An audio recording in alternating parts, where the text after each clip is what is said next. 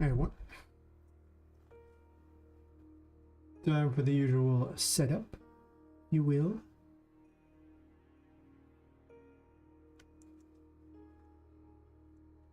And then, I mean, it's pretty much more shenanigan game dev.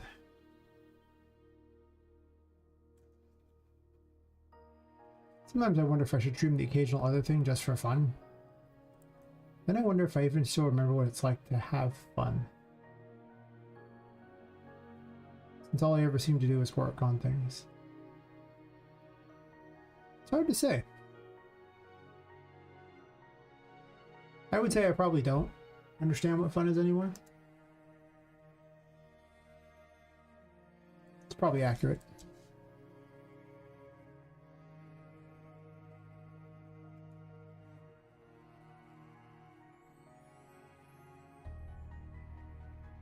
Trouble is, with such a Herculean task like this, if you don't honestly work on it, you'll never get done.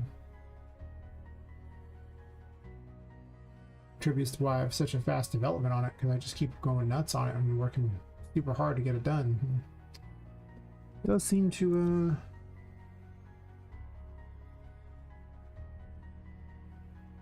help, for certain.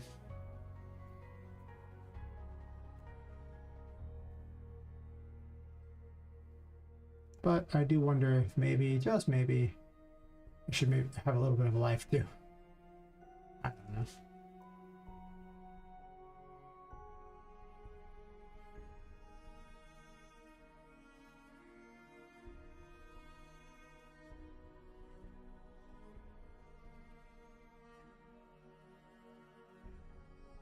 I don't even mind too much if my health problems would stop showing up. Nope. Health problems it is. Fork. Yes, sure. Can I not pin this on kick? I guess not. Okay, whatever. Now the kick is working out that great anyway.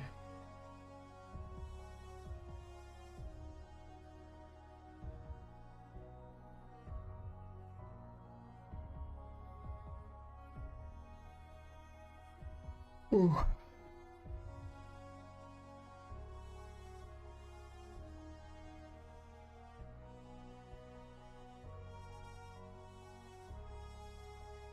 Yeah, I have a giant number of them. I don't need an additional indicator. I mean, holy crap. Is the giant number that ticks down not enough of an indicator? This is writing stuff, writing thing, writing stuff. Is that what I want to do in these rooms for now as they stand?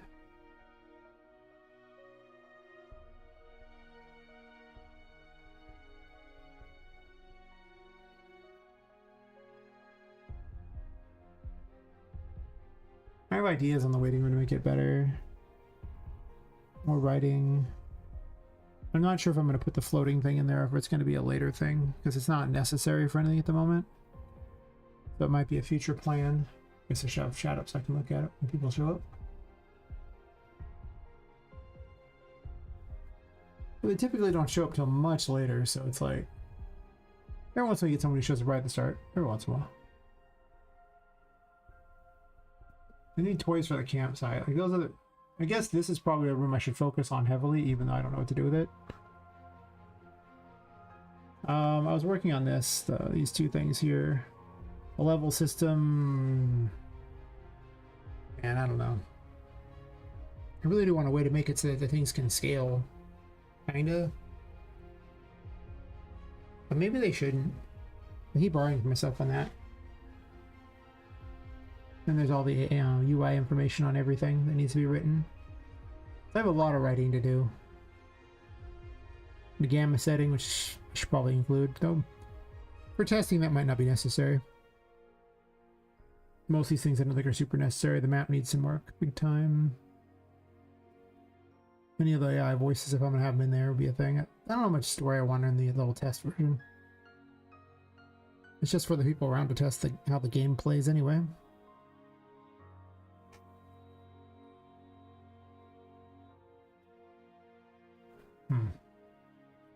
Anyway. I was working on the enemies dying and a little temperance thingy, hoping it causes them to explode or something and get thrown away.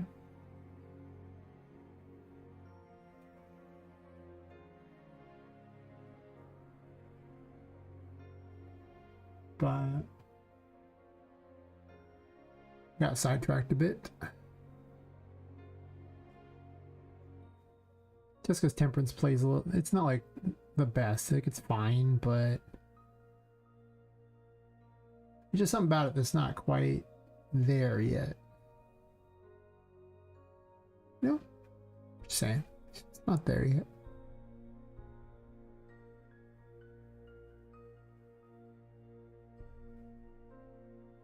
And temperance does actually matter.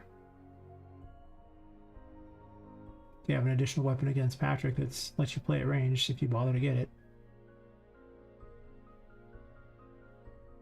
Actually, I need the NPC thing. That's what I was looking for.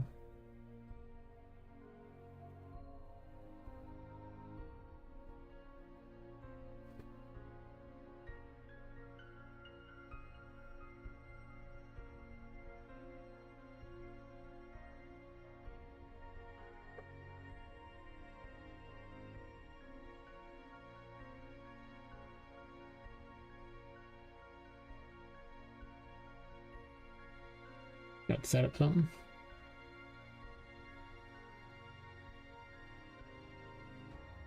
I get way more views after the fact. It's interesting. Like during the stream, I don't get that many views on YouTube, but after I get like a bunch.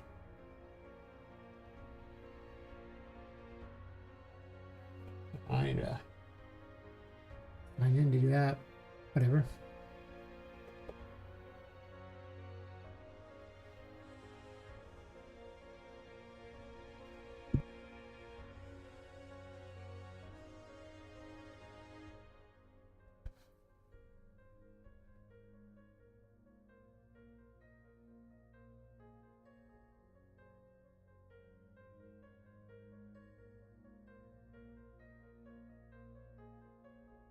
That's interesting.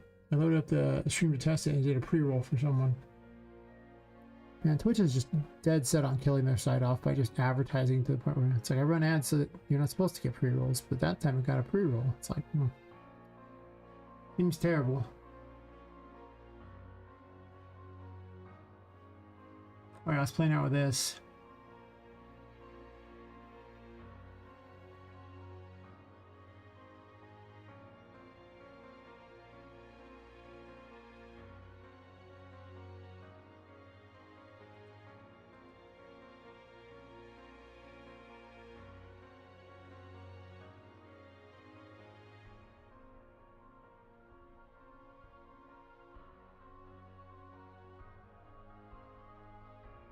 Hit out a point right in front of them. I thought this would be in front of them.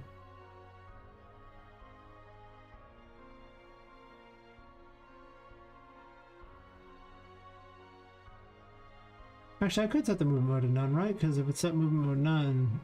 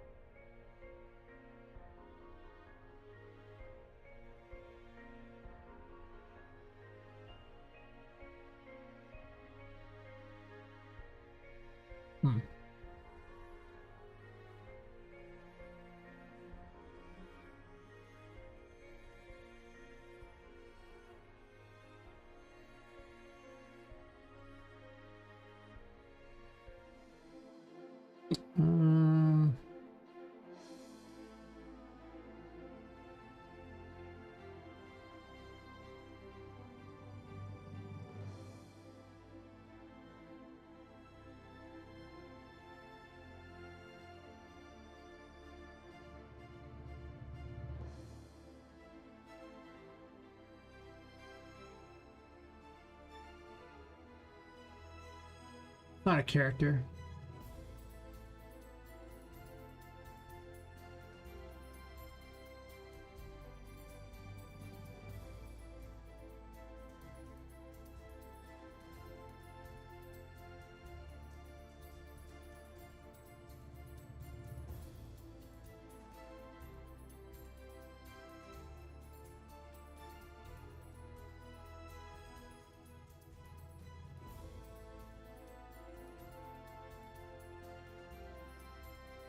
This is just a look at rotation there from the launching actor.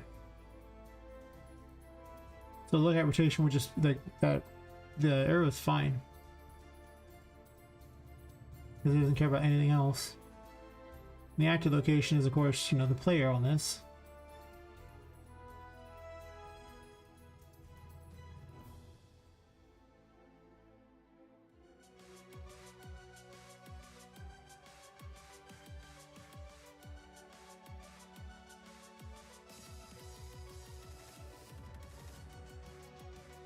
Maybe if I just increase it. Maybe it's secretly working.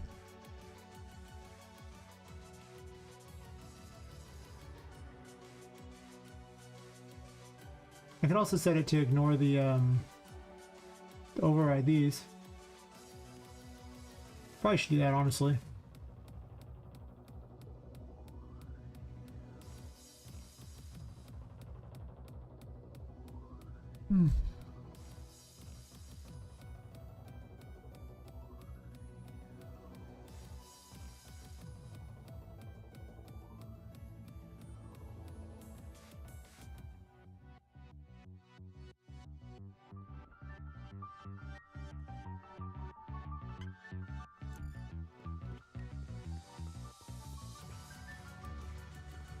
Wait for the initial load of everything.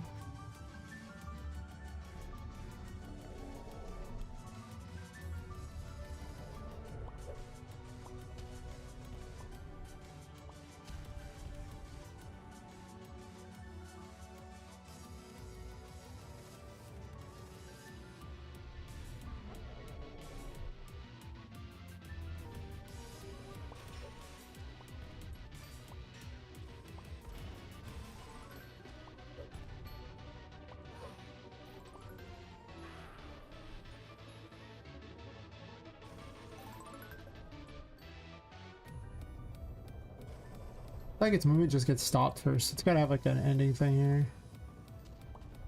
Probably need to program it directly into there instead.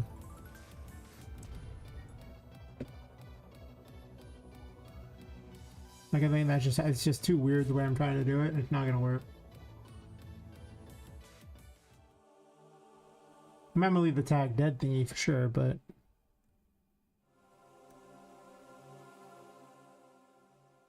right, can I get them all? Maybe. Try again. Can I cut? Okay, well, this is once again where Yui is just being dumb. Close it and open it. How about now, buddy? You happy with it now? Of course you are. Are you happy now? Eh. Why not? Alright, so let's put everything in the temperance death check thingy.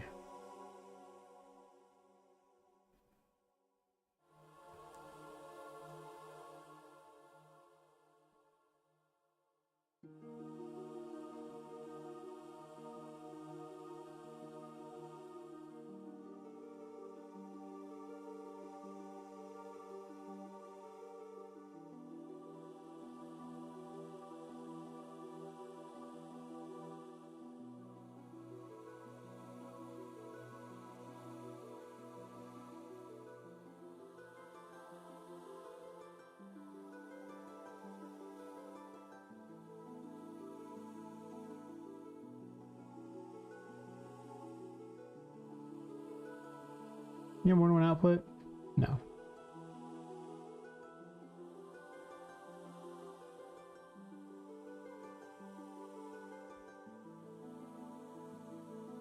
I thought a macro could have one output. I guess it's a function that can only have the more than one output.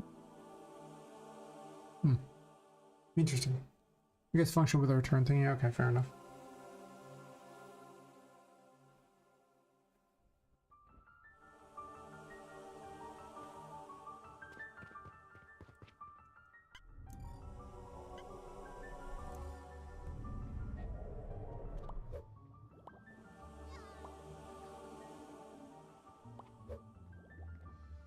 Got thrown.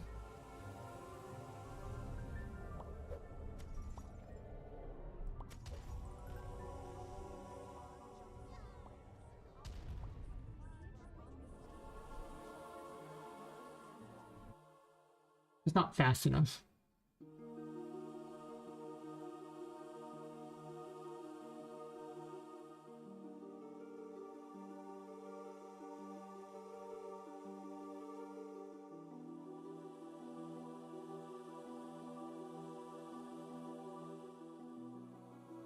I'm also going to reduce this number by a bunch. So it's less up and more just thrown.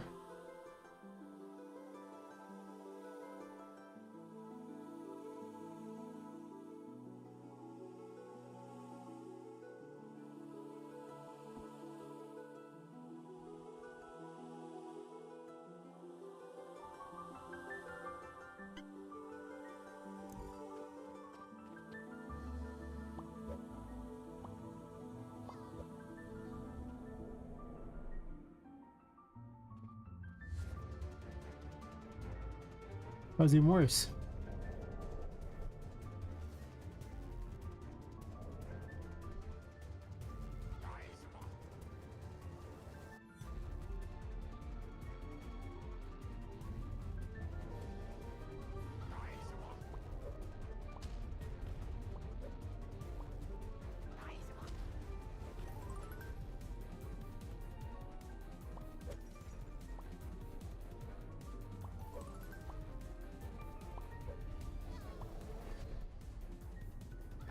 I did get a thrown it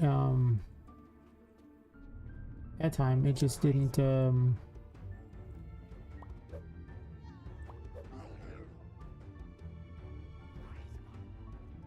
needs to stop their movement entirely.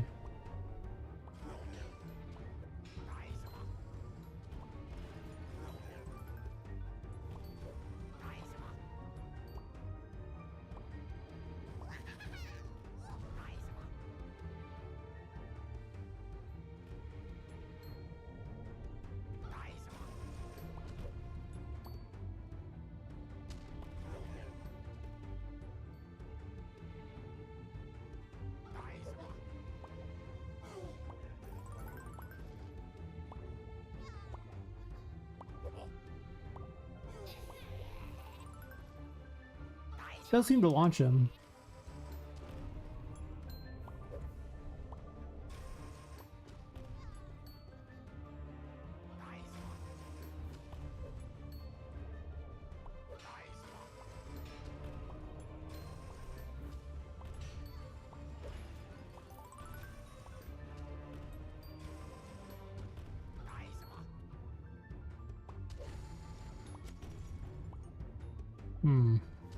Hard to tell.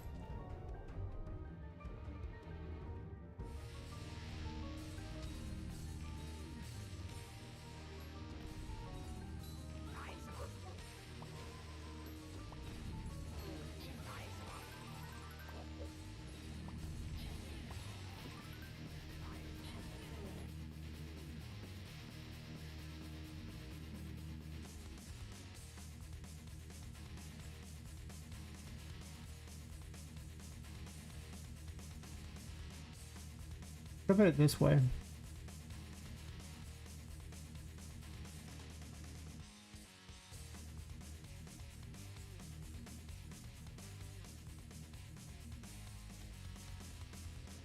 Yeah, picking order work better.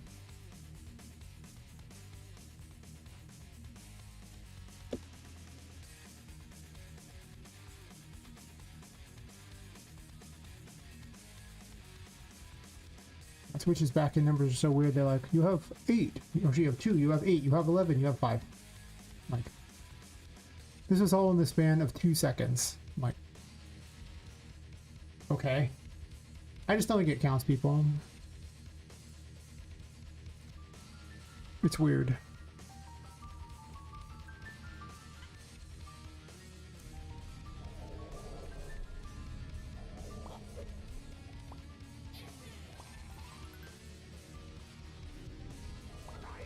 Well, as soon as the stop movements apply, then they use that. So I need a way to prevent them from doing anything.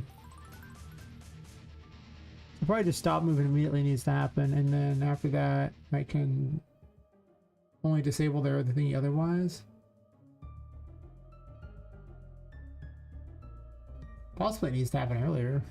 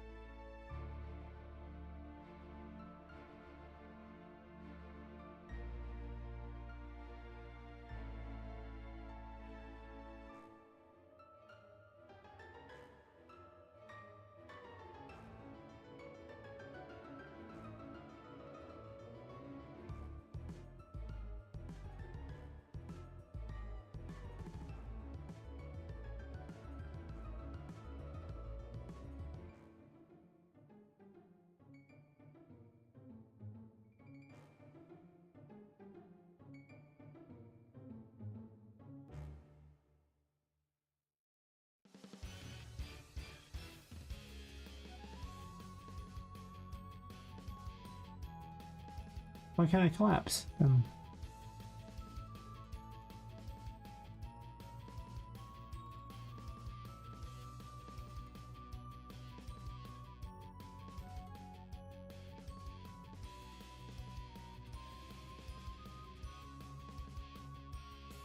Okay.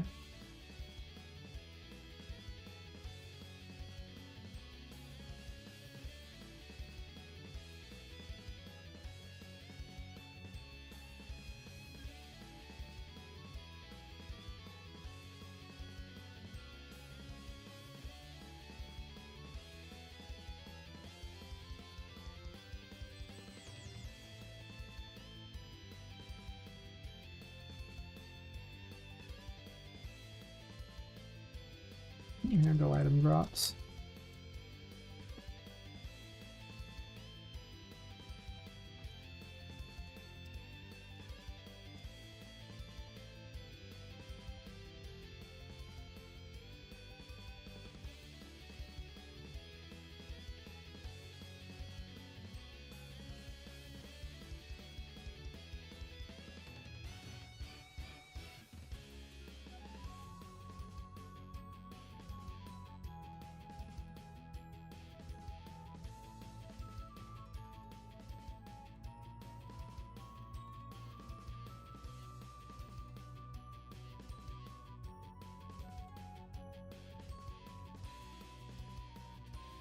Okay, well, this is not even here.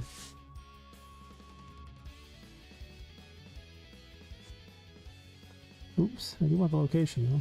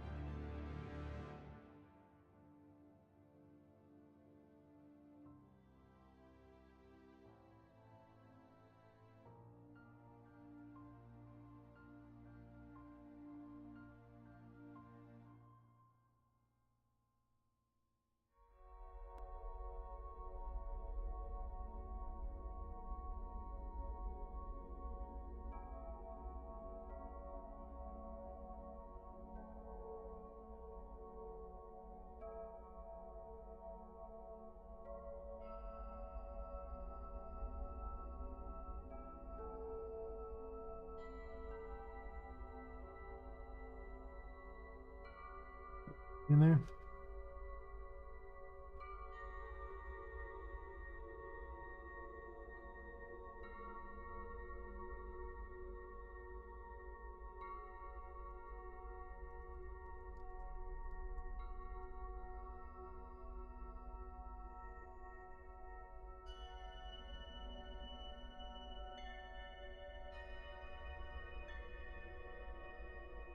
What's up here?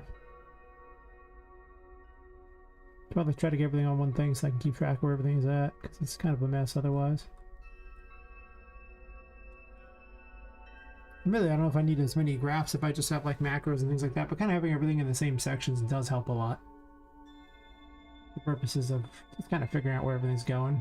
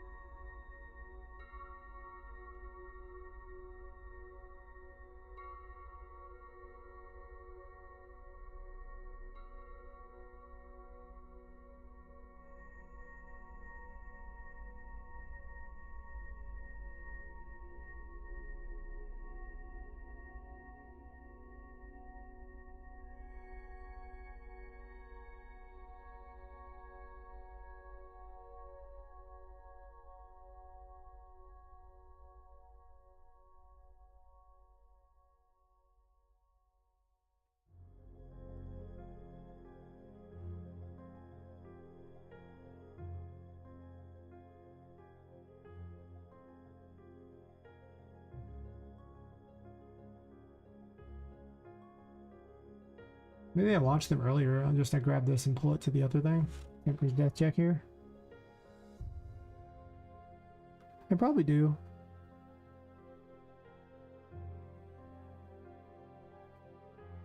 Yeah, I probably do.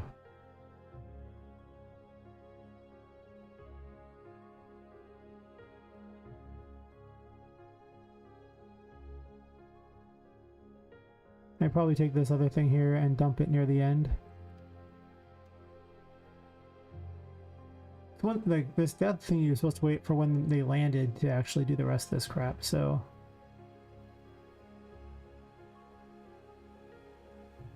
I think in reality it should be something along the lines of this.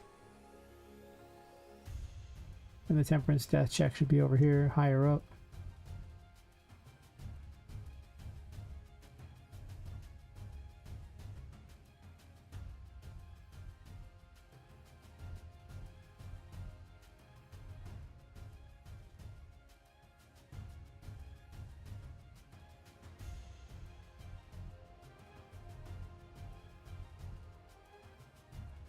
That's cool. The 9 just made all that code at once. Wait, what we got on here?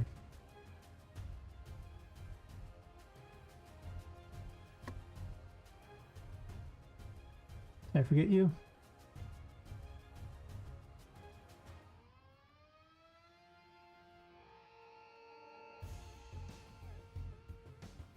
Now I know that's the way to do things. To make it more organized. I just gonna make all my code that way. It's just so much easier to really understand where everything goes.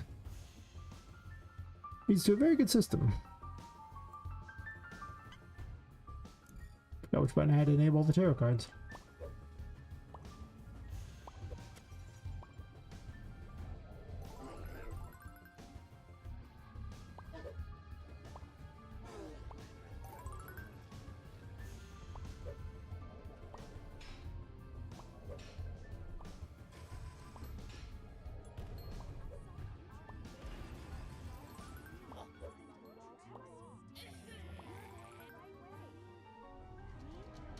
Didn't really launch him away though.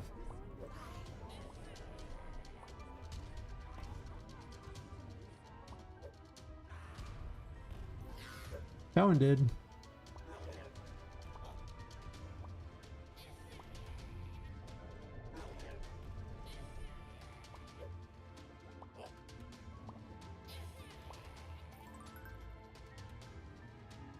They ended up moving forward anyway though.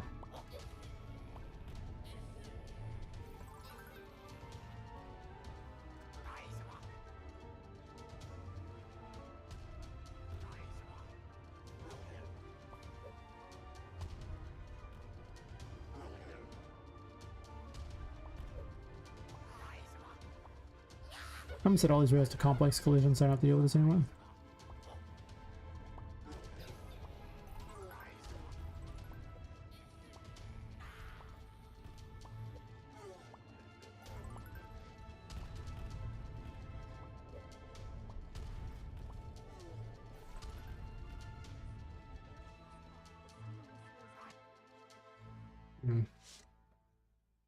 Getting closer, but still problems. A lot of problems still. We're getting there. I'm gonna do this thing where I just add complex to you. It's unnecessary to do what I'm doing here. I'm just trying to fight my way through these. It's just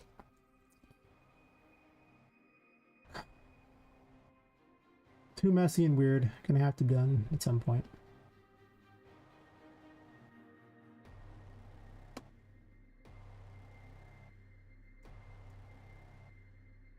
But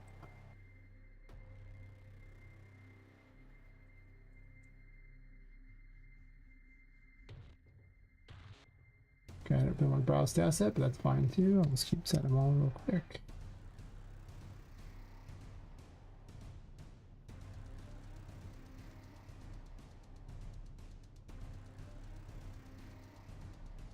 It goes over to the side, right?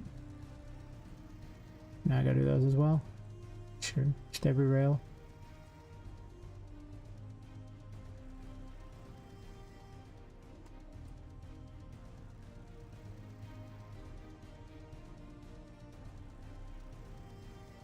Doesn't go all the way to the end. This rail has been worn in my side for quite some time.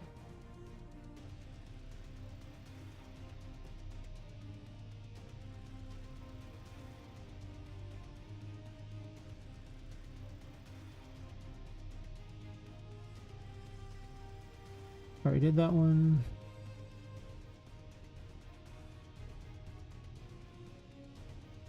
Happy Halloween, Levi.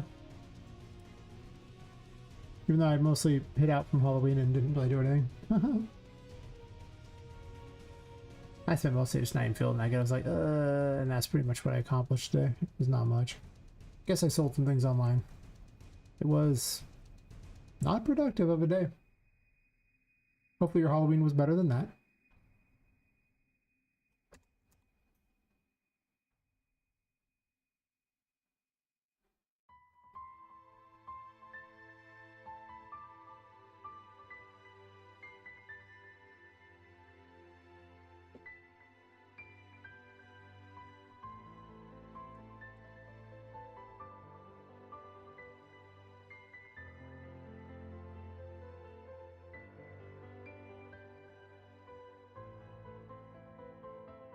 I can read that over it. Fair enough. You know anything? Watching streamers play new indie horror games? That's really sound. Fair enough. Hopefully next year it's my game you see people playing. I mean, it's not a horror game, but hopefully.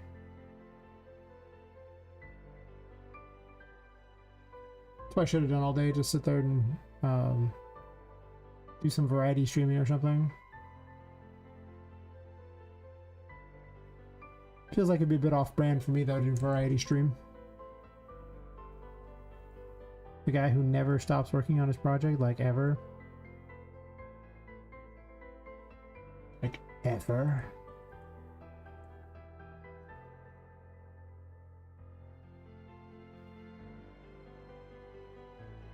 Anyway, which games did you see? Anything cool?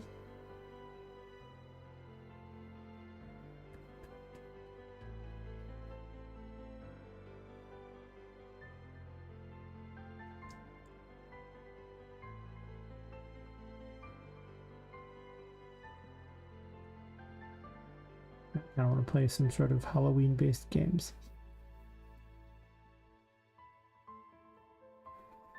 Oh well.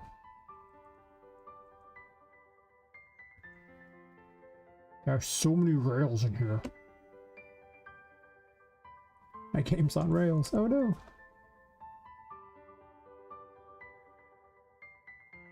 Make it living nice for indie. Minimum 5.1. 2 people. Oh nice. What does that look like? Who's out the living?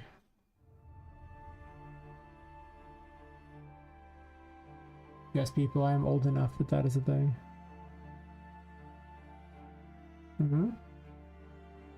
Wait, you're playing called Mega Grant? Oh, it's a Moon Glen. I thought it said Mega Grant. I was like, huh.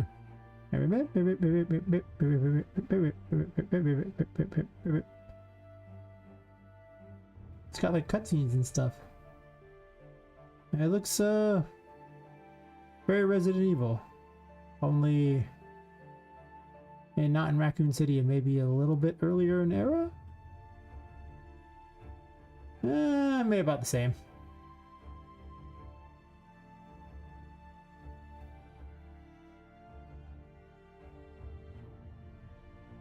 I mean, listen.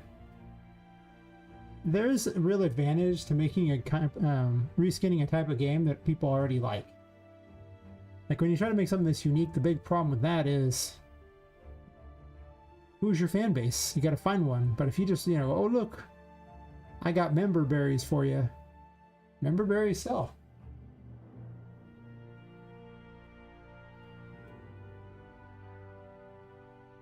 From Soul 2 is nice. Fair enough. Yeah, it looks very Resident Evil, and the fact that they made it look just basically like Resident Evil says a lot. This is Tormented Souls. Maybe I should just risk copyright infringement on these things. I wonder. No random person streaming it. I'm here to watch a trailer, you jerk. How dare you try to copyright claim me? I don't know.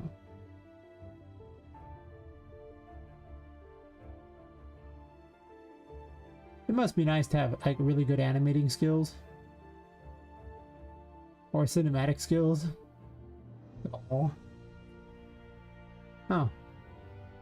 Well, sucks to be you, I guess, lady.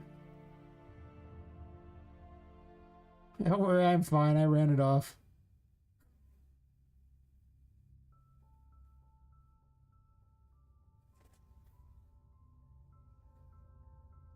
It's interesting for levels, more details in this, yeah. I mean, are you sure just like one or two people do these things? I guess maybe the animation stuff out there is so good now that it can do a lot of work for you, I suppose. Some of the stuff looks mocapped.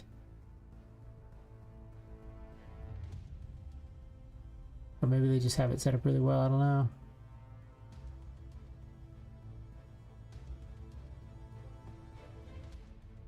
Well, now I feel like I have to make my game better to use now.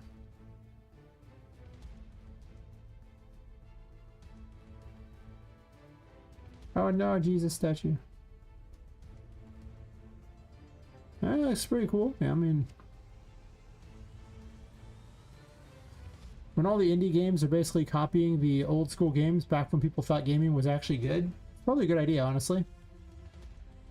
Because, you know, people liked gaming back then. Now they don't like it very much at all. Most of the new AAA games suck, but... I'm just saying. How much of it's like 23 people on the team? Okay, I was like, wow.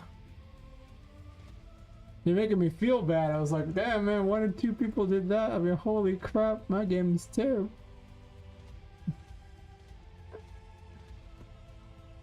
If 30 people did it, I'm like, ah, okay, whatever, sure. Because usually when it's anything with a lot of like cutscene types of things like that, or like basically animated sequences for story, it usually takes a lot of time and effort. It's one of the reasons I've been like, I don't know how I'm even going to do anything of that nature.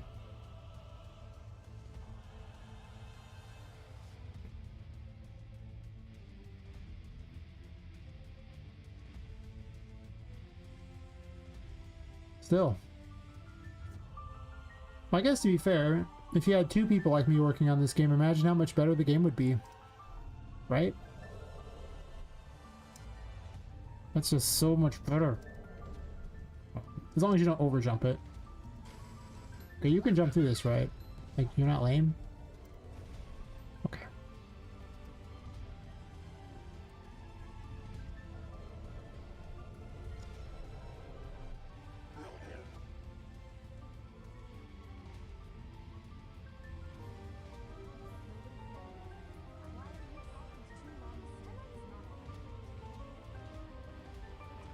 Wish I knew anyone locally who was like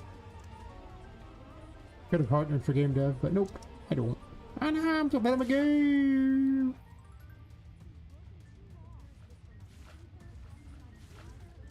We Jesus this here across the water. Wee.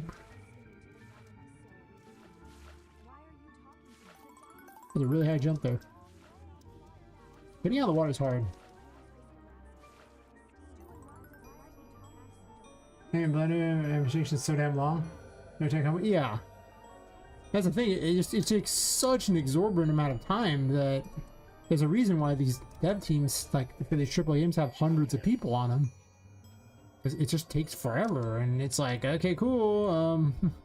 I can't do that. I don't have. Well, I can't clone me a bunch of times, and if I could, why am I cloning me and not some random hot chip? What's wrong with that? I mean, the hot chip has way more value for purposes of being useful to, I mean, if you're gonna sell clones, seriously, like... Once life's cheap enough that you can make clones, I'm pretty certain they'll just start selling clones. We'll get that sci-fi stuff where they're literally, like, you know, cutting up clones from body parts. So yeah, so until that, I don't think I'll be able to, really do a lot of those animating things. Most of them I just take animations that are already in here and tweak them a bit if necessary. Very rarely do I make one anymore. Too time consuming. I already had that equipped.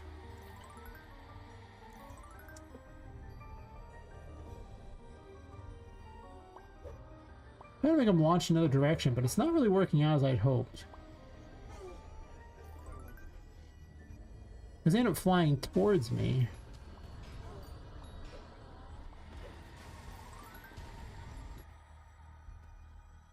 But I thought this negate direction here would, just fixing this bug of all the rails. Well, it's not really a bug, it's just terrible collision.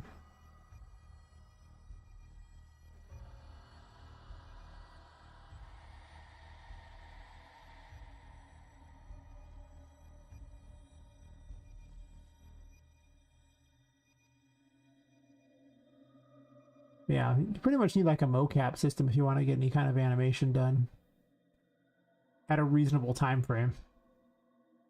And mocap, you know, it's getting better. Like you can mocap your face pretty well from what I've heard. Using all these new AI tools especially.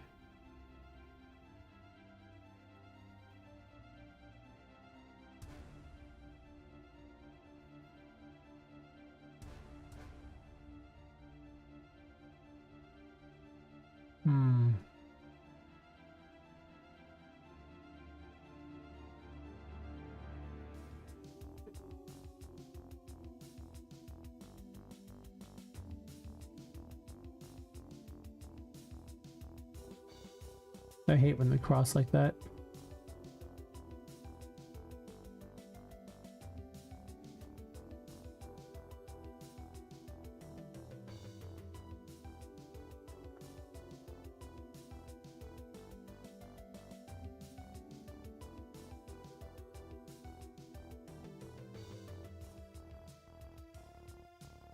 Technically this could be a function. I don't know why I'm doing macros, whatever.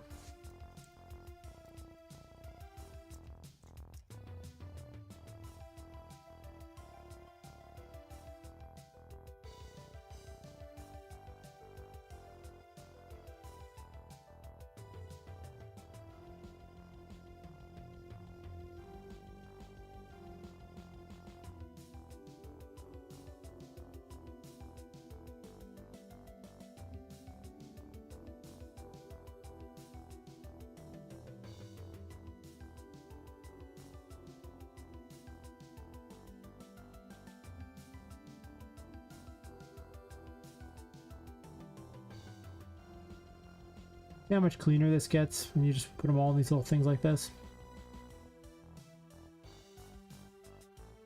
Yeah, that's what macros are for.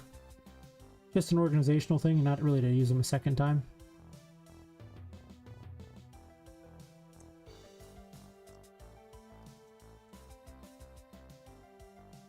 I wish you'd random a little better than this, but I guess not, huh?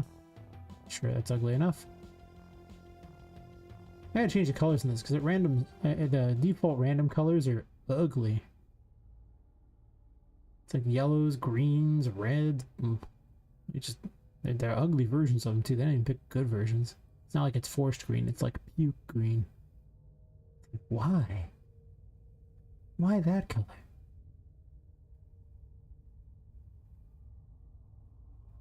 Get it?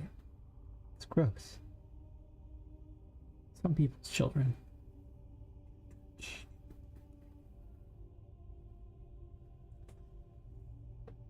Anyway.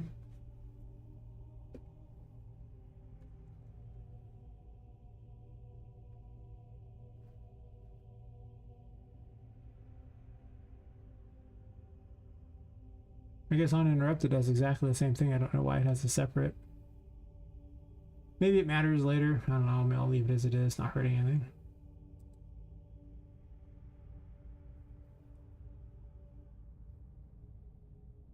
And you just want them to sit inside the thingy and they don't.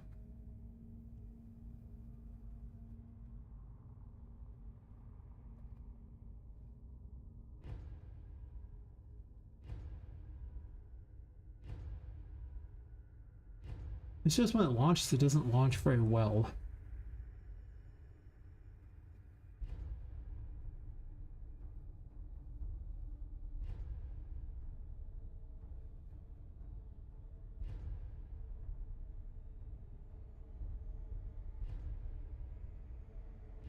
I did tell it to override, so maybe I take those off.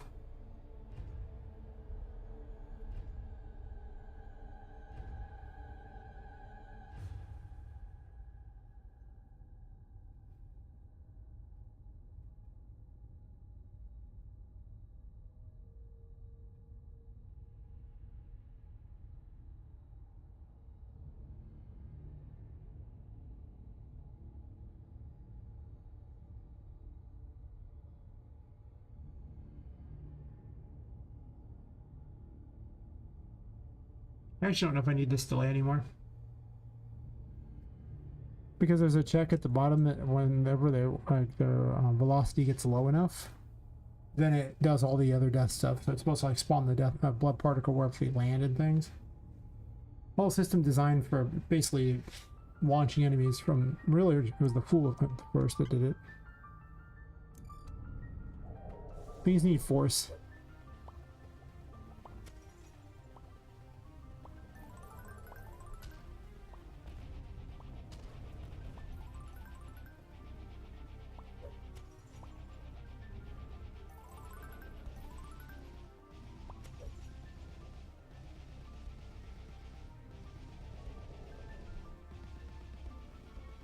Enemies anywhere?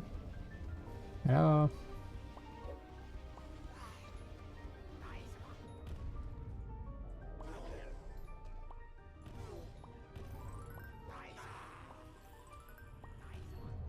Oh, they don't have enough time. I need this because apparently they're stopped. They never get the momentum. I guess this doesn't launch them fast enough, huh? Without the delay.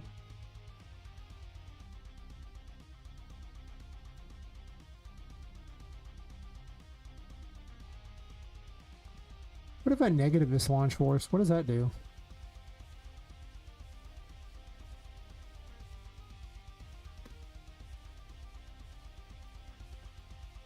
Seems like they're coming towards me, so maybe I negative it and they go away from me? Maybe.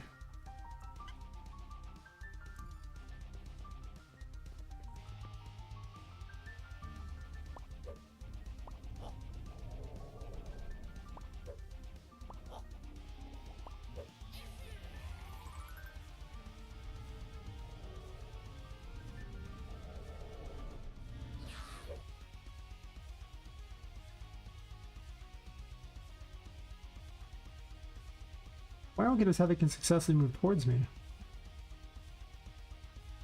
I mean, because the Puppet Master literally has a thing that checks to see if they're dead or not.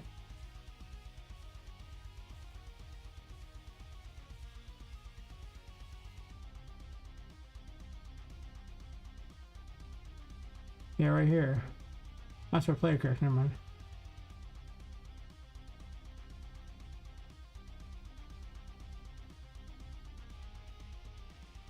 Yeah, the remove puppet check should have a dead check.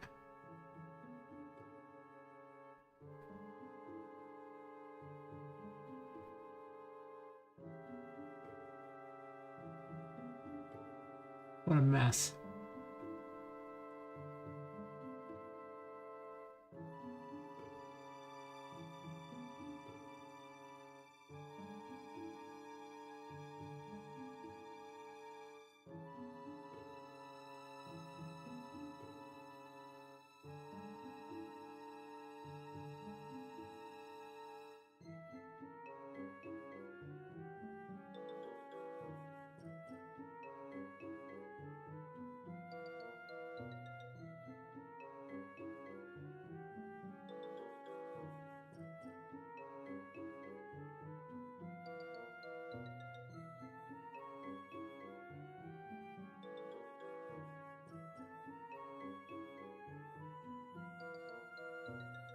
A little cleaner. Still kind of gross.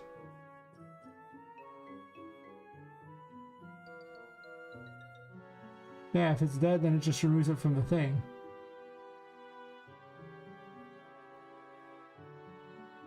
Yeah, it's somehow able to perform yet another action.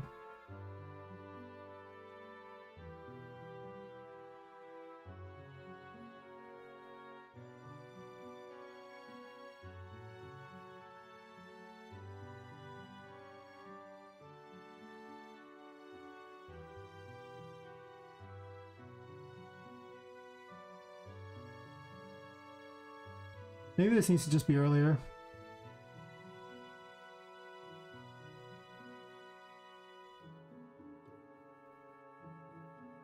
Like just when it's damaged. If they're dead, just run it off of damage.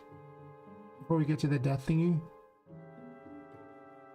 This honestly might just be too late in the pecking order for things.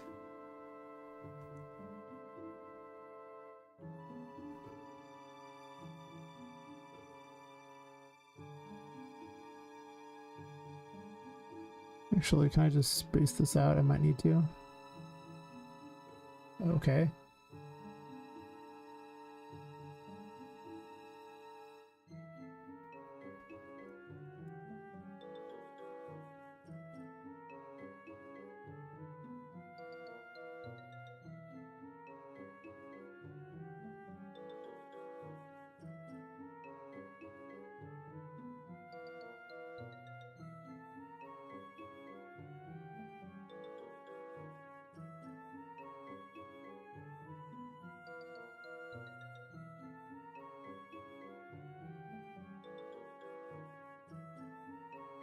These extra death effects happens other places.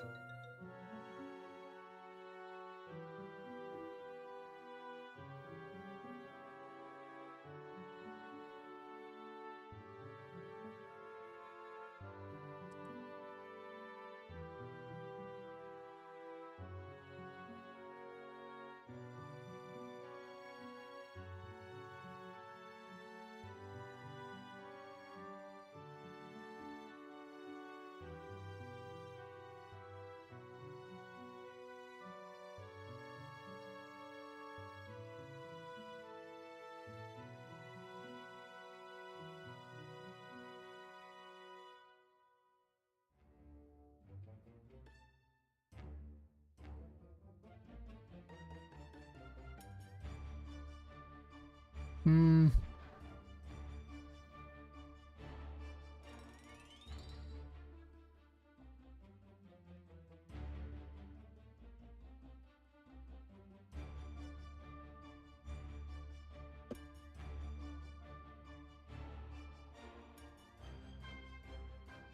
As a weapon parent does this and does it way better.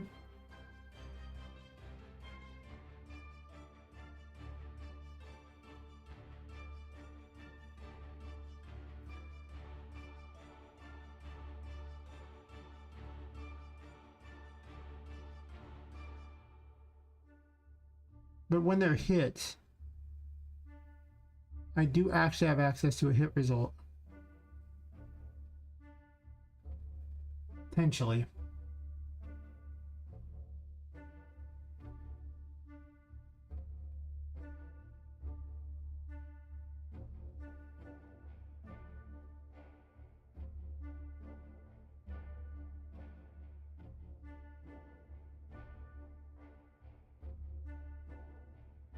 Target damaged hit result.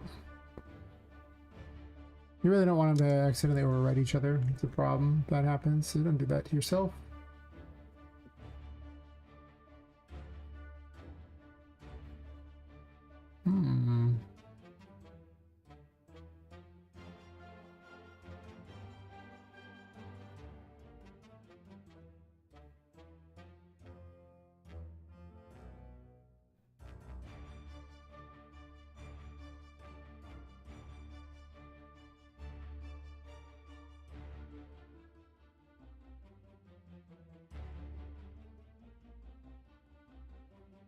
Perhaps under damage animation.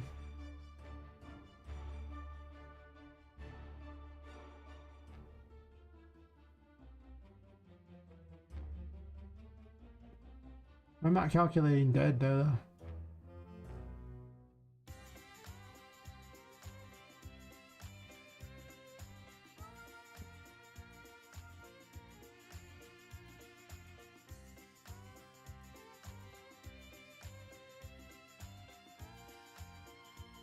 Oh, damage animation there is the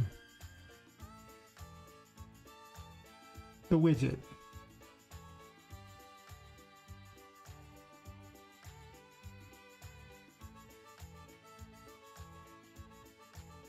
The character damage would be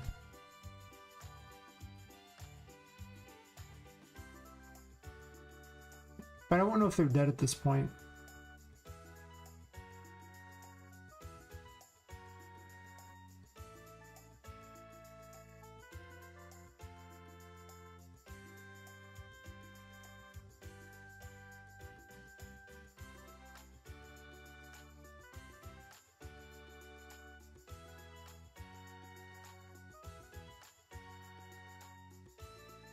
That's not really figured out till here.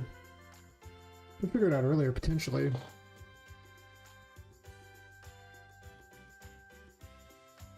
Problem is this launch is just dictated upon them dying, not upon anything else.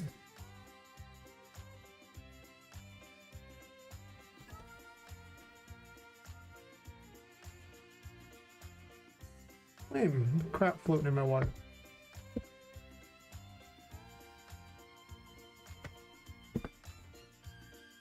I'm going to go get fresh water because something died in my water or something. Frickin' bugs. Right back.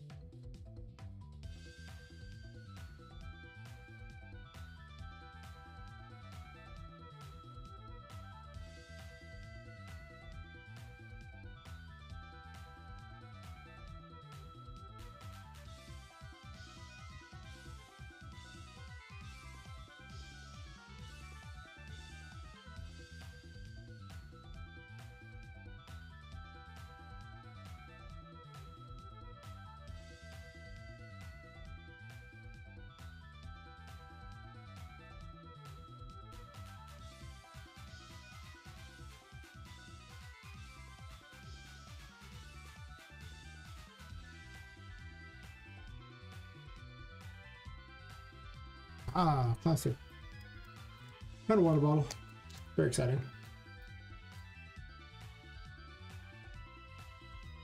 Now I can get all those little bits of microplastic in me or something. Wait, that's not great. Whatever.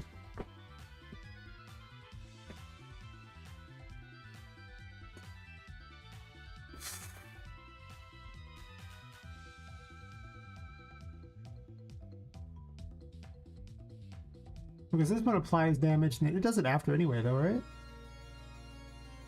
It totally does. Yeah, because figure out the target does all the target damage things, and then afterwards it applies it.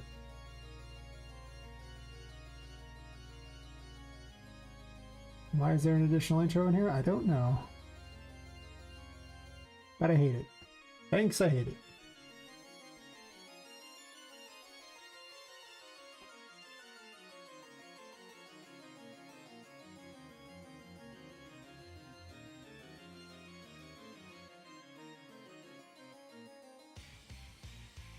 I can just launch target with the hit result. Makes sense.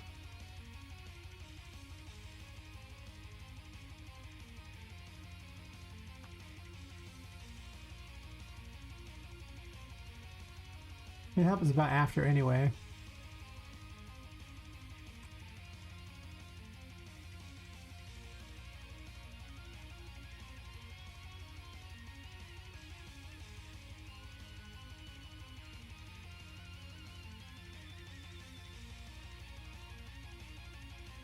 That's this crap.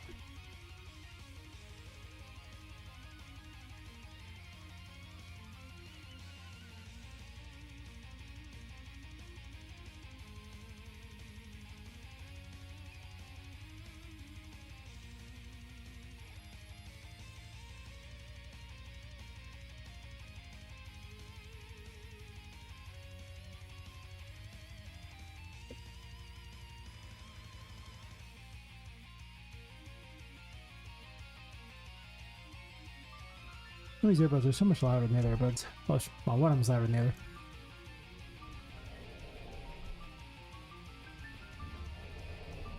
I hate this idle pose right here. Like, I like her run pose with it, that's fine. And I like her side poses are pretty medium. This idle pose is weird.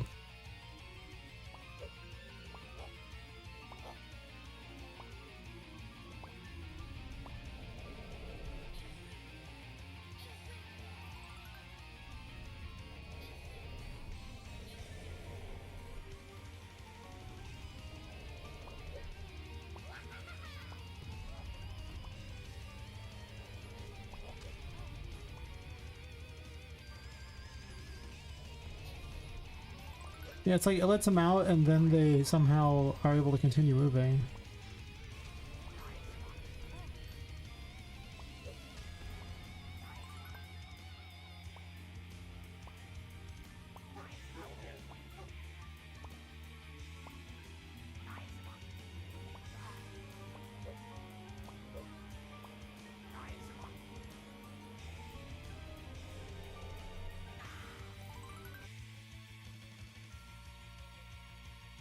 But how?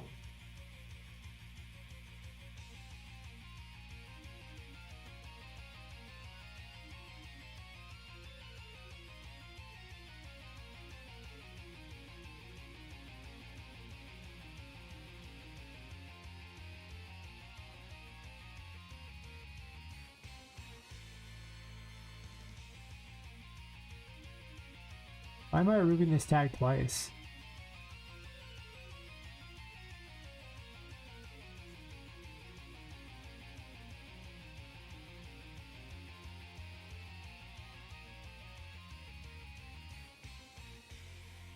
It's like this launch target just doesn't work.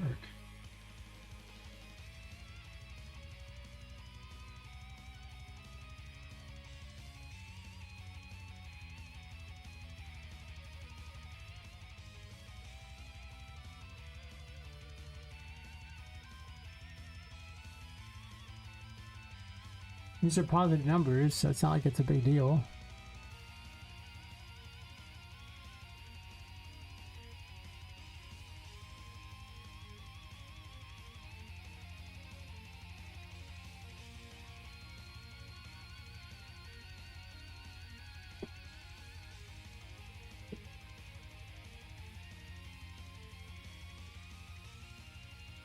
I think it's just because they're basically stopped.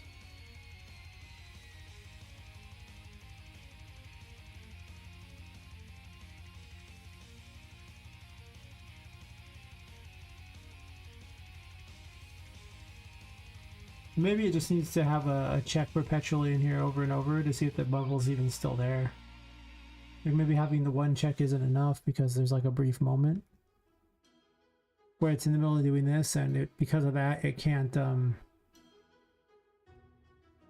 it doesn't have the ability to do anything about it.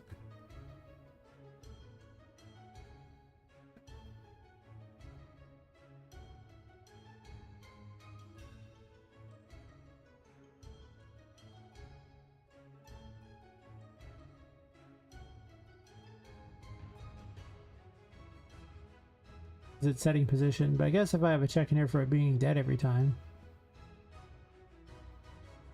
Maybe that would stop it from doing that.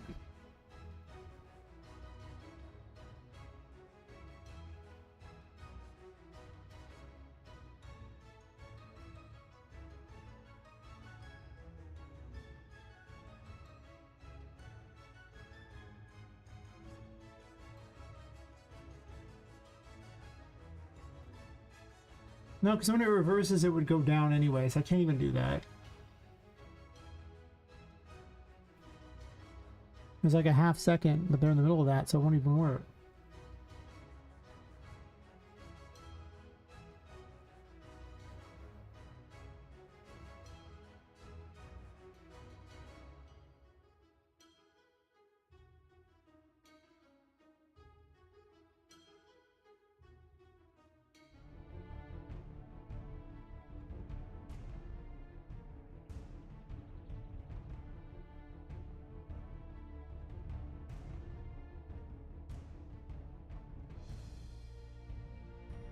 No, it would.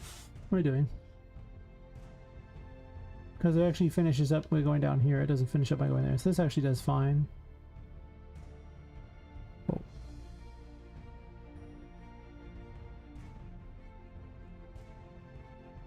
I didn't miss any meshes while I thought, did I? No.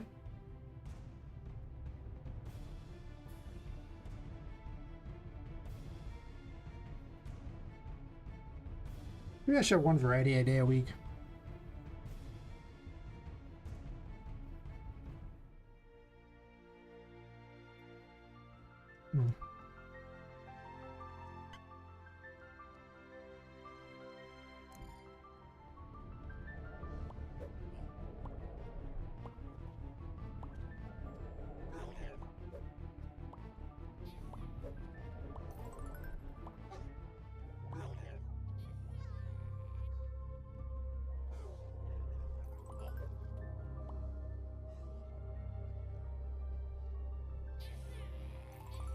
Not even worse.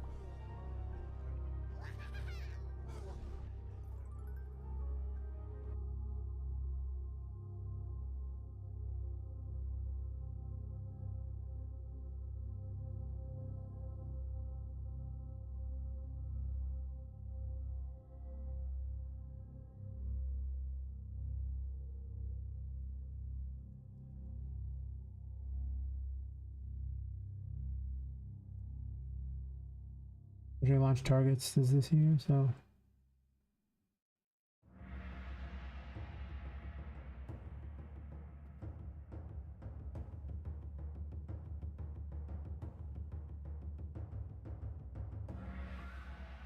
I mean, this should work.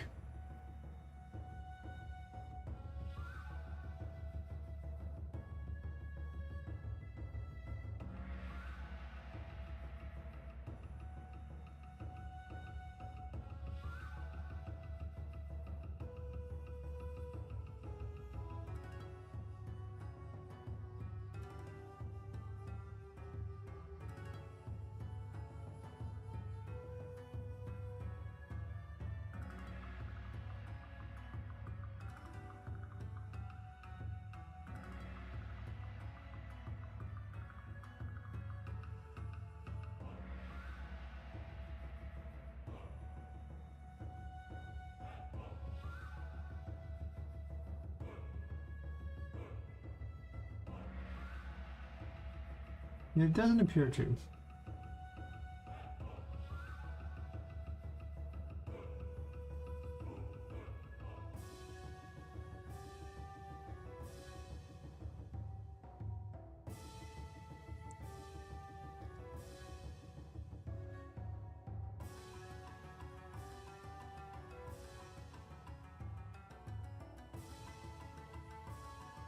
And these mirrors, so it's just this thing here is the one you're looking for.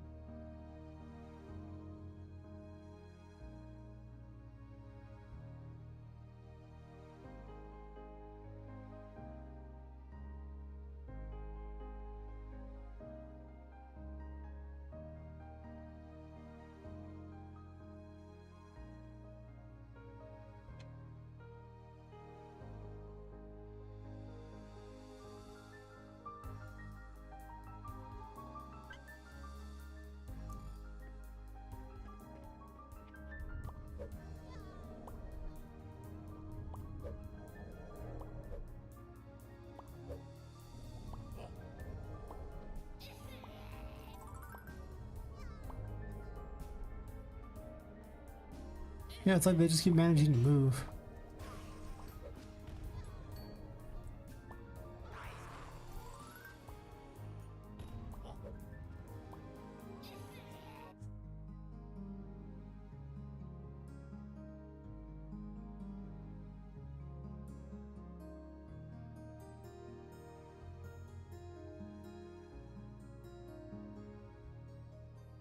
I don't want them to not be able to act. Because I still want to be able to fire projectiles if they're in the air.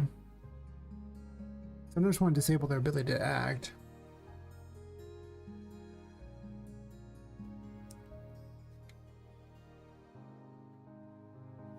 Maybe on the movement graph itself I should check for temperance.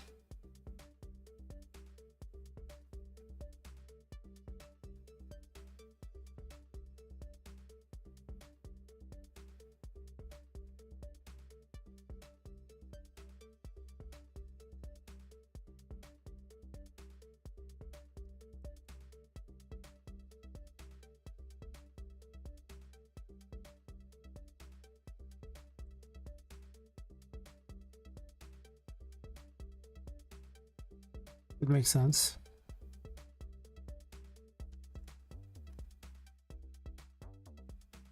Same thing with jumping.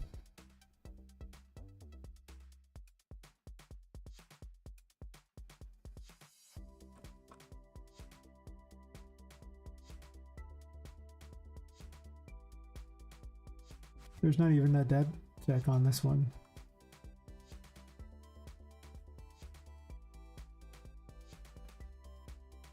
There should be.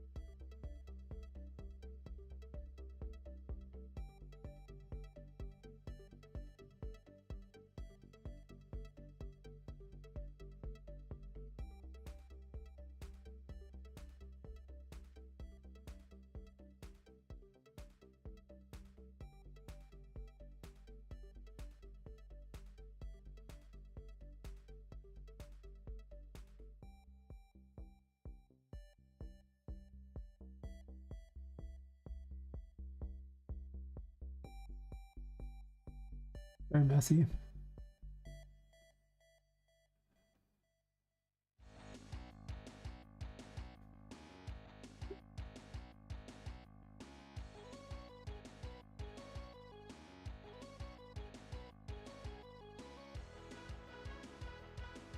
Speaking of messy. Oh, it's random, no wonder.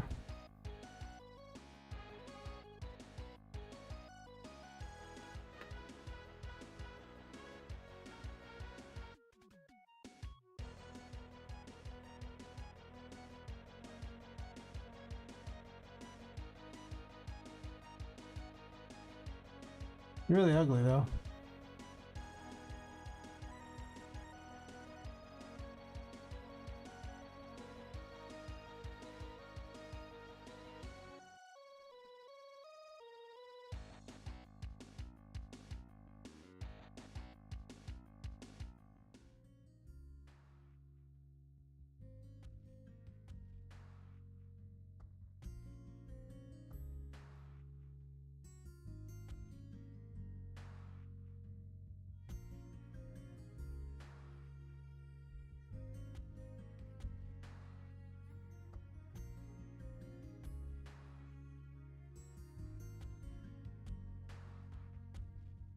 That'll help nerf him a bit.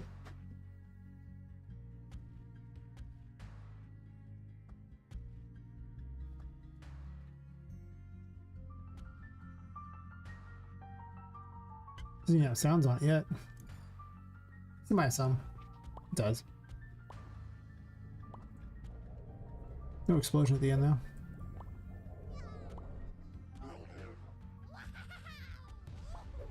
How can you continue your movement? That one got thrown. A little faster than I wanted, but you know.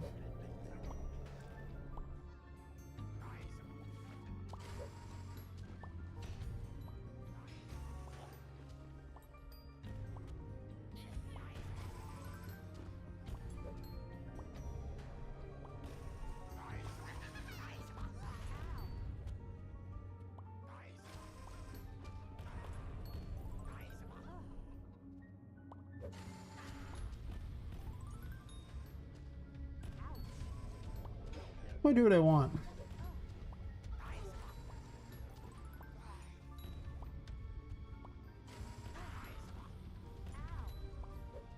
It's definitely better than it was though.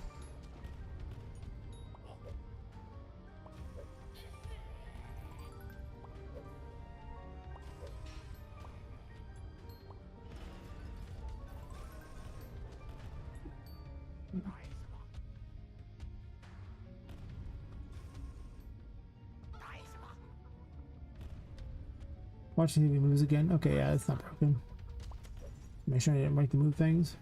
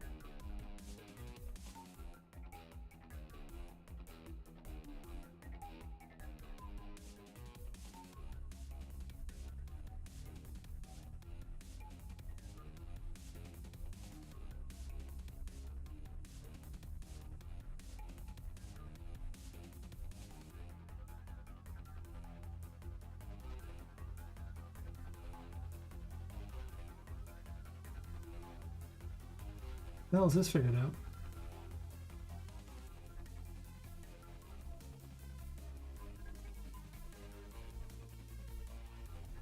Right there.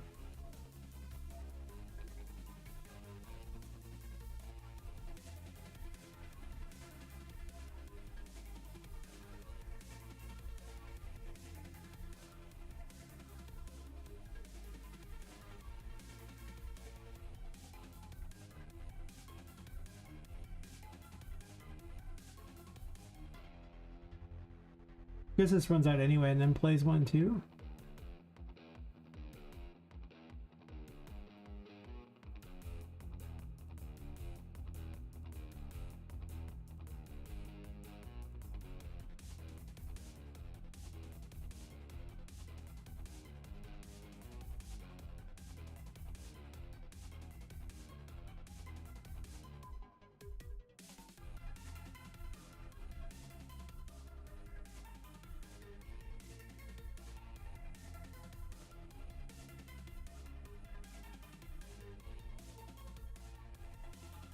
You basically have to have a can act setup or something like that for all these. Really standardize it. Too often that seems to be a big problem. Got to standardize.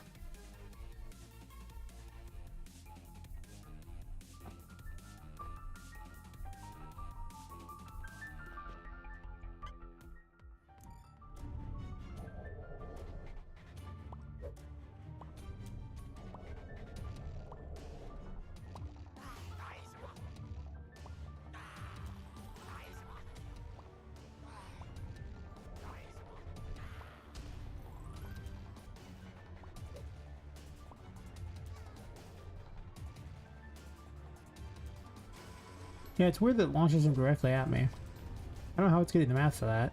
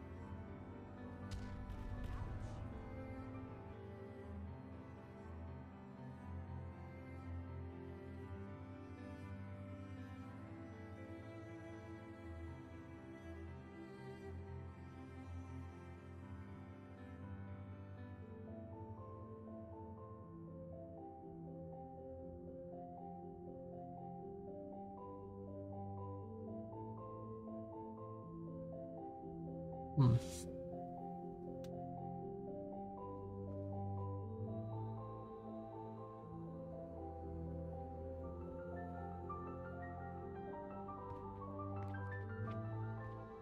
Maybe I'll have like a living check or something like that. So that's why I keep putting it places, and if I need to make a change, I can make a change to one living check instead of everything. It's probably better. I'm putting is dead everywhere.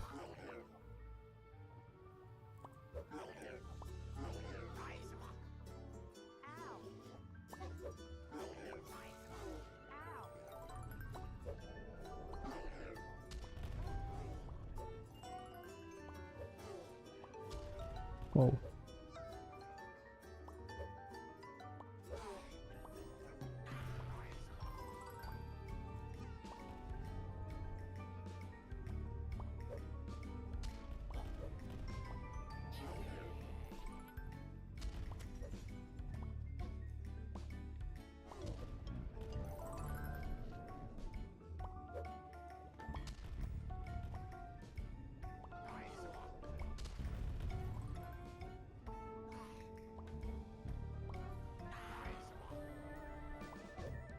Hmm.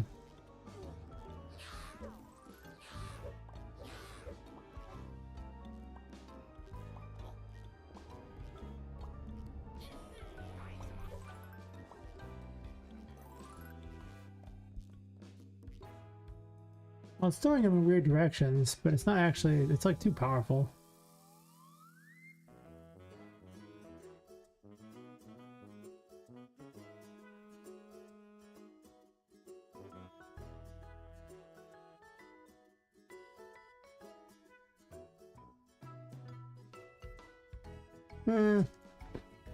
Let's have it or something. It doesn't gotta be that insanely powerful.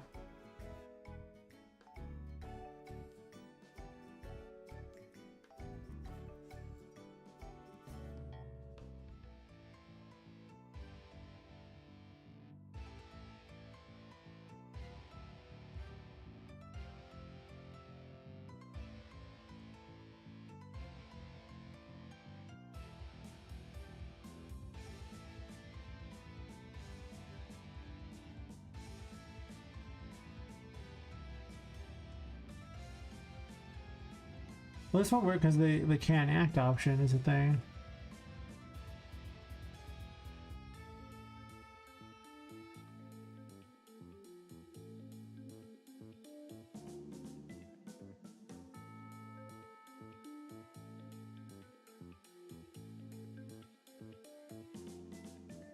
You guys can't act isn't used anywhere? Really?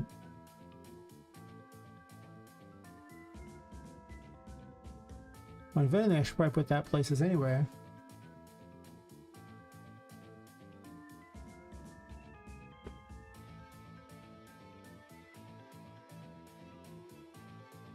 Fund is not even a thing on there.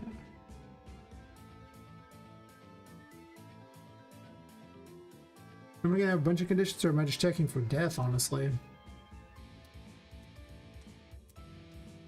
Is that where I keep putting the check for is dead, which is... Again, if I need to make some changes,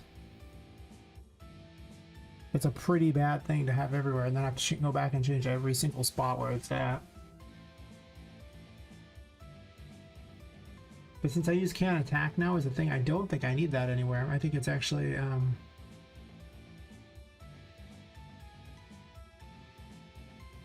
little unnecessary.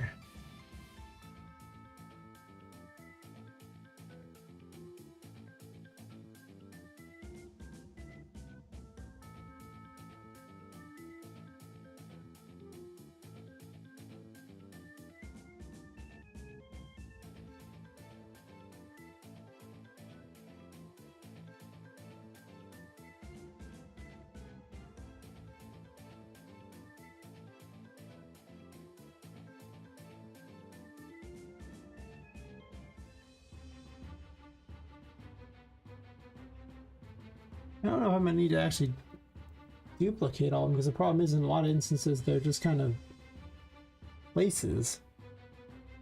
But I don't really want to check the temperance bubble all the time.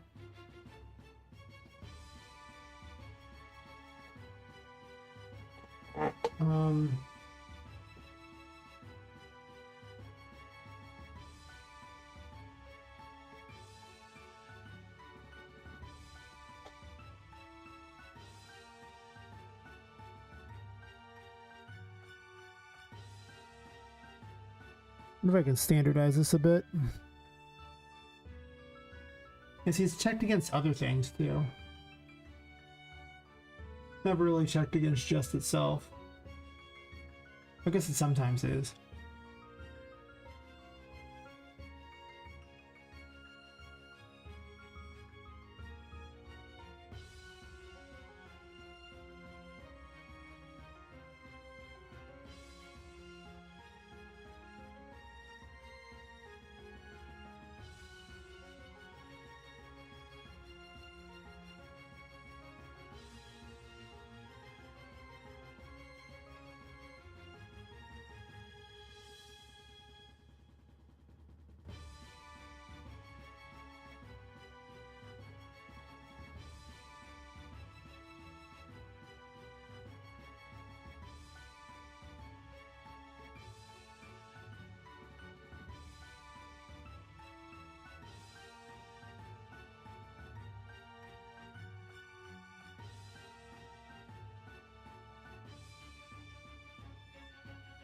I don't really have a crouched option on these anyway. I don't even know why that's even on here. Nothing can crouch.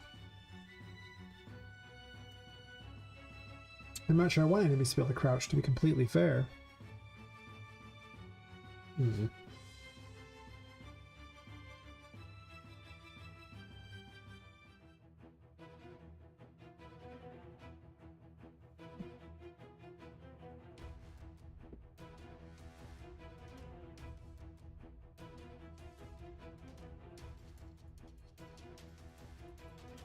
Hmm?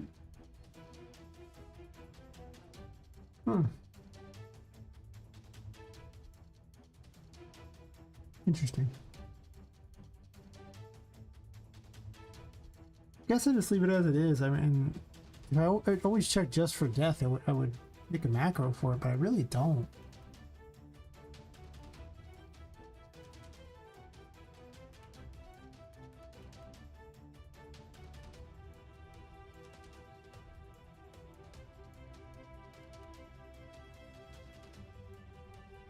Honestly, this should just be an upkeep graph.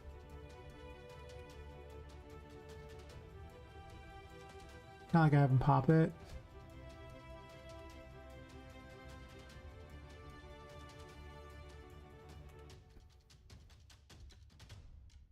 It's like I never remember what this dumb wellness one even is.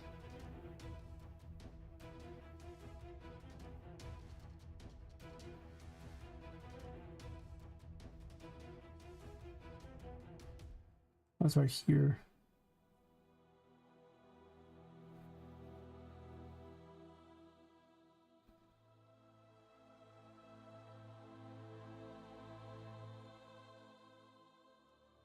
Oh, that's the upkeep graph.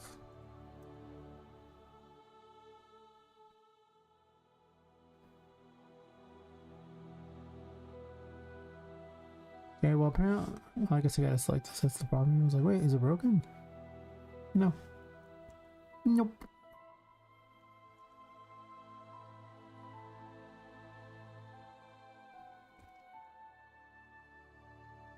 Okay.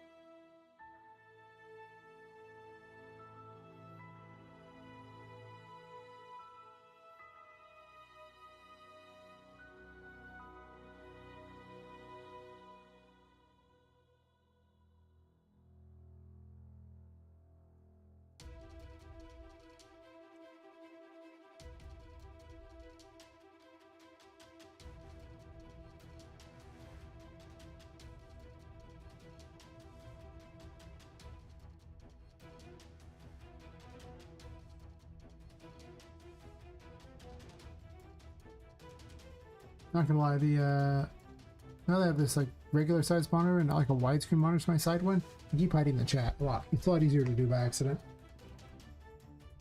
I could switch back. I have the widescreen one down there. I don't know. I got like a giant. I have a 27-inch monitor for the main one, and it's glorious. It's wonderful. If I wasn't poor, I'd get a second one.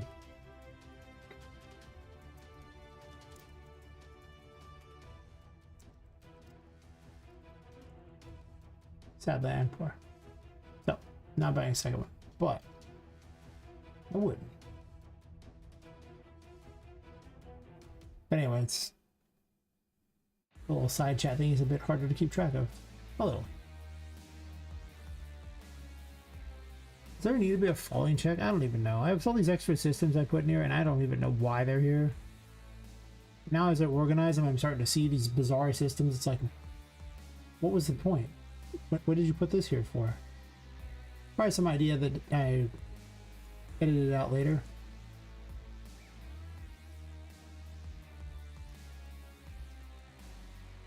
For reasons.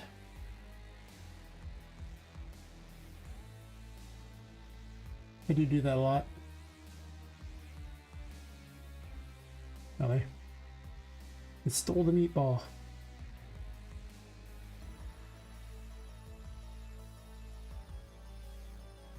Don't really need that meatball.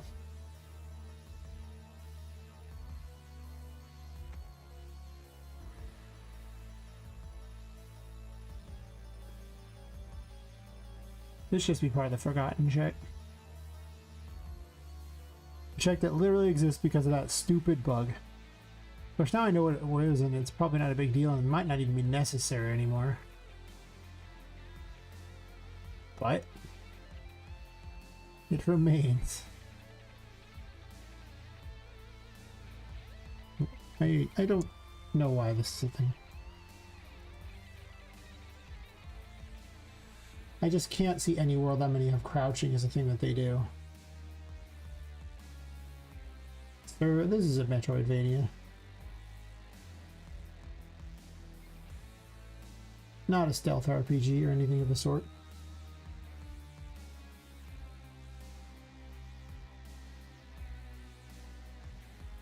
It's just it looping.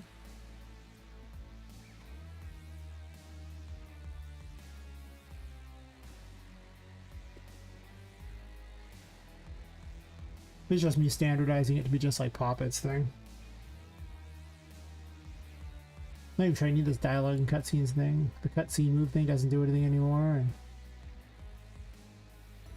I don't think any of this sees use at all. First off, this isn't even connected up to anything. This cutscene relocation was from like one of the stupid plugins that doesn't work anymore, and you can tell how interesting it was to me because I've left it with print strings forever. I don't know if this does anything. I think it might be the only thing that actually does something though. Probably doesn't benefit from an entire graph, but it's possible dialogue and cutscenes will gain more later for things it needs. I mean, it seems like a portion of the game that's heavily ignored. With this one, I have a dialogue system that just talks to them, so you have that, and I've got like a one that pops up messages too. And sure, the dialogue system for talking to people could use some work because it looks kind of like trash, but the pop-up one's pretty good. It gets exactly the job done and does it well enough without blocking gameplay, mostly. Maybe the lower right corner, sure, but whatever. Yeah.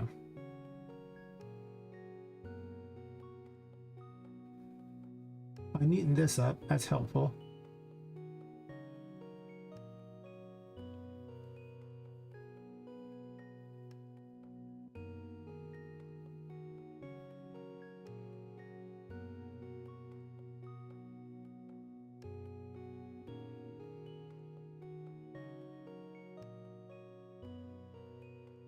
Probably gonna have to upgrade these usability things and stuff. Downside doing that is because they all share it, it means I have to go upgrade all of them if they use it. Plus, it doesn't really work for everything. It works for weapons. A lot of abilities are pretty unique, so it actually doesn't save as much time as I want it to. I am trying to standardize what I can, but anything unique is tough.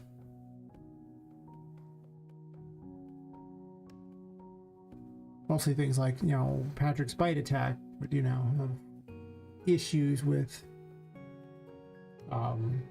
he doesn't have a weapon in his mouth. His mouth is kind of a weapon, I guess. Things like those. Or the Annie's blowing themselves up is another thing that just doesn't quite do what it does. That reminds me, the Annies have a problem too while I'm at it. I'm getting a little better with the, how Temperance plays out. It's still not great, but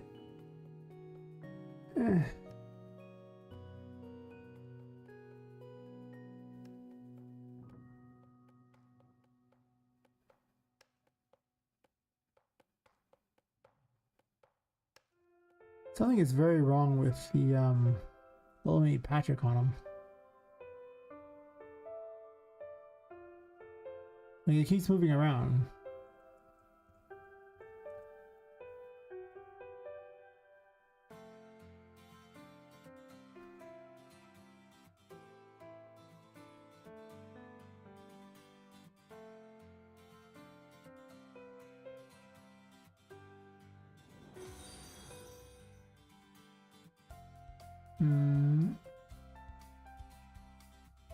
Well, thanks for following you, Eclipse.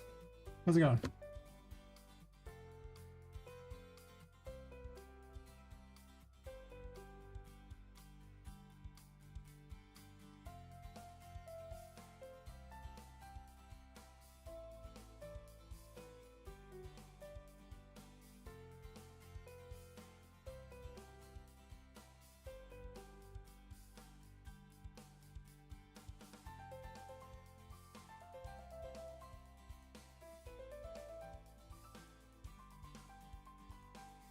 I'm a little uncertain why the other thing doesn't move around. Just chilling, riding some coconut though. Nice, nice. Sounds like a fine day. What are you making?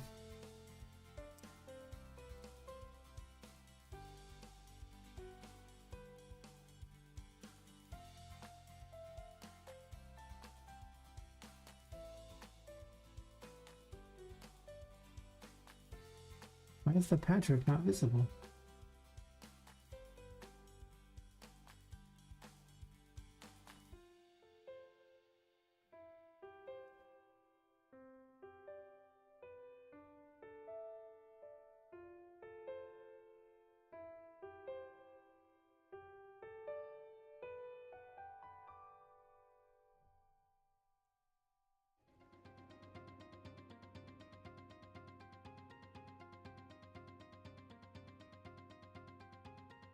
I was like way up in the air for some reason. It still doesn't really match, does it?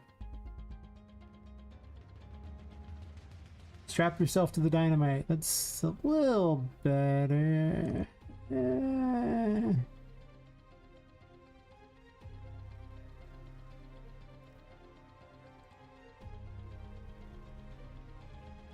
Or I could put it on her other hand. That's true. Thanks, Lepus. Yes. Hello there. Apparently I've been an affiliate for at least a year and made the mad dollars, the big bucks, if you will. Enough to... So anyway, the big bucks. Using character controller and enemy pathfinder. Nice, nice. That's what I'm working on. Let me show you. First I want to move this real quick to a passable... Yeah, that's not where I'm trying to move it. I'll give you a bit of a tour, if you will. The little Patrick minions. Can't go wrong with Patrick minions. I mean, I guess you can. I love me some data layers. Alright. Let's do the tour, if you will. Or a small tour, because, you know, there's like 5 hours of content. So the full tour is reserved for when I just only wanted to do that full stream. It's very true. Are we going to load the room? First load's always a little slow because my computer's a potato. After the first load, the game's usually fine. Or if I have it packaged and I'm not streaming, then it's perfectly fine too. Are we going to load everything? No, maybe? Gonna load everything? I'm just waiting for it to get all the crap together. And then we'll do the tour. Yeah, tour. Ah, it's looking okay. So anyway, the game's called Poppet Quest. You're playing as a woman who's killed and her soul is stuffed into a doll. This is Poppet. She's trying to escape the whimsy wonder toy store where a curse brings all the toys to life at night, including you. And the curse slowly robs you of your sanity, but it gives you power. Curse power there. So, as your sanity dips, this is the insanity effect. If your sanity ever at 0, the curse takes you over and you lose the game. Don't let that happen. Or if you go to the light, you gain your sanity back, you just don't gain any curse power. So you got to balance between the two if you want to. OBS, like, wait, you doing okay over there, OBS? Disconnect, reconnect. We're doing good? We still here? Looks like it's... Okay. OBS trying to scam me there. It's a giant squeaky toy.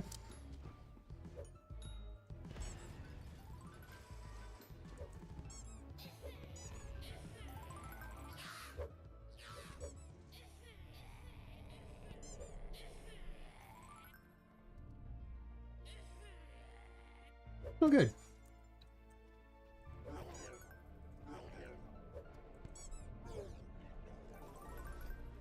Good, clean, wholesome fun for the entire family. You got the magician. It can pick up small objects and throw them. Wants to load the hat. You can throw them for damage if you want. You can also summon them too. Later on, you get this ability. They vanish over time.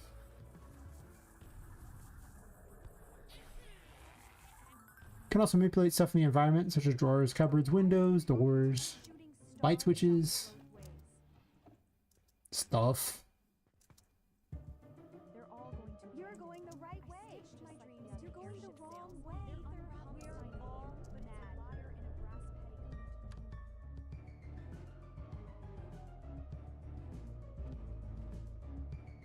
Wait for my sanity to come back. I don't know. Gets pretty jarring if you keep letting it go wild like that. Even have a particle to show you're getting your stat back. Your particle. I'm adding in a lot of polish lately. Improving things that are already here.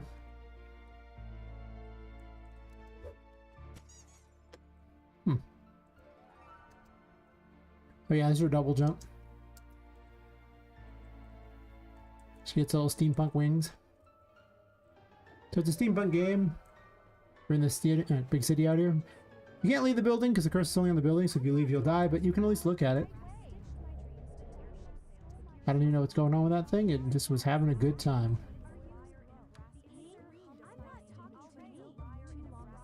I have like, what, 93 so far? I haven't really been advertising it, so I need to start doing that.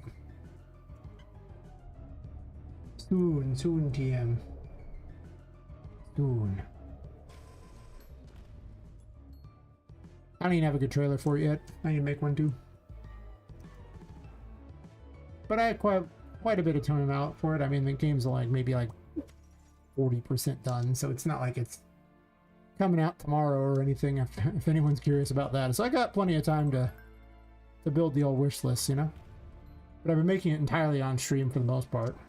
I guess there were a couple things I didn't do on stream, but I have at least a couple thousand hours making it on stream. At least. Oh, this is Temperance. It's a bubble wand. I was working on it earlier. A bubble something. Bubble, bubble, bubble.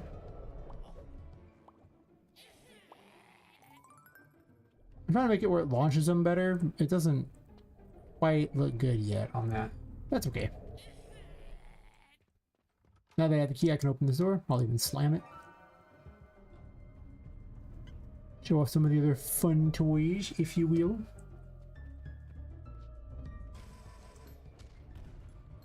I don't ever dodge enough. It's weird that I don't dodge very often. Taking forever to summon our stuff there. So this is the Empress. It's basically Bomberman. Blue mushrooms will explode and heal anyone nearby, and red mushrooms will deal damage to anyone nearby.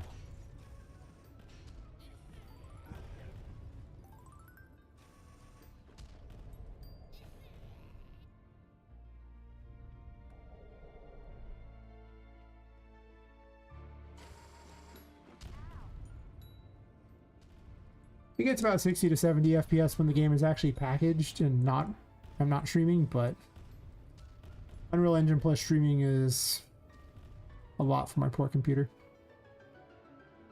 Why am I going so slow? What happened?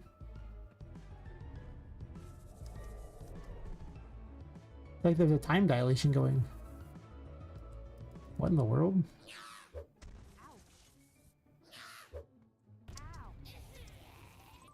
Huh. I think when I hit something, somehow the time dilation got interrupted. That is my little toy maze. You can run around on top of the maze and through all the pipes and everything to do stuff. Also kind of fun to fly in this room.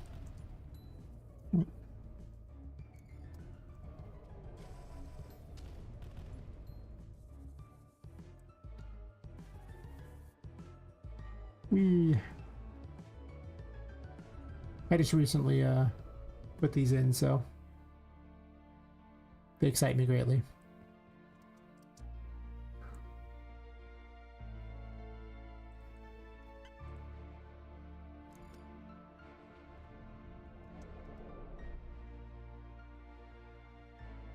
Wait, I don't need to go that way. This Wheel of Fortune rolls dice. White dice heal you. Black dice deal damage to anything nearby. Terrible weapon for in here, but whatever. I guess it's maybe not the worst weapon. Ducky then. 2, 1. Doesn't really launch them with force, though. I think it's one of the few weapons that doesn't. Because it just deals damage. These are just invincible ducky toys that I thought would be fun to have around. They're also just in the way, which is their own fun. You can pick them up and throw them on things too and stuff like that. Or just keep one as a pet, I guess. I have actually carried one through multiple rooms before. Sometimes duckies. Don't question it.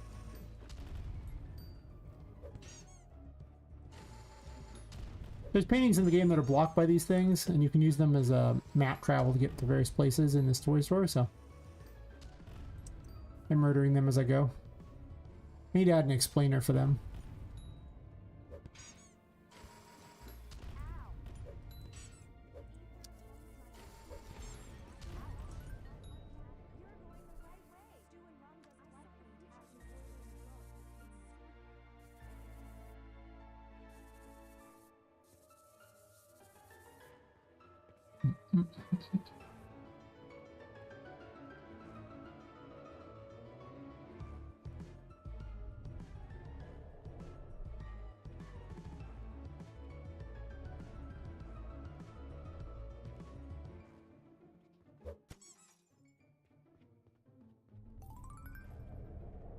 So a lot of people were killed and their souls are stuck in the dolls, but one of them soul got stuck in the paintings. And she lets you travel the painting world, which connects them all. I need to make her basically like 2D or something, because she's kind of just standing there. It doesn't quite look right, but... I mean, maybe. If it's like 60 to 70 FPS, if your computer is like a laptop with no graphics card, you can't outrun this game. Right? I'm going to test it on a 1080, and hope it gets 30 FPS on a 1080. Ain't no one expecting 60 FPS on that piece of crap, but I know it gets 60 to 70 FPS on a 3060 or a 6700 XT, so, but I haven't taken the time to test it on the others, so I keep building it.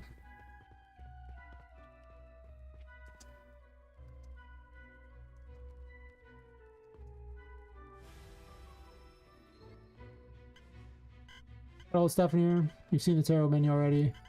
Map I'm still kind of working on because it doesn't have much to it yet. Just places you've been on the map. And various information gets filled in as you go. I need to add walls or something. Collectibles are made note of, but I don't have the information for them yet, so I gotta put them in, but that's fine. Maybe.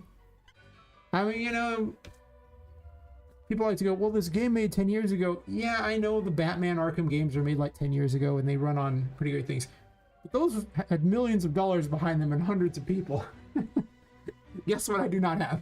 So, I'm going to see if I can get it to run on 1080, which means it should run on a 6050, I would assume. Is it going to have 60 FPS in that? No. Just no. It's just not. It's really that simple. I don't have a 2000 series to test with, otherwise I would test that as well. But I do have a 1080 that was my previous graphics card for purposes of testing.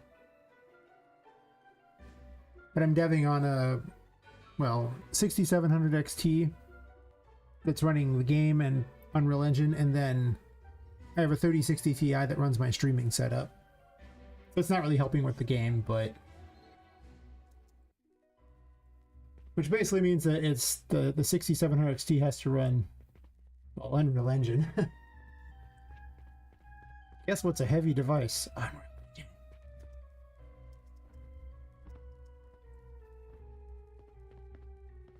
Anyway, didn't need to go in here yet, but...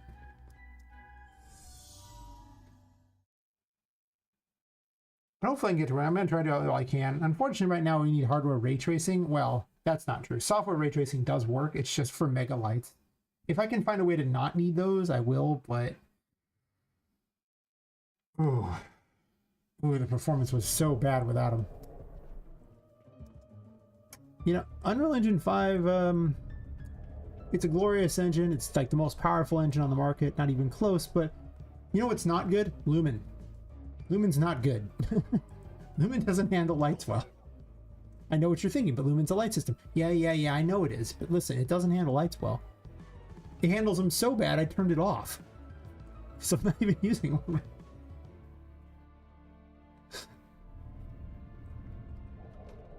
Whereas Mega Lights is like, I got you, bro. You can just have like a million lights if you want. And still have real-time lighting. Admittedly, right now it's running at about 30 FPS. Actually, I can speed it up a little bit by closing this content browser. Which is kind of about what I can hope for when I'm actually building it in the engine. I can't really do any better, I've tried. I'm murdering these things. But I have so many systems in place to try to help with the memory management, like H-loads, data layers, systems that only spawn in enemies as necessary. I mean,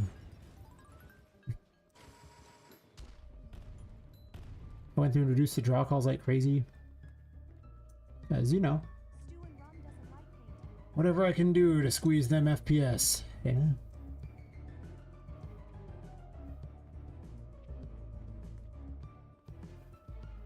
Still need to mess with the data layers a bit more so they don't show things you aren't supposed to see.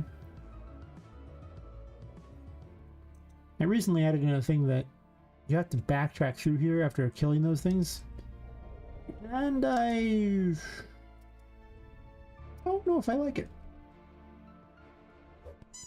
I haven't actually done it a single time in testing yet. This is the first time I've even tested that after putting that order in. These are so hard to get through. I realize they're there to be annoying in the first place. I mean, they're fun to screw with, I suppose, but hear me out. They can get in the way. I'm just running past all the secrets, so they're everywhere.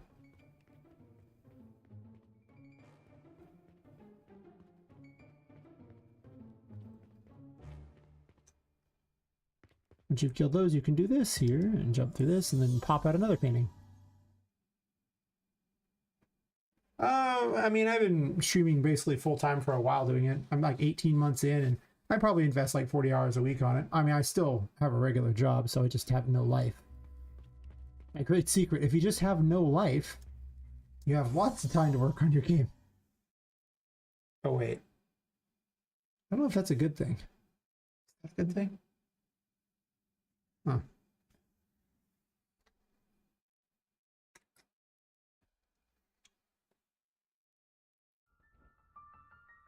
Oh, they actually loaded and I landed on the table. Nice.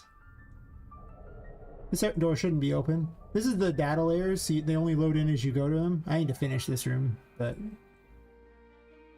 this door should be closed. So we're going to ignore that door. Because, yeah.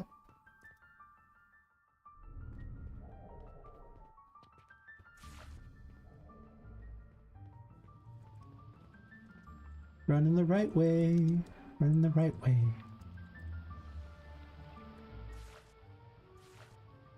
Trying not to double jump because that's cheating. I wouldn't have it here. But hear me out, I use it anyway by accident all the time. Actually, right there I would have to use it, I would have died. Water kills Poppet. There is a tarot card that makes you immune to it later. Yeah, there's like secrets hidden back there and things like that.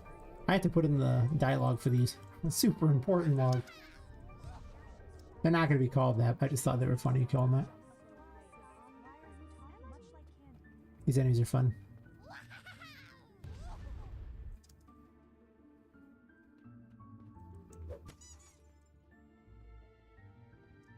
Guess I could use a different weapon. I don't have to use that weapon. Hear me out, it's kind of a fun one. I'll use a weird weapon. This is the Hermit. The Hermit's weird because it leaves a little... That's not the right one. These little balls behind you, and then you can detonate them to deal damage to things. It's a runaway weapon. Yay!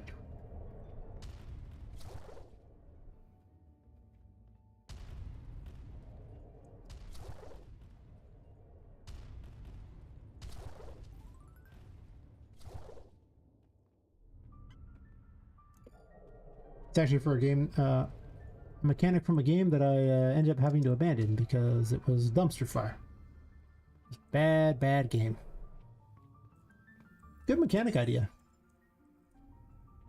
No direction whatsoever. Might go back to it someday and use the mechanic. Well, I'll make the game. Years from now when this game is done.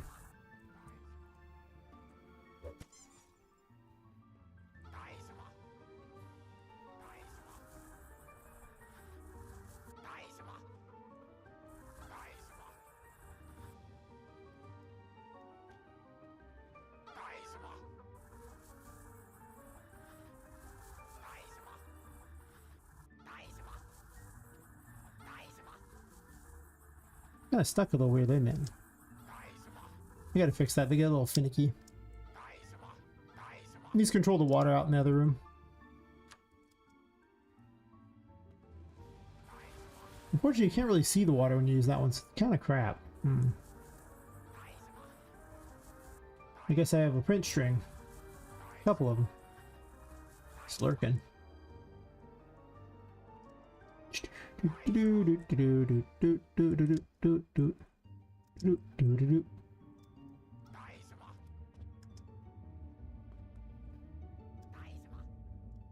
cheating. I don't actually know why this key is still here because I don't actually have a door for it anymore. It's just here. I feel obligated to get it because that used to be the path that you would do. Well, I might adjust a little bit down there, but it used to be the goal was to get this key to go through the door I came in. But since that's not the case now, I don't know what to do with it. Something. I need to make it so that data layers load in all the stuff that's visible there. Okay, you're lowering the water out here.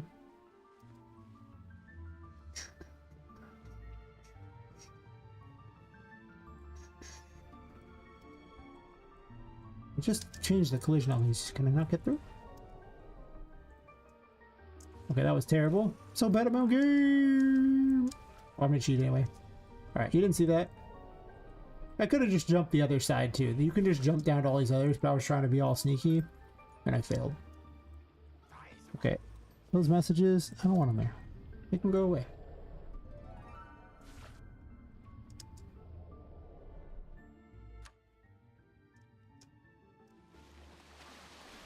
Lag.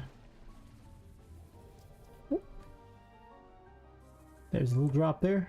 You can still grab the thing, so it's not that bad, but hear me out. A little weird.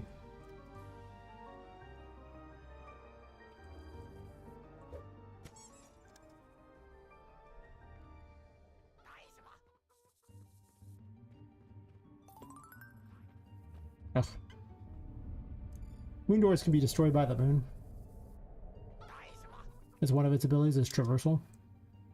This is like, you're not going to have it at this point or even in the early tests. You have to get it in chapter 2, so this is a come back to it area, but oh wait, so it doesn't look as good as it could yet. It's not finalized.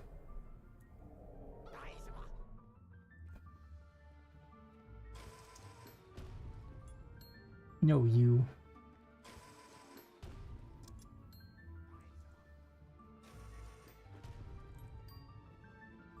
Most time I cheat the fool. Oh, really? I just cheated there. You're supposed to duck there, but I just tried to cheat, so he didn't see that either. Are those not against the wall? Oh, really? Huh. Maybe it just like visually looks a little weird. Whatever the case, I hate it. All my homies hate it.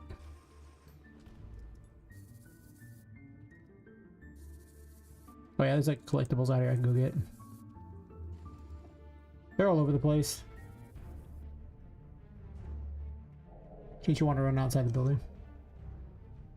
Well, thanks, JG.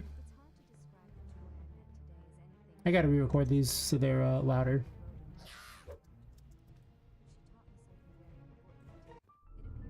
Yeah, apparently I started my streaming, or I became an affiliate on Halloween, which I didn't realize happened there, and I just didn't realize that was like an anniversary for me. Seems fitting when you think about it, but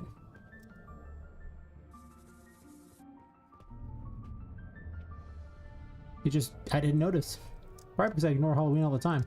Yeah, I'm messing up my own game so bad. Why is that floating? You. Why do you float? I wonder if I can cheat my way up since that's floating. Hmm. Cheating time. I put some stuff on itch, but you know, nothing that was of this level by any stretch.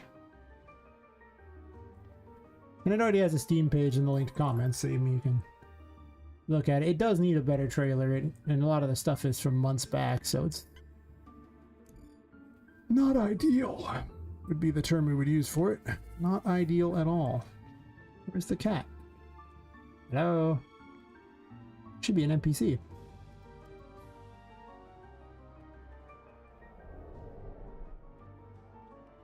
Kitty?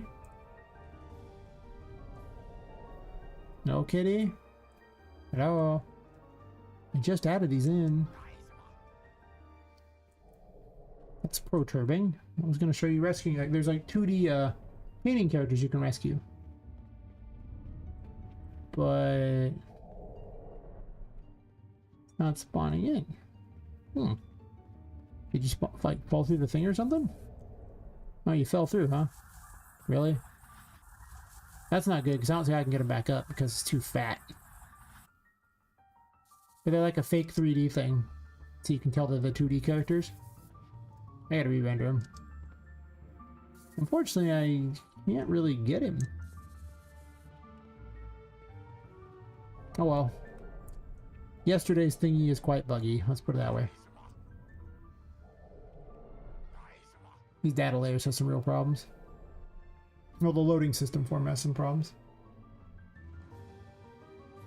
Anyway, with the water all the way down, you can go to where the Empress would be at, and you can see the Empress's other ability.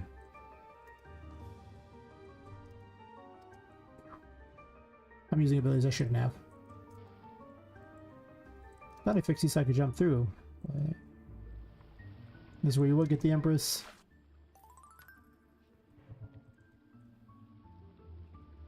The Empress has another ability. It can grow and shrink plants. Small plants, not big ones.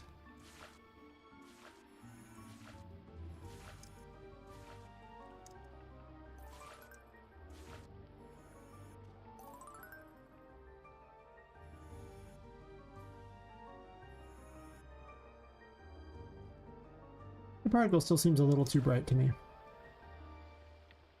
Possibly it might get replaced with something less bright, or I'll tweak it or something.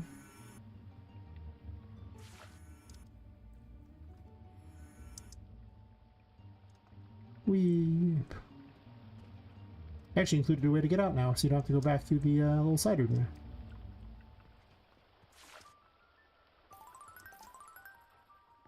Things are still falling in the water and dying, which is not should not be how it works, but I need to fix that. I'll show off a secret room.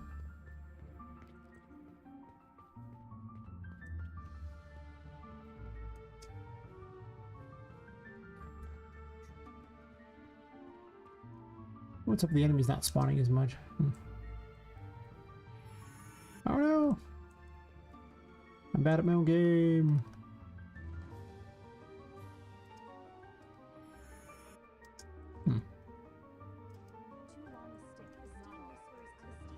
Actually, almost out of sanity. Back to the light, quick! Quick! Got a mushroom hat. I thought it was adorable. The wand looks terrible, but I guess it's okay, but it could be better.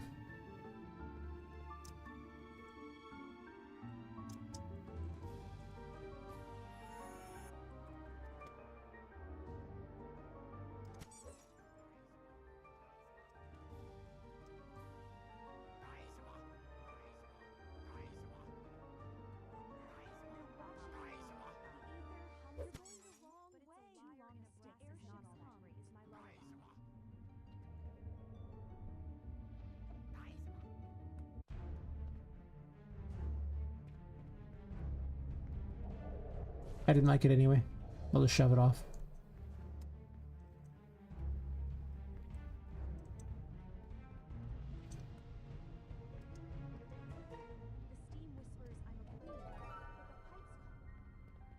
Aha, one of the little toys to rescue. Yeah, there's a quest in the painting world to basically collect everything. Quest is probably the wrong term. Like, she'll tell you there's things you can collect, and it's essentially, I think, 4 major actually, no. Yeah, 4 collectibles that reward you with tarot cards by collecting them. Obviously, the tarot cards reward you with tarot cards by collecting them, and that's kind of a dub, but...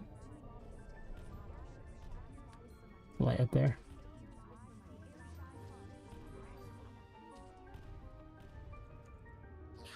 But they comprise, I don't know, like a few hundred collectibles from between all the things in the game. There's also stat increasers, but they don't increase your, they don't give you tarot abilities. Each of the tarot cards has 3 abilities too. And the purple orbs represent the ones I've already made, and the black orbs are the ones I haven't. And the world is missing because I intentionally don't enable it for testing.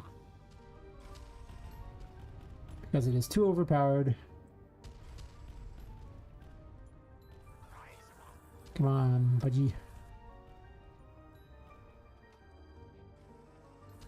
This is the thing I added in recently, the rescue toys.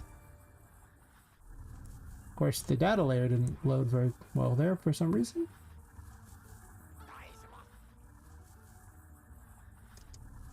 Aren't bugs fun? How come you're not loading?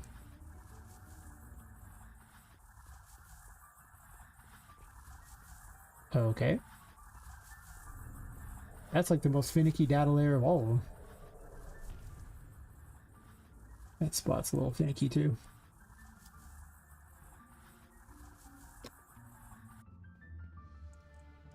He's too fat to get through. No! Why are you so fat? I guess I could have thrown him over the way. Let's cheat.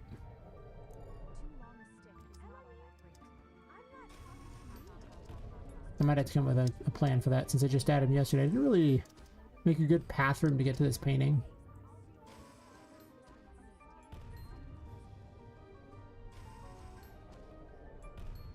So we're all testing together. So that's not how you've been doing game dev? I started in 2019 with RPG Maker, but I had to take a 2.5-year break because of health problems. All I have to say is don't injure your neck and, you know, spine stuff. Don't do that. It's bad news. So,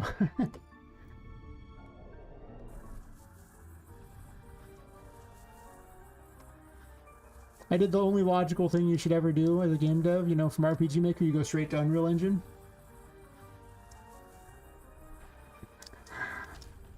I don't know if that's a true statement I made, but it's what I did. That's actually not true. I tried Unity and Godot first.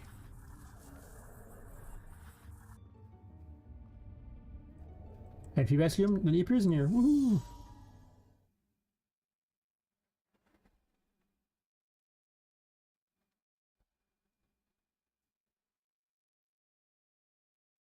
Yeah, I had a bunch of dumpster fire games and RPG Maker things that, you know, they weren't. I tried to do a lot with an engine that sure couldn't do much. Learned JavaScript, did all this plugin writing. Still have one of the most popular plugins in the entire community over there, for that matter. But, you know, oh, see, he's here now. Woohoo! Doot, doot, doot, doot, doot, doot, doot. I might just make him completely flat. Like, not actually have the fake 3D on him, but just literally make a 2D thing that wanders around since it's the painting world. And as you rescue him, it'll open up these things, like the buttons will appear. I have all the tarot cards, so they don't appear here. If I didn't have a tarot card, it would appear. This is Tinka, the ghost in the paintings. I might make her 2D as well. She's inside of a giant painting herself. There's a dialogue system. I need to add stuff for it. It works. But it's ugly. It's unreal.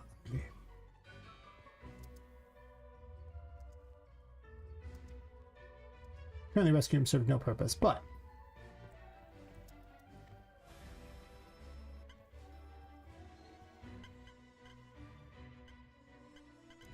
all the saving, loading, options, all this stuff works, so it's all in here.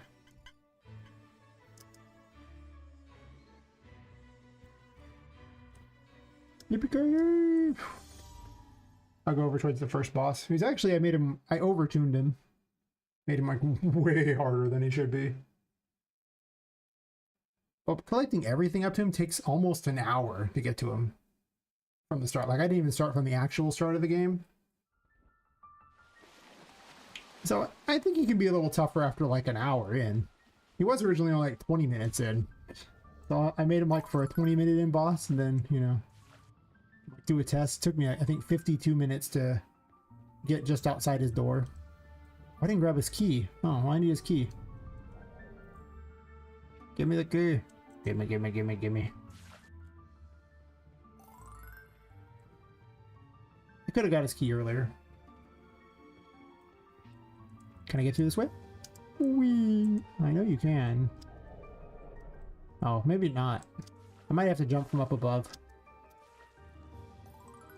Well, I gotta see. I know you can just climb on here and then you can easily make this jump. So yeah, I should just do that.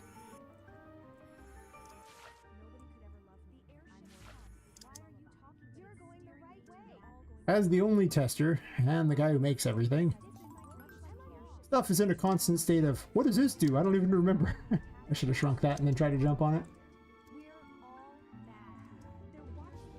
Instead I'm cheating and double jumping. To the light, quick, quick. Oh, she can duck too. Mode. It does matter in some places.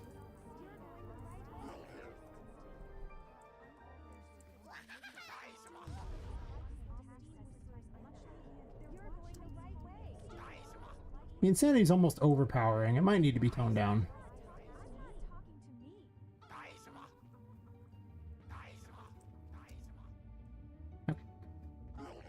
Onward.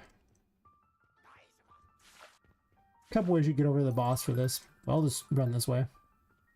The oldie but the goodie.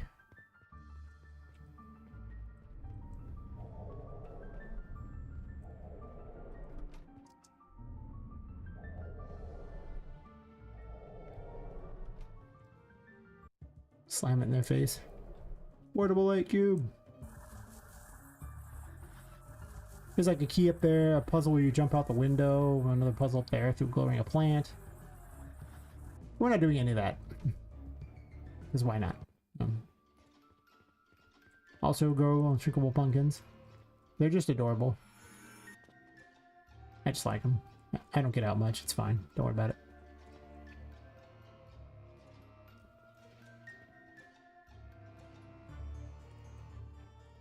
And I probably want to get my curse back before this, but I think I can just stand here and get it back.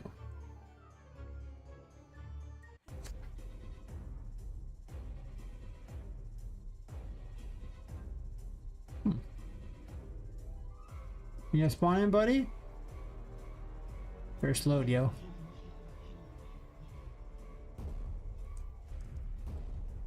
So Poppet can't touch any liquid without dying, but this is not like the water. Like, this is a much worse liquid. I'm gonna make it more like a liquid curse stuff or something, so it's just real bad for her. So just make the assumption that you should never touch that area, or you're just instantly gibbed, as they say. So don't do that. He can touch it because he's cooler than you, but...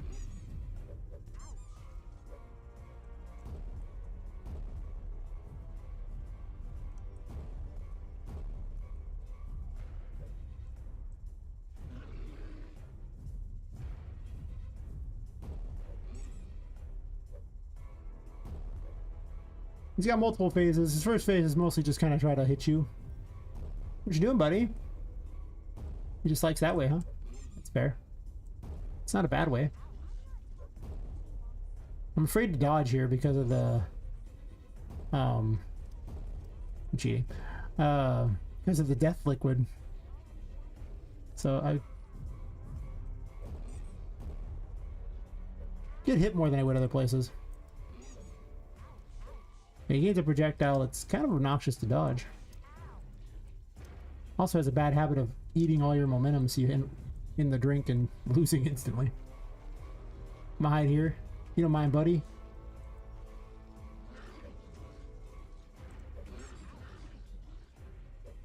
Once he's at half health, he'll initiate his Donkey Kong phase, if you will. Or he begins the countdown for it. Why don't you just stay over there, buddy, and I'll go over here. And I'll recover some health while you're busy. Alright, so now you're looking for whichever one is open. There's 3 of them, and then this one's easy. Need summoned helpers. Ow. Mean. And basically, you have to get anything like that, and I'll wait to show you what happens when you, because it goes up.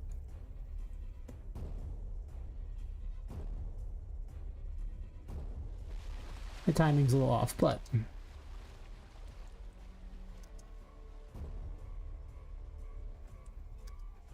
What you doing, buddy? I'll start rolling spike balls down at you.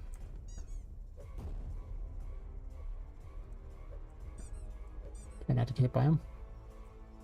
Well, this one's low. Forgot about that.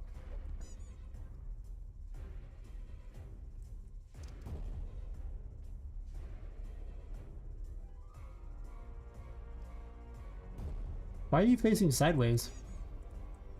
You shouldn't be normally facing sideways, but today he is, so don't worry about it. As you can see, the game is 100% polished. Ow. A lot of damage there. Not a fan of what happened there. What's this one? This one's actually kind of hard to reach from here.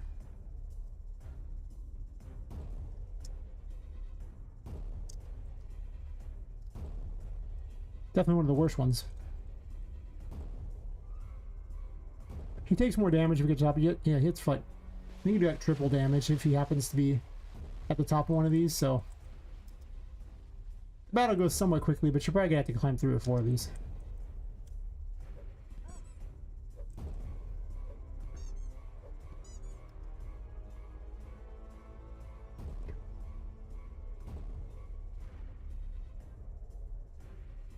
Oh, I'm ducking. There's a terrible plan.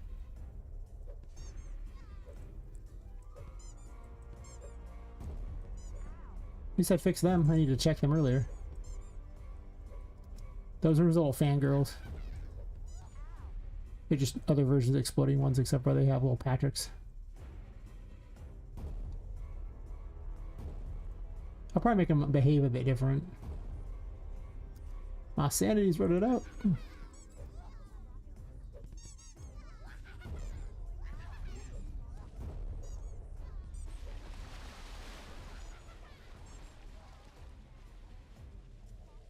Go to the sanity quick. I brought it out. The lag is so bad. I almost fell in the drink because of the lag.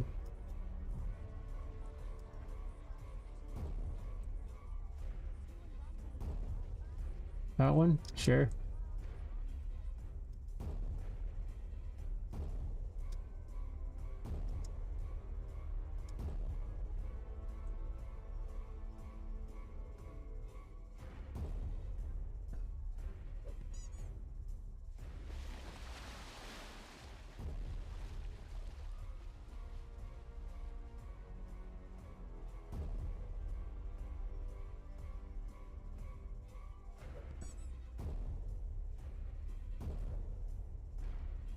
I can hit it, I swear. I managed to dance around that thing and miss it every time.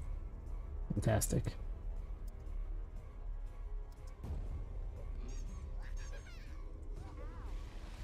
I think the most effective strategy is just to like, take a flying leap over everything. Try not to take a hit there. That's a terrible corner to be in. You want to at least be by one of them. That central section is the best one to be in. Oh, we're just doing the same one again? Wow. I'm all trying to show things off and it's like, nah, fam. Yeah, I walked in. I deserve that one. You do get a pointer heal up here, so that's helpful.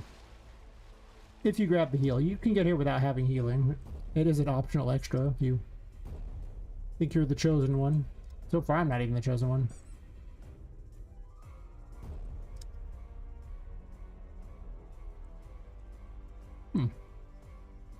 I think they get a little gummed up by the little minions. Like that. It's saying to make it so that the minions walk down. Or they spawn later.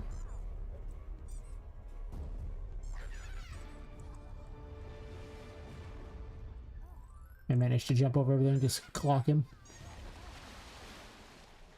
Take my beating. Yay! And then you can leave. Yay!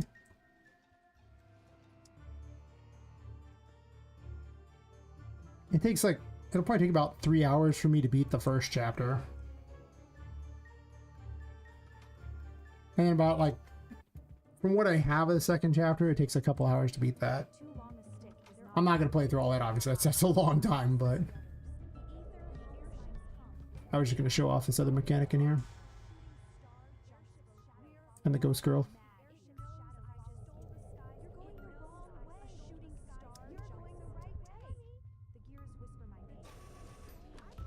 This room needs work.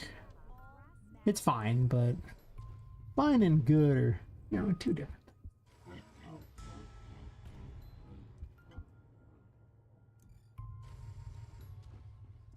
There's the Hierophant.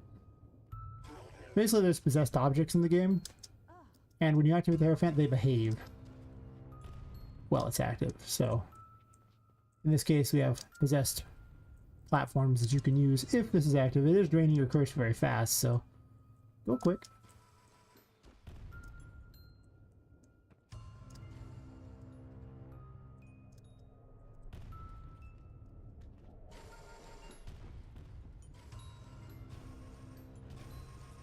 I should just kept going. It's probably the best strat. Just keep moving. Recover my sanity a little bit. Actually, recover my curse. Sanity's not that worried about here. Sometimes the thing is kind and it doesn't spawn it up there. The encounter system is very random. It will come after you sometimes when it feels like it. It doesn't always. I'm gonna skip all the extras in here. Kinda. Cheating! Well, she doesn't spawn in. I guess I need to re-add her. Fair enough. I have a new NPC spawning system. Not every NPC was added to it. I'll show the ghost girl.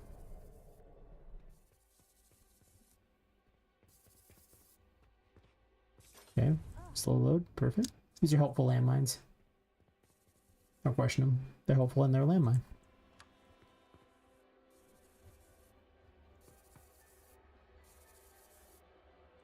So the toy store has a de facto ruler, if you will.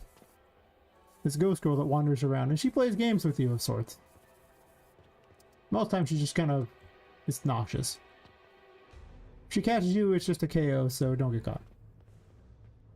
You just go back to the respawn point, but you know. I don't have a jump scare for her yet, but she'll get one.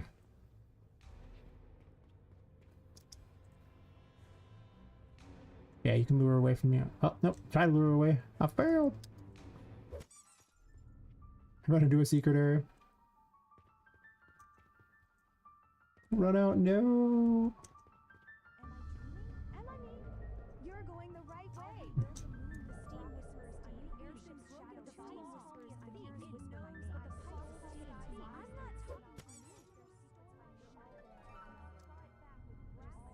There's Annie's ons. It's my Amazon ripoff slash store in the game. Who shopkeeper is apparently not here anymore. Wonder where she's at. Is she like inside the thing?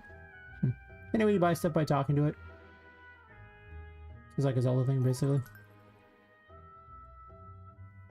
If you're curious, it says your money on the pause screen.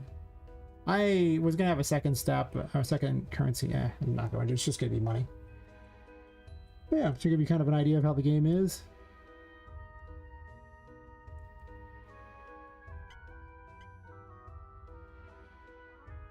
As you see, I've been through like, you know, 40.91% of the first floor. The first floor, sorry, the fifth floor. The fifth floor, and then this portion of the fourth floor, it represents chapter 1. So there's quite a bit to go. Like I said, I'm not gonna play all the hours of it. That's like 9.4% of the map in the game. But hopefully it gives you some idea of what it's like.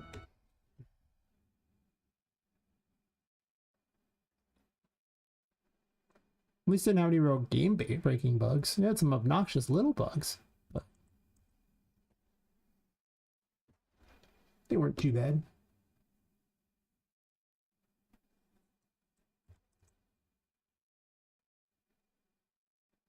I didn't even check to see if my wish list went up today. I need to start advertising this game. All I ever do is stream it. I think I posted twice on X about it. That's it. Listen, I need to take some time to make some trailers.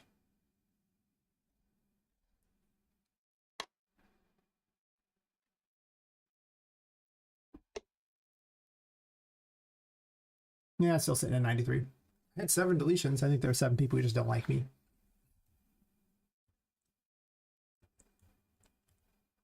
They're just like, we don't like him. I don't know if that's true. I'm just making it up. There's 7 uncool people in this world who will remain nameless because I don't know their names. Yeah. That's about what I got at the moment. I'm going to take a quick bio break though because I drink a lot of stuff before the stream and up that. I'll be right back.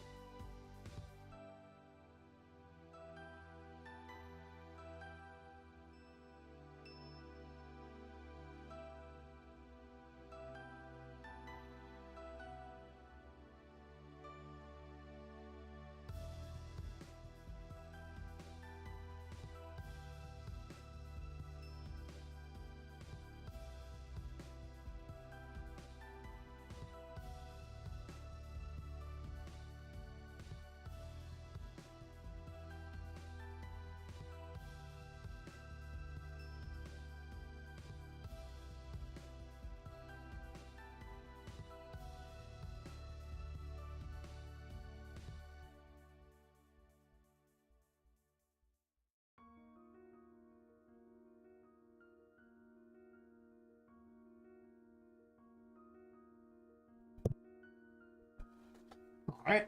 I return.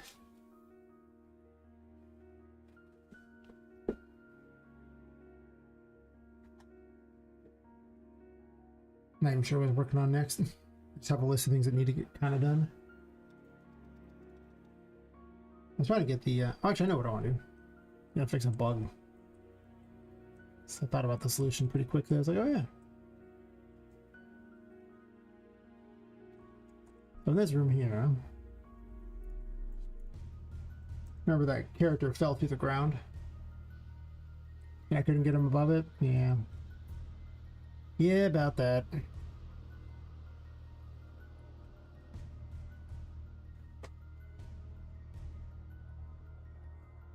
I'm just gonna move this straight to the building.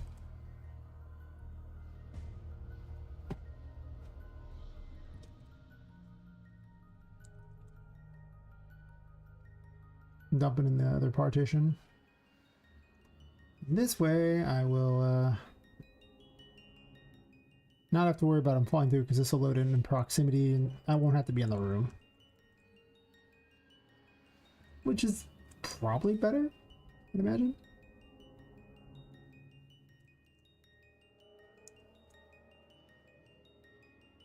The other bug I want to fix is the data layer one where these room loading things are like if you run this way through here like this, it won't load this. You have to go all the way out to basically past this point for it to load them. And that's not okay. It's just not. Let's got my celebratory payload. I don't know if it's really celebratory so much as I got to read it's on my stream. So with enough alcohol, eventually the dull ideas just flow, right? The game dev ideas. The bad coding ideas flow too, but you know, whatever.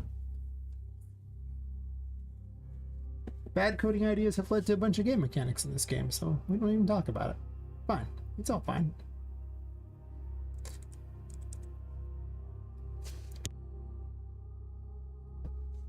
So I just need to resolve this issue here and falling through. I don't even know what they're going to do yet. It might just be you collect them because you collect them. And now he'll just spawn on top of that, though the room hasn't spawned in.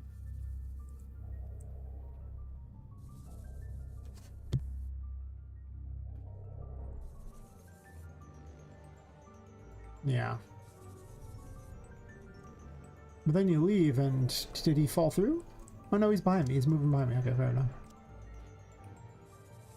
That needs to be pushed against the wall there because I can just glide.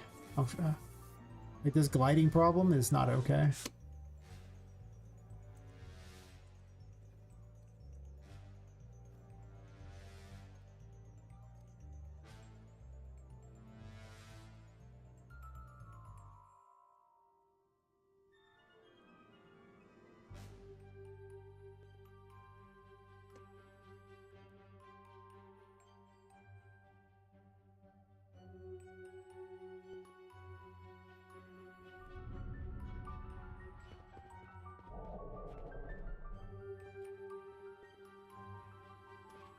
It's still pretty wonky right there. You can still kind of glide a little right there. Right here. Might have to redo this chord so it's not quite like that. Or even replace it with some pipes. I don't know. I want more chords and pipes everywhere. Just stuff. In these little side rooms.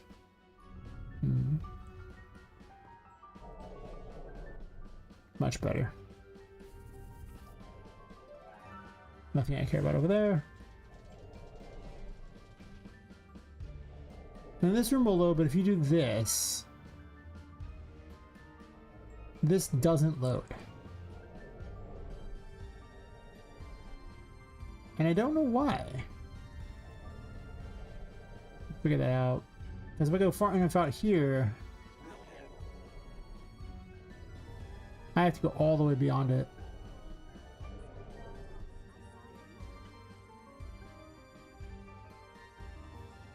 Can I see which data layers are currently loaded?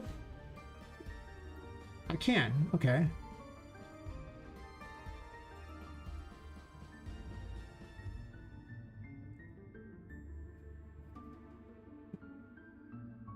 The gangway is activated, huh? Interesting. Pump room's activated. Yeah, Safari room's just unloaded.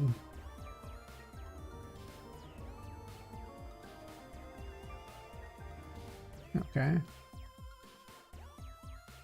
So, because it's very likely they're going to do this maneuver all the time. Like I see it, I mean, I do it all the time too. And they're like, oh crap, I got to run out, run back in to load that room. I'm not going to load the entire room every time this room's loaded. That's like the worst memory management. Why would you do that to yourself? But my question is, why do you not load? Like, you're supposed to load if you're within range. That's map cube. You're room info, right?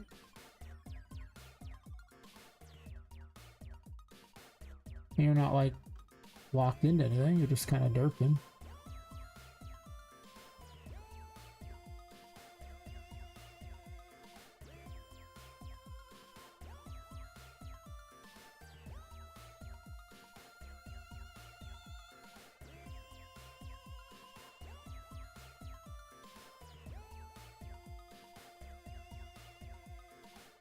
Maybe if I just have it go a little farther out, it'll be okay. Like if I just make this wider. Oh, I don't do it that way. I was about to make a mistake that I once spent an entire day fixing, only to discover that it was just me being dumb. If you scale it like this, it will mess with every single subcomponent. But if you have a separate scale for the component you want to mess with, then it doesn't do that. So, it's much better, trust me. Yes. Other things spawning in weird areas and just nothing worked right. And I couldn't figure out why the measurements were all wrong. Like, what, why? It's like, oh, but this. I'm like, oh, I see.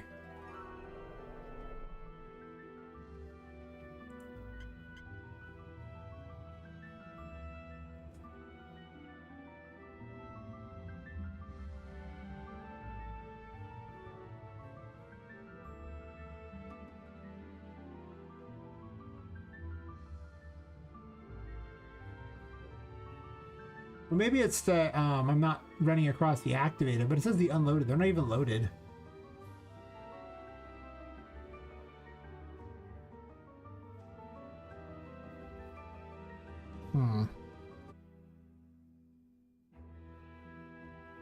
Maybe I undo this. I think I have a better plan.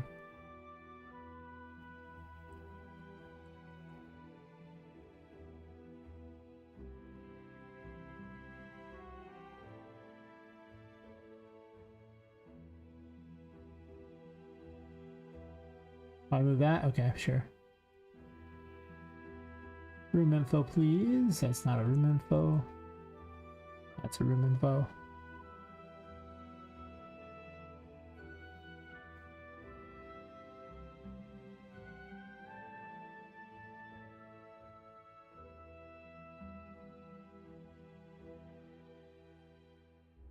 So we're looking at this one here. Now, the box active, not active.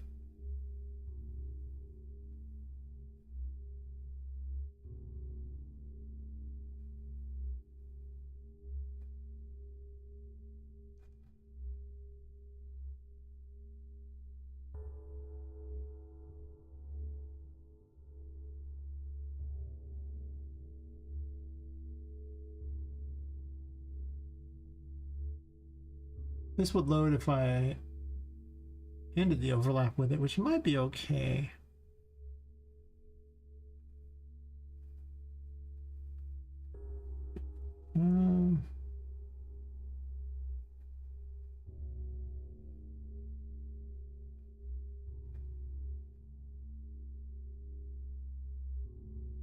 Guess I could just run loaded on that too.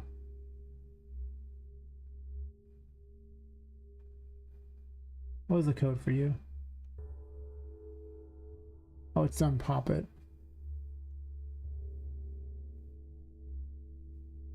I have to remind myself what the actual code was for data layers because I haven't looked at them in weeks and I forgot.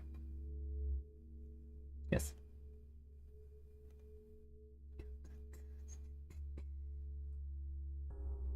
And you make a memory management system just because you can.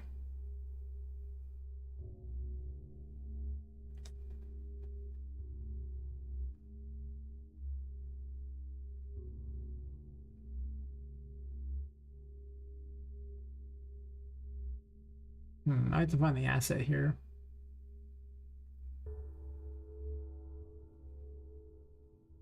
I'm no longer checking if I have this, so that's notable.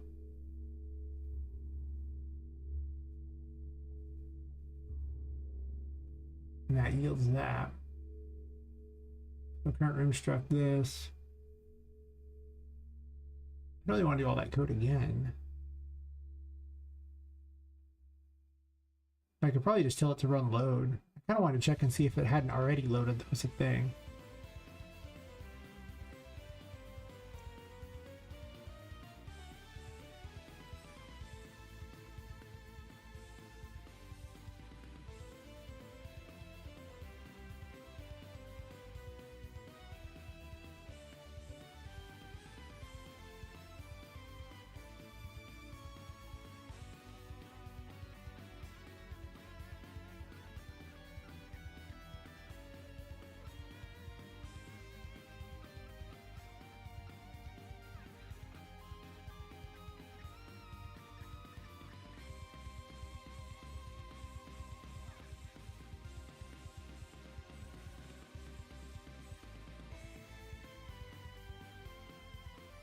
It's a mess, but whatever, I'll fix it later.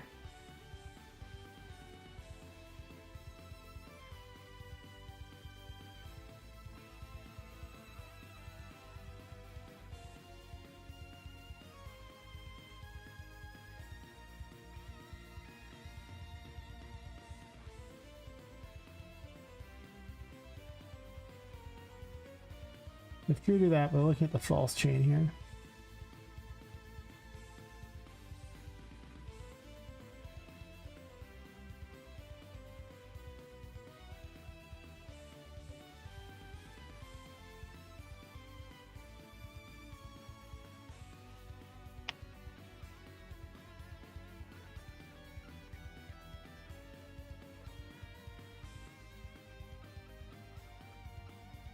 Oh.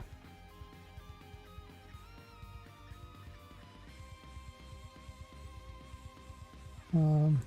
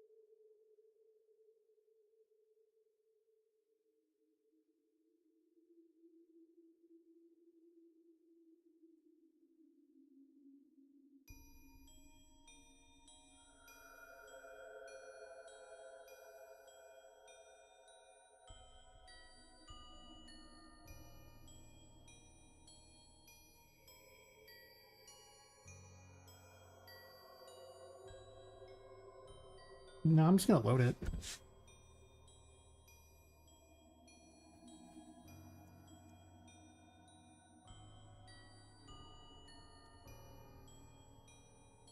We'll set it to loaded and then I'll do the other. And I think this will work. I don't 100% know.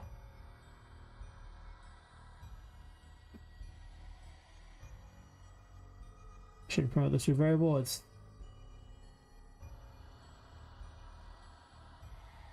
kind of all over the place, isn't it?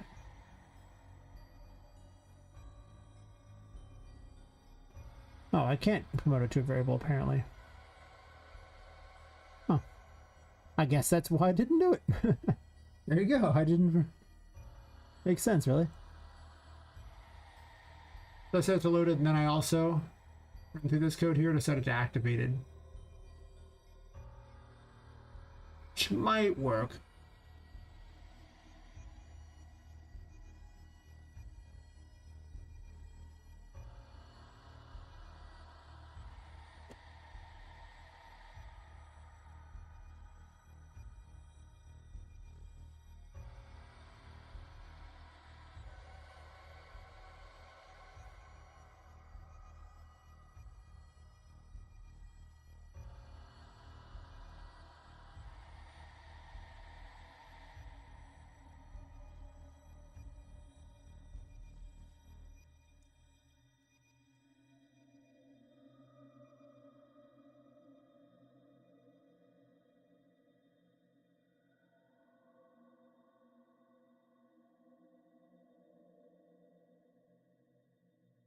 Hmm. It's not really going to help me there. I'll have to do a different set of print strings in a second. Fair enough. I can also just look at it directly too without actually having to double check that way, though that might be faster in a second. I might be misjudging what's happening here. That could easily be the case. So this could be a bit of a struggle, if you will. That's fine. It happens. Okay, well, apparently I fell in the water wherever I'm at. Just load here, buddy. I'll move back to the screen in a second. As soon as it loads up.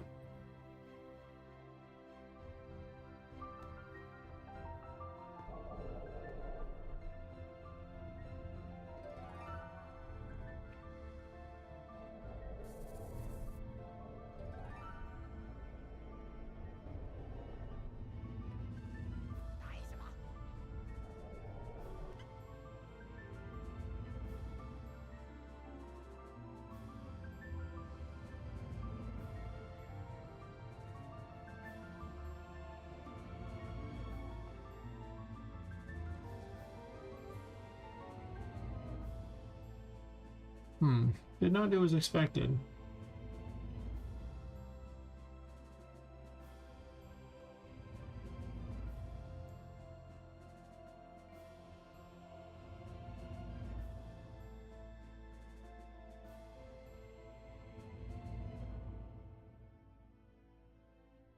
I get the feeling I'm inside of the activated layer.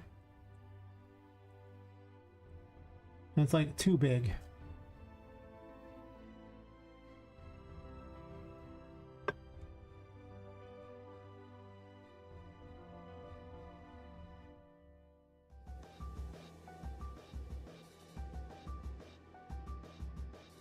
The problem is not that, it's just that it's never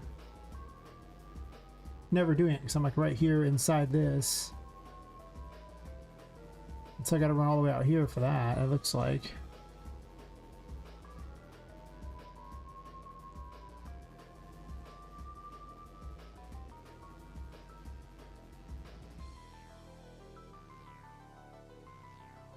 Yeah. I guess I could check if it's always on there.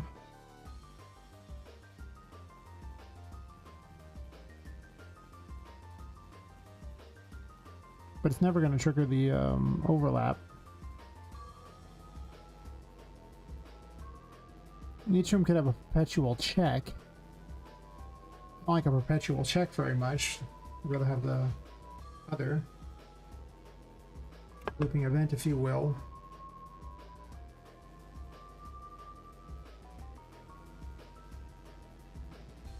Poppet could check the room info that she's in to see if she's changed rooms and then load the room she's in. Or check and see if it's loaded, I guess. You could initiate a command that way.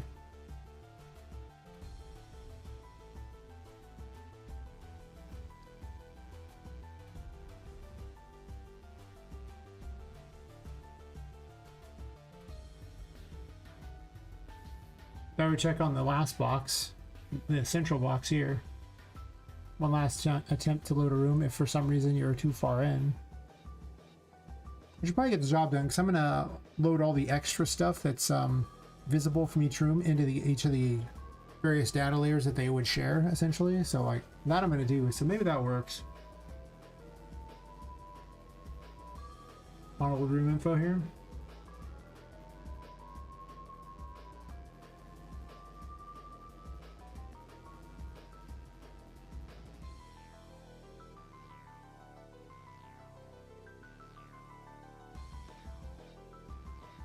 I can just event activate room.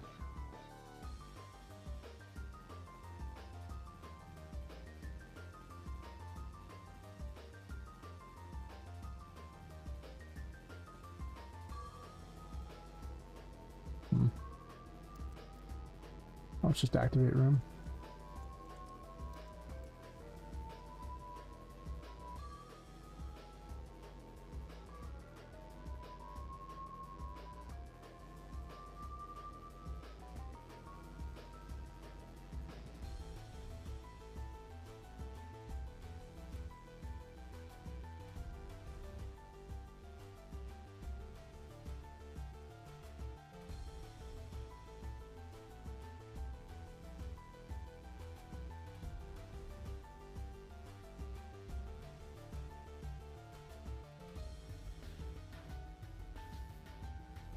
This room's having no problems because it was defaulted to loaded and it's not being told to unload. So, there's that.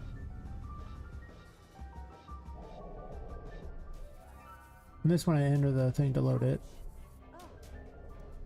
How annoying.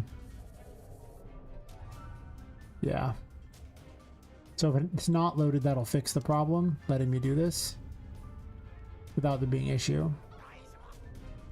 And it should be okay for the other fix because then, like I say, I'm just going to load the other stuff in that's visible from here. So you'll, anything nearby, you'll see. Nothing in the distance am I going to load. I'll make it load in just like a pop in like there. That gets the job done. It's much better than the other strategy I was about to try with this other crap. It honestly seems kind of convoluted and terrible.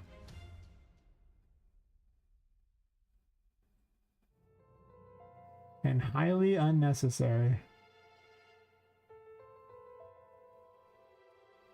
But just in case it's not unnecessary, I'm gonna leave it right there and test again. The more complicated the systems, the more things could influence. If that's the case, so it's just a timing reason. It's the only time things are random.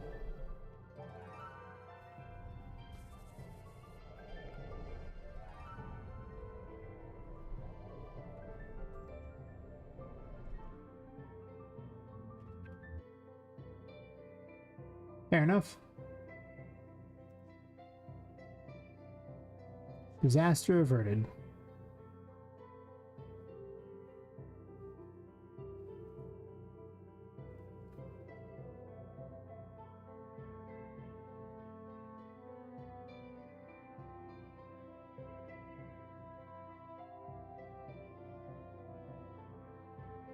Why are the map cubes in there? Map questions.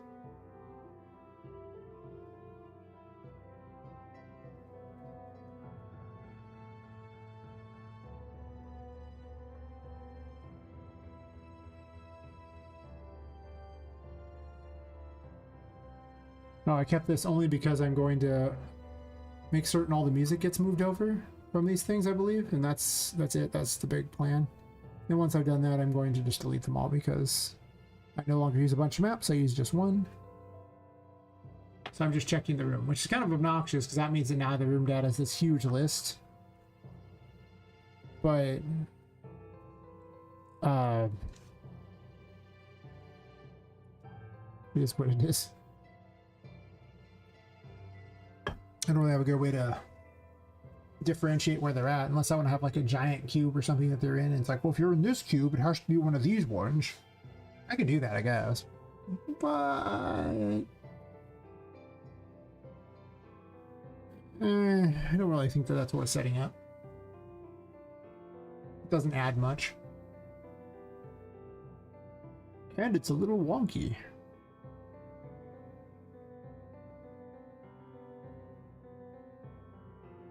Oh yeah, default music if it doesn't find it.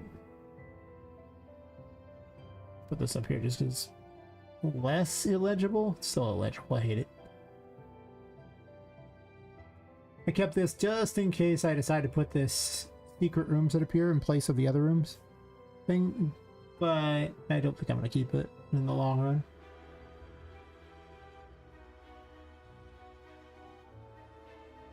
I pretty much have all the ones from chapter 1, right? Pretty certain I do. Guess I could delete that code. How many are in here? 57? Jesus. Well, someone went crazy. I've already done all the chapters. I know I have. As far as chapter 2, I bet you I did those too. Oh wait, the brig, broken compass, the brig. Oh wait, they're not in any order. That's right. They're just near the. I wish it would alphabetize these so bad.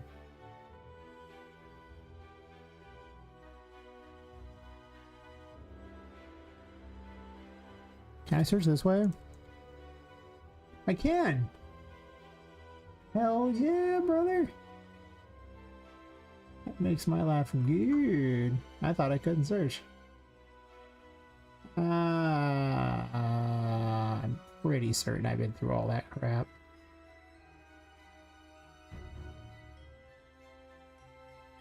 Do I have things like the Red Throne and stuff? I don't even know if I'm keeping all those.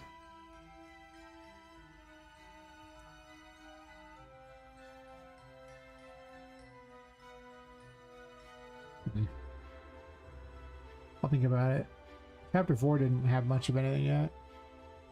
Fortune teller's room and then some hidden areas. I'm gonna leave them. I don't want to try to figure out which rooms are gonna be there yet. They're soft references anyway, so they don't even add to Poppet's size map.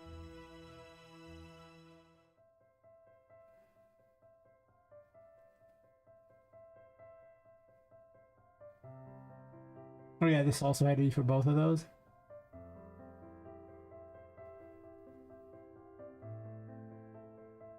If it wasn't for them needing to be at a greater distance, they could just be on the same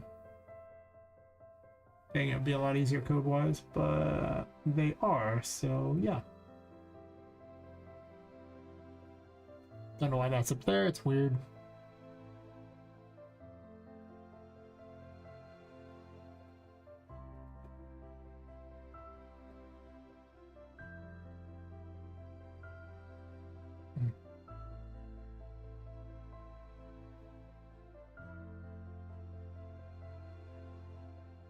It's just kind of unnecessary now, but I'd have to draw a line either way, so it doesn't make a difference. I don't think I'm even... No, I am using special music, that's true. Update the map cube, sure, all that stuff's fine. For now.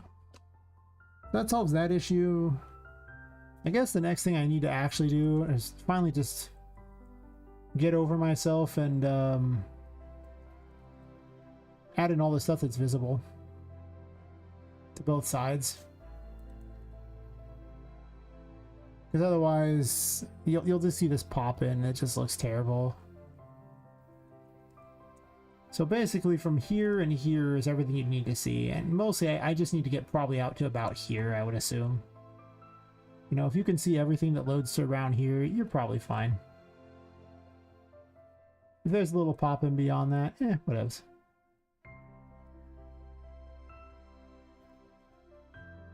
So it'll be like these.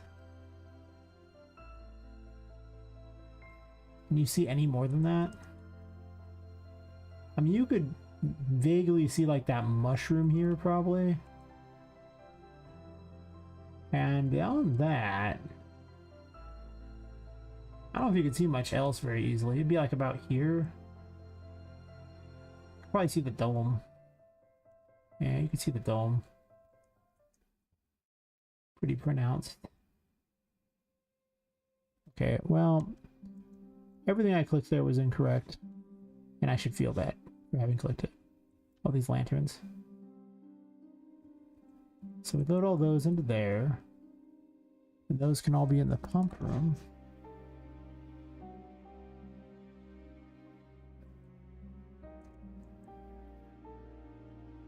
And now when I unload the safari room, you'll still have all this loaded in. So you'll see this. I need all the buildings back here, I think, too. It's not quite good enough. Look at the wall back here, it just doesn't load in.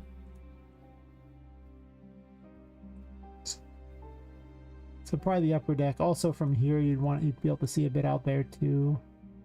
I'll click off that. You'd be able to see out there. Yeah, okay, so I need that. The things we do for memory management. Hear me out. The things we do for memory management. Let's just load these in and this deck. So click whatever you just clicked. Load the deck. So it'll probably be like these. Oh, these are part of the building. So I'm not worried about them at all. So up to there, you would see those. That's probably good enough, right? Also this tree, I imagine.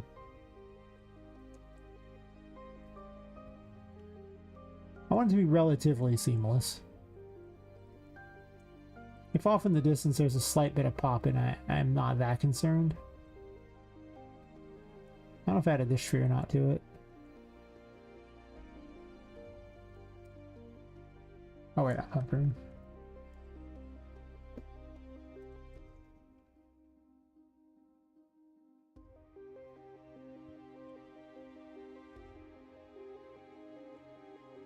Unload the safari room. Yeah, now it looks a little better. So you're wandering here and you'll... I guess that giant mushroom has to load in too.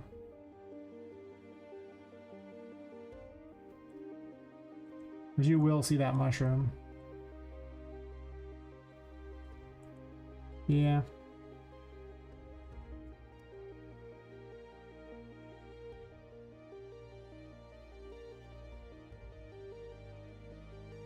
I don't think I need to load what's inside the dome. I think that's acceptable. Alright, so if I drop in here and I load into the room the hard way by hitting the room info, how bad does it look?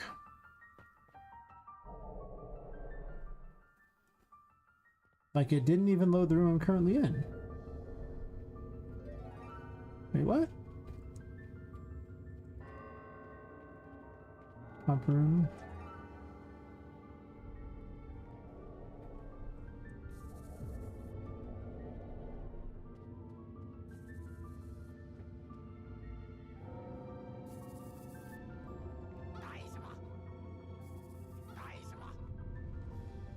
I guess they're still H-loaded. That's true.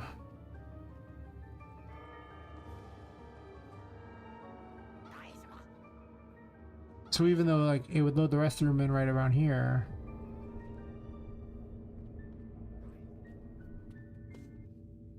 they are still H-loaded.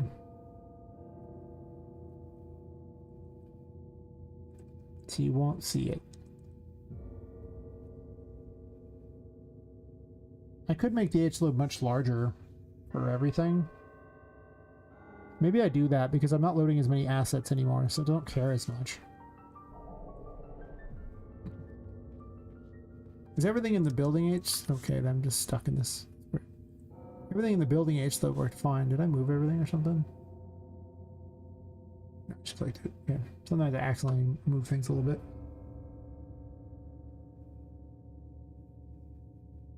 This door also opens into that. Should probably open the other direction.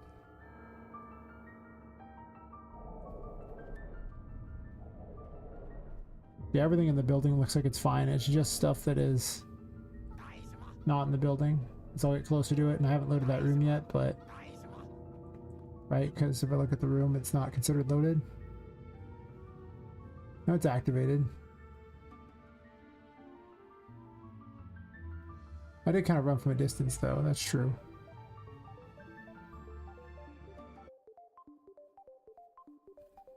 But if I start here, this puts me inside of its activation range, so it should fix that visual problem. I mean, this was a problem even before I did data layers. H-load. Pop-ins. Yeah, this is what you get. It's not loaded at all here, but...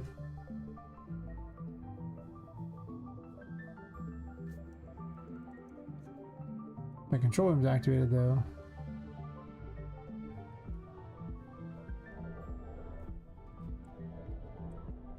Yeah, you can see as I get closer, some of the stuff loads in.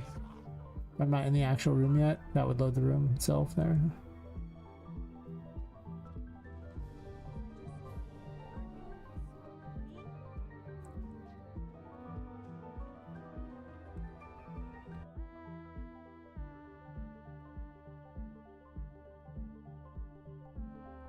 What is fun? I added you the control room layer. Wait, did I not? If I added you that, then what the hell did I add you to?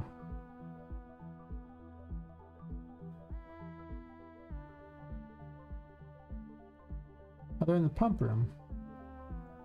Oh, I see. Oh, it's just me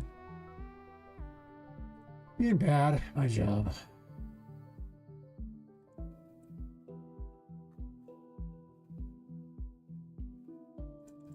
Realize I botched it like that.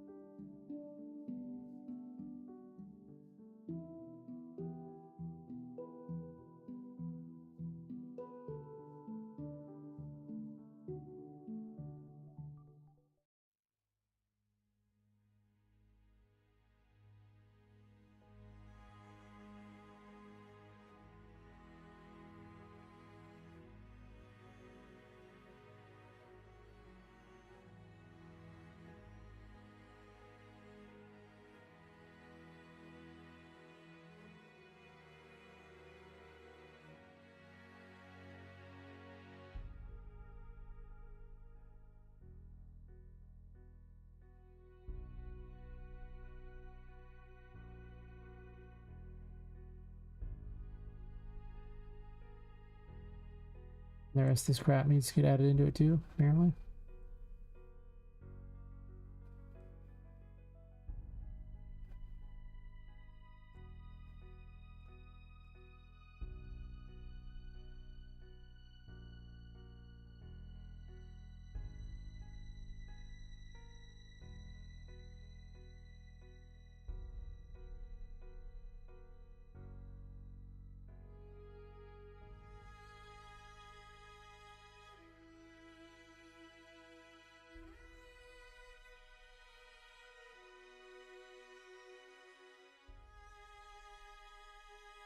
Not get added?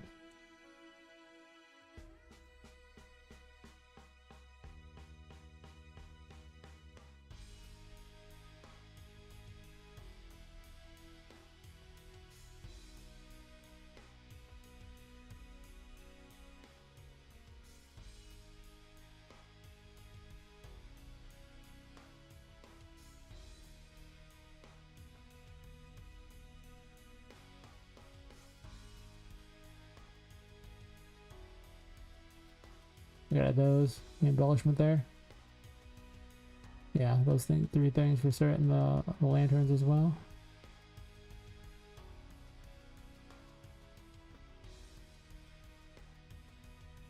Four things.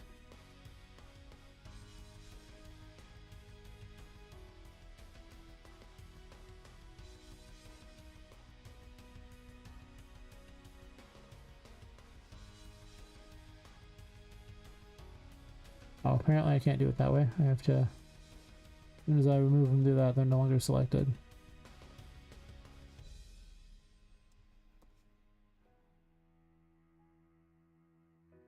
The things we do to make things look good. I gotta do this in reverse too for the control room, but the control room will be easy because there's not much of it. And if I make any changes, I'll have to go back and redo it again a bit, but we'll see how that goes. I'm not sure how many more changes I'm going to make before the other. All this for an open world level. The only thing I noticed pop in there was that tree, I think, right? The giant purple tree in the front. Those trees there. Oh, that's an H load. Was it? No? See, it might have been like those 2 trees there and that tree out in the far there. I think it's about the only things I've seen load in. I guess the stuff inside there. But you have to really be looking for that. I don't think it matters that much. So the solarium's not active. I need to slot these 3 things in. I should be fine. Those 4 things apparently. I thought that was 1 tree, but it's actually 2. Alright, so I'd select the actress's data layer. I guess there's stuff out here that's could be more visible if I did that, so maybe I want these ones too. Because it is visible.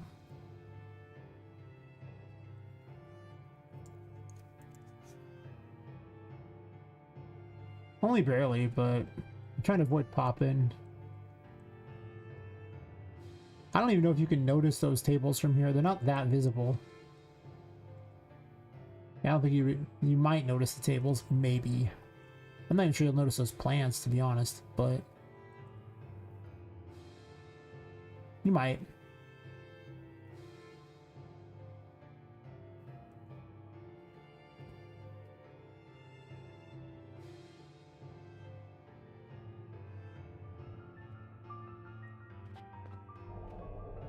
All right, so those are there. I don't. Those trees are like at a distance. I think that's part of the problem. Like they're just too far away for the H load. So I might need to adjust the H load. Also, yeah, those should be part of the building. Like everything out here that's this actual building stuff should just be part of the actual freaking building. None of this anything else thing just load in with the building itself.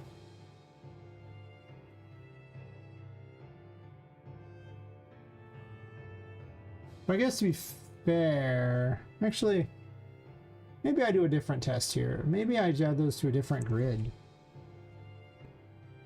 Like maybe they get put in the building partition instead. Or maybe I just increase the size of the overall partition. Let's just increase the size of the overall partition. This might lead to something better because yeah, at a distance it'll load the things more, but if I don't have to load in everything for the building, and I can just load in specific things for the data layers that are nearby, then I can save a lot of resources. Because now I gotta load in all the walls and everything for the building thing, and it just H-loads them. And H-load's good, but the thing about H-load is that they're always in the world, whereas the other ones are not, so it does add up. It isn't free. I am trying to avoid the pop-in, though. Thankfully, there aren't that many huge views in my game, so...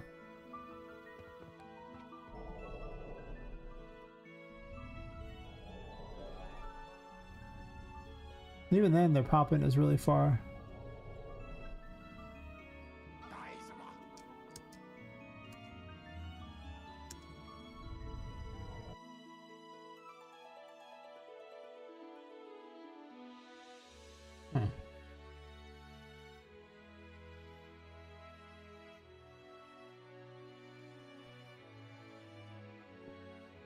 Somebody asked me to the building and call it square.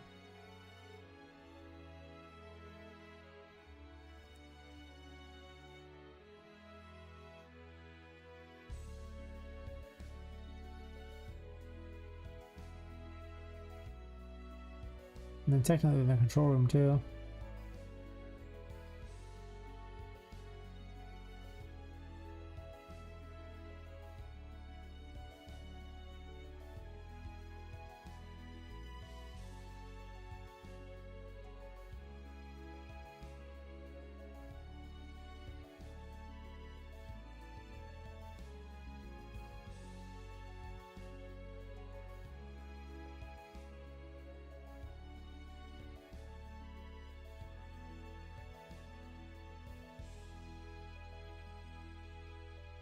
I mean, you'd have to be looking at a pretty good distance to see that, but... yeah. It's a very large room. So loading it from here, you can see enough that it looks kind of like the room.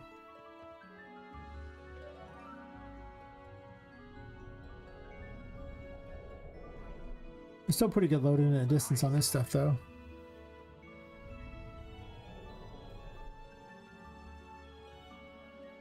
I think it's just the nature of this room being so big, because everything H-loads anyway.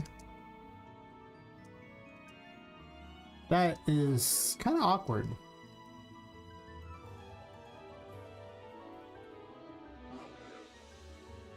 It is possible, though, that I remove the H-load issue because, like I say, if I'm not in the room, then nothing's even loaded, so... except for what's part of this other room here is currently loaded, of course. Still looks much better than it used to.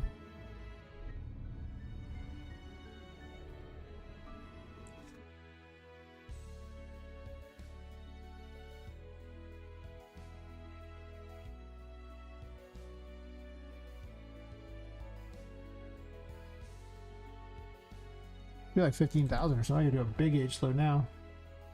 Almost makes the building one superfluous at that point. Might be what I do. When I did the 3 different partitions, I didn't have access to data layers, so now the data layers are basically the real deal.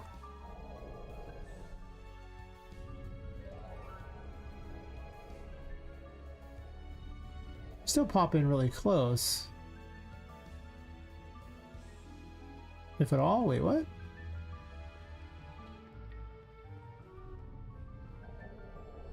I thought 1500 would load it. No problem. Actually, they're in the building partition. So of course that's not going to change anything. They're in the building partition. I'm stupid.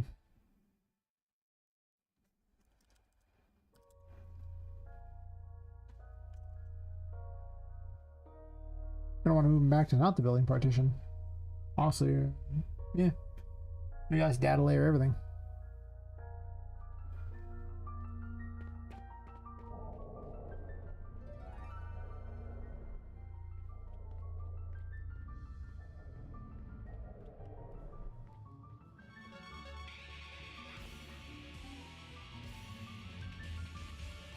That's 20,000?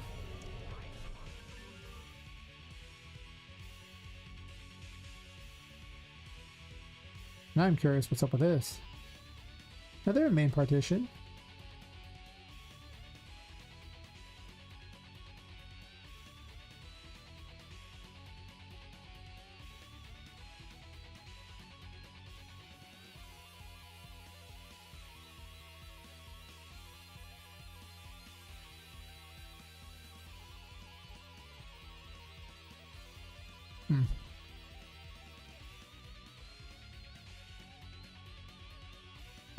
Might not be worth this much effort for this, but we'll see.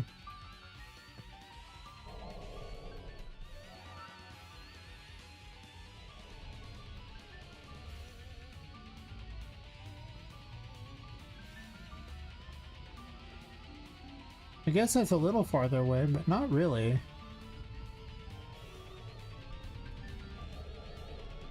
I mean, the table loads in just fine, and look, it's not phasing out or whatever.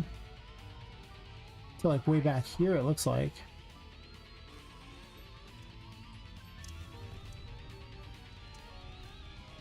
I don't think it's gone all the way back. It's not. It's actually still out there. So why did those vanish?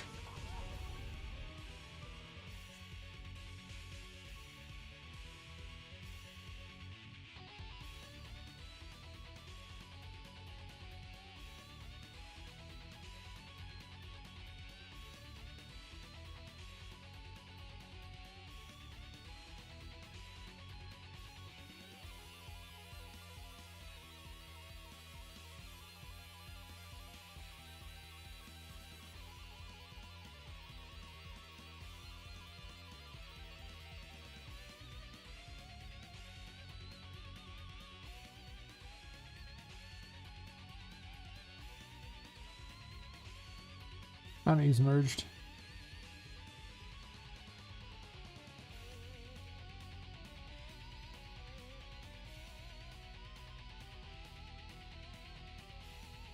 Oh, there's a loading range right here.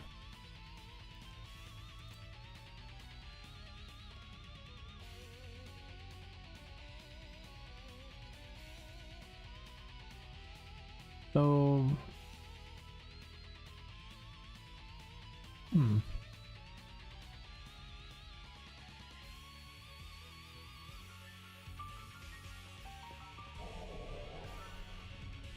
That helps.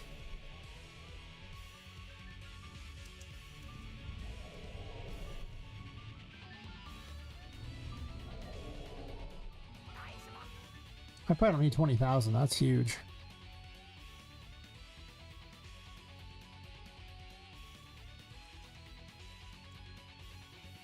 Maybe 10K. This is one of the larger rooms in the game as far as length, so I figure if this one works, then it'll all work. Yeah, so right about there. I think 12,000 would probably cover it for the pop-in.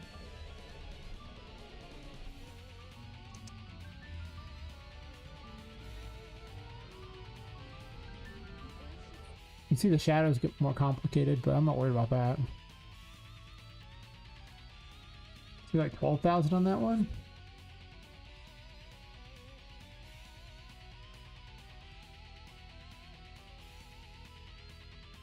Well, this thing loads at a huge range. I don't think it needs to load at this range, to be 100% honest. I'll do 20,000 on the building. 100,000 is a lot. I don't think it needs to load that distance, but maybe it does. That might increase FPS quite a bit, because the building is...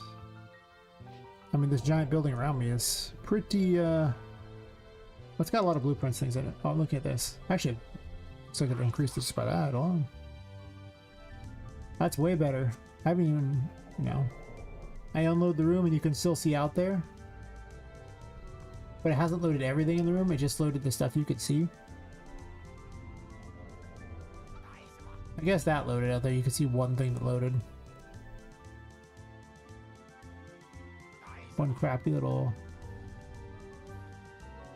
even that wasn't too bad. I gotta go all the way back out here. I guess those things out there, like the extra bushes up there, you can't see. Or you can see load in, I suppose. So that's maybe a little awkward, but I don't know if I care that much.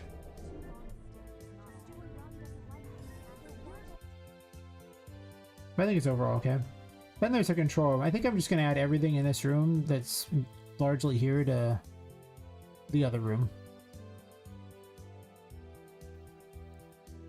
Because... you're gonna be able to see like all of it, so you know. Pretty much. But that's through multiple rooms. Though technically I could just do that and not load as part of the building, but sure.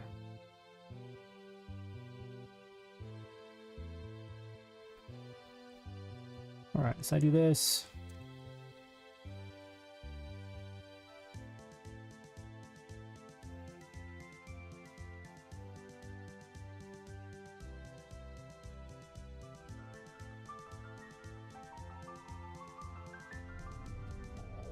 Yeah.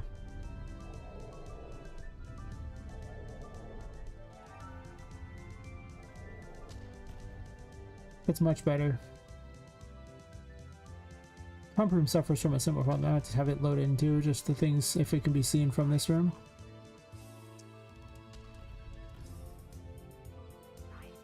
Yeah, you don't even notice that there's... I mean, if you're looking closely, you'll notice problems, but overall, you just run right into the room. There will be a slightly drain on it otherwise. Reducing the building issue is not too bad too. I close this out.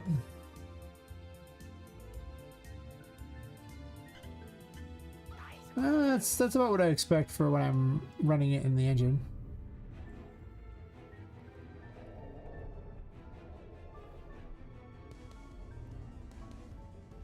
I'd say that's pretty solid for the extra drain. I'll have to test the actual packaged version at some point too, but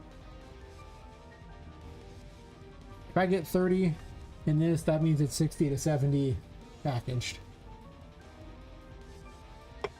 At least in my experience so far.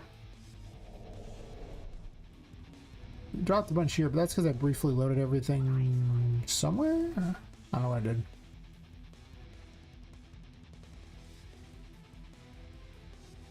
And the control room would have to have this stuff here too. It's kind of weird to have to do that, but it is what it is, right? I think this room's gonna have to load a bunch of crap from the safari room too.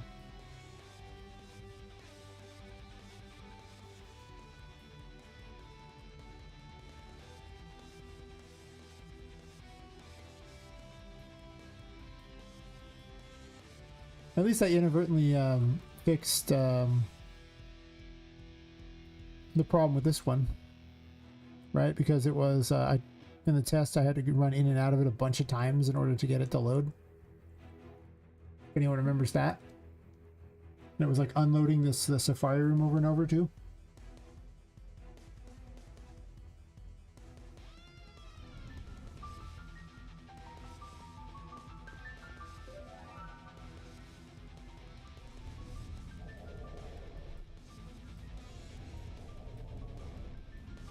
Bouncy balls. Yeah, obviously that's not going to be okay.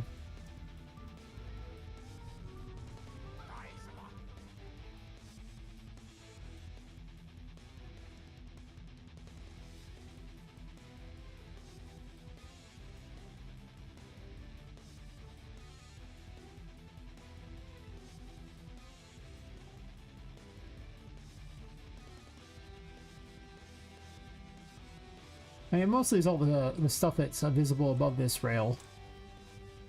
Needs to load in with. Oh. Ooh, wait a minute. This window.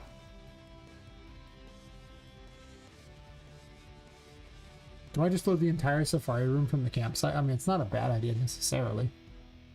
Probably a bit much.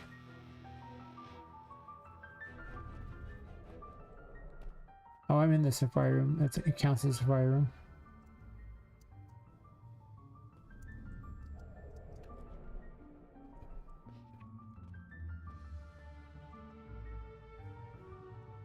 Hey, Pudgy. I'll unload that.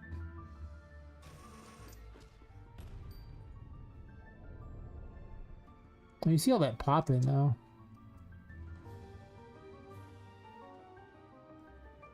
I think this counts as being part of the safari room, but it doesn't unload it. About there.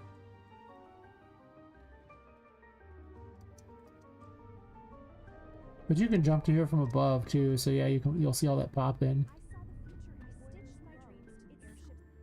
I should probably just put almost everything in there. I'm gonna have to select every little thing that's visible from here manually to save on the stuff that's in there. I mean, I would save a few things loading. But this room's kind of a little derivative of the other room anyway, so maybe I just load everything. The pump room just loads the whole safari room. And the safari room just loads the pump room? Because again, you'll be able to see through this stupid window and see a bunch of stuff in here. You won't be able to see literally everything, but you'd be able to see quite a bit of the room. So maybe I just do that. I just make them friends with each other.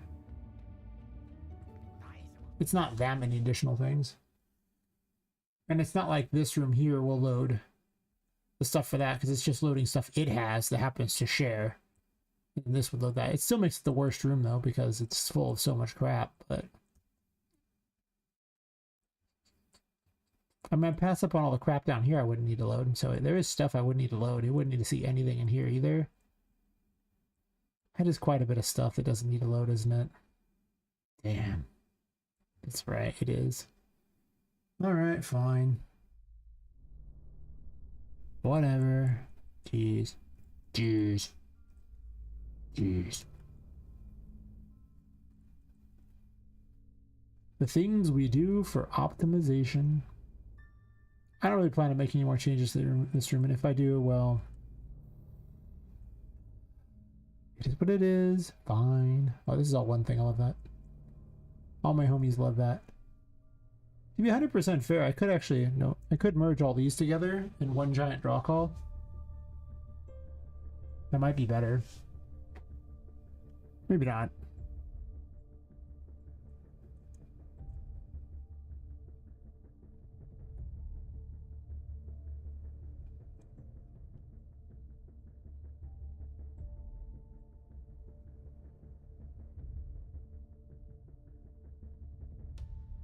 I Parkour! doubt you can see that color.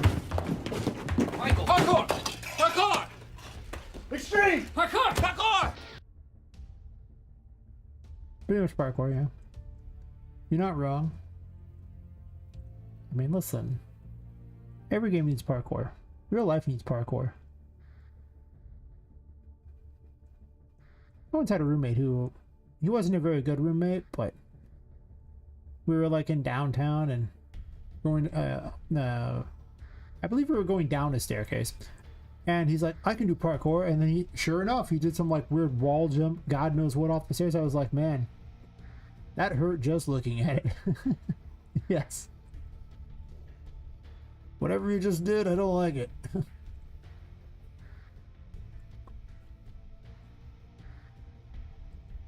That was like 15 years ago or something. I'm even bigger wuss now. Damn.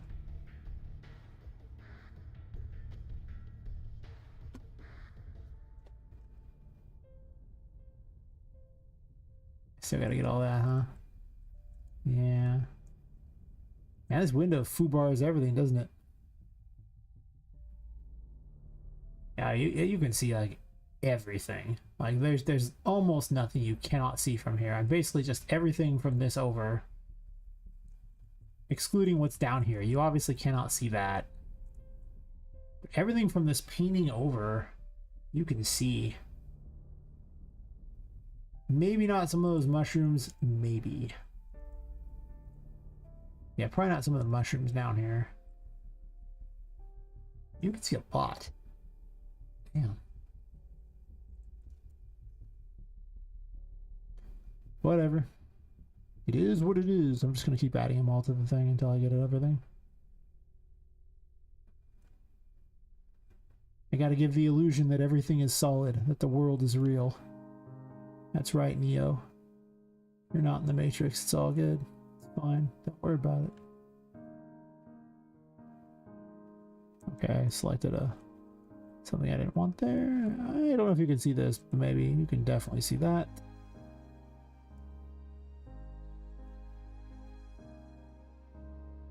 And then you can also see... Yeah, you can't really see the restrooms down there. You can see the water. So I don't gotta worry about that. I do have to worry about the giant mushrooms in this tree. I don't think I can see those mushrooms there. Maybe I can.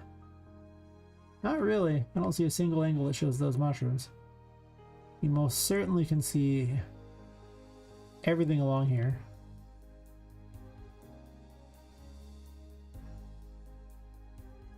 I think that's part of the building, so not too worried about it. See those tables, you can see this rail, this deck.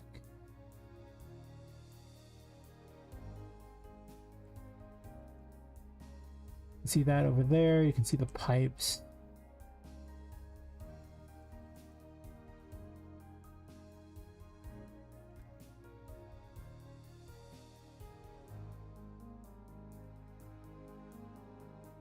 Only these ones are part of the actual rooms. The pipes themselves are part of the building thing, so I go with that.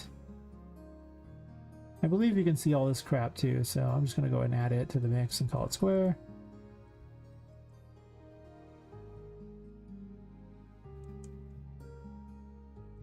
That should about cover everything that's even remotely visible. I don't think that last one was visible. Now you can see that one out there. What you actually can't see is this one. Can't see that at all. You most certainly can see this one though. I think this tree too, for that matter.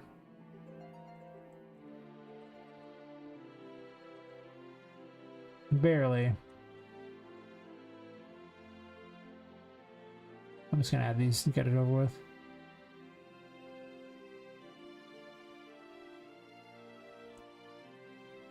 That should about cover it. Oh, this, I got this rail too, I guess. Alright. I didn't get every actor. I only got... It doesn't even say. I didn't have to get everything down here. So that's still quite a few things that don't have to be loaded. Nothing under the water. I don't think from any angle you can see even if the water's lowered. Yeah, you really can't.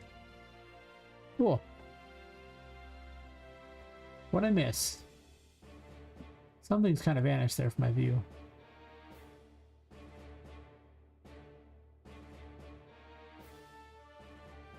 Really? Thought I added everything to the room.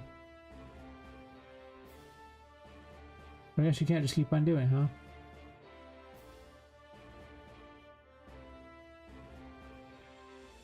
Did like nothing count? Huh. Weird. Well, never mind.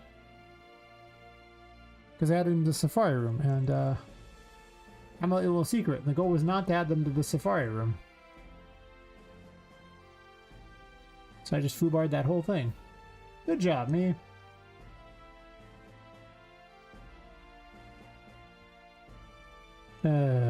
Whatever. Everything I just clicked on that I could see doesn't count because it got deloaded when I tested it.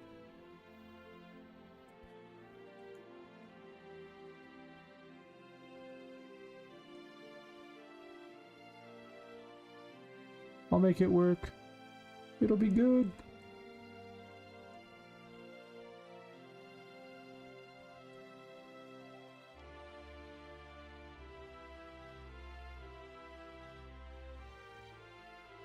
I'm noticing the polishing phase of this is just taking such an incredible amount of time. You just start to see how much... Anyway, what happened there? Did I move something? No? The good news is I don't have to polish out weapons or, you know, fix a bunch of bugs in systems for later sections. And I do have a big portion of the later sections made, so... as far as initial level designs and things. With the second section being fairly far along. Mostly. Mostly. Oh yeah, that was right. You can see this one. You can probably also see this rail too, for that matter. Add all that to the campsite. Okay.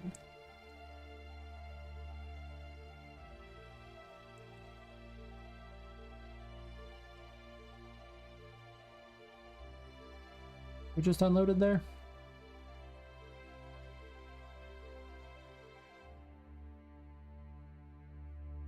Oh, that wall.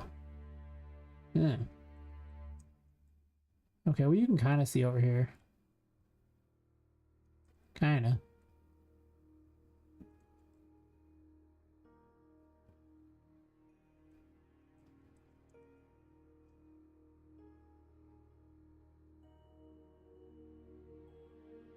There goes the coding, Eagles. You got whatever you're doing done?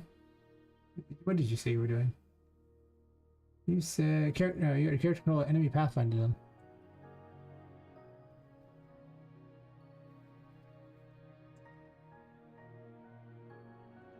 I have like a fish brain memory. I have like the goldfish memory of like 15 seconds or something.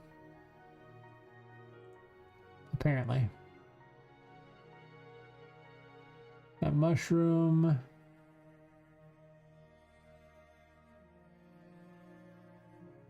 It's like a mushroom that needs to be loaded, and like that.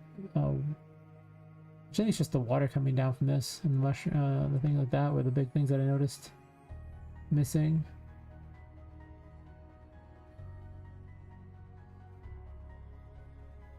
Oops.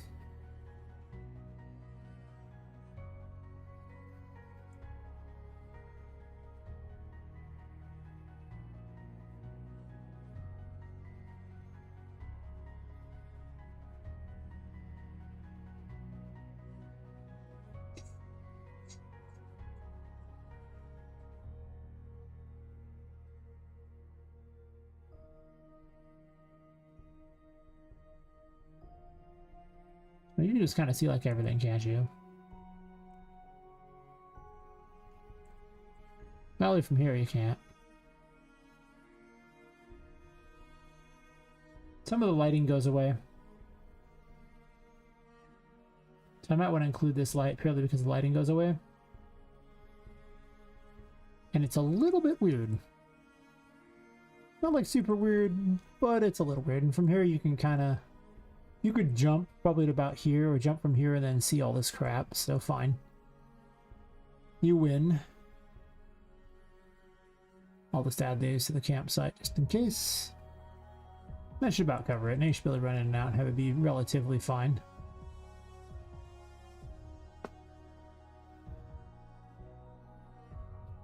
How's the ad break going? Of course there is. Why wouldn't there be an ad break going?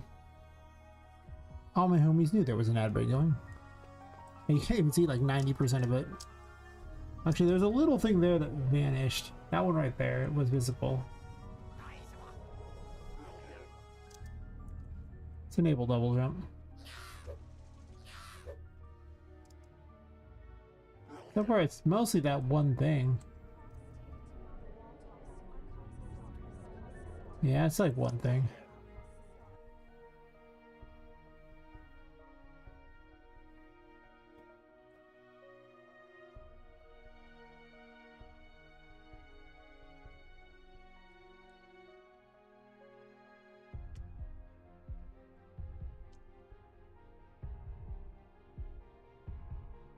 Maybe I'll just stream like nightly. I don't know what better to do.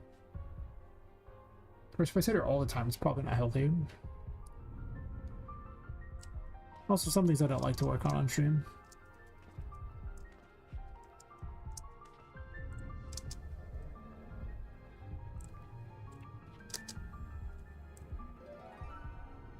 I saw like a slight pop in on that pipe over there. It's about the only thing I saw at that time.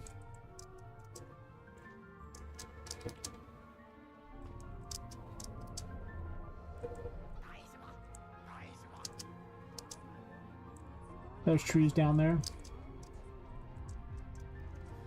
So a pipe and tree.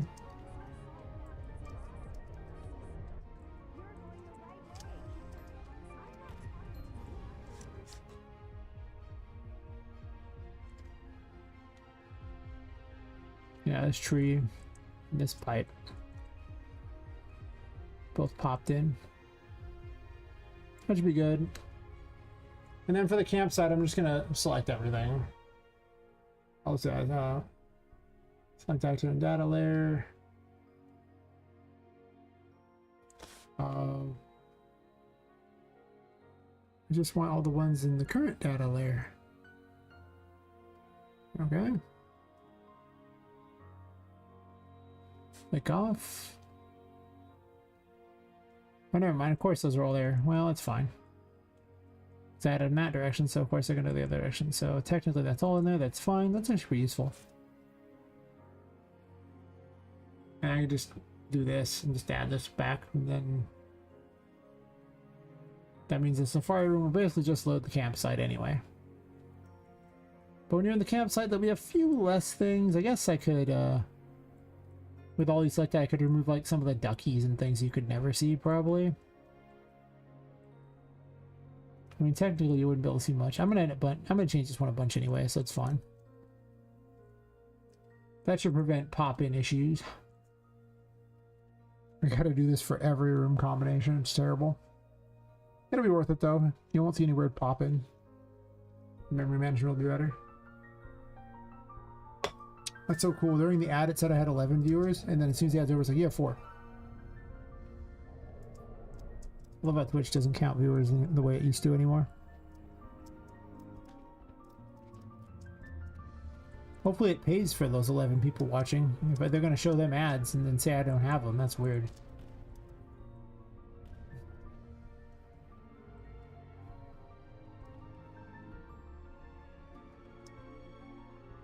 Yeah, the FPS ain't too bad. I mean, every time you load into a room, it's a little bit. This is obviously one of the worst rooms for now. But if that's sitting at 30...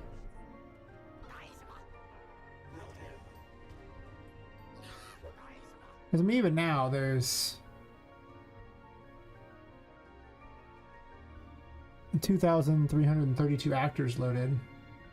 And to be fair, a lot of them are the building. The building, I think, is like 2,000 actors in its own right. By that standard, I could actually reduce the number of things loaded even farther if I wanted. By making the building not load as much. Like, it doesn't have to be in the H load, it could just be loaded in sections too. I don't know if I do that yet, but if I need to really reduce the amount, because the H-load system, like I say, it doesn't do what you want it to do. It sort of does what you want it to do. Data layers, they do be doing other things that are better. Oh, I never moved myself back to the other side. So I'm blocking all the code.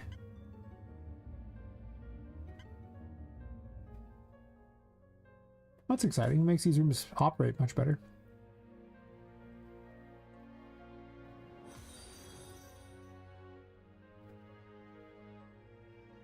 Well, thanks for that, then, yeah, Studio. How's it going? You're just in time to see me polish things. Yes. It's slow going.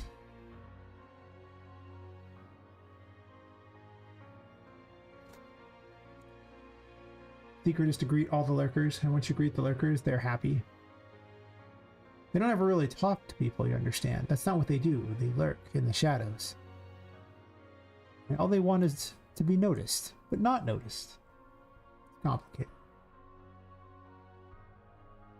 Oh yeah, the H-load system is being used, and I'm also using data layers because H-load has its limitations.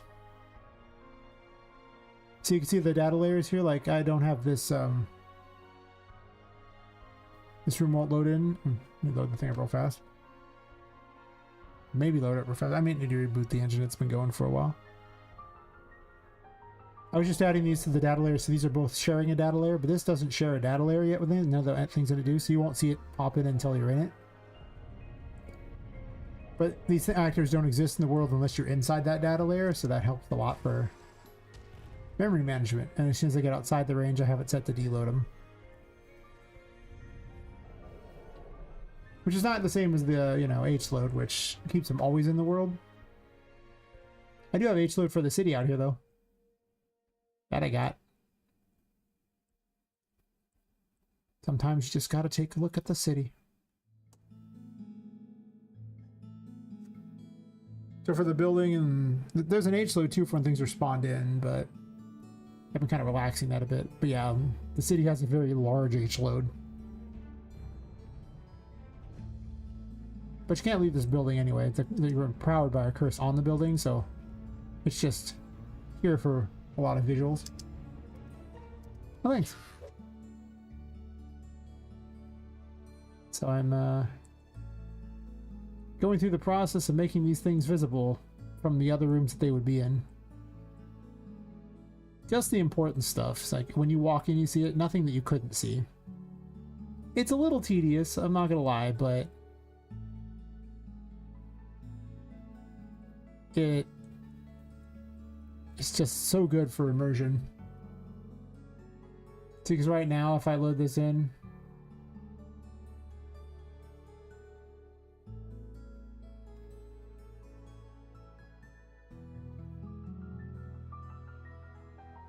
it's not there unless I get close enough.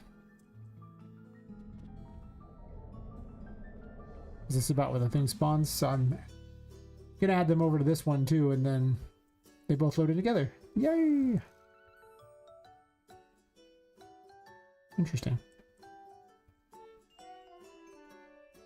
Anyway. Most time the doors are closed, but at some point you'll open the door and then this will matter, so. That's what we're doing. You a game dev? You, well, it says studio in your name, so I'm assuming you're a game dev. And if so, what you doing? What you making? They're important questions.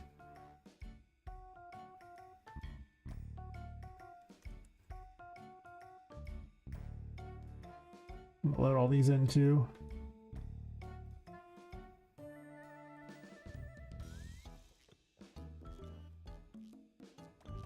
You won't be able to see that from there, so that'll be fine. Been here for 5 years now? Nice, nice. So what kind of game?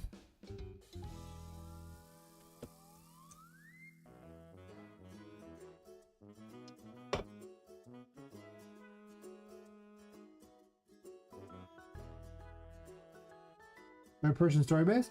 Alright, alright. Is it like walking sim type of story based? Is it like open world RPG type of story based? What kind of mechanics are we talking? What's the gameplay loop?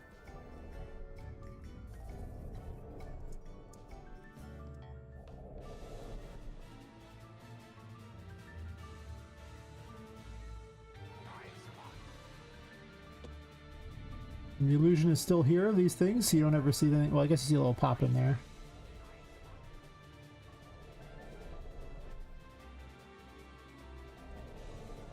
Oh, that does explain why you've been at it for a moment. That's a lot of content. That's cool. You got like a Steam page for it or anything?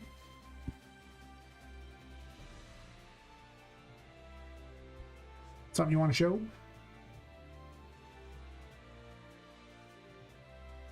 It's okay if you don't. I get curious. Well, technically you can see this from the waiting room. Oh, it's horrible. Cuss you, distance view.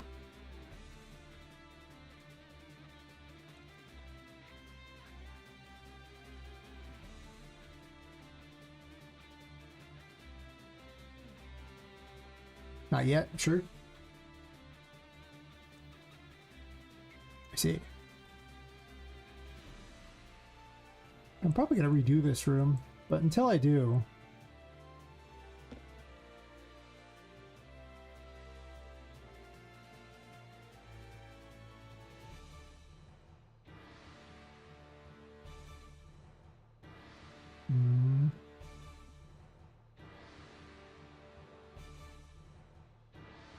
can I show it on stream, or are you not okay with that?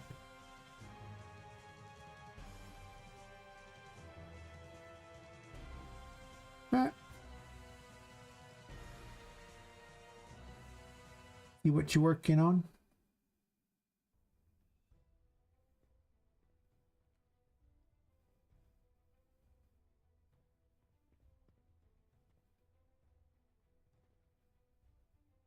It's like a prison going on there.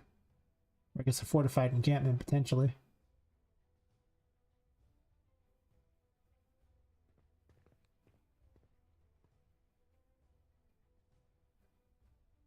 And they're not very observant. Middle of the day. Got this, boys. They'll never see me coming. Like, does anyone know he's just trying to sneak up? Just don't tell him. It's fine. Okay.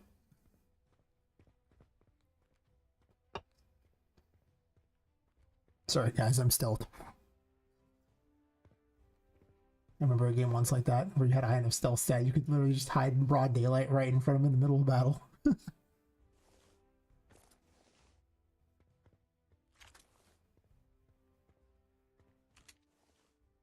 All the goodies.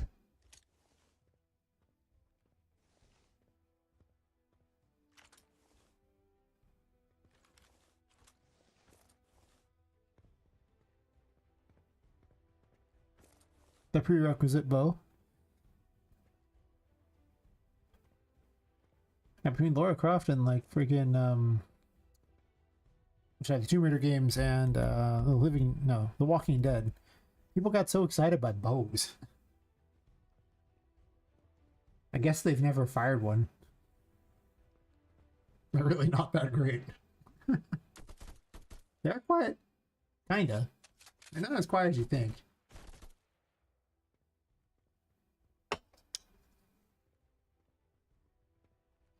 I'm such a bad aim with one. To be fair, I'm not a great aim with anything. Karoo.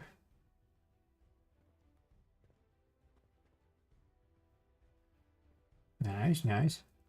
Ain't no one getting in now.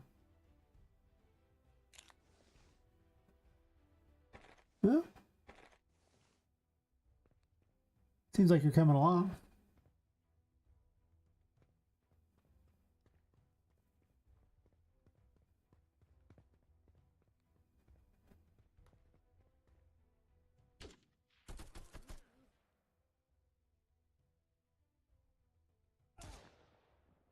They're just upset that you have clothes and they don't.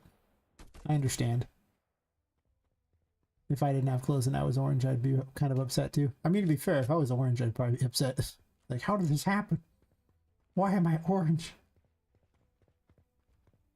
I would just tell everyone that I'm just a vitamin C addict. And then just walk off and not explain anything. Maybe just be like, I mean, it's not wrong. Got a drone. Nice, nice.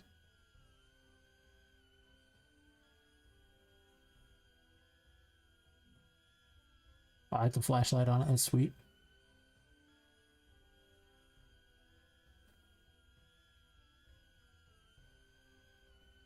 I mean, I'm not gonna lie to you.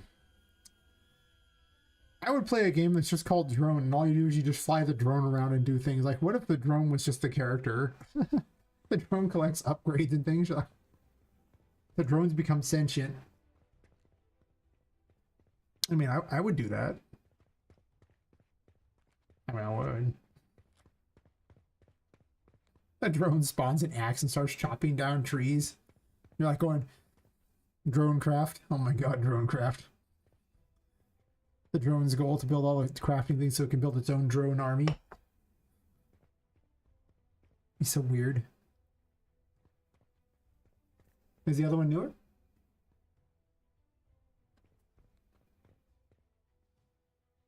Like, this one newer? Whoa. Whoa there, buddy. Half the videos I have for my game are ancient. Like the ones I have on Steam are like months old. I'm so bad about promoting. I need to get better at it. Oh. You get me all excited like there was this newer one, and then you're like, damn. Oh well.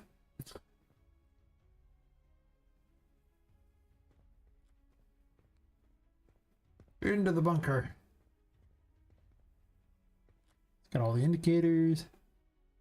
Oh, don't go in that bunker. That bunker's not looking so hot.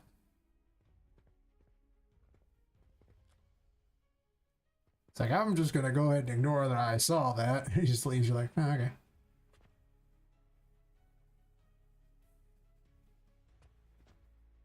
Oh, nice, nice.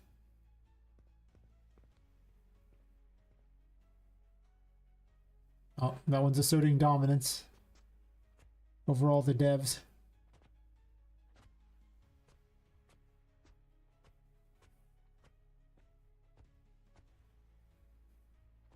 I definitely don't make all my stuff. I make some of it, but I don't make all of it. No.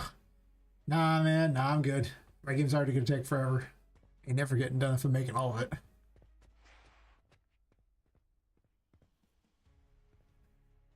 This ad break running. Nice. Nice. Got the slide. Hell yeah.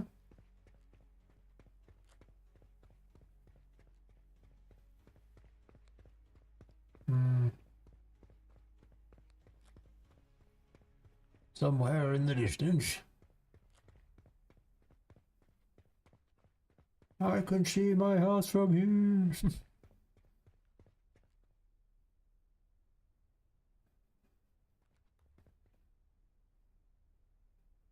A bunker. Hell yeah, let's see what's in the bunker. You just these things. Show me the bunker. Okay.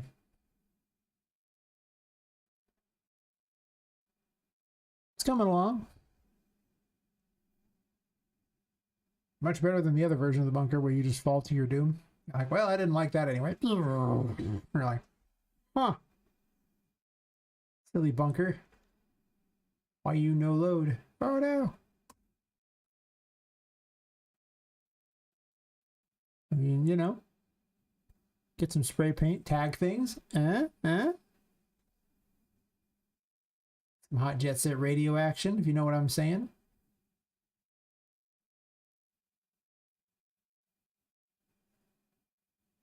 As someone who's building a game about a tiny little doll character, the pipes are very exciting. Hear me out. The pipes are exciting. Not looking pretty good. Nice, nice. Gotta get yourself a Steam page going. Build those wish lists. They don't build easy. You gotta work at it. Still pushable. The player can reach them all. Nice. I do so love me some secrets.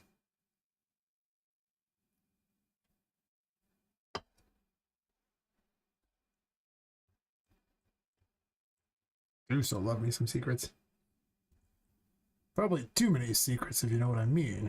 I've got a lot of secrets. Put them in everywhere. Yeah, that.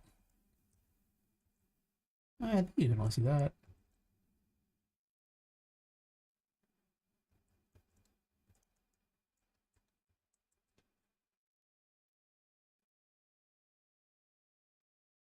It's hard, yeah.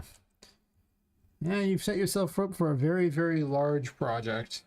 As someone who has a very, very large project, I understand. Bring an animal spawning system with behaviors. Alright, alright. I know a guy who's an open world hunting game, and man, his animal spawning system and their behaviors was something else, let me tell you. I was like, damn, man, that's, wow. Meanwhile, my people are completely stupid. Yeah.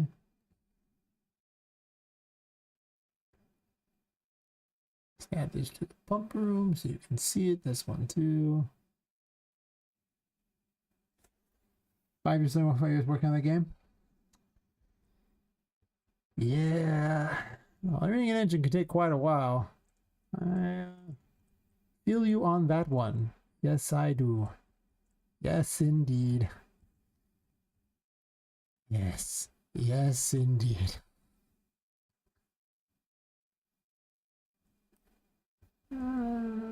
These can all get out of the control. Yeah. Sure. I've been at this game for like 18 months or so. And I pretty much, I think I spent 3 months before that messing with the engine. So that's pretty much my experience with Unreal Engine. And it's a good engine. It's a great engine. Who am I kidding? It's the best engine.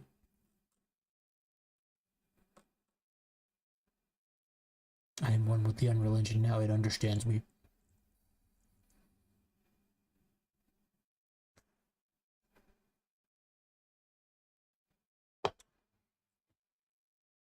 Oh, thanks. It's coming along passively, I imagine. I need to advertise it better. I see to keep the illusion that you're traveling through these things without having to load everything. Because the game is so massive and there's so much going on that I had to have it on like 4 different maps at one point, but due to data layers, I don't have to. But the trick with data layers is you're only loading in the small sections, so you have to make it so that if you could see something from one data layer or another, you want to load that in. Both data layers. So that's what I'm doing here, so anything outside these won't even load, but you can see they'll start to vanish. I probably need to add everything there that you can visibly see as well. But yeah, I have rescuable 2D characters. Don't worry about it.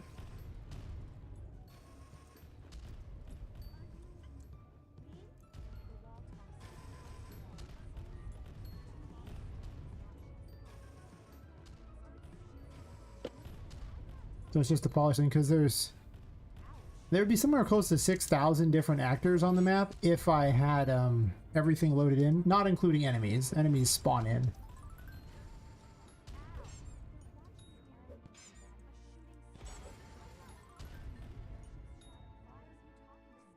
Woohoo!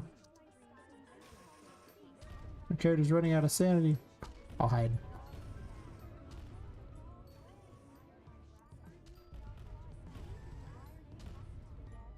Don't worry, I'll protect you, 2D monstrosity.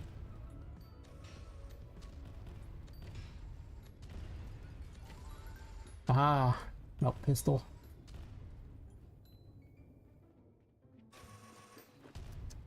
I guess I'll give you a 2 or 2. Also, bouncy couch. Yay, bouncy couch. Oh no, hit the pipe. This is our double jump. Boing. Boing.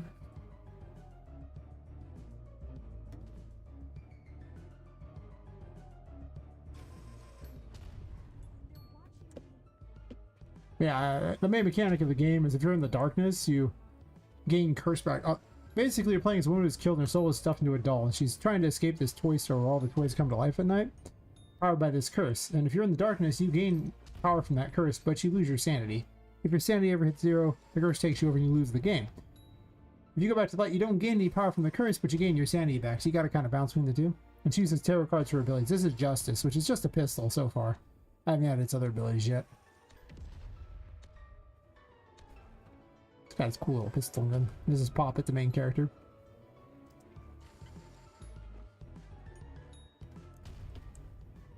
You have something like the Magician, which manipulates objects in the environment, such as picking up small objects.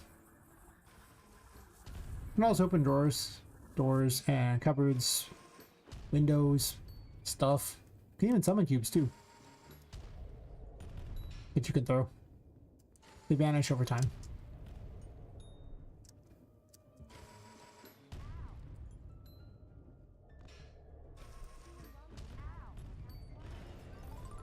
Aha! Get cubed. This is the insanity effect as your sanity gets really low.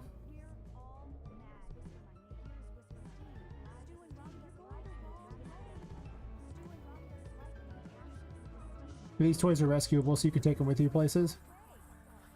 I just added them yesterday, so...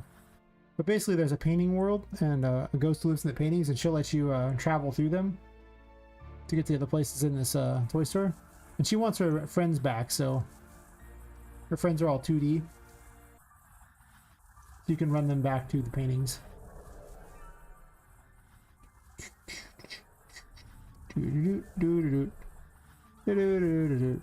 I might just make them actual 2D and not have the fake 2D, 3D thing going on with them. I haven't decided yet.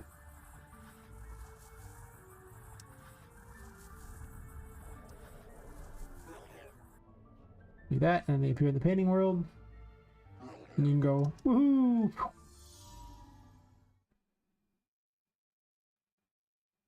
That's how we get places.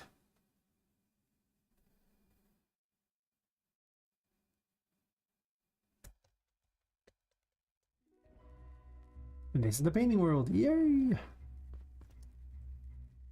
The paintings are sealed away by these little things with paintings on them.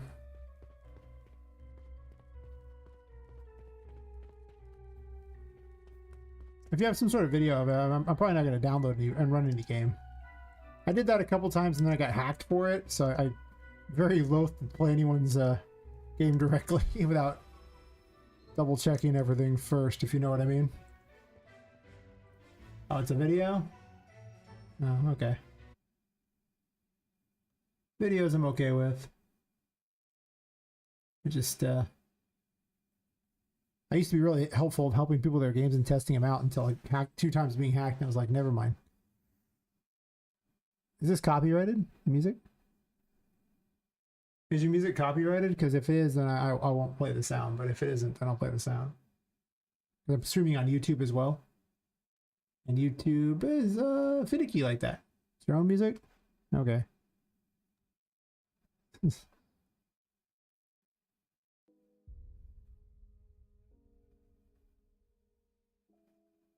I don't hear anything.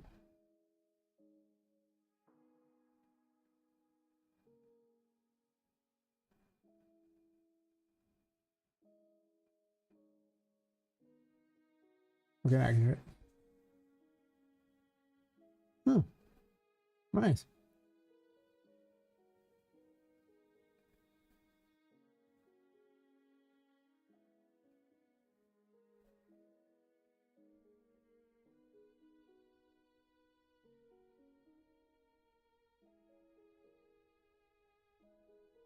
Except the deer. Oh my gosh, game unplayable. You didn't make the deer. Geez, what are you even telling me here?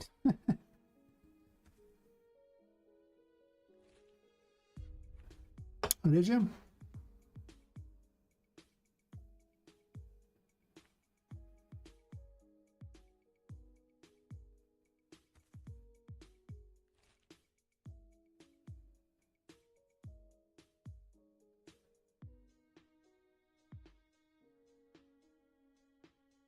That deer's giving you the side eye.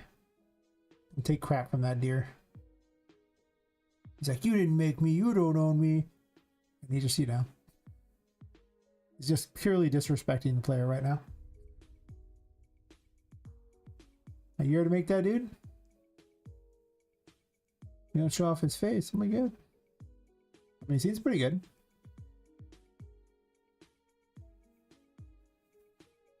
I take lots of shortcuts to make my stuff. I'm not gonna lie. And making it all from scratch. Not everything for me, definitely.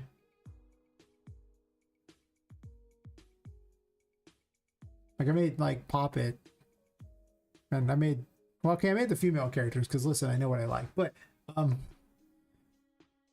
made the building, holes and things and pipes and stuff, but a lot of the other stuff not so much. Some of the enemies I made. Some of them I bought off the marketplace on like a 70% off sale, or got it from a Humble Bundle. Yeah, Humble Bundle. Humble Bundle has a pretty good character one right now. But it's like 75 bucks for, I don't know, like a bajillion characters, but they don't match my game, so I was like, that sucks.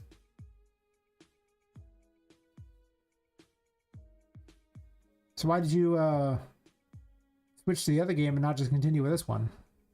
I mean, you spent all the time making all this stuff for this, right? So, like, why didn't you use this dude? I mean, if I spent a year making a character, you better believe I'm gonna use that character in something. Right. The character's getting in there. I have a bunch of characters I've made for a game that didn't make it. So I'm gonna port them over to this one. Oh yeah.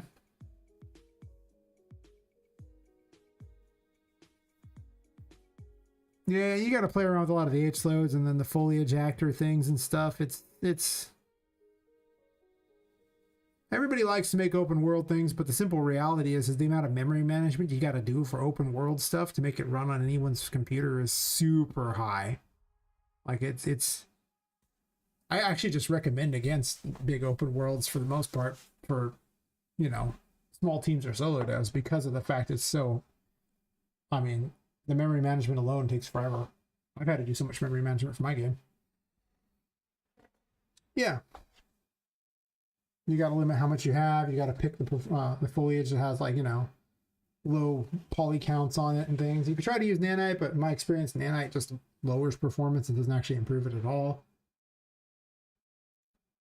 So it's a lot of work to make dreams come true, and that's been the problem my game's had.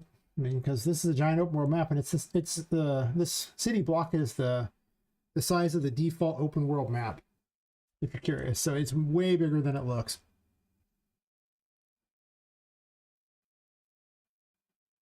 Okay, yeah, so you're gonna want a more powerful graphics card for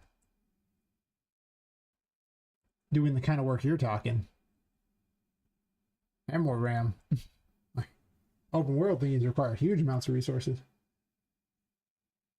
They're so heavy. But a lot of times you don't need open world levels. Like, you don't gain a lot from open world levels unless you can, like, fill them full of content. That's the challenge. Like, unless you just randomly generate your content like it's a crafting game or something, creating unique content for it takes so long that that's the lion's share of the work. And then you got to optimize it too. And I learned that the hard way. Number of times I've ever had to redo systems to make them more optimized so the thing runs is a lot. Also, I think our next ad break, I'm going to take a quick bio break too. It's going to be coming up in like less than a minute. So I drink a lot of liquor here. Let me tell you, it's looking to be recycled. Yes. Yeah, I mean, between the H-load systems, the data layers, the spawning system that bases itself around where the player's at, going through and having to reduce all the draw calls and merging meshes and converting everything over. If, like, splines have to be converted to, like, you know, static meshes, it's there's just so many rooms that could just be loaded at any given time. It's like, boop, there's a whole room here just waiting. Yeah. It's definitely a lot of work. And then I'm still polishing up all the cool attacks too and everything. It's just, when I started, the game was going to be, it was this huge open world area. And it was like open worlds inside of paintings, and then it turned into like open worlds that connected portions of a building, and then it turned into like a large warehouse on the outskirts of a town that was like effectively 20 floors in size. And yeah, it's gotten smaller. Anyway, there's an ad break running, so I'm taking a quick bio break while it's doing that. So fair back.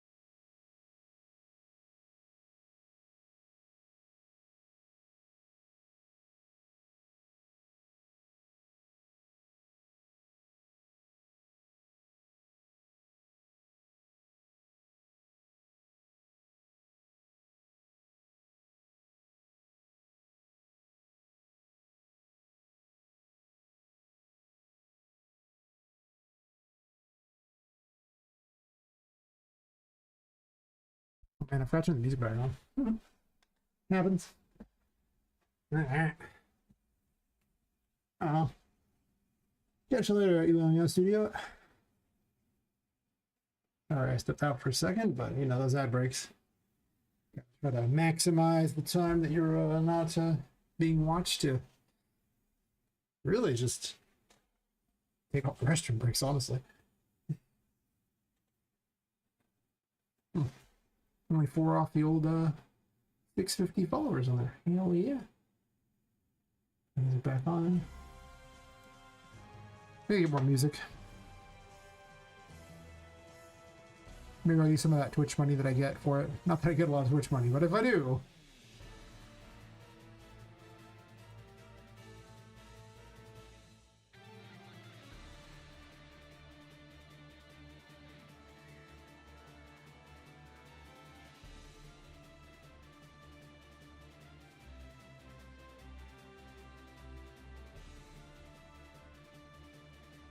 I mean, I might get 20 bucks this month from Twitch. You never know. Ever since they made all those changes, it went from you get something to ha ha ha ha ha ha ha ha. And that about summed them up. It's like, cool, great, but eh.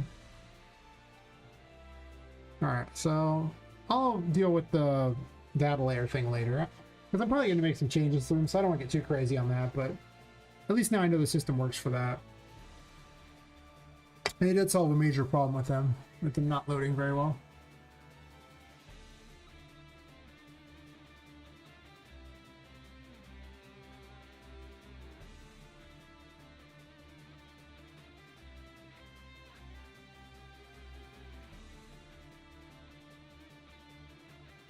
I'm still arguing with myself on this progression system. I guess I could just try out various systems. Because, I mean, I just really want it to be a collectathon. And that's fine, except for that, like, say, later tarot cards would have to be better.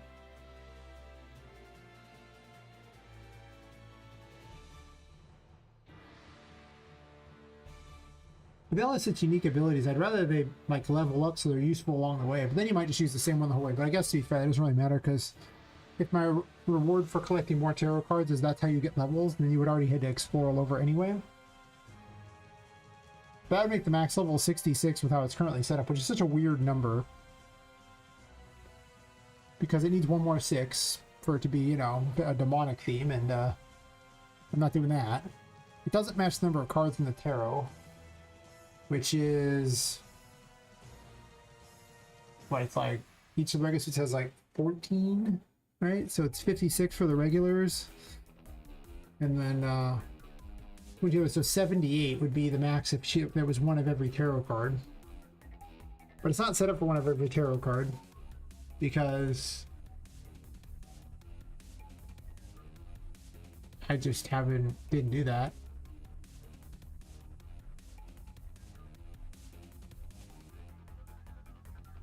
But one of the options I could have is like abilities that are like unlocked on each tarot card for having reached or collected enough tarot cards to power them.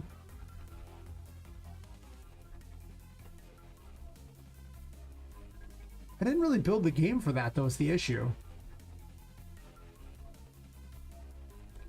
Like, it really is just find collectibles. So I guess I basically need to make the decision on, will these tarot cards be useful later, or will they become outdated? Because if they're going to be outdated, then I can just make it collectathon and never have levels to worry about.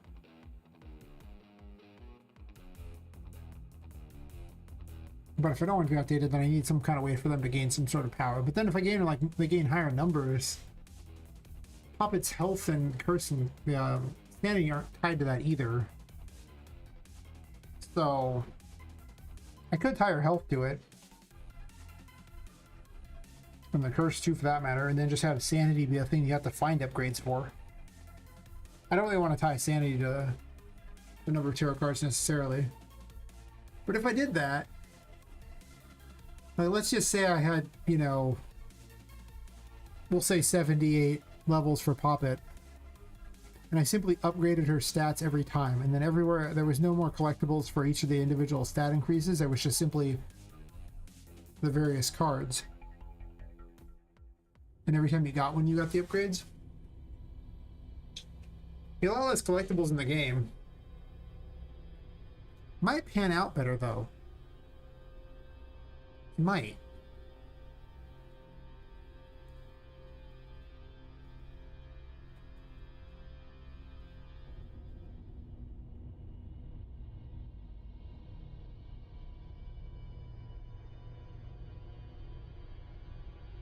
Press each card, increase the stats on those, and then that. Maybe I don't hate it.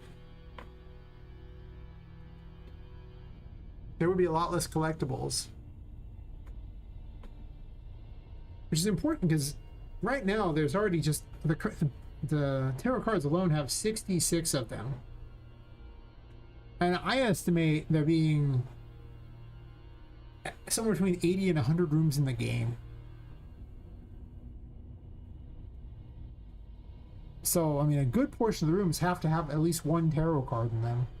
A room can have multiples, potentially. Something like, I think like 21 rooms in the first chapter or something. I think I've written down 22 rooms in the first chapter. It's probably going to be 4 chapters, so we'll assume 22 rooms each, so we'll say 88 rooms. With 66, I mean, like, you know, 3/4 of the rooms have to have a tarot card in them already.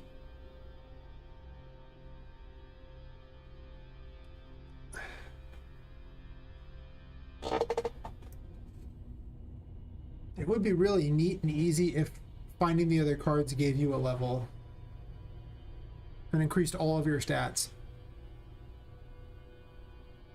That would make it very easy for a collectathon thing there. Because I still have the crystal balls to deal with. And the audio logs. And the rescuable toys, which currently combine for, there's like 36 of each of the other two. So yeah, there's like 72 between the crystal balls and the audio logs, and then I believe there was 21 friends. So I mean, like, we were looking at 93 other collectibles, not including the paintings too, which I guess the paintings are collectible as well. So there's 18 paintings. So, you know, we're at 111 collectibles, not including the tarot cards, which are 66 of them, so 177 collectibles divided up amongst what's probably 88 rooms. I mean, that's like more than 2 a room.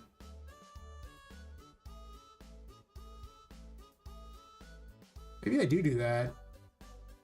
Talking it through, it doesn't sound so bad, because being able to cut collectibles out of this game is probably not a bad thing.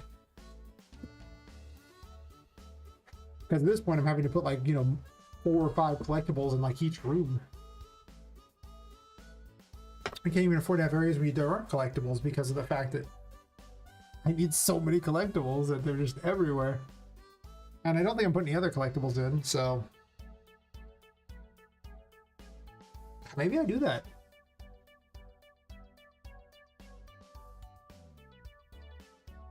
And everything's just the tarot card upgrade, and I just remove all the other crap. You still have money you can collect too, and the key. Oh yeah, that's right. The keys also. I don't know how many keys there'll be. Presumably, at least 88 to cover the various rooms. But there's probably gonna be more than that because there's keys for all the little, like, goodie boxes as well. That's often how you get the tarot cards too, the upgraded versions of them, through the goodie boxes. It'll pretty much be the only way to do it now. Like, I don't think I'm gonna. Well, no, because I have ones where you find enough of an item too, so that's an option.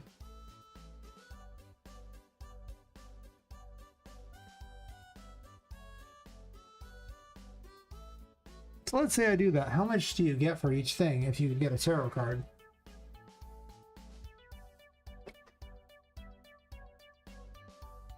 Do I just give you like 10 health, 10 curse, and like 1 sanity?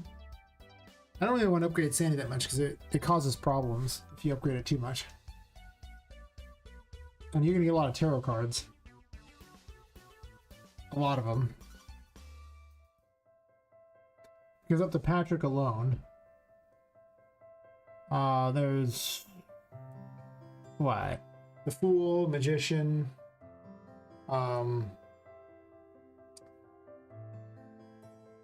gonna get the Empress in there. There's option to get the second Empress as well, so we're at 4. And Temperance, so it's 5. So you'll be like, you know,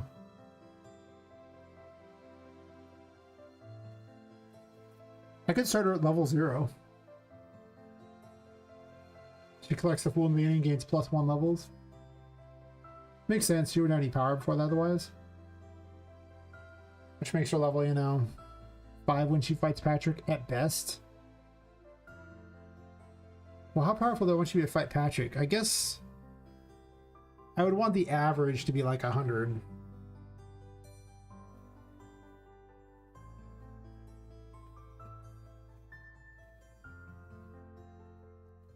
And if I had, you know, if I only gave 10 per, then that means her final cap health would be, well, I guess based on whatever she starts with, so it'll be 660 plus whatever her base health is. Which might be 100, might just be 50.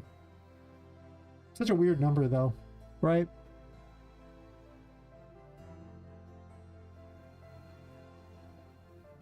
Such a weird number indeed.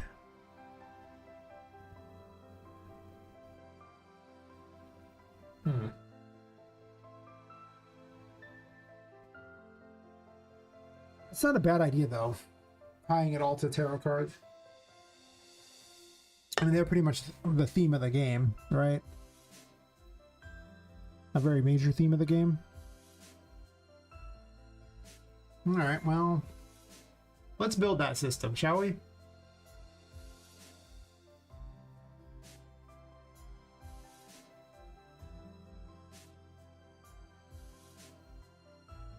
See if I like it, because at some point I don't know. And also be like,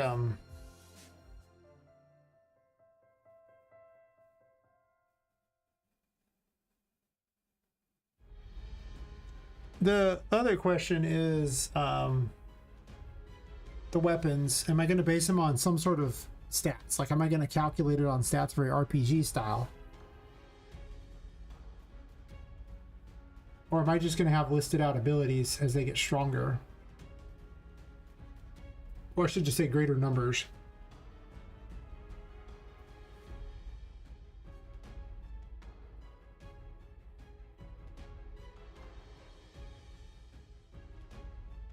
On the plus side, if I do stats, like let's say I give her like, you know, an attack and defense stat and things like that, some sort of magic stat or something like that. Magic defense. I don't really have things that are all those things though, right?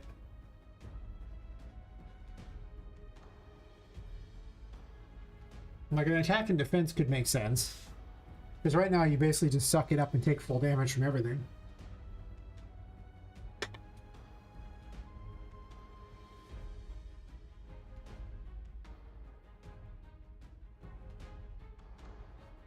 It's possible to take the system farther if I want. Like if I ran the 4 suits for the tarot and ran the other cards in, then I can have them all increase individual stats, tie it to 4 different stats, essentially attack, defense, magic attack, magic defense. So I could do that.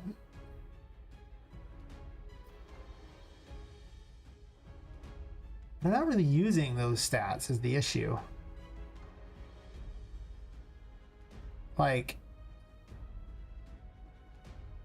I'd have to program them all in, but I'm gonna have to do some programming stats for all the weapons anyway, and I don't think I'm gonna individually make specialized levels for each of the weapons. Like, I don't think I'm gonna go through and like do 66 levels for the Fool or whatever. That's like specifically specify numbers. That's insane. Why would I do that to myself?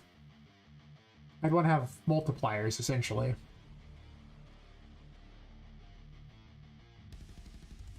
So if I do upgrade the other stats, then the multipliers could just be those.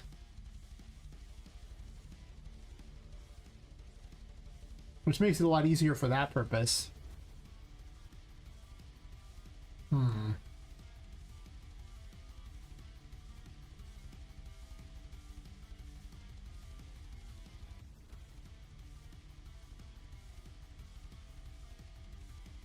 Maybe like right here where I could plus stats here.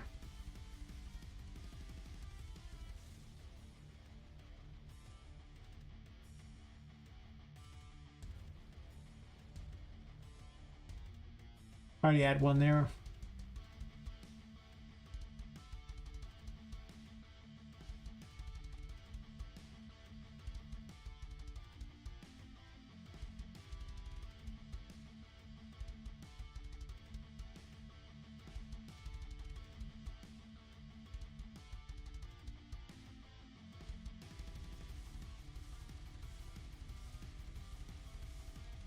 She doesn't have those stats though. Actually, I do have them stat listed in here. Because I thought about it at one point.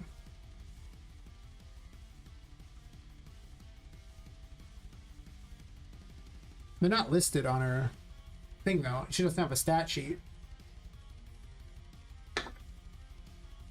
She could on the pause menu or something. If I want to go that route, a much more RPG route. It does solve a lot of problems, and I'm not going to have you grind for experience. I don't want that. I never want you to have to fight for experience. You fight because you're either obligated to because it's a boss, or you fight because the things are in the way. Actually, there's some things I want you to fight, like the painting blockers I want you to fight, you know. Otherwise, I don't really want you to have to grind for levels, because that's just boring. I hate that. I've never enjoyed that in games.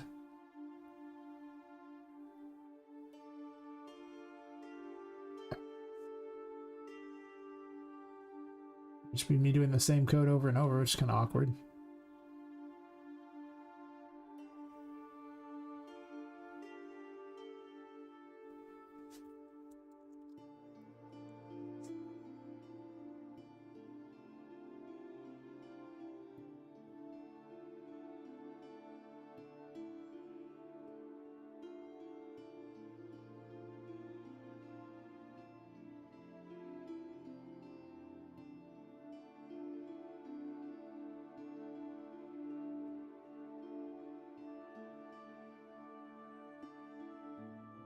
Is there no option to just click this and do that? Like, what if I want to string all this? Let's can't promote to variable.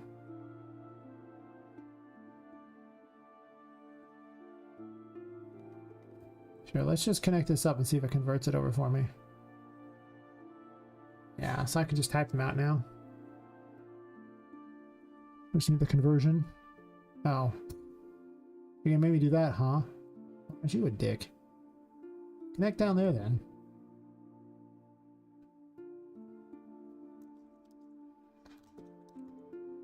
So let's say I do this. If I remove you, do you keep this?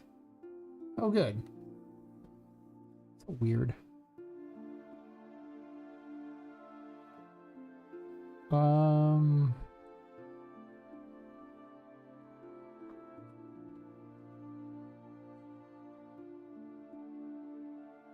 Batteries are low in these. 1 second.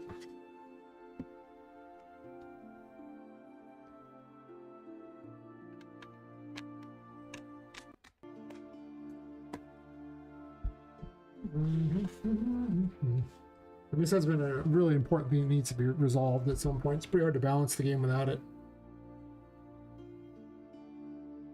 Like I've been thinking about it for quite some time.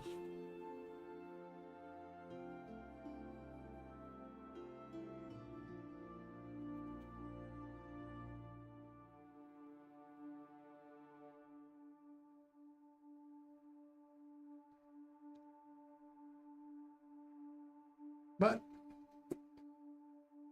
nothing sounded so good so far. This sounds about passable. I just don't know if I want to do the other stats or not. That's the only thing for balancing. But I realize if I'm going to make all the weapons relevant later, then I need to have some way to increase their power. Like, say, individual level things. If I make individual stuff, then I have to explain it too.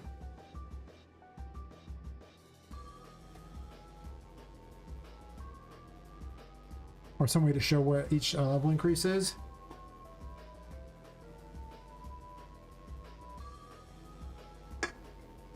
Which I'm not sure I want to do. Oh.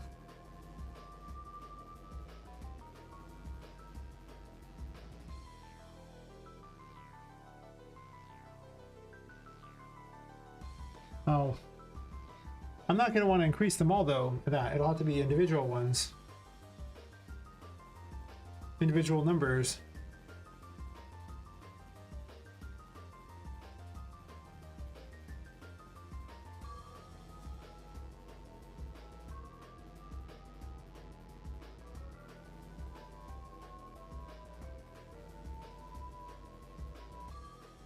What's a good way to do that? I don't have to continuously type this in. Well, I basically want to loop this code essentially like that, which means I want to loop this number and change this there, but I also need to have this number there, which means I basically need a level up thing that has a name plus an integer, a float. Okay.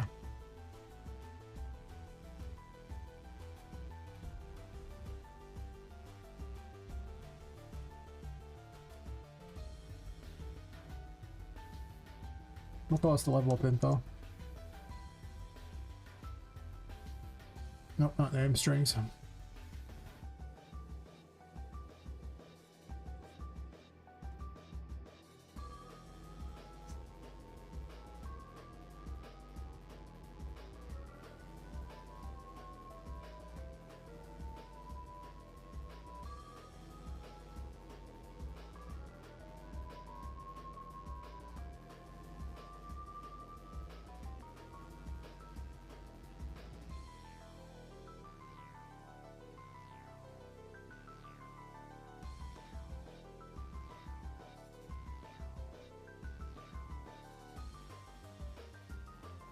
Probably change it from not turtle level to something else, but that's fine.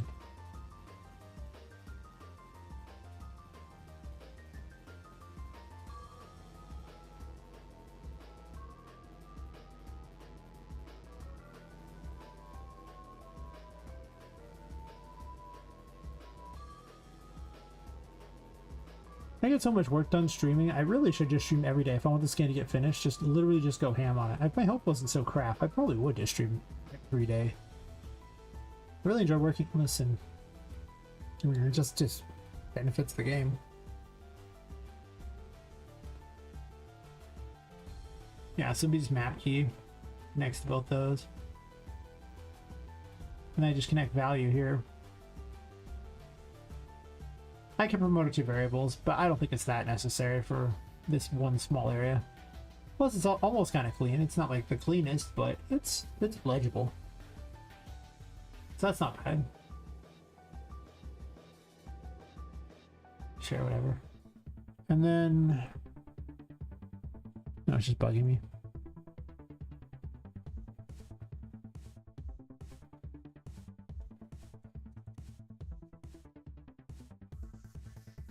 I could run it. I think I have a thing that heals you, right? So I don't gotta do this in here? I'm pretty certain I do.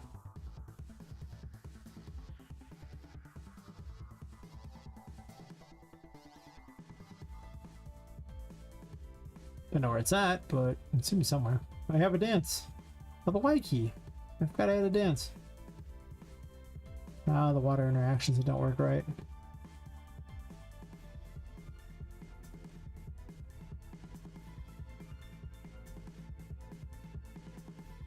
Oh. Which is called reset stats. Sure.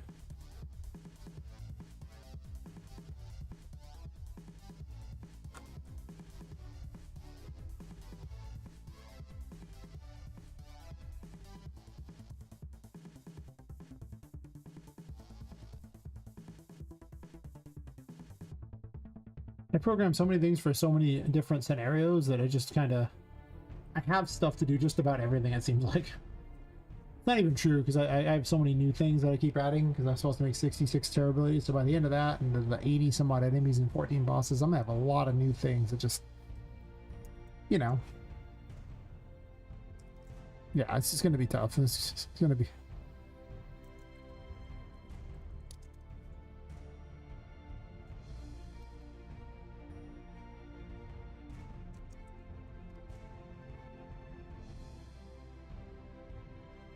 Oh wait, don't do that.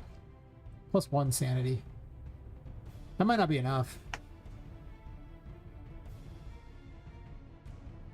It might need to be more than that, actually. It can't be too much. I probably want them to gain at max 20 sanity over the course of it. So maybe they just gain like a couple per or something. And that's because as the game progresses, the sanity drain gets worse. So I want the game to get considerably harder if you fail to find tarot cards. To the point where the game's probably unbeatable if you don't find enough of them. That mechanic hasn't really been put to the test though. But I did realize that as your game got farther in, sanity became so good that it kind of became pointless. But there's also a lot of tarot cards that can negate a lot of this crap, so it kind of makes it a little weird. I called it like just attack, things like that. All right, just attack, defense. Yeah, sure.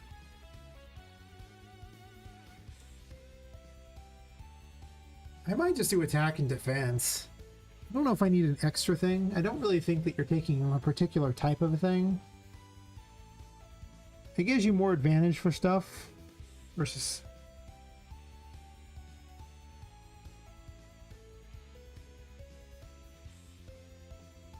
But if I just add +1 all the time to every one of them, it doesn't make a difference then, right? Because you're just gaining it all the time, so it might as well be 2 stat.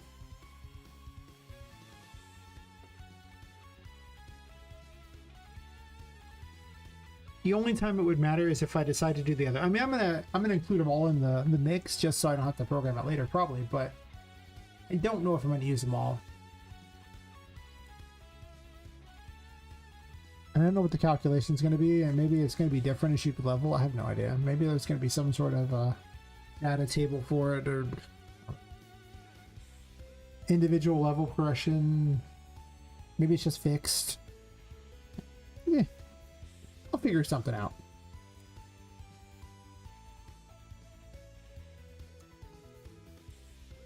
Well, I guess it doesn't matter how I do it this way, because unless I have it where it's each individual card comes with a random bonus stat upgrade.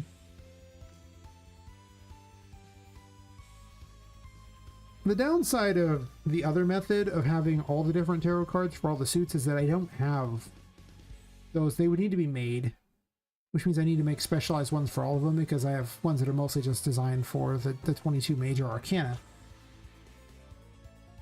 I don't have matching ones for the other. So I'd be forced to essentially make all 78 tarot cards. And then what am I making out of them? Just pictures of Poppet? Like, I guess I could have pictures of Poppet with no explanation on why they're all pictures of Poppet. But then I also have the big issue of, okay, so when do I dictate them gaining the other abilities, right?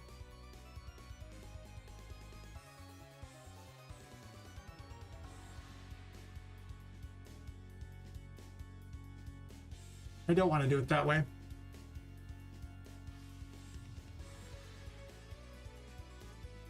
And if I only add +1, then these stats are irrelevant because your level would match, right? Like, I could always just multiply the level by whatever, and that would be that.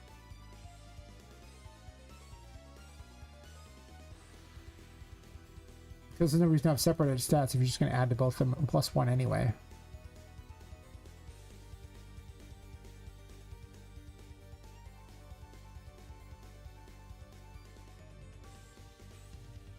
The multiplier would have to be pretty bad. It'd make the early portion of the game really hard. Because you have 2 tarot cards, and then you have nothing for a while. So what kind of multiplier would the Fool even have? And how much health is Patrick going to have? Balancing this is going to be weird.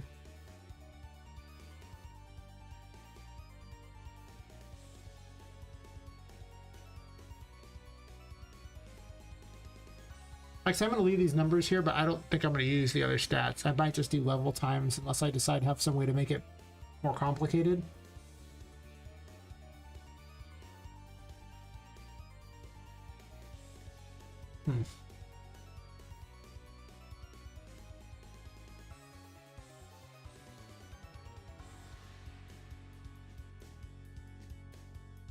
How are weapons set up in such a way that I can get the damage for them?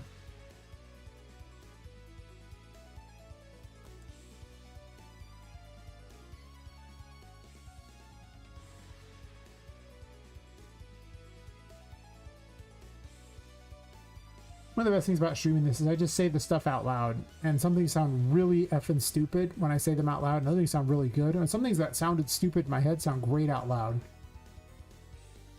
So I end up doing things like, wow, I talk it out, it's like, actually that isn't so bad. And other times I'm like, why was I gonna do this again? I don't know. That happens a lot. It really does. A number of times where I'm just like, oh yeah.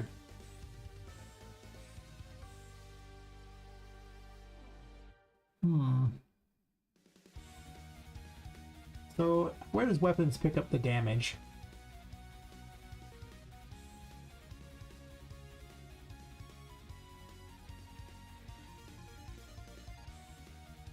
That's the damage effects graph I want.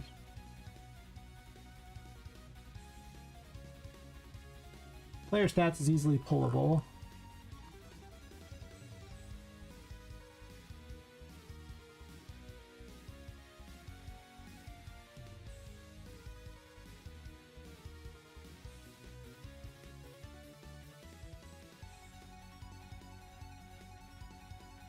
The problem is that first number is huge. The huge gain, like, you know, from 1 to 2 is really big.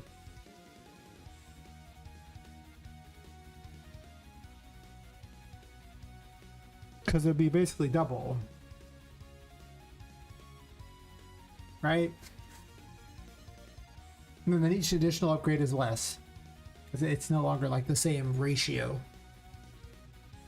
Like getting plus a third for the next one is less impactful than essentially doubling it. I guess plus 50% versus double. And then each one after it's just less impactful.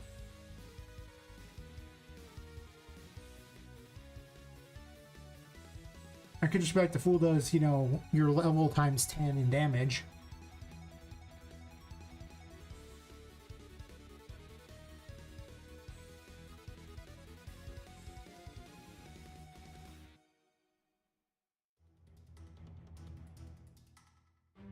It's not set up for that.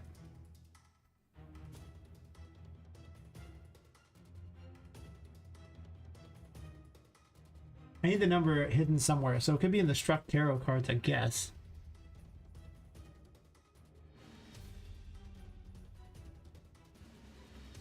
I feel like I should just be handing the whole tarot card. I actually don't know why I'm not. Oh, I know why I'm not, because everybody uses this, and not just Poppet. Not everyone has tarot cards. I consider giving other people tarot cards too, and I might still give them tarot cards. 8 people watching the ad, and as soon as the ads are done, how many people does it say I have Twitch? Watch it drop like 2.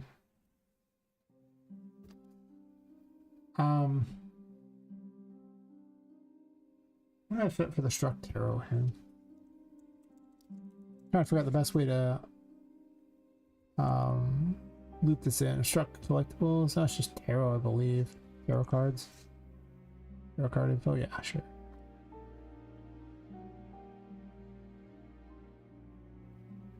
Well, info could actually pull it. Or stats.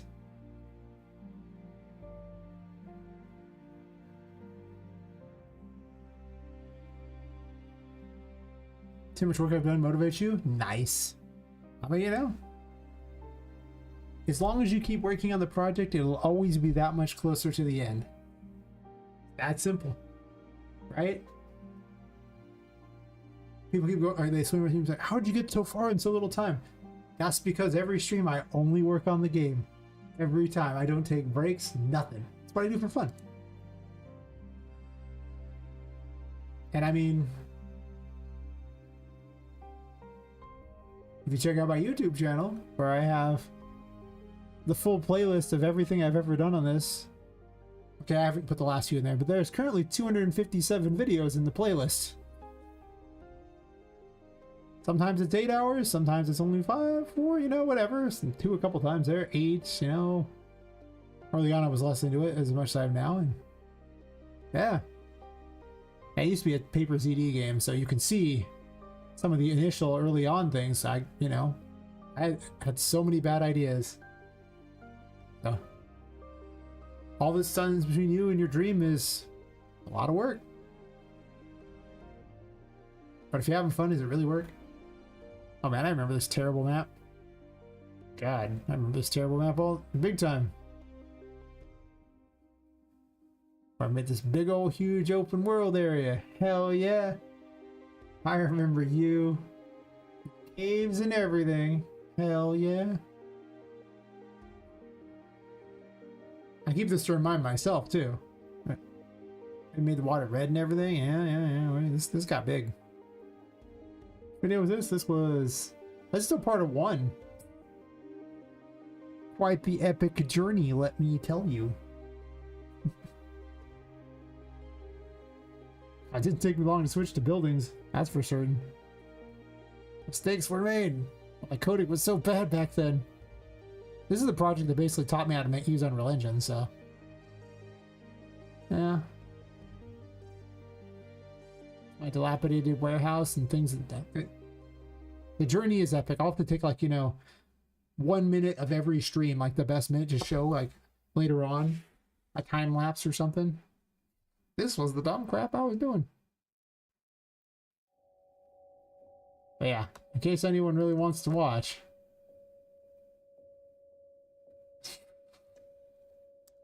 Or just skim through it and go, oh my god, why? I got you, bro.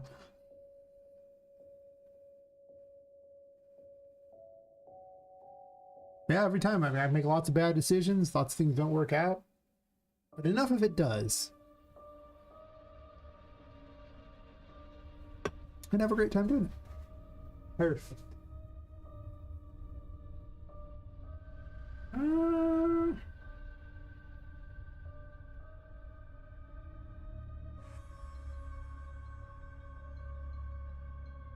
I pulling tarot card level on this? I think I am.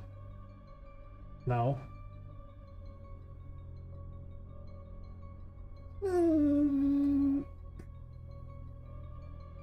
I'm trying to think of the best place to store. I can just store in here what the multiplier is for things. Like, the problem is each tarot card does something a little different.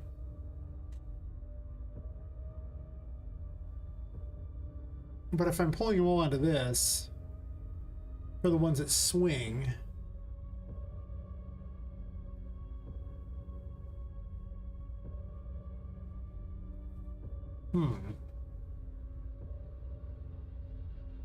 Yep, happy to be an inspiration.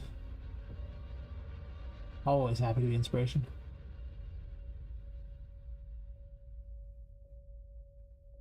I can go to make an attack. I think that's where I have those things like that. And then melee attack, I believe.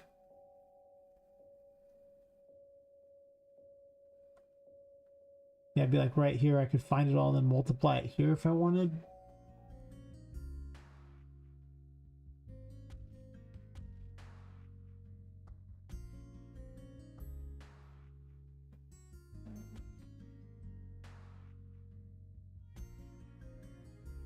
This would only affect basically the Fool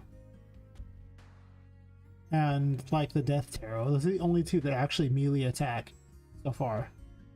I'll probably have a third one. There'll be like 3 weapons in the game that are melee weapons.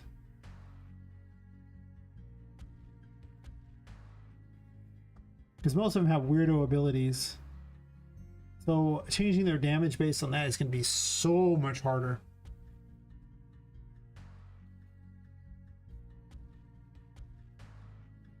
Because each one's so varied. It's like, okay, well, the Empress, has little bombs you drop off. Okay, cool. And then, the chariot flies you around. Okay, so how are we adjusting these numbers on these abilities? Where am I going to put that? Makes it... Where's the calculation going, essentially? For each of the 66 abilities. That's the problem. 66 abilities, and you know what I'm saying? Some, I guess, wouldn't have... I don't know if I have any kind of upgrade on some of the abilities.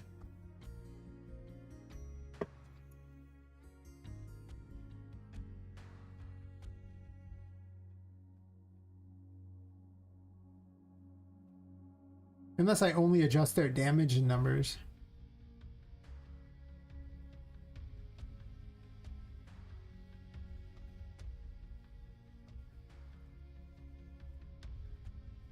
Am I going to adjust costs? I don't think I am. I think I might just put the cost as a base cost, and then as you get more curse, you're just better off. Because it's getting pretty complicated to balance all that, and I don't think I need to worry too much about it.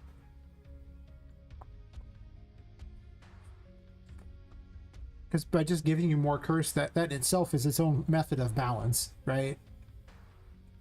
Like if everything has a base cost, like, you know, that's like certain ones had a higher base cost in the first place, just because I gave you more, it still takes a higher percentage of your total curse anyway. It's just you have more, so the potential to use it an extra time before you have to, you know, regenerate curse is a thing.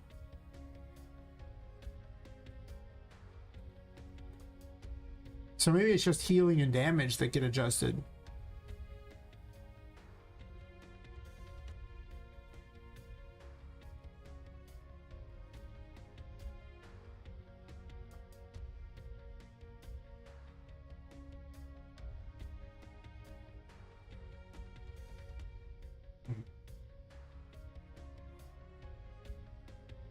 It's not hard to program any, well, this, well, I mean, it's hard to come up with a good way to do it for a wide variety of effects, sure, but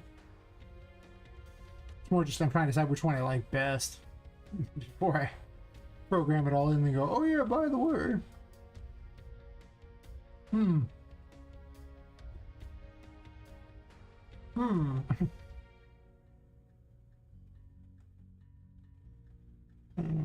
Clean up, super antique. Is weapon level ever figured in here?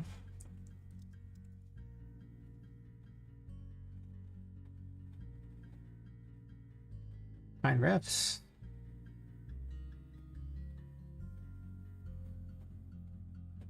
So I just have it directly on the things, right? This is an old system I tested out, but I didn't like it very much because it was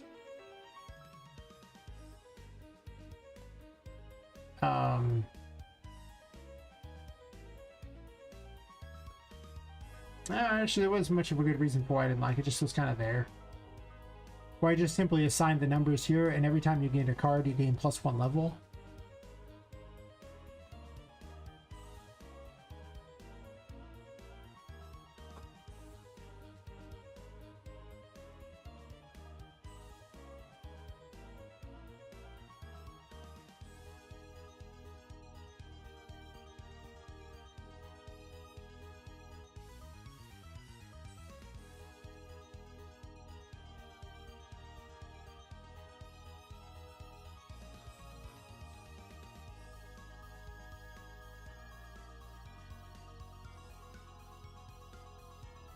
How's weapon level attached to that? Just weapon owner has it, I guess.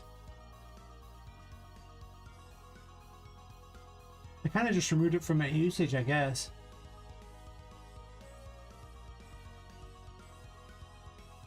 A weapon owner has it, sure. Final reference to weapon owner. See if I can find this old system and figure out what I was doing with this crap.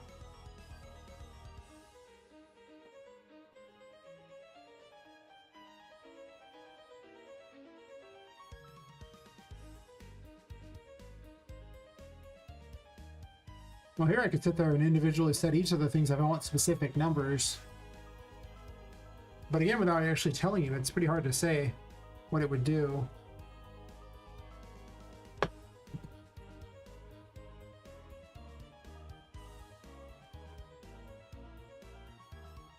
Damage variance in there.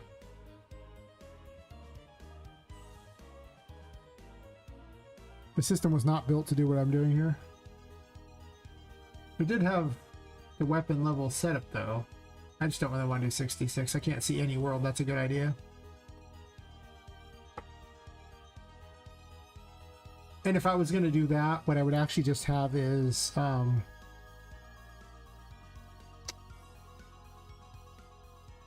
struct for each one inside of a map variable with them numbered, and it would just pull the ones out it needed. Which might not be that bad of an idea. And just finds the one, but then you still gotta do all this crap too.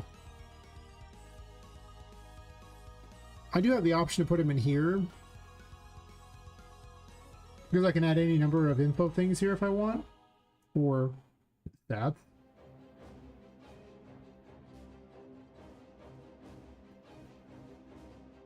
But that wouldn't be for every level. That would be... Those are just stats by themselves. That's not the best. Which leads me back to, do I just do a multiplier? Be like level multiplier with base amount. And then just multiply out the level multiplier.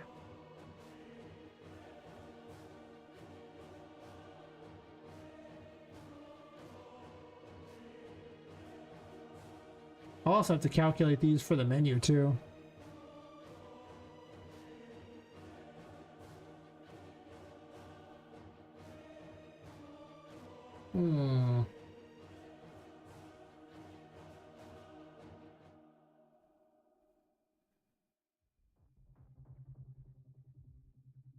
I don't remember what half these things even do. So I mean, the magician would have to check for level there, I guess, and a multiplier that for when you're throwing it. Wow.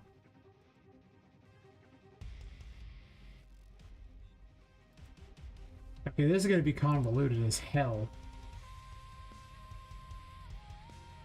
Because then I have to go back here and...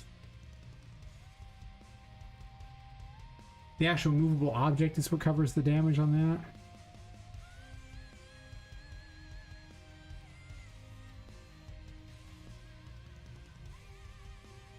So I guess I'm just going to call the tarot cards, find the tarot card, get a level multiplier. Just include a multiplier. Problem is this here, the multiplier isn't the same.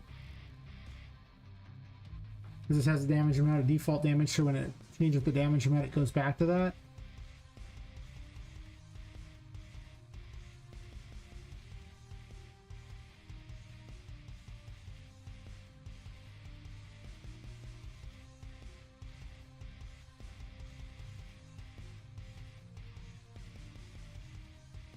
Not everything pulls from the weapons either.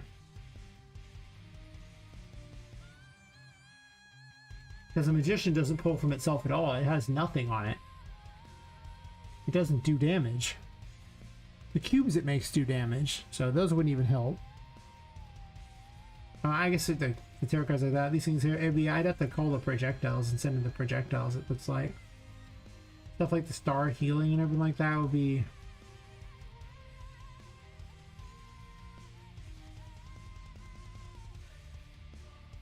All that's done on Poppet.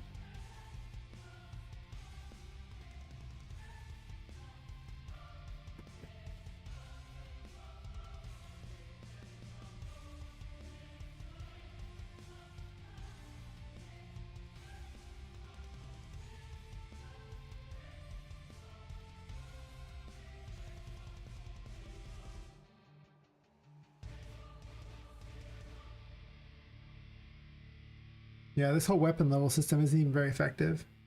Oh. What? Are you not plugged in? 1 second, my phone's not plugged in.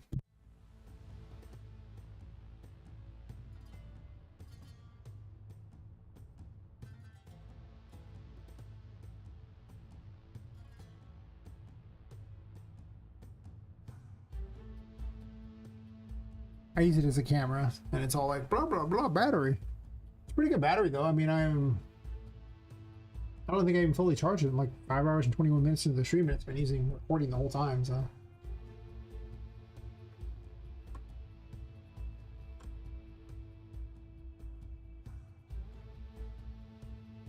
I guess I just start with the melee weapons and I just start adding to the various ones there, and I guess I'll just multiply it based on level.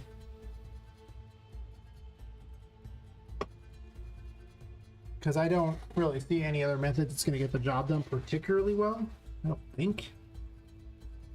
Unless I really do plan on making 66 different things for every single weapon. All 22 weapons is a lot. Yeah, I ain't feeling that at all.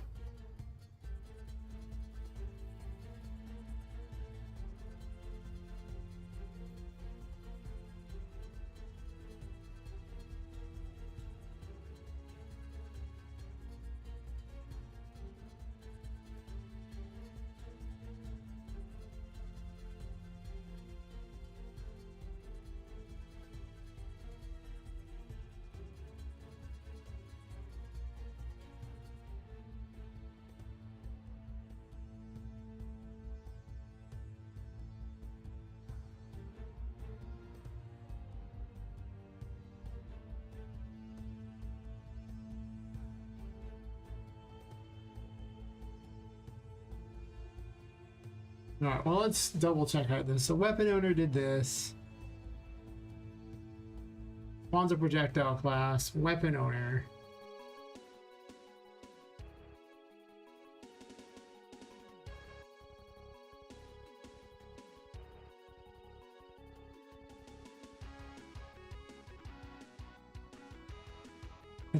That just hands the weapon over to it. That doesn't actually do any.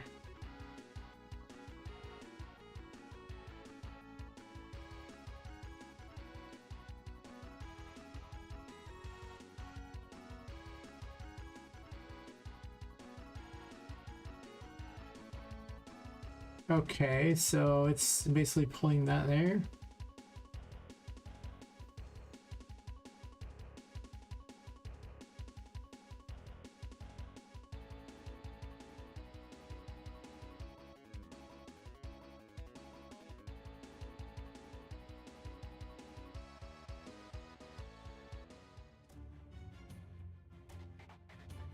I'm not even using that.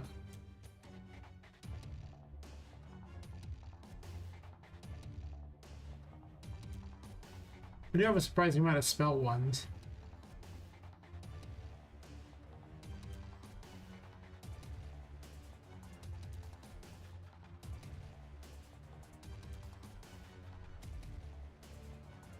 But I don't want to get player level for anybody else. That's the problem here. I can't just run this into everybody's toys. It's only for Poppet stuff.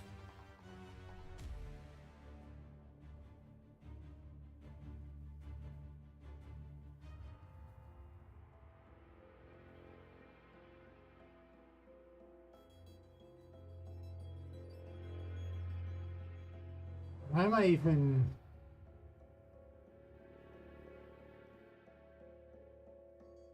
What a convoluted, weird system. I'm just looking at how I set this up going, what in the hell? Why? And the answer is, I don't know.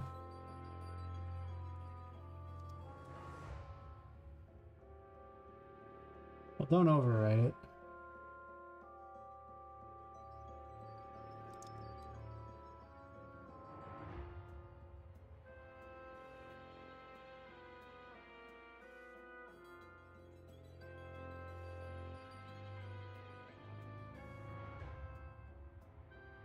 Weapon level could go right here.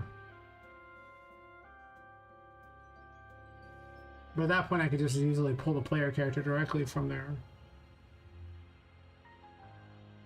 To get the player stats.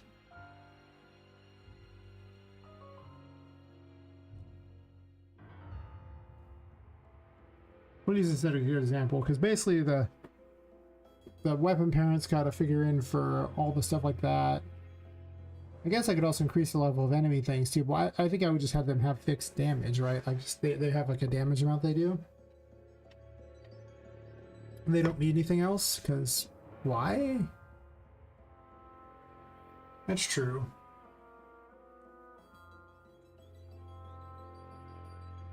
Let's see, projectile hit, projectile hit.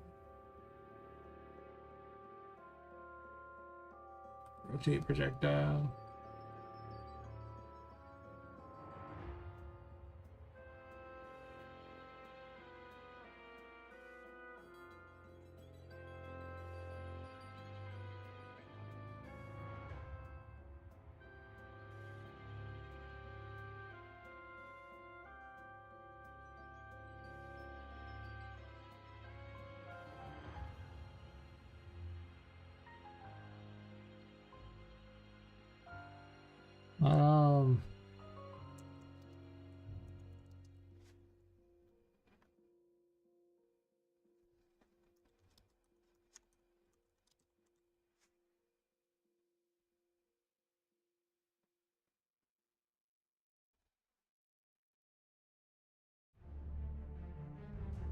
I'd like to not have to put this on every one of these.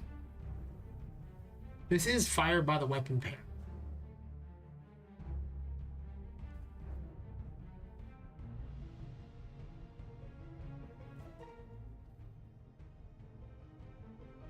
This looks like only a player character thing anyway. I guess no enemy actually swings a weapon to fire a thing. Like this is only Pop that does this. Which I might regret later.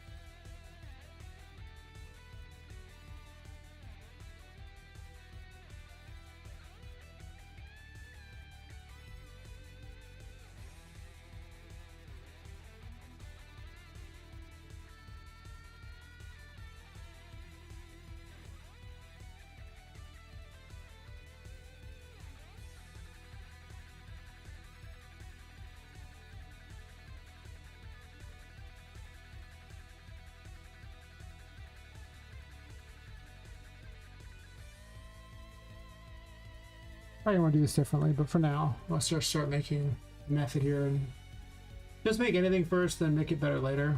Because, you know, it's impossible to think of the best setup, like, you know, the first try.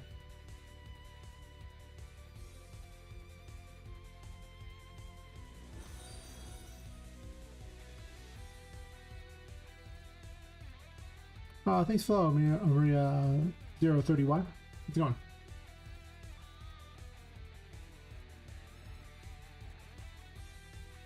My brain's all like, do this.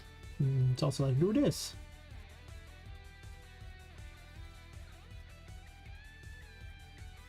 I can just calculate damage amount here because it's called there, so...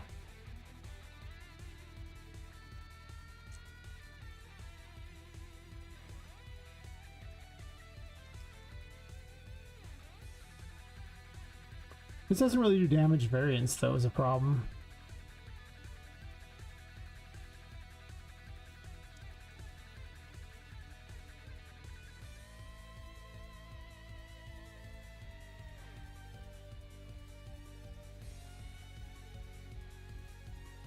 Damage variance could also just be a small amount too. But anyway, this should let me now I just have a thing to increase my level.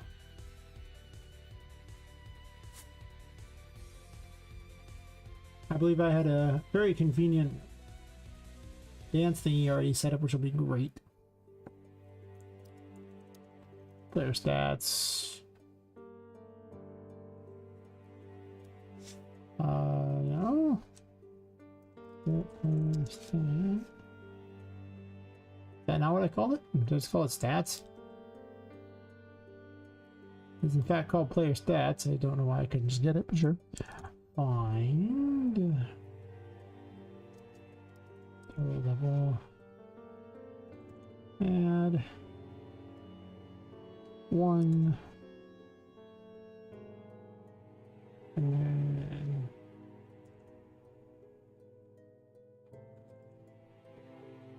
we'll do a lame way here.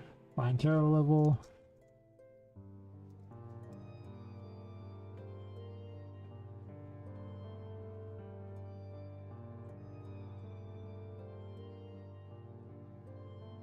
Light delay so it doesn't just go ham on me. Alright. This should make the devil and temperance do more damage based on level. I haven't set it for the fool in those ones, but that's okay, we'll get to them.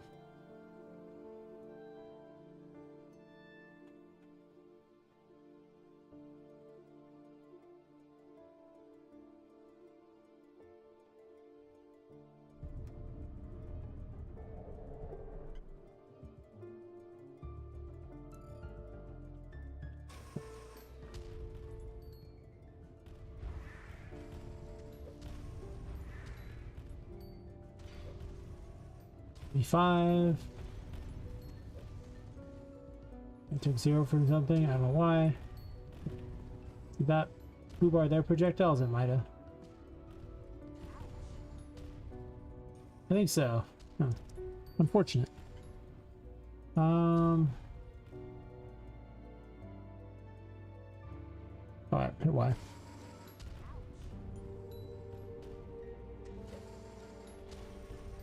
$50. Yep, there you go. We the chosen one, take 50. In the corner it says that. We good, we good.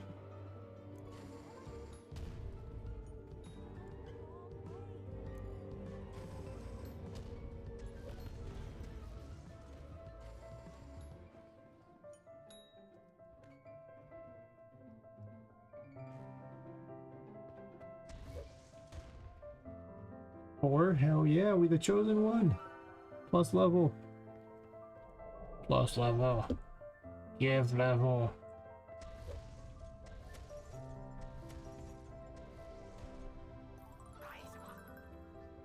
Where you at, buddy? You are too far away because you suck. 100. Okay, well, does good things. But now the enemy projectiles don't work.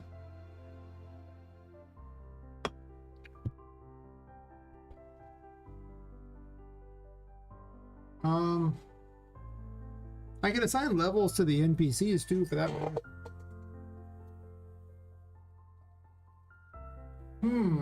I mean, I could. There's nothing stopping me from doing that.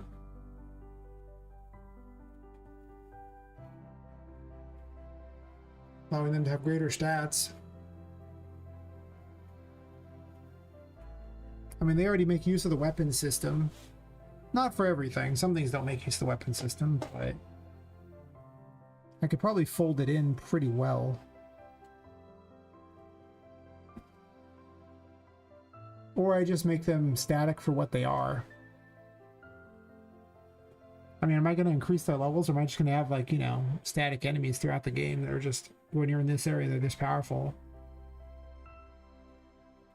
I don't really see any point in increasing levels. I don't really want to do that.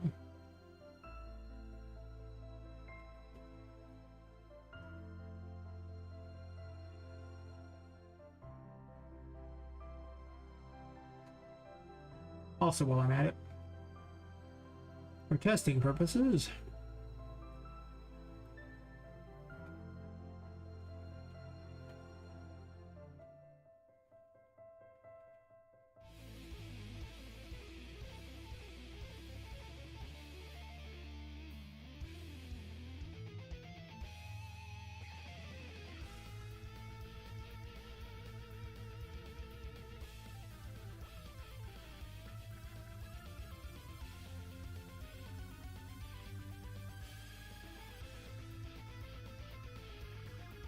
actually, level up stats just covers +1 terror level, doesn't it? Yeah.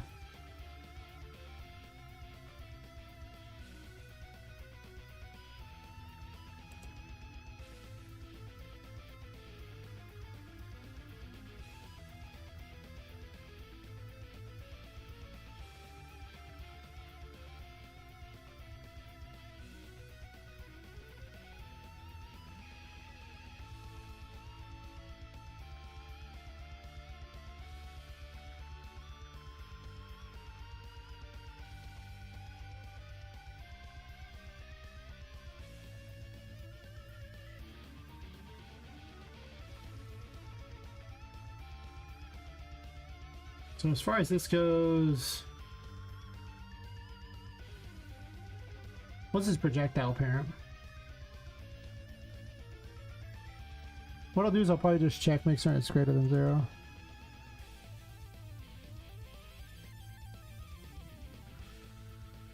Just as a temporary stopgap, because I don't know if I'm going to be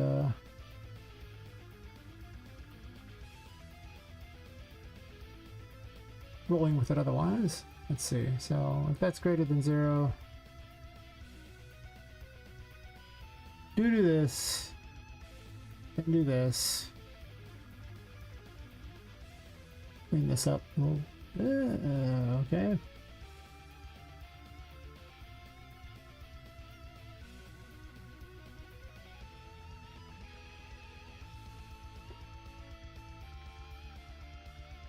Let's see if I take damage.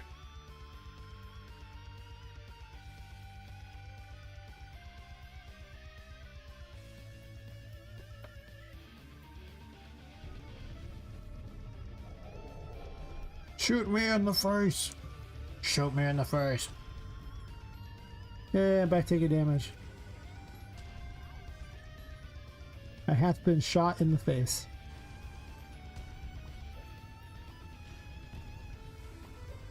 $13.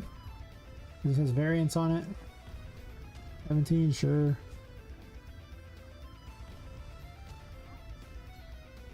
Stat increase, sure. Get absolutely destroyed. 38, yep.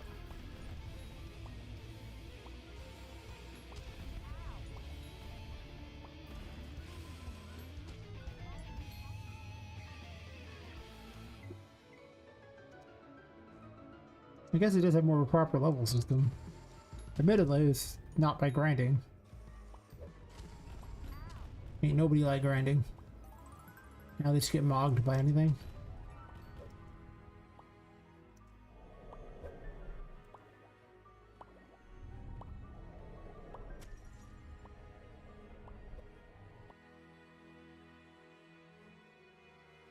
Better test just be use Patrick.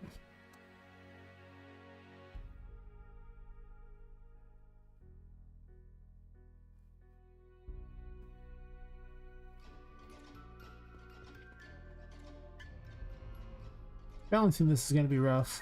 I don't think Justice actually uses this anymore. I don't know if it does. Doesn't really matter.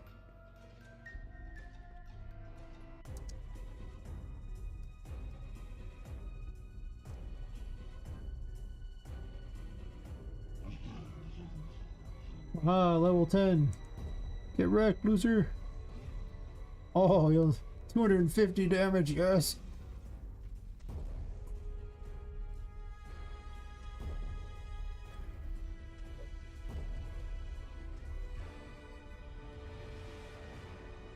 That's vengeance there, buddy. Sweet vengeance.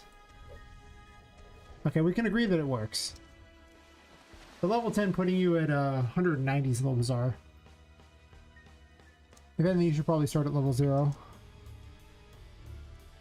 Every time you get a card, you plus 1 level.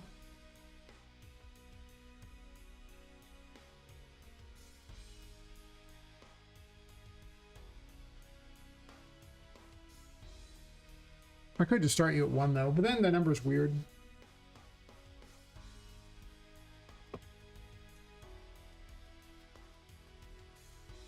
Plus every time you get a tarot card, like you'd start with 0, and then I guess there would never be any point where you would get less than the 1. Because you would always have access to like you would have any ability to get past the first area without gaining the Fool. You'd gain plus 1 level.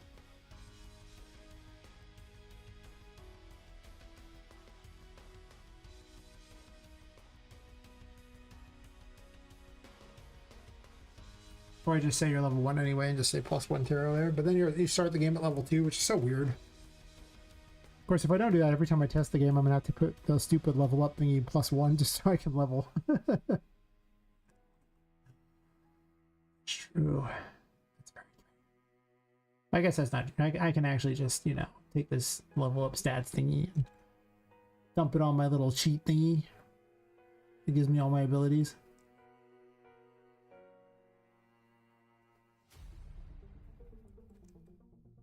I actually disabled the world, so...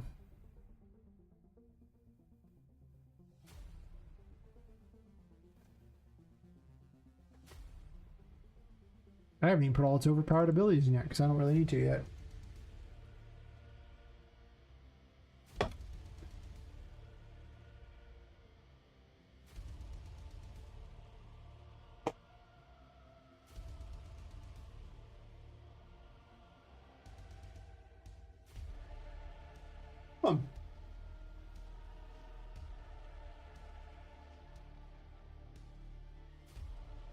So let's go to stats here.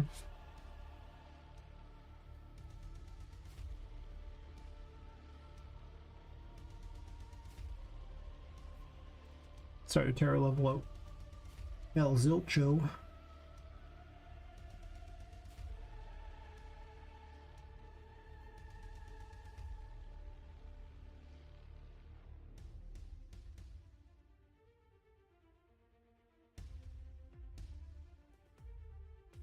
I guess I just do weapon owner here too.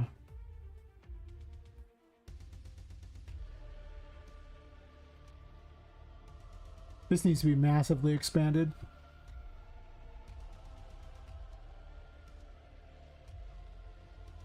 To be not hot garbage.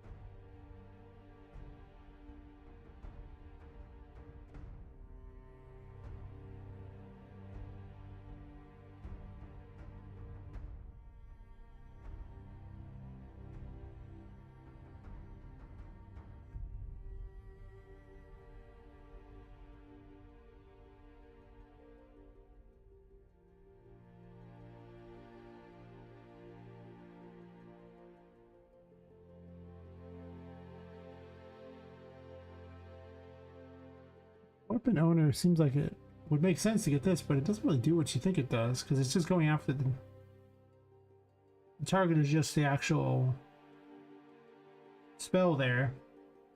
And the reasoning for it is because I don't want the spell to hit the thing that cast it.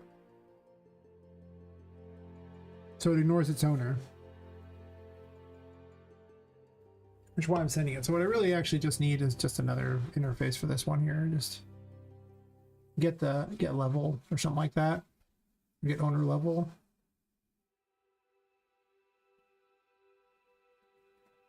Or on swing weapon I can just pull in owner level and then just add that into the weapon owner.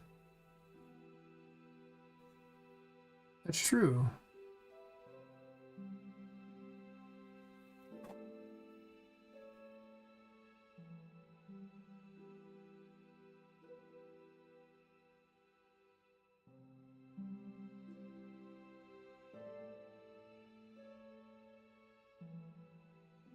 Sure. EPI combat.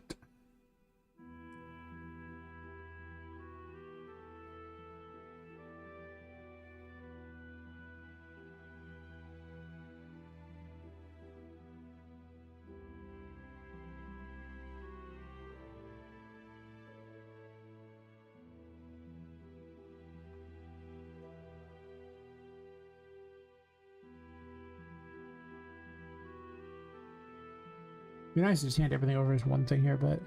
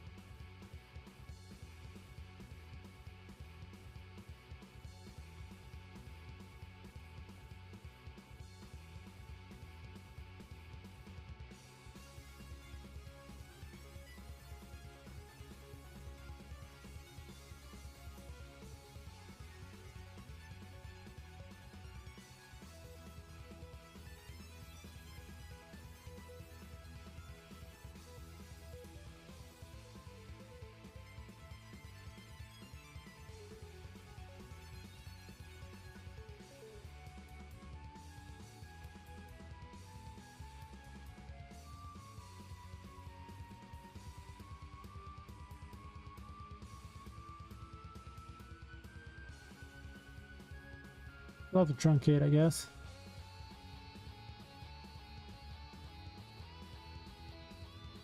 Oops.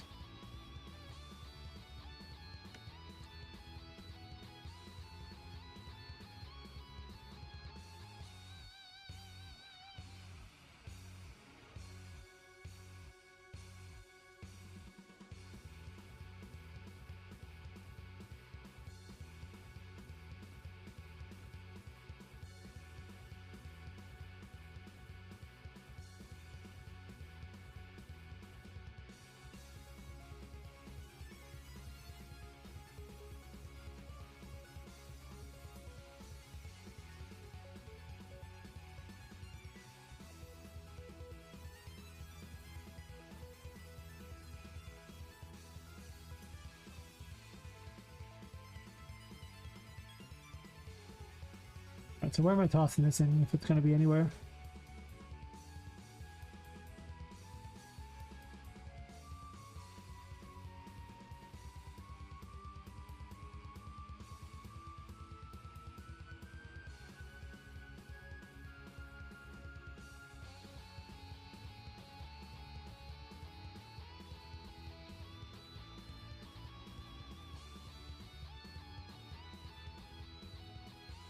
Where's current damage calculated?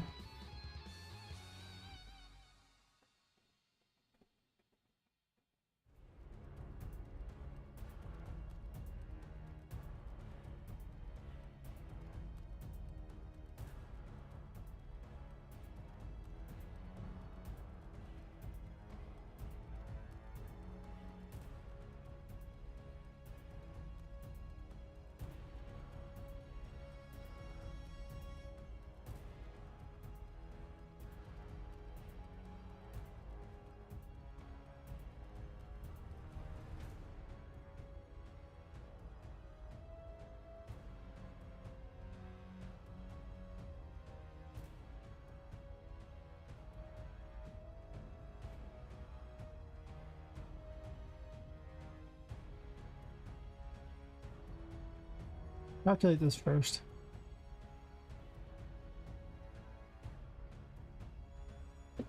Because I can just calculate it directly on the damage application for swinging a weapon. It's just the ones that fire a projectile that have to hand the information to the projectile itself. That's the problem. The weapon itself is already... It doesn't need to know its own. It already knows. So this is greater than 0.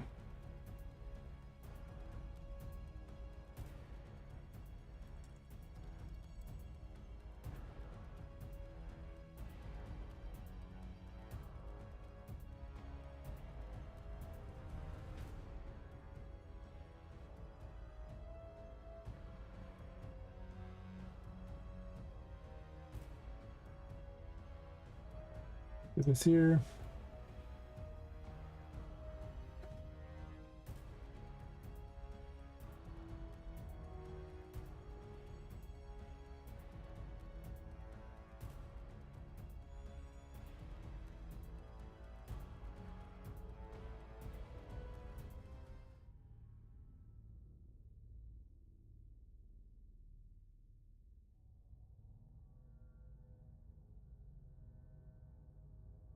The same here too.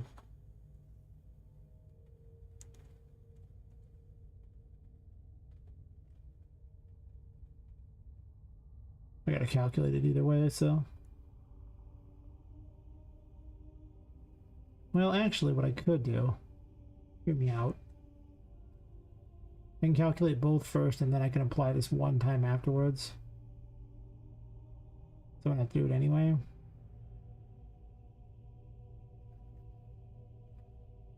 I do this and calculate. And then I do this here. Don't do this.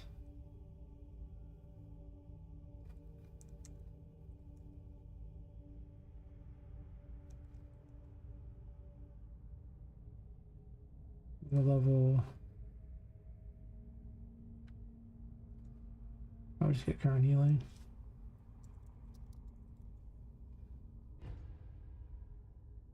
Do this, and then just continue on. or continue. So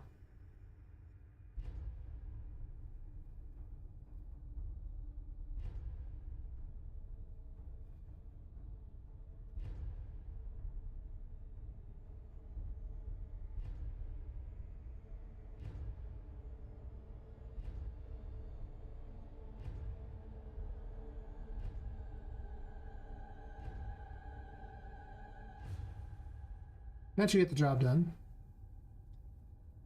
For updating damage, if you will. Assess.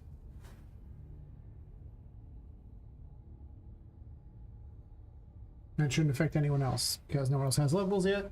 Pop it. Just a pop it.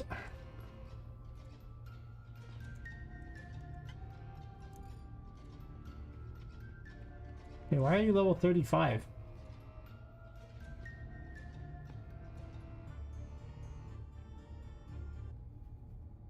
Oh, I see why you're level 35. 1 second. On my little cheater thing, I didn't exactly set it up particularly well. I should have put this at the event we can play things. That level up stats there should be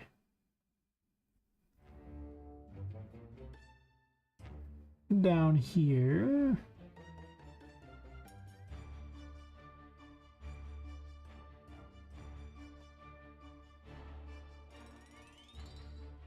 So it just adds +1 because, you know, I didn't want it to be 0. Makes all the calculations wrong. Actually, it technically wouldn't, but hear me out. This is so I can be lazy in the future.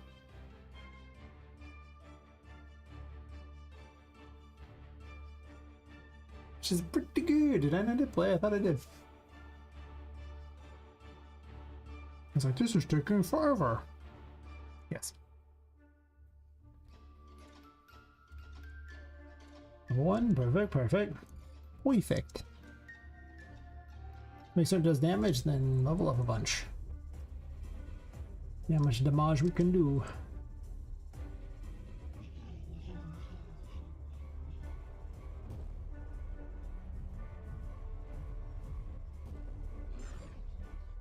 You took damage? Do I take damage?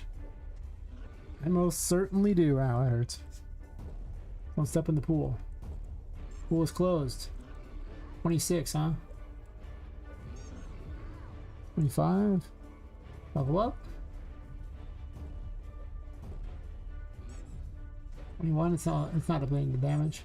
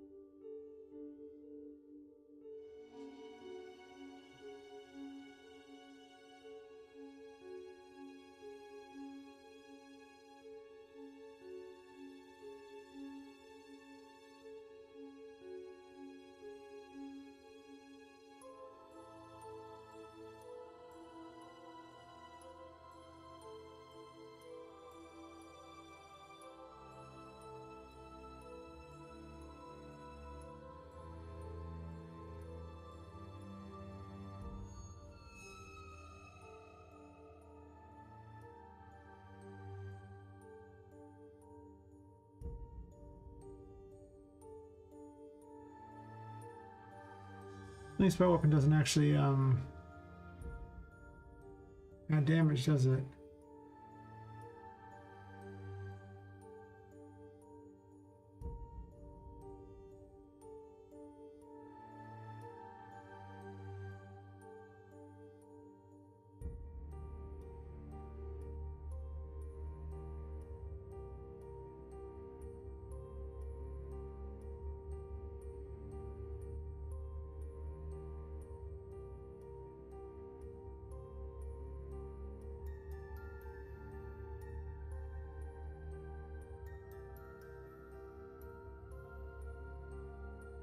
This one doesn't, it's not the same. It doesn't use weapon owner. The other one does. Eventually I want them all to use the weapon owner thing and not, or the weapon parent and not, be all by themselves. This way they fire things whenever they do their swings and things like that. But a lot of them don't do that yet. I guess to be fair, some of them wouldn't do that because they just like spawn things in places, so it's kind of weird. I need to make more animations for those, but those are future me problems. As long as the main ones in chapter 1 work really well, those are the ones I care the most about. And I'll probably let them fly around the chariot afterwards if they manage to beat chapter 1. Or just the testing. Just a fun fly around dumb thing. So how'd I botch this? I didn't connect it at the very beginning, did I? Yep. I botched it. Everything was good except for that one dumb little thing. But hear me out, you know, sometimes you miss the dumb.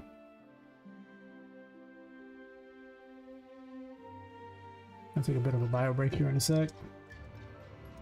Move around a little.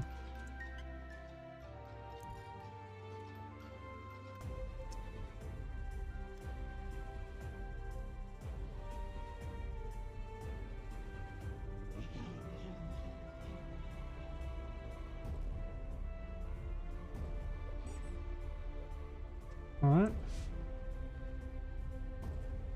Normal damage. Way more damage. Even more damage. You still work?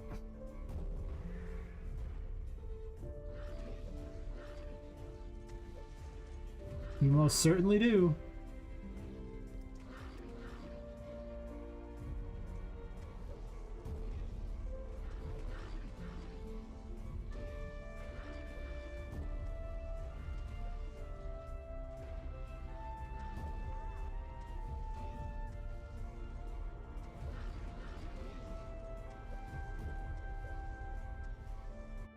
Alright, so both work now. And that'll cover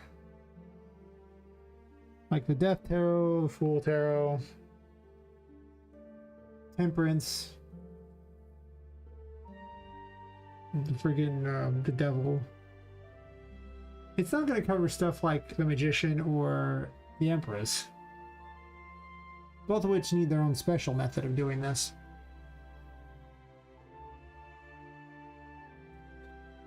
Also, I haven't figured out how Poppet damage is going to go. I'm out to adjust all these numbers and play around them.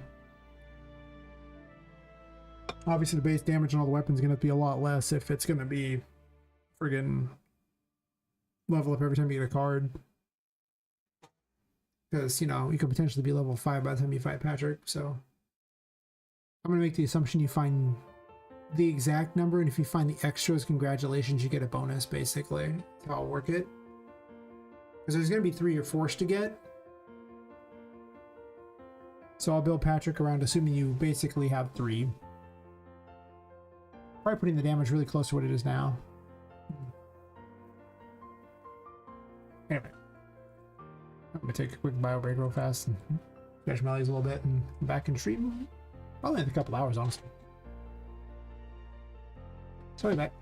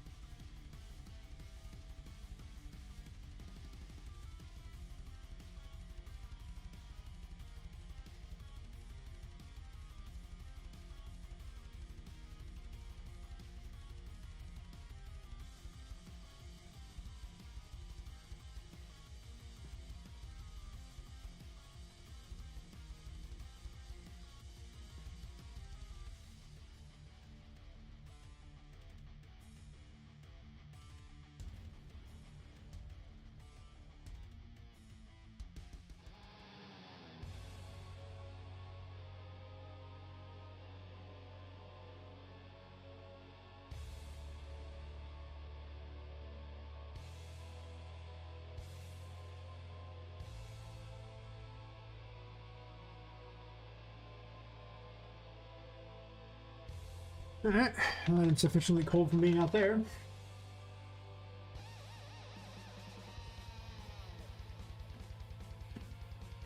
I shouldn't drink too much alcohol as I have. I'm just like, ah. Listen, sometimes you just drink the alcohol.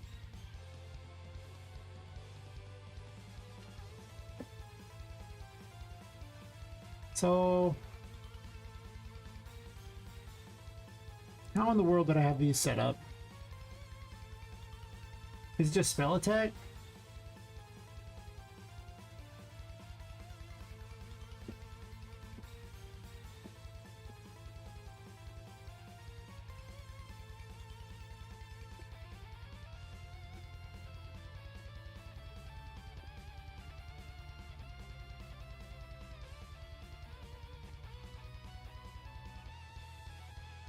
Okay, this is definitely this. I don't have a thing that sends over information yet, do I?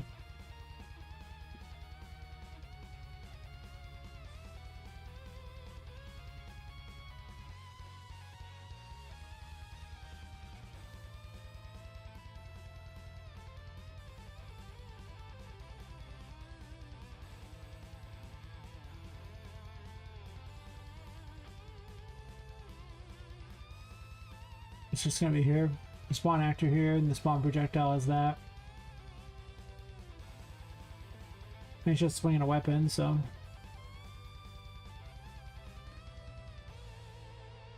I mean, weapon owner could be a thing, I guess.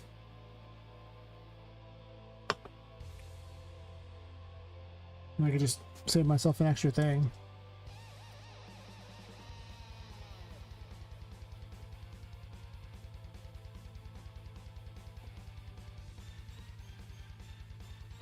And this way I can just hand self over. So it knows who owns it, and then I can get, level.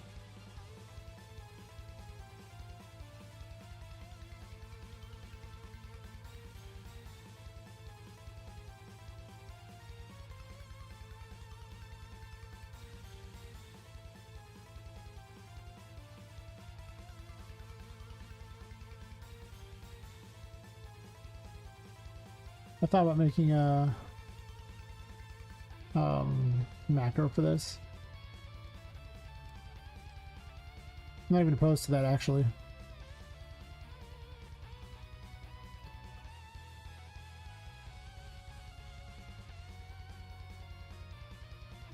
Alright, so weapon owner exists. Might prove handy to have the who owns it, maybe. I don't know if that's true, but sure.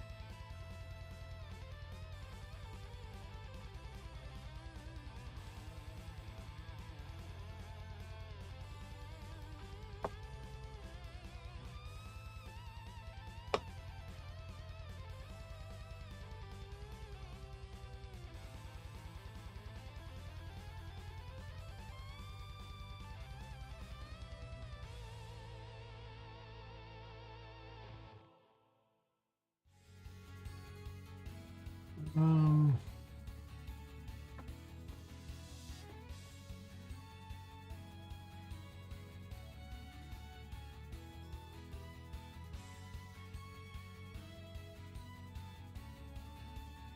Doesn't have weapon owner. Oh, I just want this.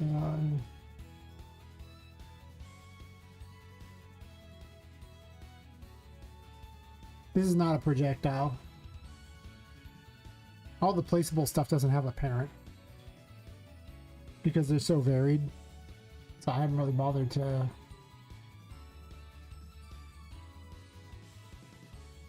set that up. It's possible I should, to be completely fair, but hear me out, I haven't. So there you go. It's just a mess. Anyway, weapon owner.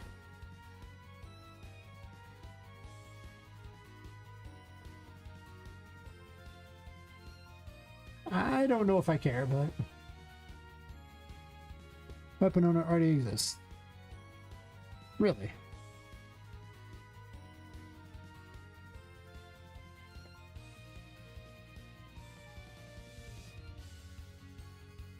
Oh, of course it does, because it's the event's called Weapon Owner.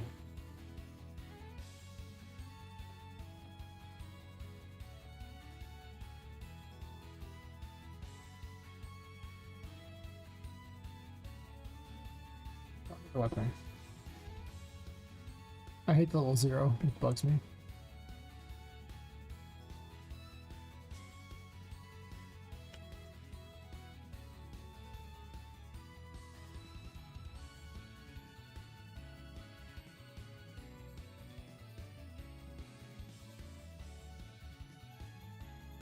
Making sure the calculation's there, I guess.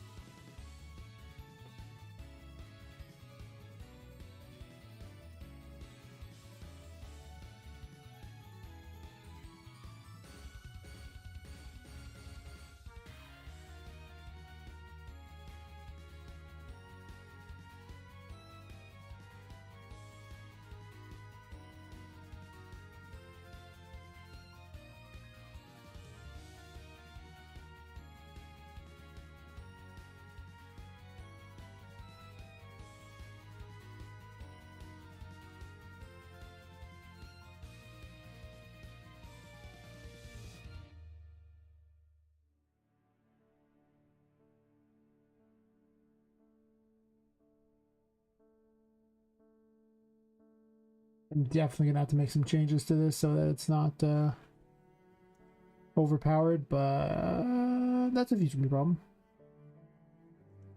Never question, it's a future me problem.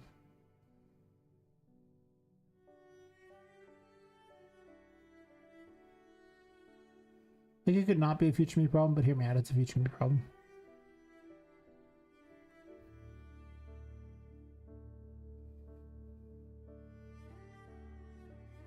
Let's clean this a little bit. Okay, pile and save so I can select multiple things at once. The bug is so annoying.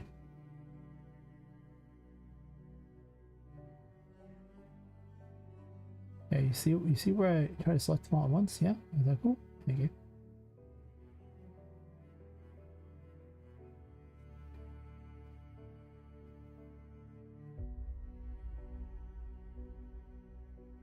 Pure function.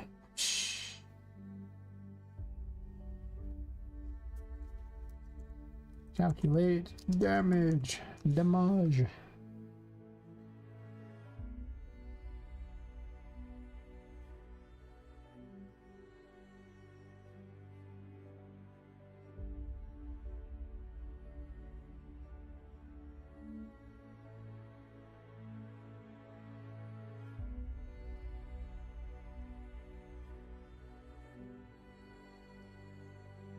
There is a parent for the Empress plants one, so it can all the code just is, you know, based on whether or not it heals or damages and changes the color of it. It's pretty much it. I'm not a heathen. I mean, I might as well make some videos here. Some stuff is kind of, you know, super far off from each other, like the boom clones don't really react the same way as the mushrooms and things. Let's test them out. We shroomin'.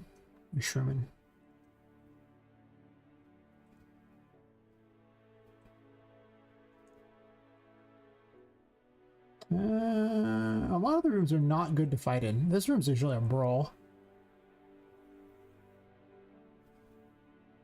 It's like the most open brawl room out there.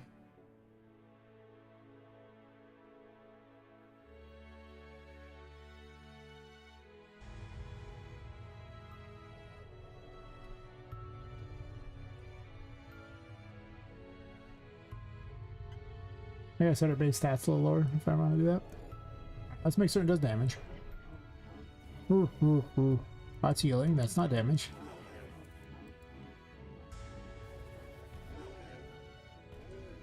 Seems to work okay.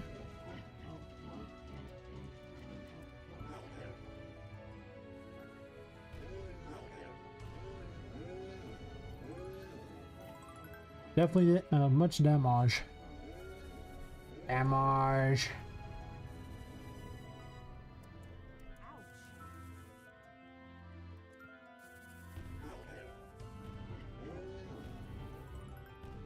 112?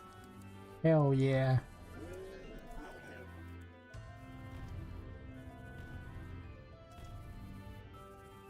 Not very effective against things that charge after you. Unless you can loop them around in circles.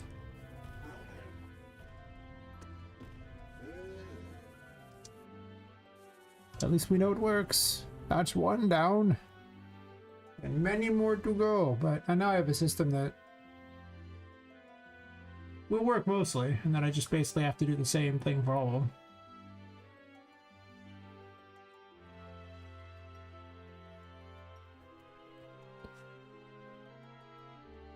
Basically just go down the list of every tarot. At least the ones I've already made anyway. Well, that's already figured in. I don't even care about Judgment right now. I think Wheel of Fortune's probably the next one I want to do.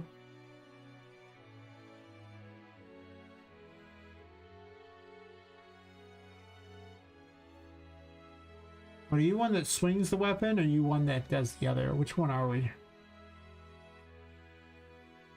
Because it's possible it's already programmed in. When you have this many abilities, you know? It does get a little confusing. Wheel of Fortune! Oh, it's to make an attack. Uh-oh, uh-oh. Are we a spell attack? I didn't notice.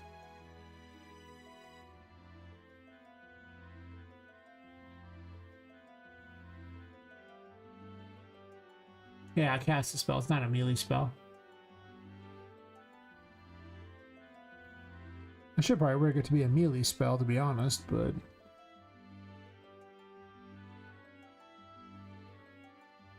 Well, these have a projectile parent. Ooh, maybe you are a melee spell. Is that how it's set up?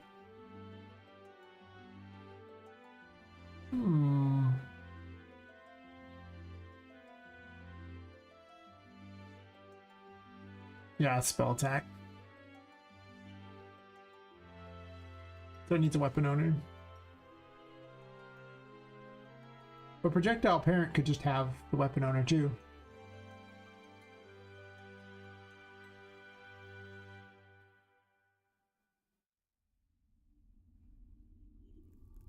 It already does. Well, well, well. How the turns have tabled.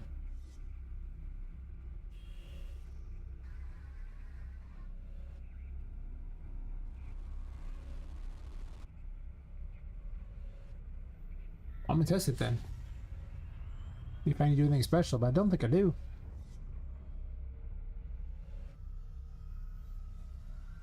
I do make myself pretty expandable, but it's pretty hard to predict all the stuff I'm gonna need, so that kinda makes it a little more challenging. I'm not gonna lie, it's a little more challenging. 6, 6. Well, I got a full 60 there. Like a champion. Come back and fight. 2, 2. Look, 70. Jesus.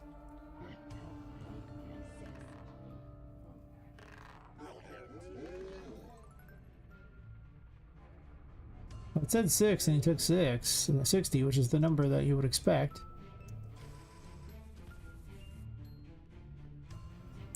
You know what? Let's just get to gross levels and then see where, well, not gross, but level 8, yeah. Yeah, that's gross. 2, 1.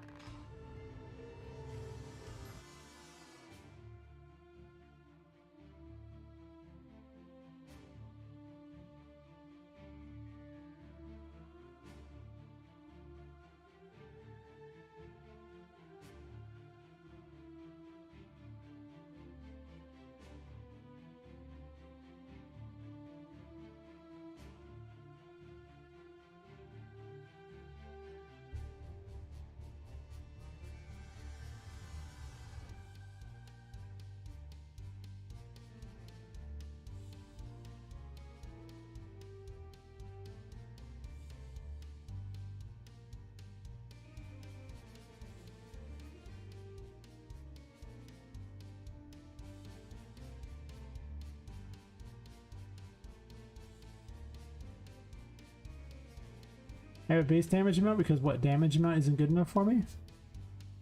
Am I missing something here on this equation here?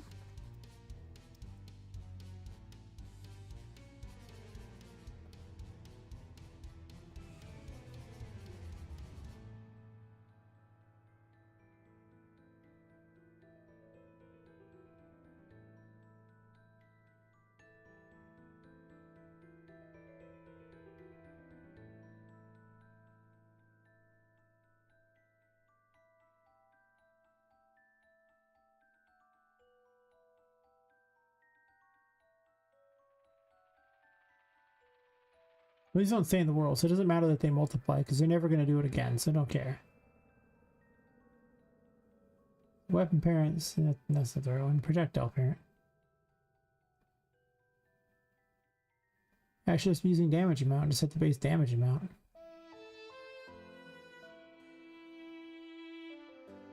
I assume.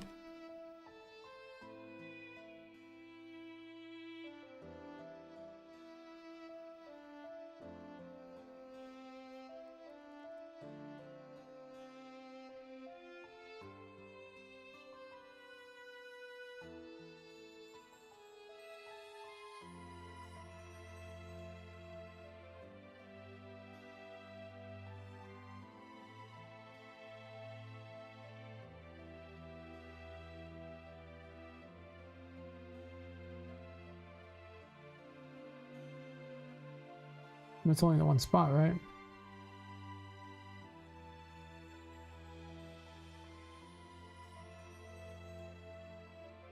Sometimes you should really standardize your stuff. It helps. Trust me. How about for healing?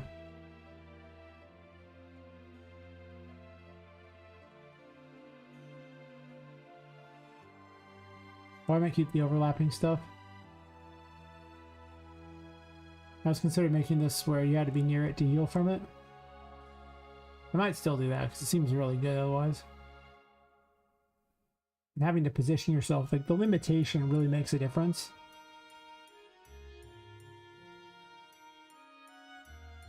I mean, I could just say damage amount on all of them, right? It doesn't matter. Because to this, it's still going to apply its number either way, regardless. It doesn't care about a base number. So let's just stick with the number that's everything's using.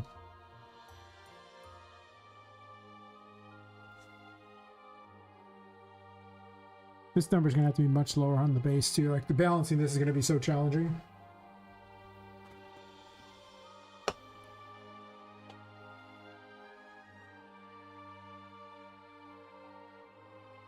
It's possible I'll have to get more complicated. No, I do it.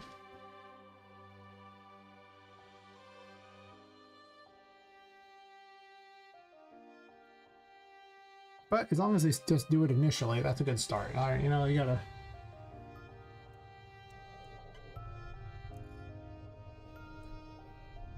gotta walk before you can run. Yeah. See, yeah. Level 5. 2.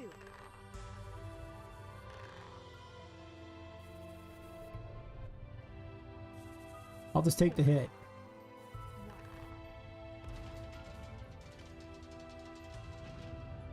You rolled a 1 and hit for 200?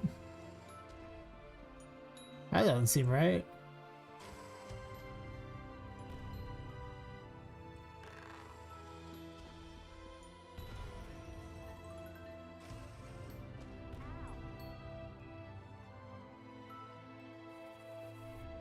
Well, my damage amount should actually be 50.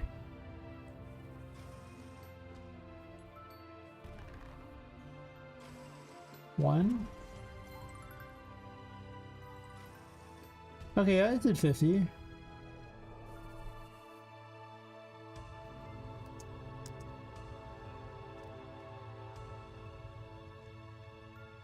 Yes, we sorted the balance.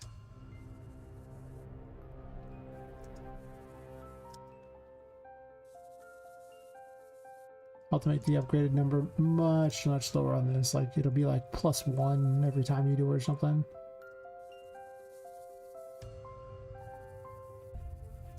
Or maybe it just adds to the stats. Like maybe it's level plus stat instead of multiply. Multiply seems like it'd be a lot, but if it was like level plus, I could balance the numbers much lower probably. 'Cause, I mean, that means by the end you potentially have level plus 66. And you know, the roll time 66 is going to be huge. What would be base damage? So it actually would be 76. Would be like the die roll times 76. Which I think is more like late game numbers than the other. So maybe I should switch it all to adds instead of the other. Does seem like a lot smarter numbers. Unless I want the numbers to be really huge, but I don't think I do because, well, their health gain and stat gains are pretty low, so unless enemies do barely any damage, which is probably fair, they might. Isn't that usually how the RPGs go? The players do this incredible amount of damage to these boss sponges, basically, and the bosses hit you for like tiny ass little numbers back. And you're like, how come the boss is such a loser when these like random people from some podunk village can do like 20x their damage every hit with crap they bought at a store versus some person who's like godlike power? These are things I question in life, you know?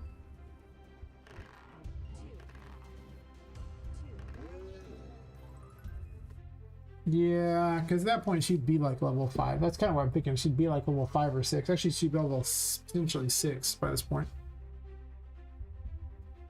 Now, if she gets the thing after that, so she would get it from this room. She'd get level 6 by getting the key from this room and then running back. I think maybe that's what it is. It'll just be, instead of multiply, it'll be add.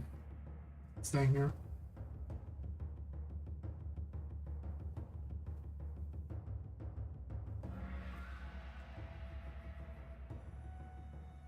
Otherwise, this seems like it's going to get ridiculous pretty quick. That's what I'm feeling on this one, though. What's happening? Oh, God.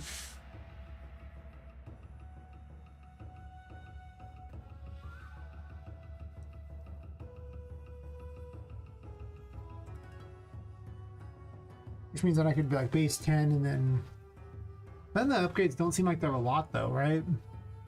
Because by the time you get to Patrick, you'll hit him for like, you know, if you had all of them, you'll hit for like only +5.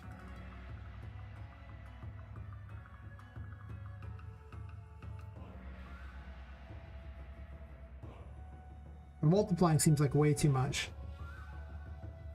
Unless I start your base number a complete joke.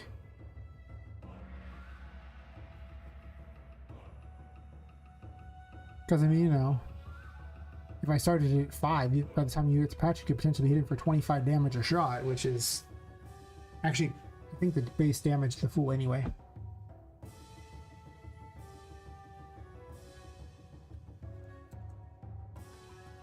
One is the base.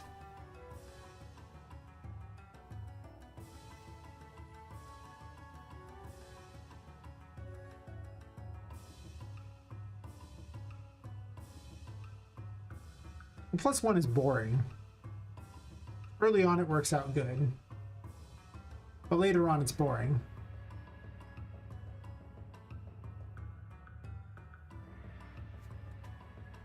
But I mean, the multiplier at the end would be pretty good, but you'd have to get so many of them, your damage increases be really low.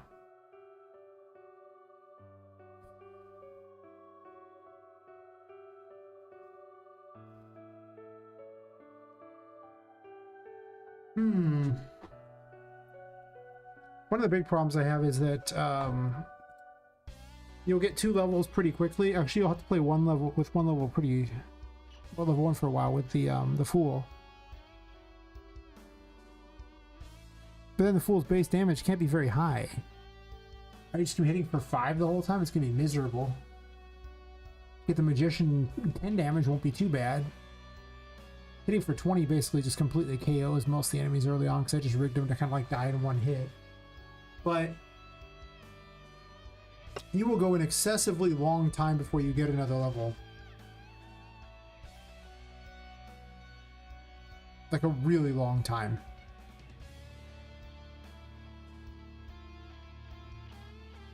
Because you'll have to go all the way through the toy maze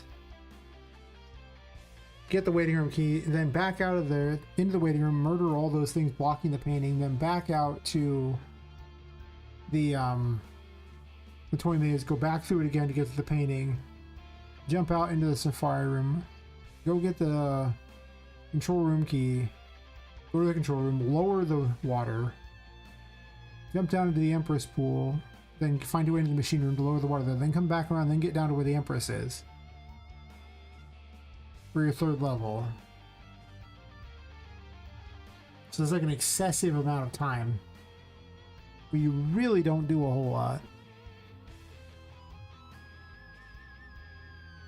I could add +1 tarot card somewhere.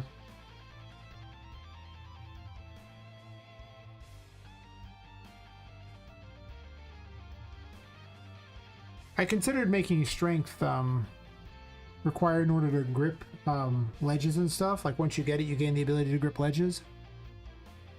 It has no weapons or anything though. I guess I could pop it boxing gloves or something. I don't have any boxing animations.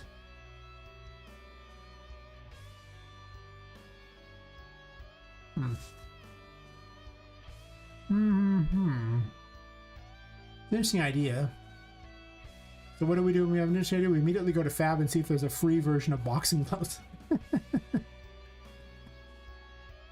I don't know, it might be.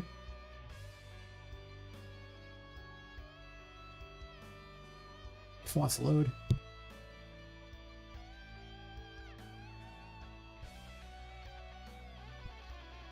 Damn, Fab.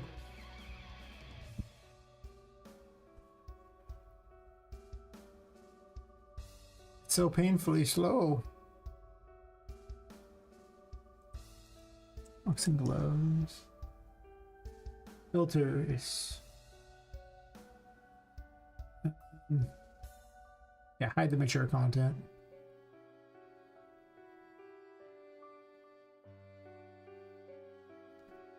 Got a freebie? There's a boxing glove for you. Oh, that's cool. This one looks more like a toy.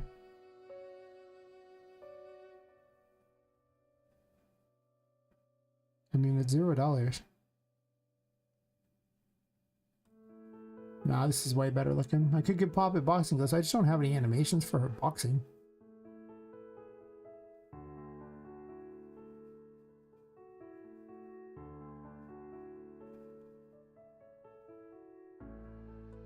I mean, it's $0. I'm immediately going to add it to my personal thing here because I'm dumb not to.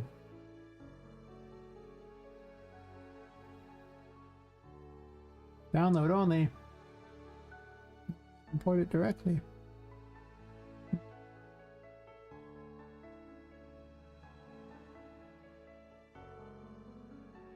But strength could be something else too. I don't want you to have to equip it though. The downside of that is then I have to make strength do something. Like give you some reason to equip it. And I don't know what. Besides grab things, but I mean, like, I don't know what kind of weapon it would be. I haven't designed it yet.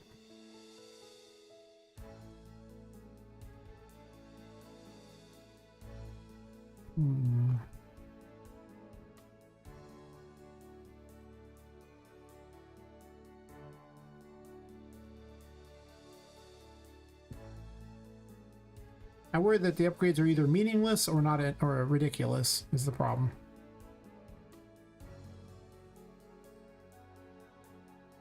I could lower the enemy health too. And just make the numbers lower.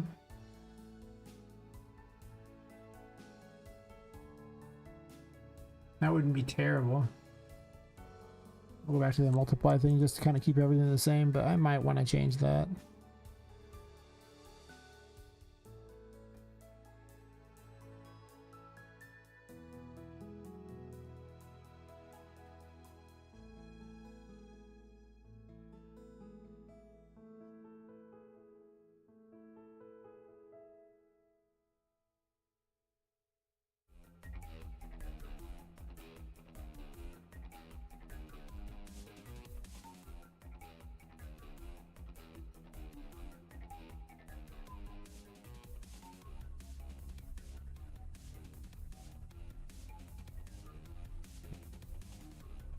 All the damage for there was directly on the Fool.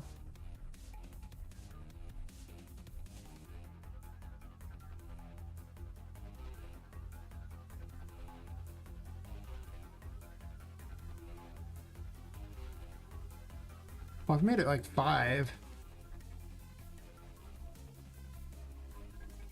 Anyways, Pop would hit for like 330 with the Fool near the end of the game. If she had everything. That does make meaningful upgrades.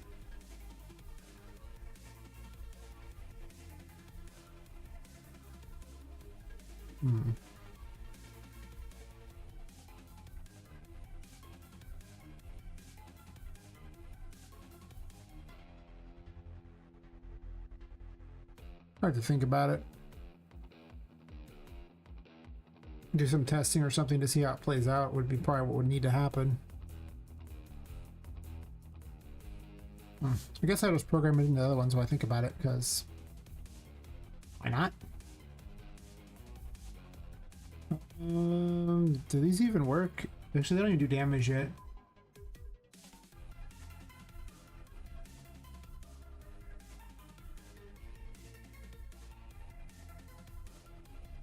Well, the star doesn't even do that.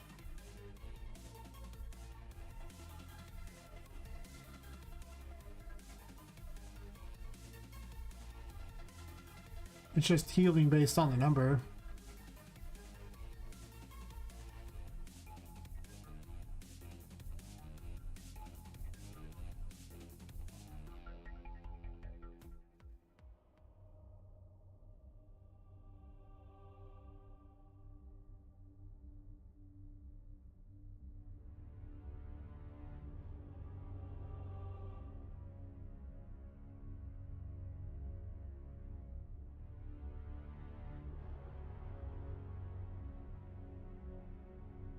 This here I can just cram it directly into here, the amount that it adds. And then just do the amount there so I don't have to try to find them.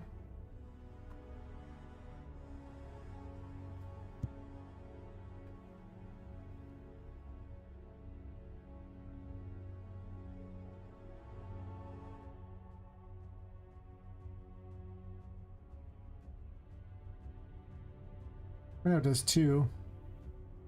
By the time you got it, it would be pretty powerful, though. It wouldn't be 2. Like maybe 0.1 would work. It would depend on how much health Poppet even has. Now, balancing this is going to be so hard with 66 abilities. It's not going to be... I can see this as being an obnoxious as all hell.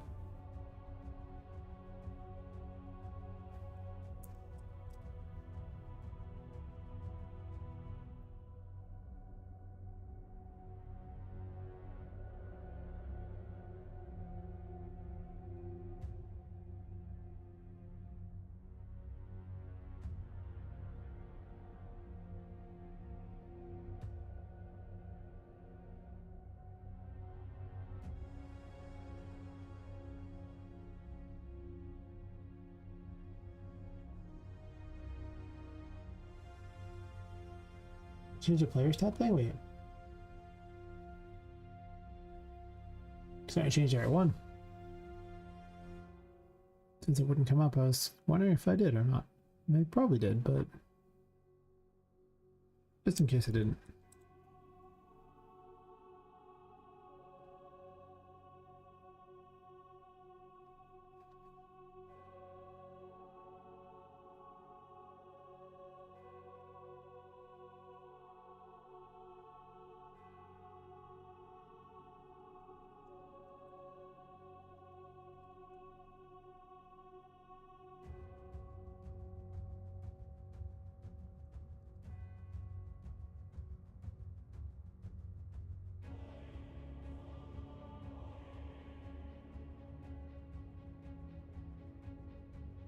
Here, the typing get player stats doesn't make that appear.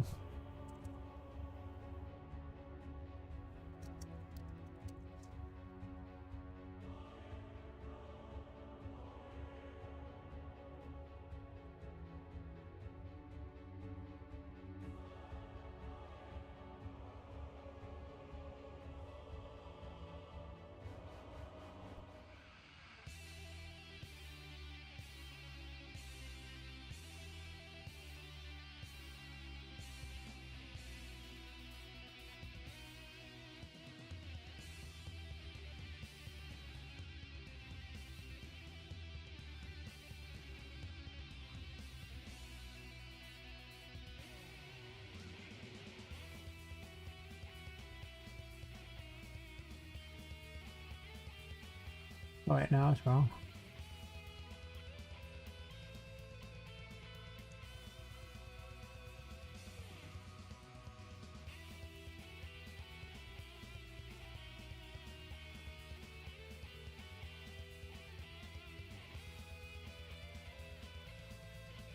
I want to get all the numbers in here, so I'll have to update everything so that they can all use it. But that's what we call a future me problem.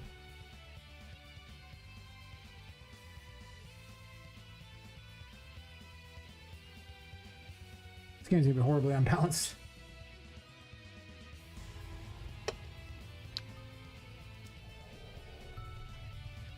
It will take quite some time.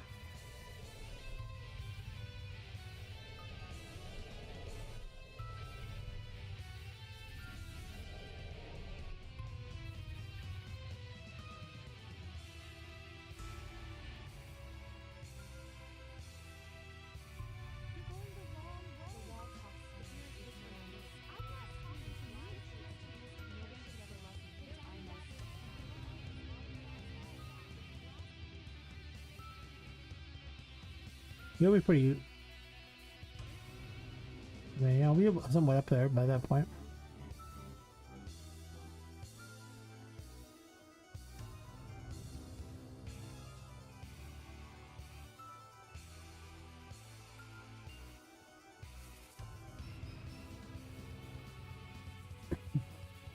Yeah, it starts to get pretty effective by the end.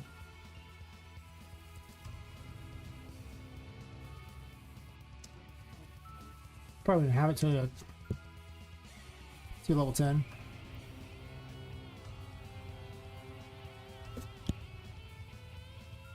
Off hack wheeze.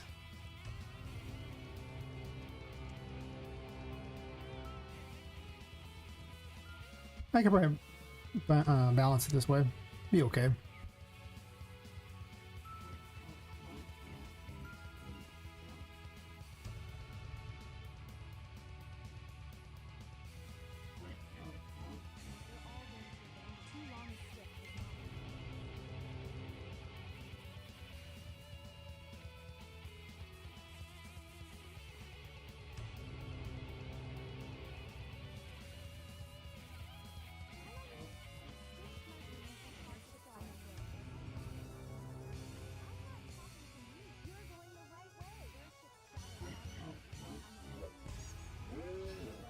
Insta kill. Insta gib. 280.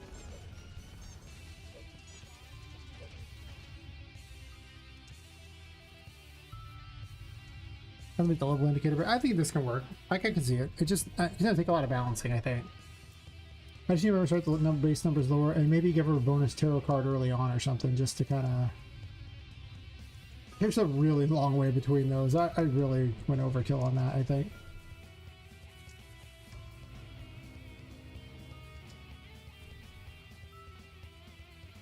So I don't know about that, but God help you if you don't get all the tarot cards. You're gonna have a hard time. But like I said, I'm gonna balance it on you getting the cards that you're supposed to get. The obligatories. If you get more than the obligatories, you get a benefit. Technically, the obligatories will basically just be the first 22 cards. I don't think I'm gonna make any of the other ones obligatory. So you should be able to finish the game at level 22. Unless you find a way to skip stuff.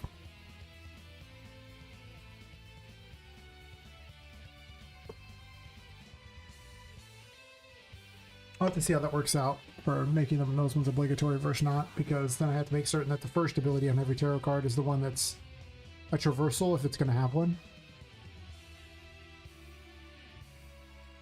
Which is fine.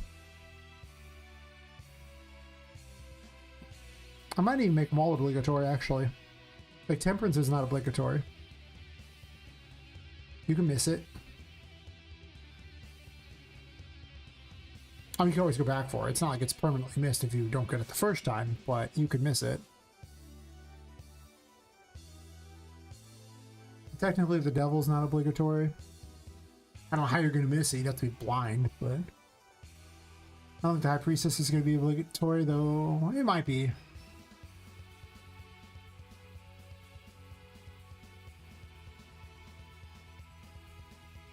And you can get the bad ending. Well, you can get the bad ending without the world card. You don't have to live the world. Technically, that makes the Lovers and the Death Tarot also obligatory. Not obligatory. Just I'll make one of them obligatory. I think you'll have to get one of the two, probably. We'll see how that pans out.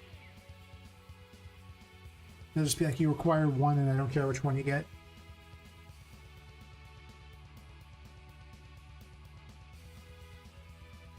If that's how it pans out.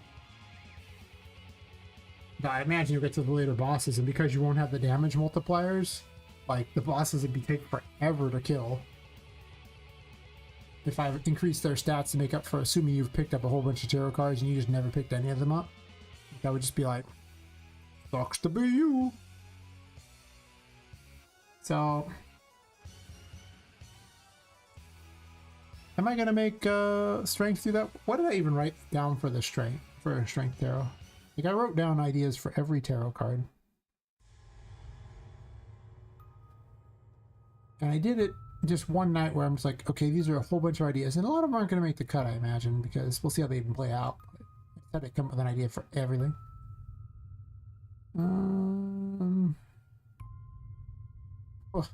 Originally the passive was double jump. That is not happening. Pick up weak enemy, use it as a club. Ooh, that is funny. Deal damage to it whenever you hit. When you hit, enemies drop when it dies, or when you don't equip strength. I mean, that's funny, right? Like, what if I had some sort of thing where, like some sort of grab attack, something like that? Like a projectile you fire and it grabs an enemy, and then you get to use that enemy like a club, because that implies every enemy has to have damage numbers. It would look really funny, by the way.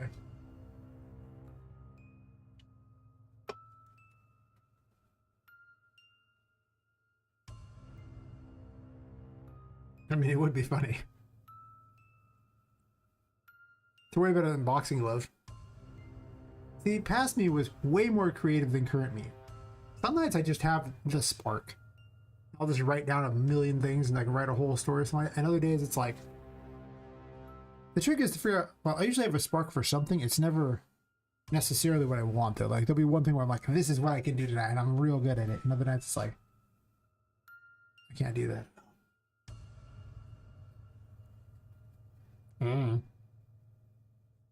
Oh, now I want to do that. Whip enemies, huh?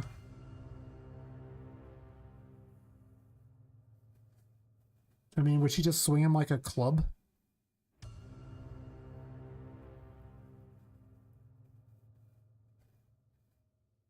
I guess I could just put him on like the end of a stick or something, right?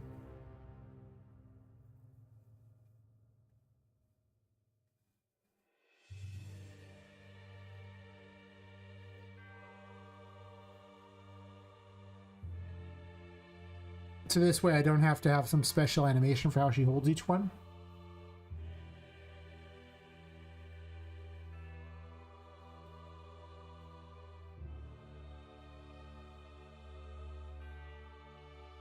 And I just attach them to, I guess, a socket on Poppet, huh? Kind of like the Magician, but not really. Why did I make a socket on Poppet and attach the Magician things to it? Why did I see this other thing where it tries to keep it in a specific location? That is so much worse. In hindsight, yeah. So how would I set up this ability?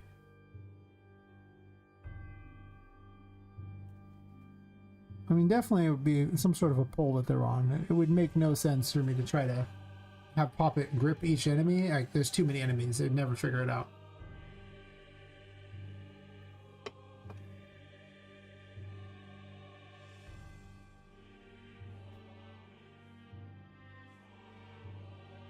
So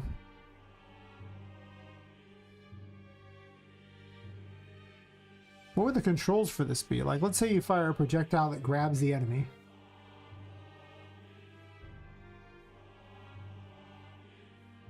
And then it equips it on them? Or I guess just give you a big old pole, and the pole just grabs the enemy when it hits them?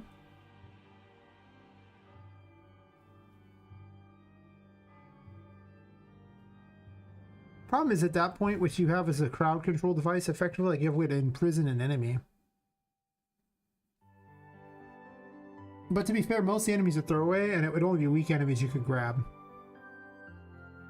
And like later on, I'll let you pick up stronger enemies.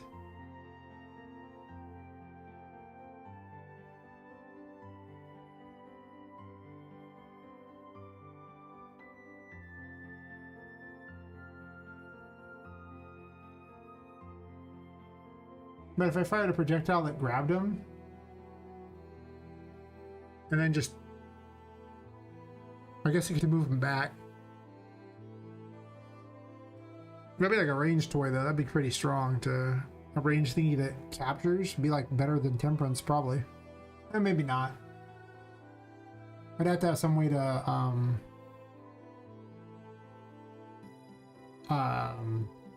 unequip the weapon. I gotta equip the enemy. But I don't really want to use too many buttons for it. I usually like to have one button for each attack. And every time you get a new one in there, it lets you do other stuff. Each of the three buttons that, you know, govern the various, you know, weapons you have, or the three abilities for each tarot card. Very convenient if that was how I did it. But it's kind of like a bunch of ones need to be redesigned because of exactly that problem.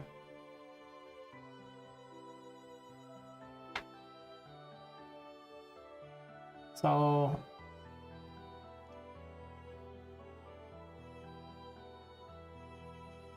the grabby hand would be a lot better than the pole, because, like, I guess, how do they end up on the pole? You just violate them with it? That's terrifying. What kind of game is this?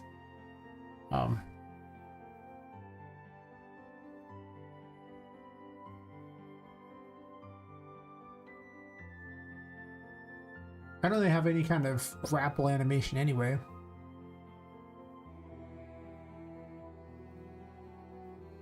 Well, let's just start making something dumb.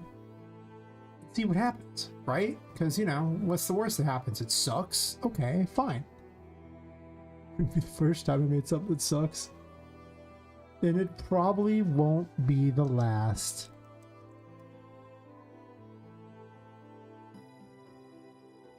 Plus, it'd be a weapon that would, it'd be a game seller, right?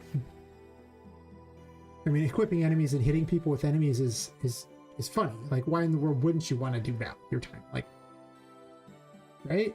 Can we all agree that's funny? Pretty certain we can.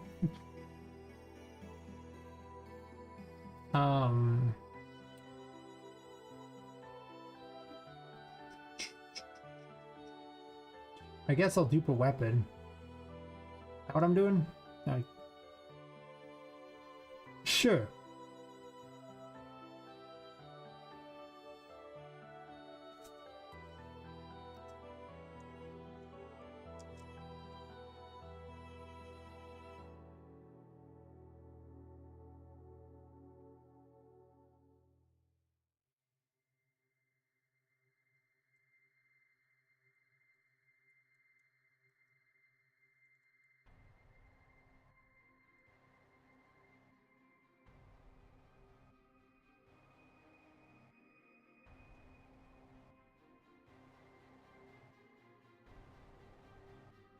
These are tied to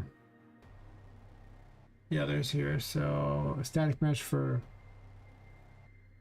Do I have any cool hats? I think so.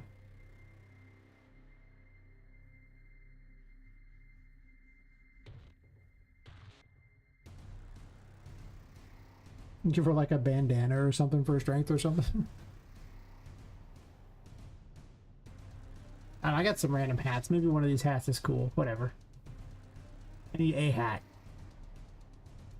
I don't remember what I did with them.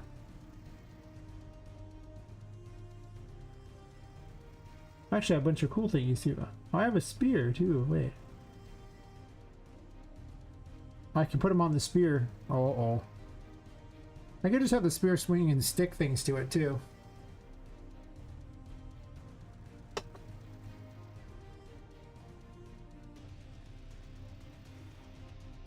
That would look dirty.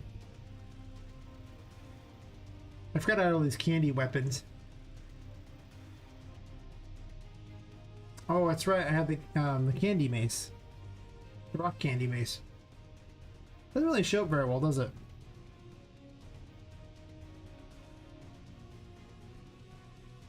Yeah, better color than that, bucko.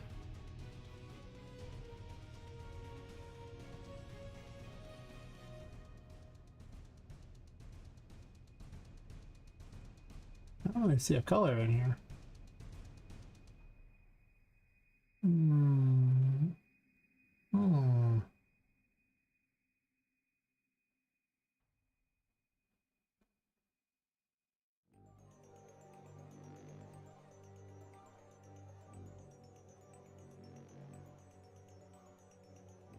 Anyway, diffuse color.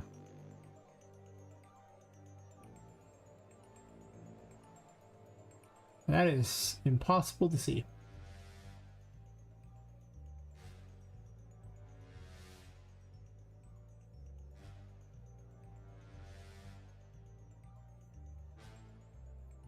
It doesn't have to.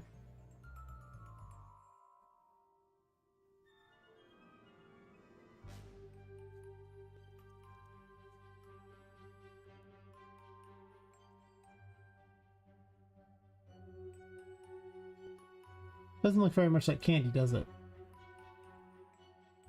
No, it doesn't.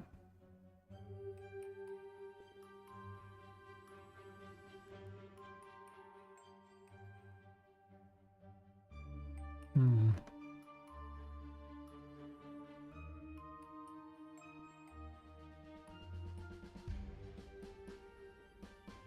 gonna have to redo it anyway, so it's not a big deal, I guess.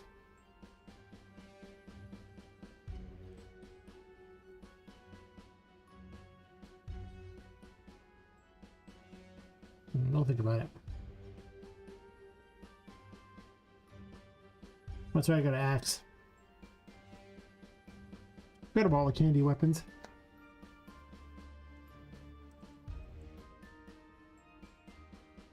Now I need to use an axe for something, right? Required? I'm assuming. Ball's already used. I got my shield, the eyeball shield. Oh. Oh, actually, I might need to use this for the High Priestess. There's a shield, though. That might happen. But that's already got like a little eyeball thingy, so I don't know.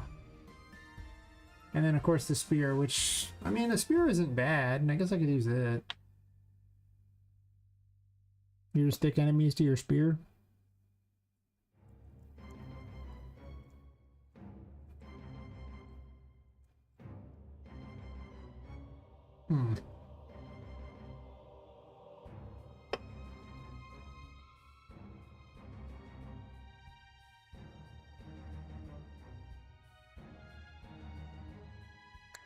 Sure.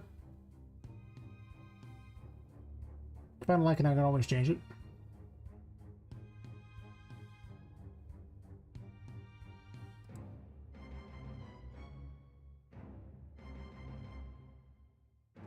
I didn't open the strength weapon? Bummer.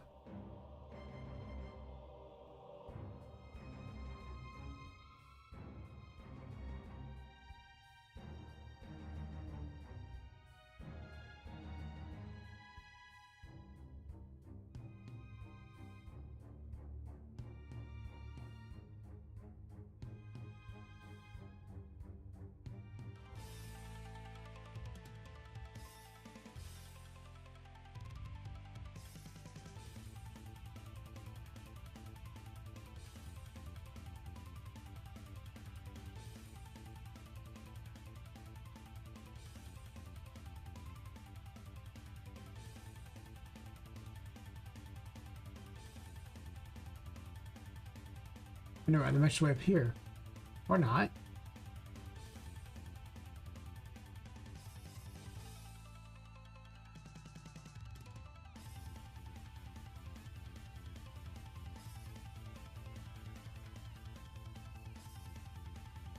Base materials.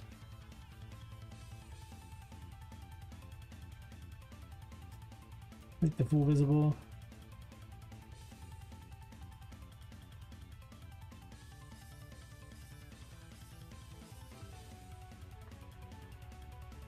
Why doesn't it look like you have a thing?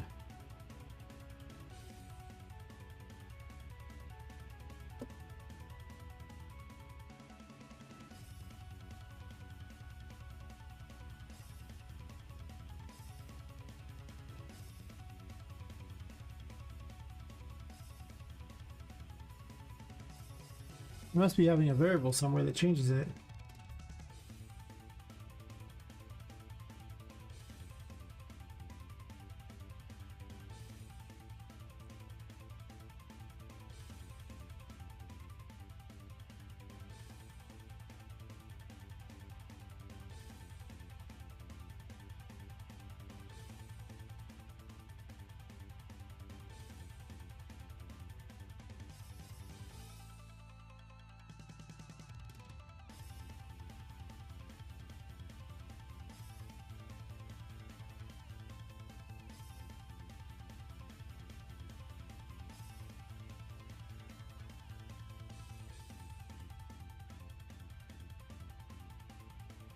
Am I blind? Am I blind?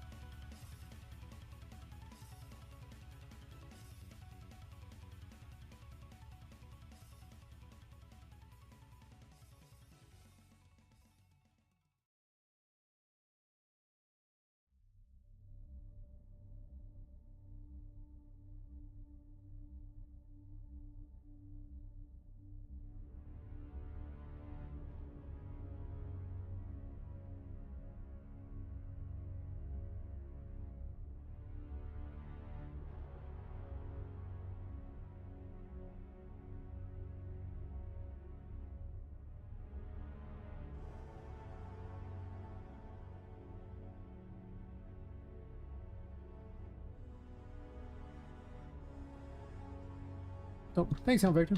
I found out that I apparently got affiliated on Halloween.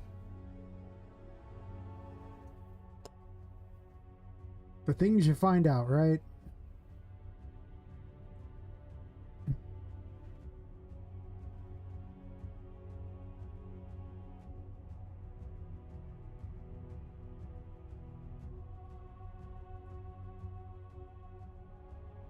How's your day going? Hopefully well.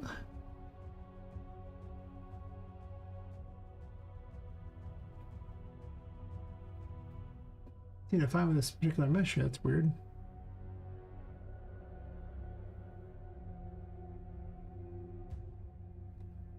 This just has a static mesh on it. But this shouldn't have a static mesh at all on it.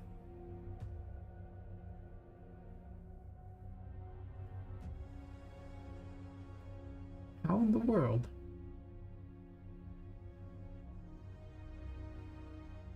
Did I set you up?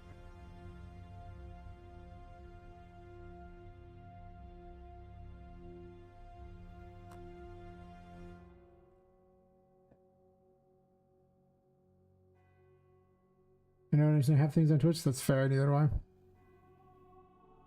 Oh, going pretty good. I've been doing stuff. I actually don't remember half what I did. I mean, I made it that you can go in and out of some of the rooms and it wouldn't actually have the pop in. That was the thing I did. That really wasn't much of what I did today. Played with temperance for a while to make it explode and try to throw enemies around, and that was okay. What else did I do? I don't even know. I did stuff. Yes, so. I'm like 7 hours in. I added a level system. It's based entirely upon the number of tarot cards you find, and is horribly unbalanced. But yeah, now when you walk in and out of these, you actually see that it doesn't, you don't see the pop-in. It's just always, well, you don't see much pop-in. I guess there's a tree back there that pops in, but screw that one tree. Nobody likes it.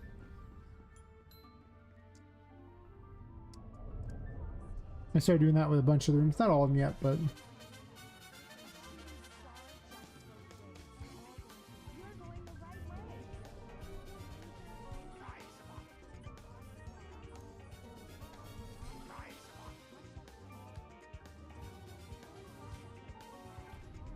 So you can see most of the stuff out here, so it's not as jarring kind of thing.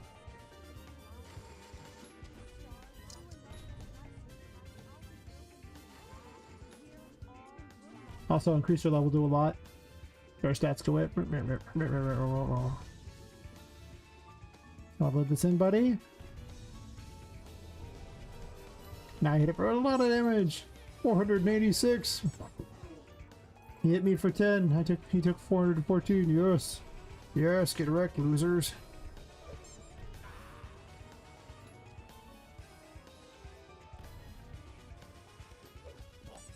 Giant sized.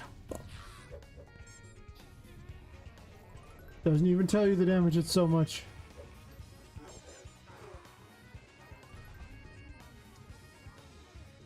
Lots of levels.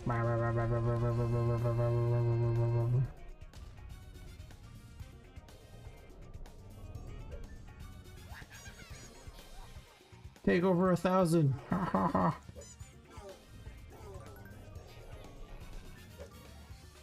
That system that exists now, and most of the weapons seem to work off it, though some of the ones still need some work.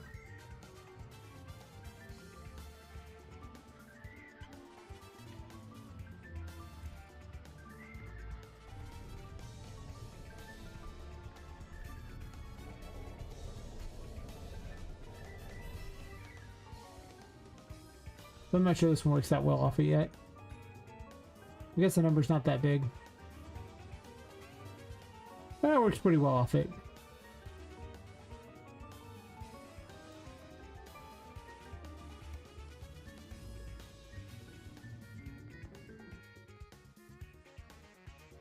I really don't know all the things I did. That's funny. Trying to think about it, I have no idea. I drank some alcohol. I did that. I hid out from people who are doing Halloween stuff because I, well, we don't actually get trick-or-treaters around here, and if we do, it's like one, and then you gotta buy all this candy for like one kid.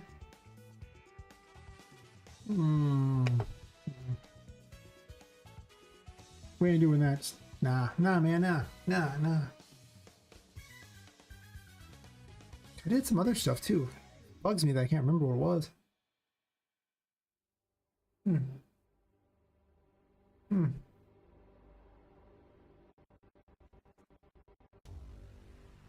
But, right now I decided that I want to add strength in as a thing, but I want strength to be able to equip enemies.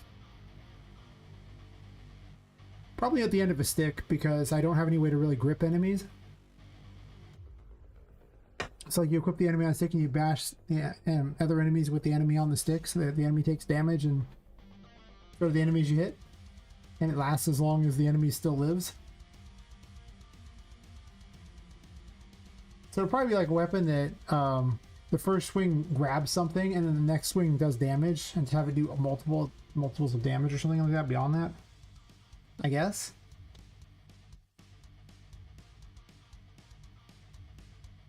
Which might be kind of fun. I mean, it seems like something that'd be amusing. So I was just trying to figure out how I was going to do that after adding the level up system. I was like, well, you know. Then I came to this weird belief. I don't actually know how this thing sets itself up. Like, somehow this is on here, but I can't find anywhere it tells it to equip that. But I could also just be too intoxicated to know. That's true, too. A little bit of tire mixed in with some alcohol. Just saying, one thing leads to another. maybe you don't always remember what you were doing. This one I could just suit it up on though, so I probably should just use this one. Actually, I'm just gonna dupe this one. Screw this other thing. I'm creating a problem I don't need.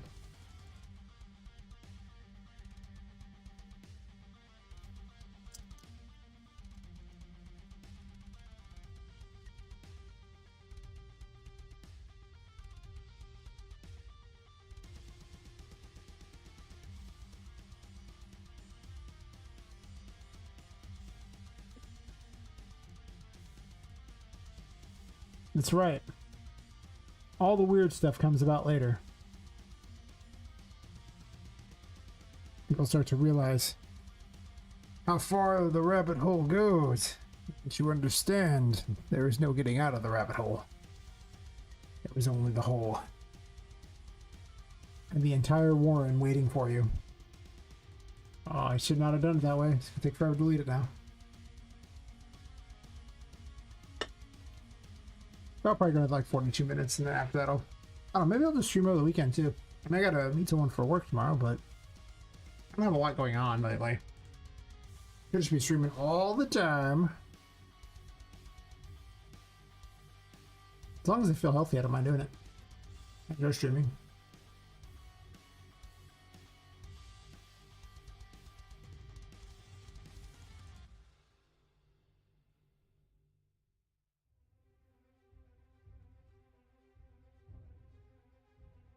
Yeah, I'm starting to it's still taking forever to delete this, by the way, if you're curious. I'm starting to realize that I probably need one additional tarot card in between the Empress and the Magician. You're really going to have low damage by the time. It's going to be real hard at the start of the game.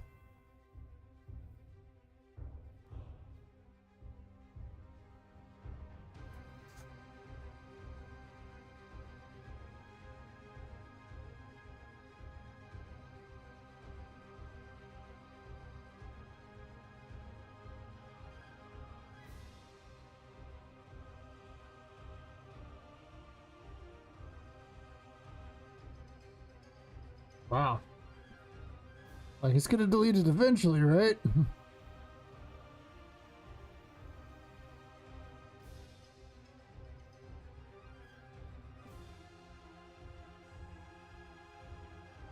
I remember when I made, you know, that little bit of the Sally fight, and I never went back to it. That's what this track reminds me of every time.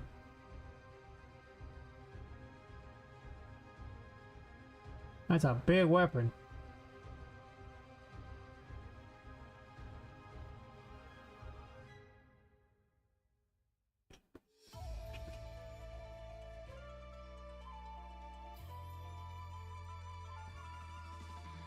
I have some candy weapons, and I haven't used any of them yet, or most of them, so gonna have to use the candy weapons. I don't really have a hat for it yet, but I'll see if I can find something that gets the job done.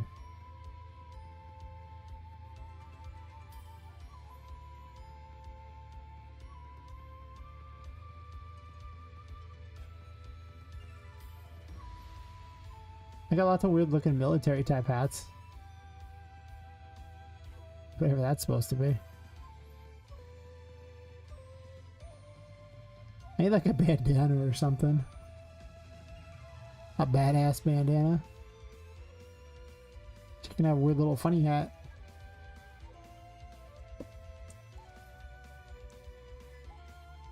This looks more like it could be a hermit or something.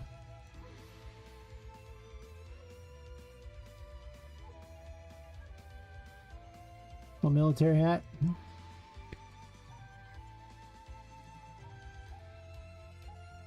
Honestly, one of these things might be better for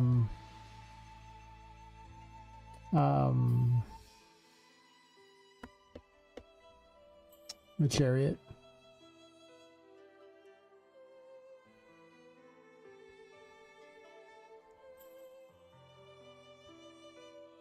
They'll have little cards on them.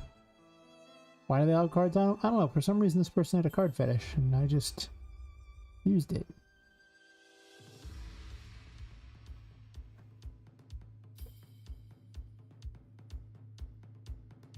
I got lots of crap.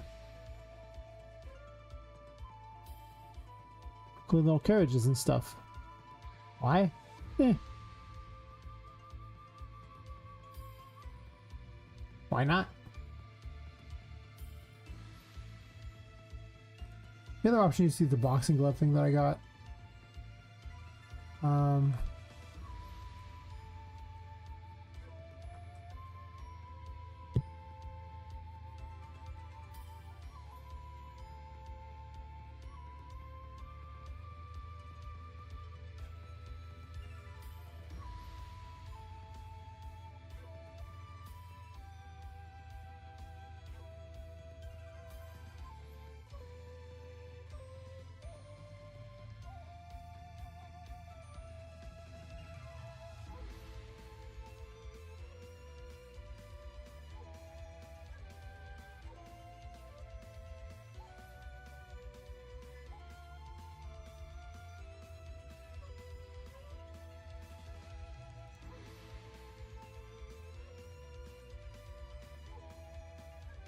My allergen to game dev continues.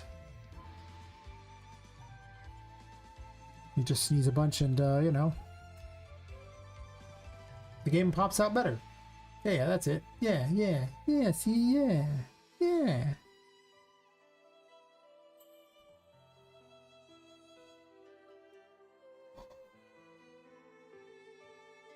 I haven't even set up weapons for the chariot and all that, so maybe I do that later, but we'll see.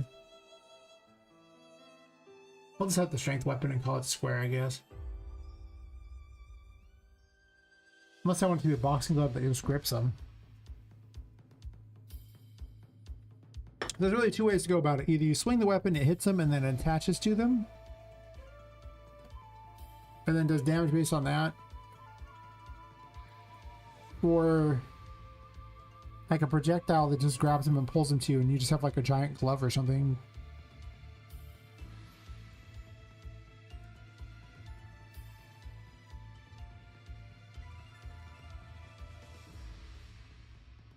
I don't have a lot of melee weapons though.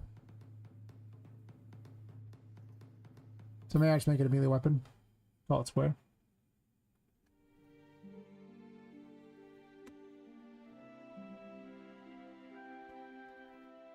This seems more like a task I should have done at the start of the night. Later in the night I would think of such an idea, but earlier in the night I'd probably code it better. That's true. That's very true.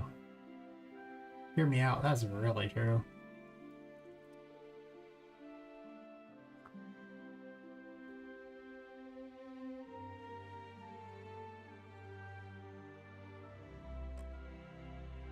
How are these set up?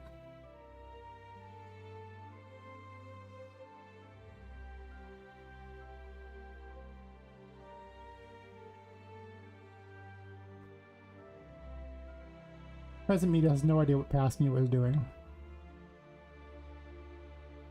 But that's fine.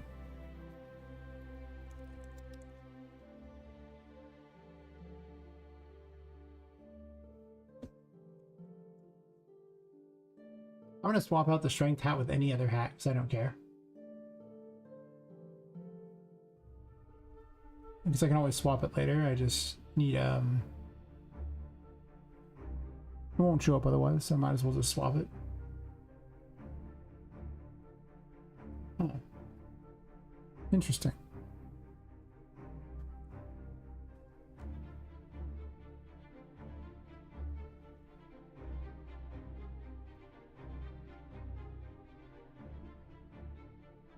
Perfect.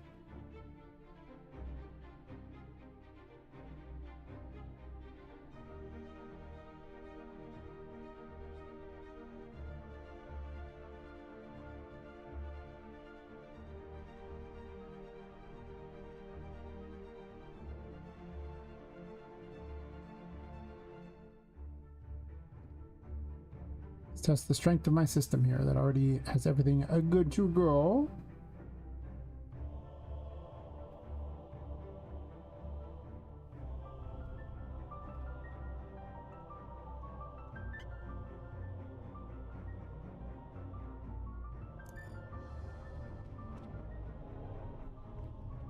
Well, I can see that everything is very close to where it's supposed to be. 10 out of 10. Also, there's one big weapon. Adorably big, actually. But listen. It equipped it. Start. Don't hate. It's a start. I'll have to maneuver that mid-game here in a second. This thing is a biggie. But maybe not gotta be so big. Is there a size change option somewhere in here that I'm missing? Probably.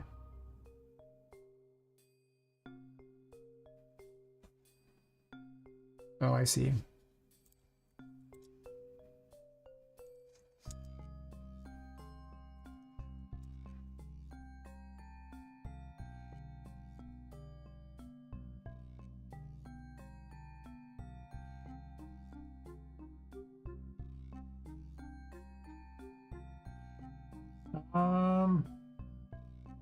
I mean, she could swing like the fool. I don't have a lot of options yet for how this is set up.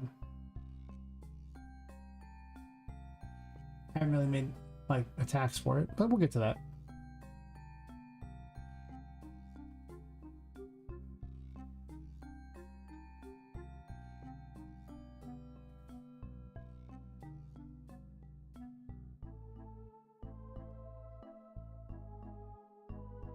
It fit in this room. This room's a good choice.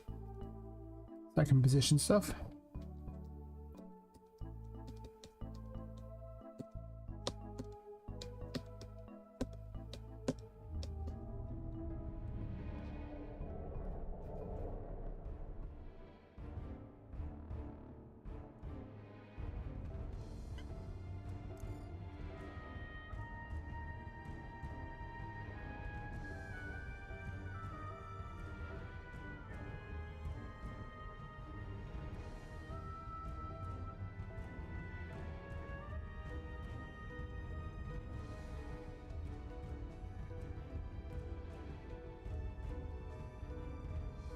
I think that's supposed to be the other direction. Am I correct in that assumption? I think I am.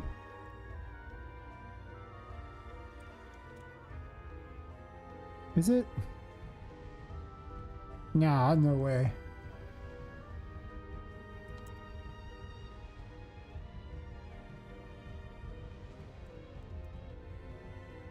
I was thinking 1.8, but you know, the other's kind of a thing.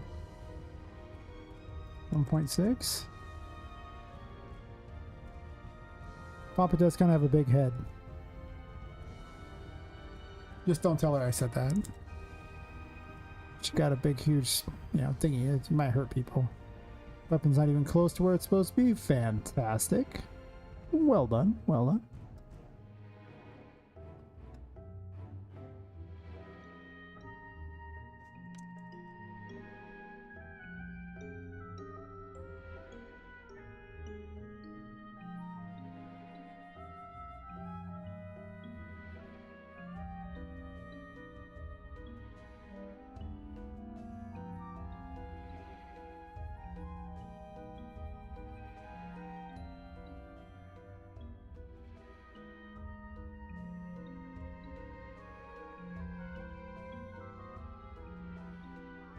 She do be having that jiggle.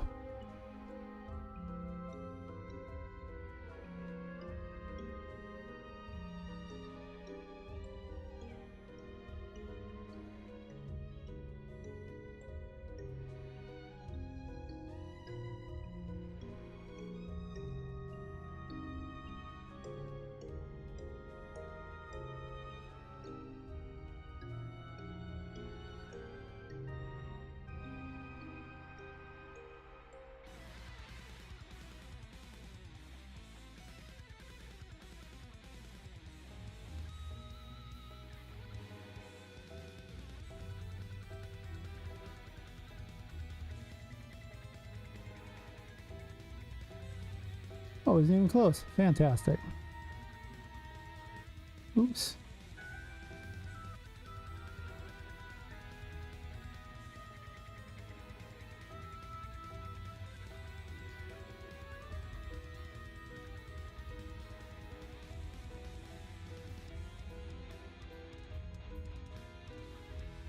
Actually, he's almost kind of got a grip on it.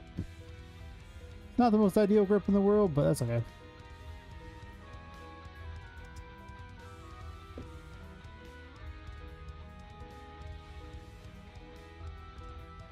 You can't swing it because I haven't given the air attacks for it, but eventually I'll make it better. Also, that hat should be a different color, like a red hat or something. Honestly, the weapon should probably be red too. This means it's kind of a Poppet thing. She does like red.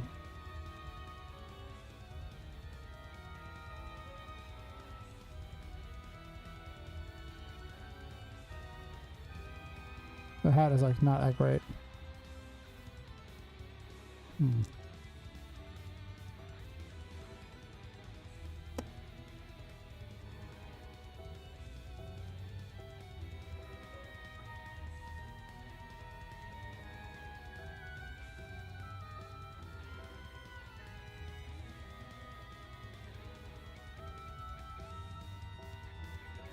That'll work.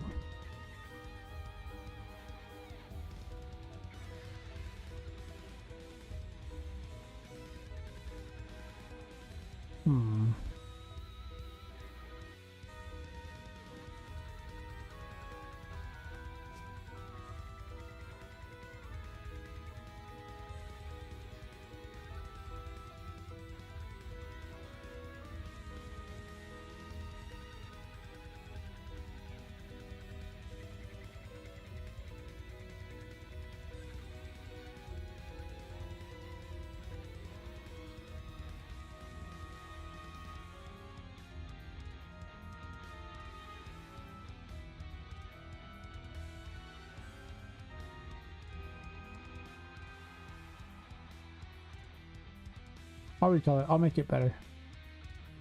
I'll make everything better. I don't want something better than this weapon though for this.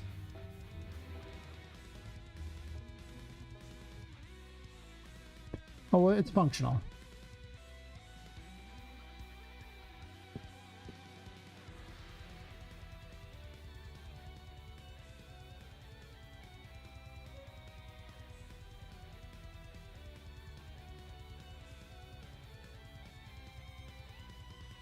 So let's grab the swinging stuff. This is going to take a lot of extra programming.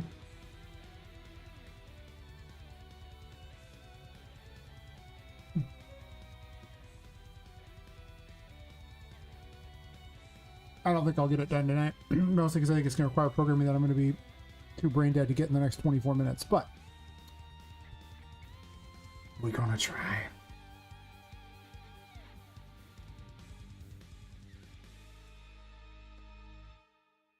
It's already built into the swing weapon system, which is fine.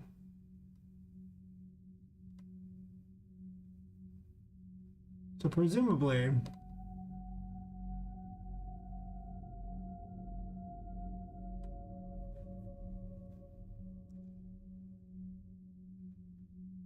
we're doing this.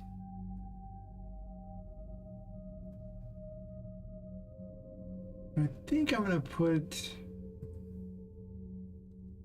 I guess the weapon being attached to Poppet makes the most sense.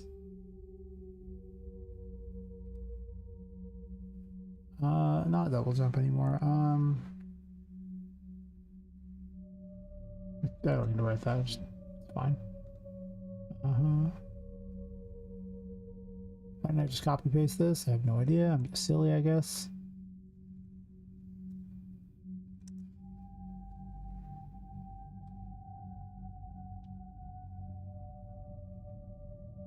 Does not launch.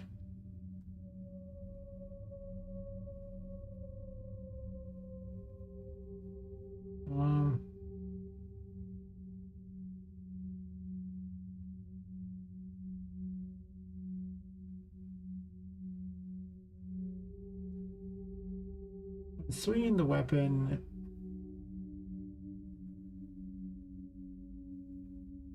I basically need to get whatever it hits, like a reference to whatever it hits, and then attach it to something on the weapon itself or attach to an area on Poppet.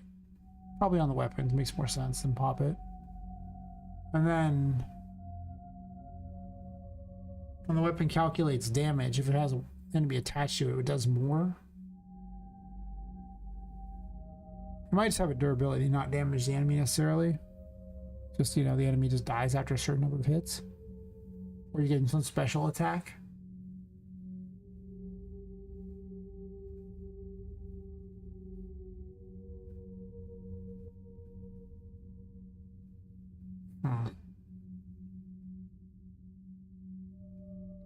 So the weapon, make an attack thingy, the weapon parent would actually have an option for something along these lines.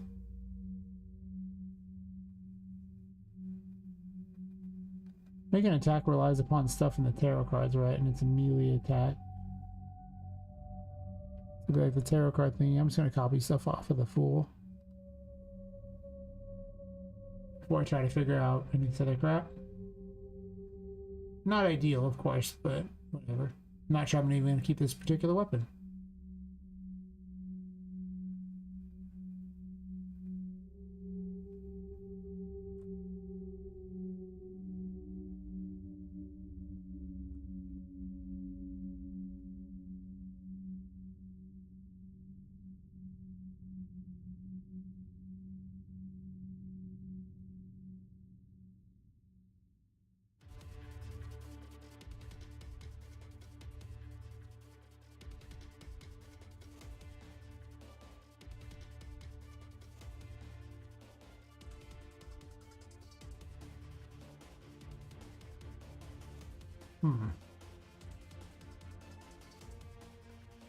Well, that'll swing it, and I can make it do damage there, but I don't think I want to do damage unless it's got a weapon thing attached. I guess job one is just to get a reference to whatever it hits.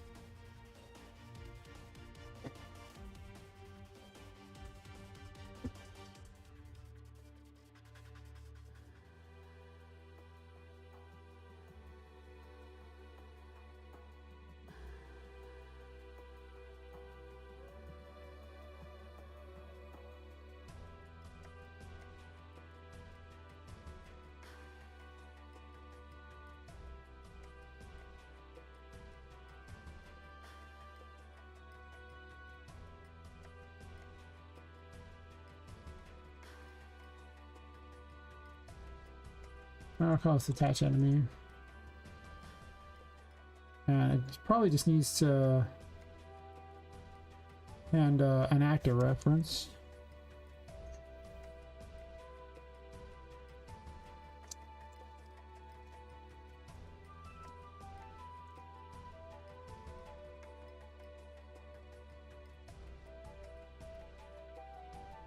And then on the parent,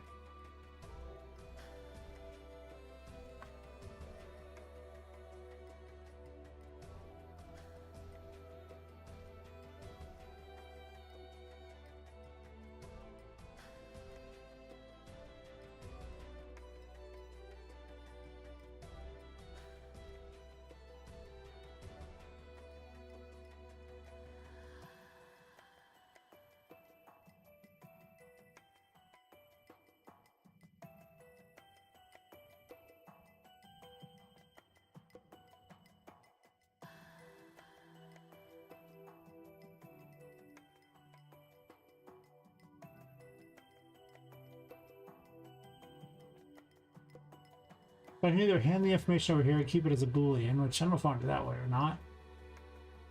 Maybe I do. I just have a gameplay tag though, and get the gameplay tag and be like, hey, make an attach weapon or attaches enemies.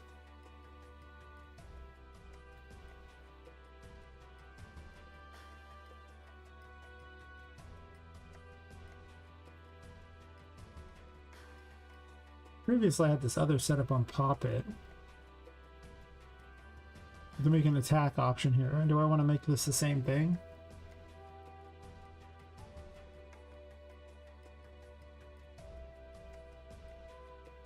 Well, this I don't really need to move that way. I can just literally have...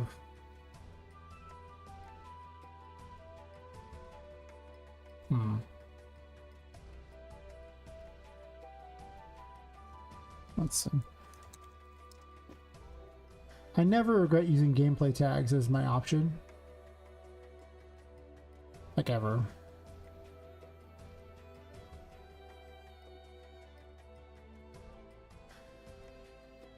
Do I want something for weapons? I mean, like, I guess. Like some sort of special thing on the weapons? Probably.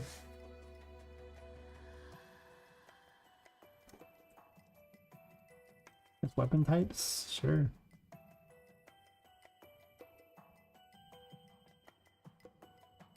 Tag? Oh. Goofball.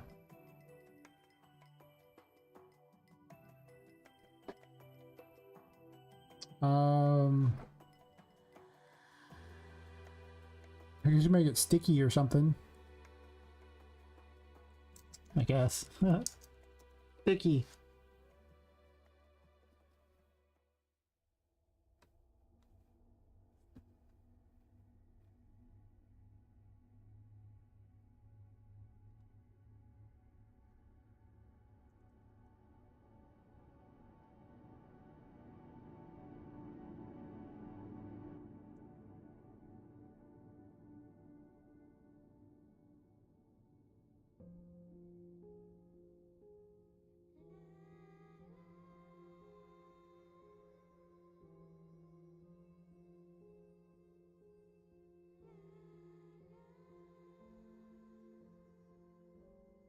Might return if it has a...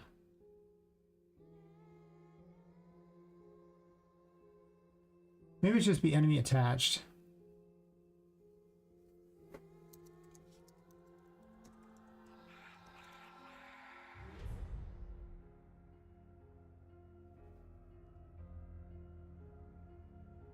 Don't hand the actor for any reason? Or do I just want a hand?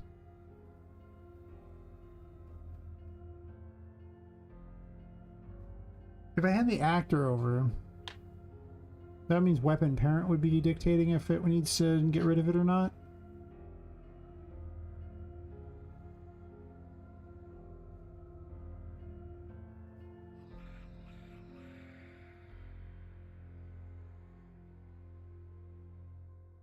I guess enemy attached should probably return that, and then attach enemy should probably be a second one. I don't think it need to be both.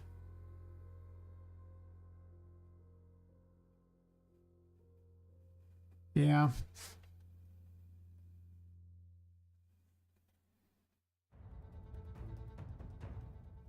Actually, yeah, let's do it this way.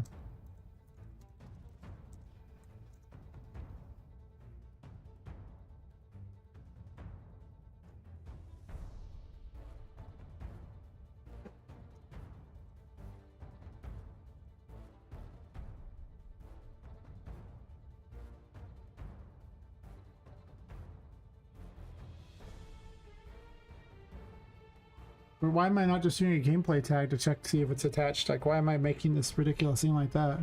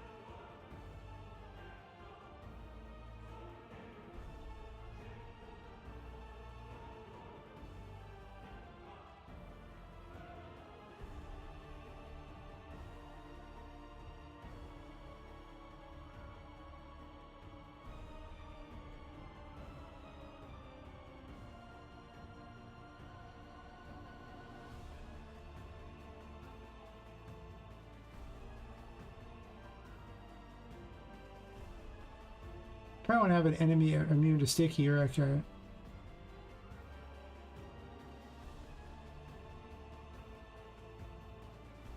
For now, I'll deal with it later.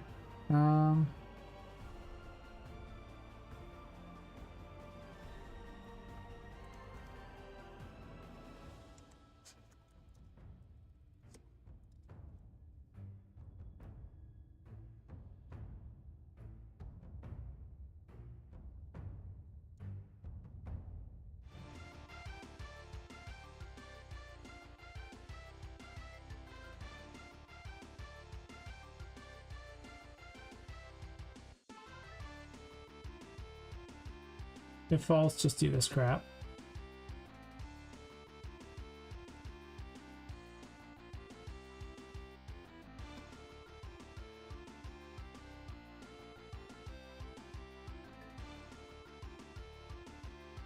Oops, yes.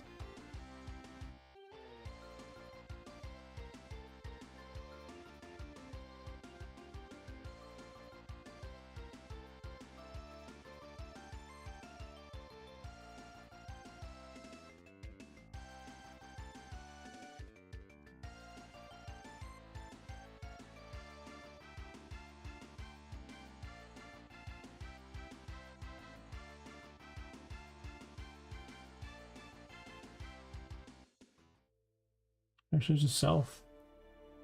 Rotate actor.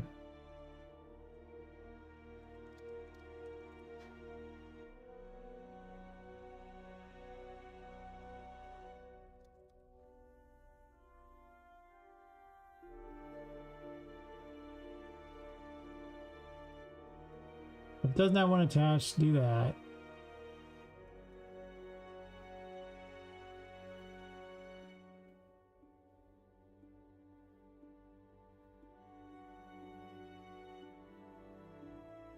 And then otherwise, just continue on as normal.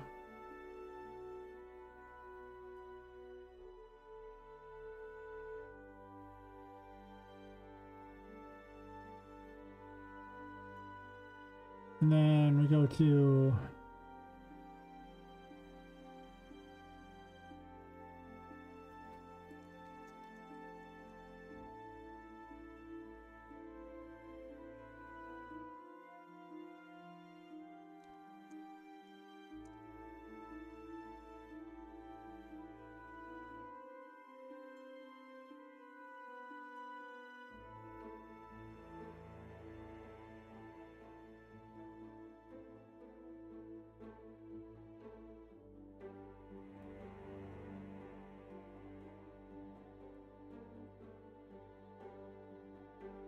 itself, I guess. Right?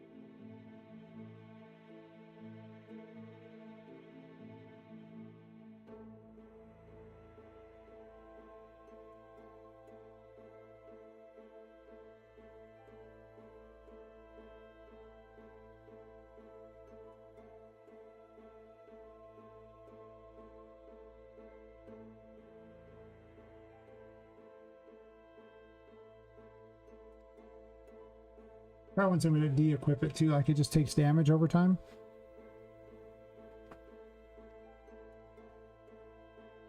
Maybe what it does is it takes a bunch of, like a few hits and then it breaks. Wouldn't be the worst decision I've ever made.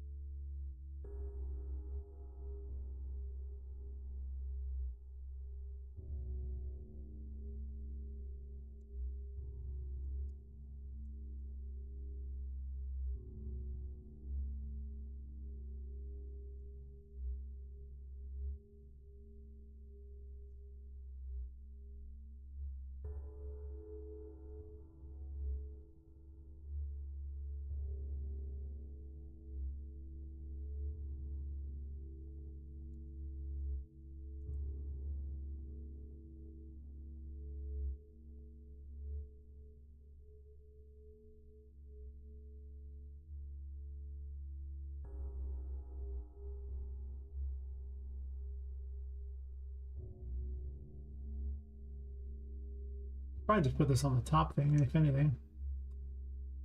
I'm not gonna make this mechanic on any, well. Yeah, I'm not gonna make it on enemies. That's a recipe for disaster, probably. And if I have to update it to the enemies, so be it. But that's a future me problem. So dash enemy health.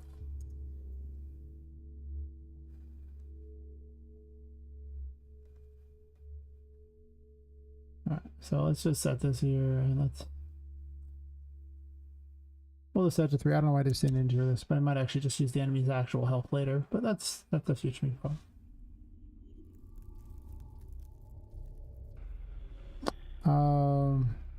Decrement.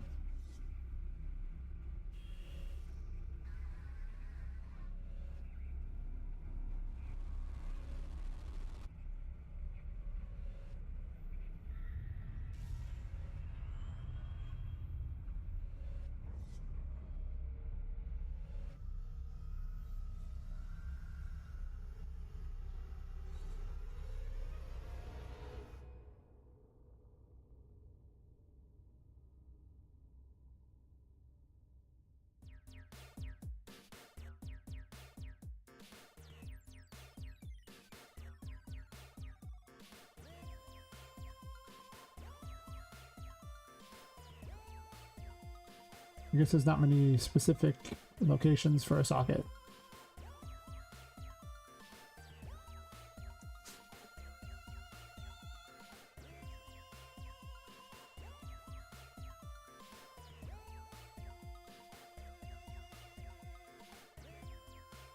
Sure.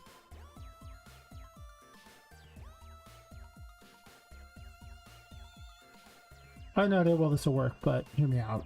I'm trying it. Yeah, buzzing. Pretty good. Been my best thug life as usual. Oh, thanks. Yeah, apparently I got affiliated on Halloween. And I've just been streaming the whole, like, the last 8 hours, so it's just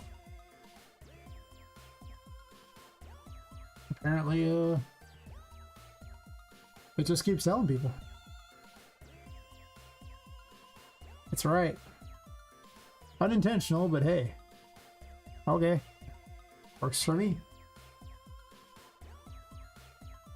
Okay, target, attach enemy. This here.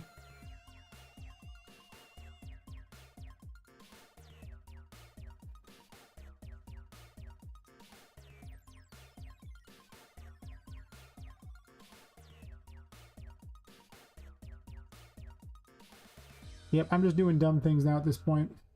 I don't know how much longer I'm going to stream. But I'm kind of in it to win it at the moment, so maybe. I don't know how much longer I'm going to stream, but...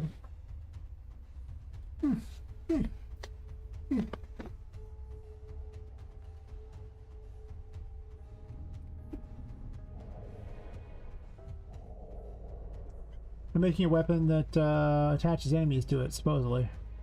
But I forgot to open the thing, so... It pushes me down, huh? Why is this not solid? Okay, that's weird.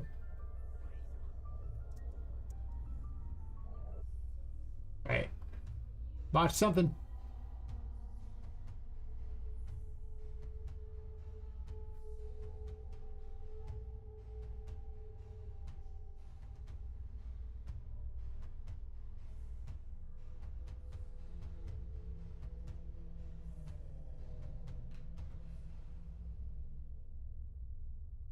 I think he's trying to attach to the wrong thing.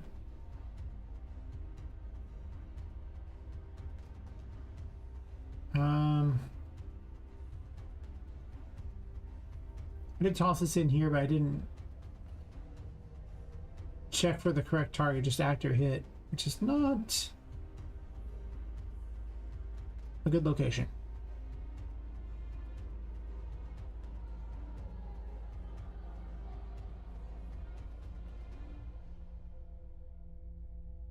So let's do this. So I'm gonna plug you in here first real fast, then I'll just bump it into like a macro or something.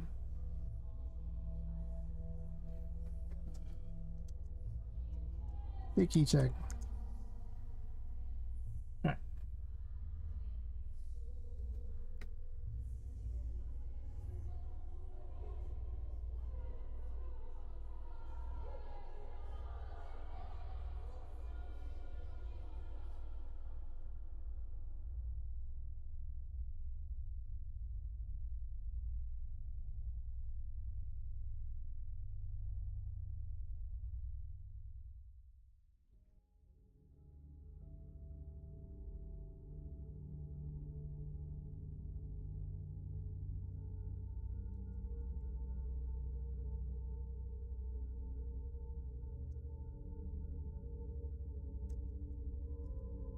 So true to make it easy on myself. Alright, so I figured it'd just be funny to equip enemies on the end of the thingy and then do more damage because of it. Yes, yes indeed.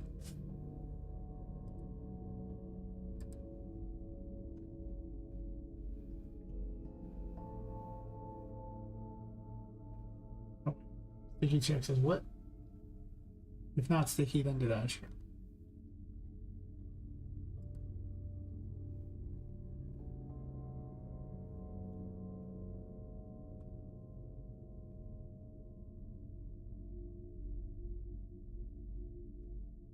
I don't think I need anything beyond that. So I don't know why I got rid of that other one. I probably should check these things. I forgot the target and the damage effects. Shouldn't matter. Maybe? Maybe it does.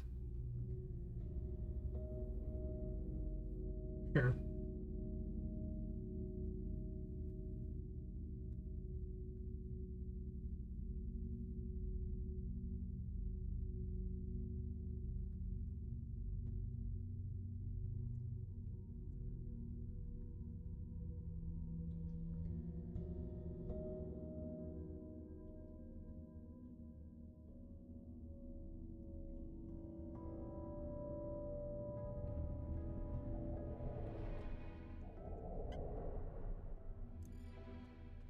I'm gonna open that door. That's the chariot, that's not the strength.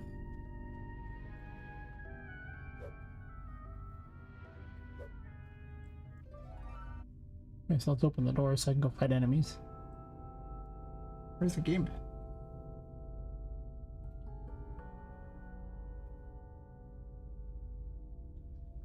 There you are. Actually, let's just stand over here and fight enemies. Duh. Currently there's no additional effect, but that's okay.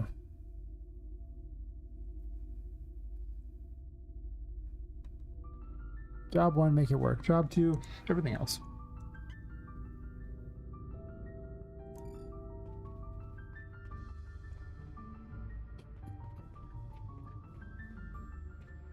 Come to Papa.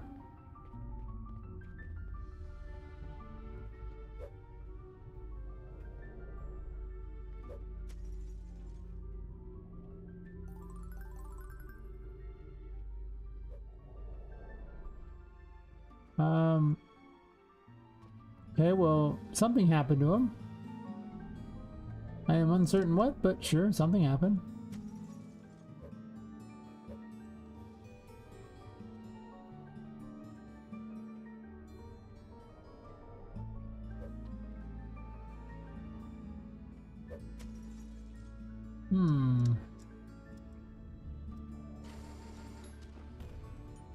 Do I have the socket name wrong?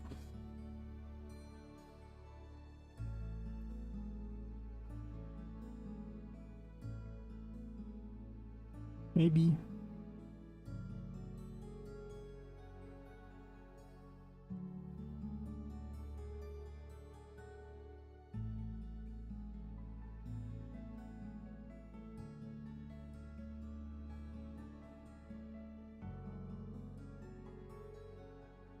Doesn't look like I do. How do you attach stuff to yourself, Puppet?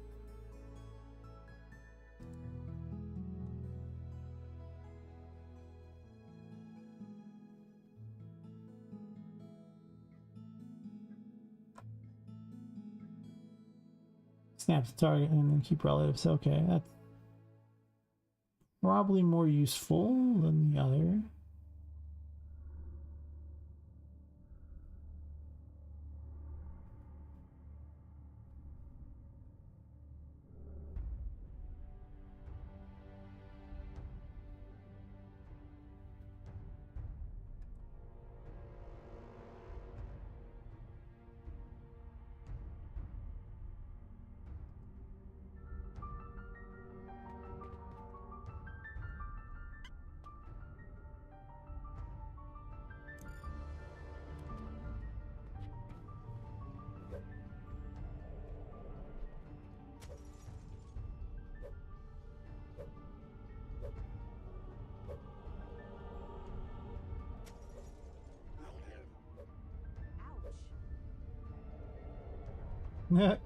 Well, it didn't attach what I wanted.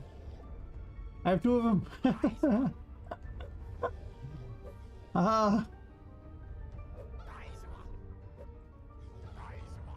Well,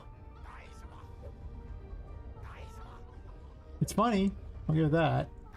It's a little awkward, but it's definitely a thing that happened.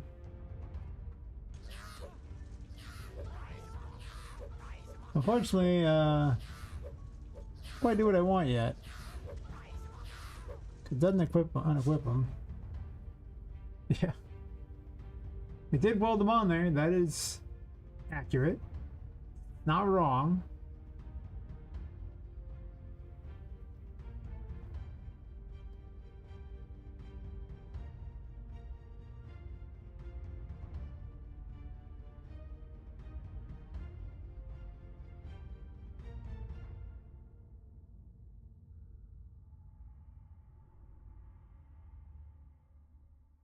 Hmm.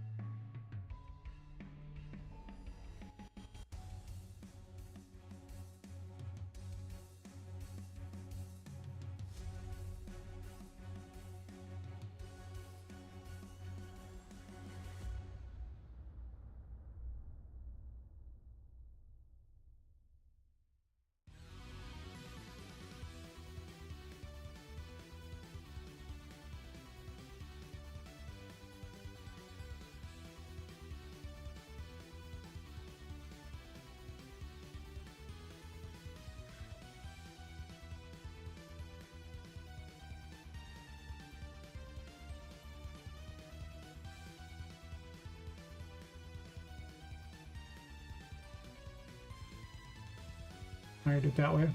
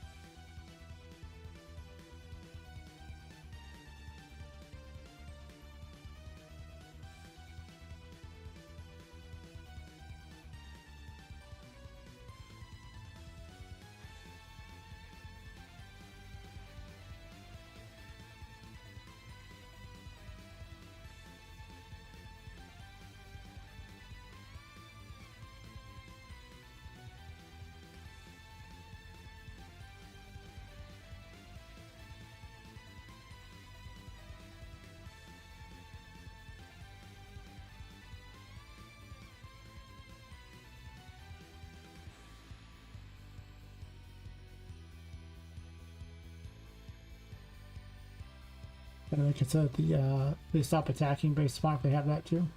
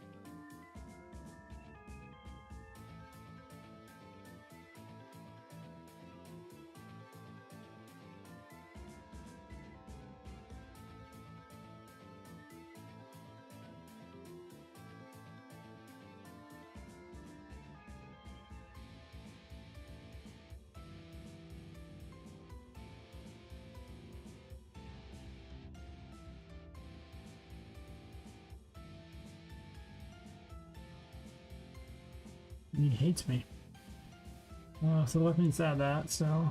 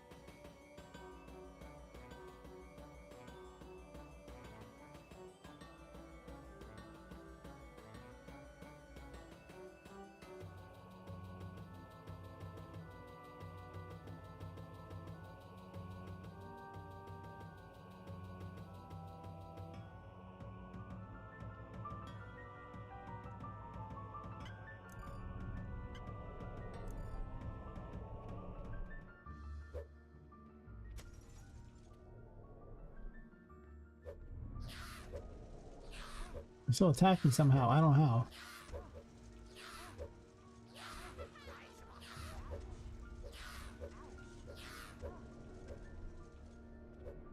So he does break after a while, but he keeps attacking. I don't know how he does that.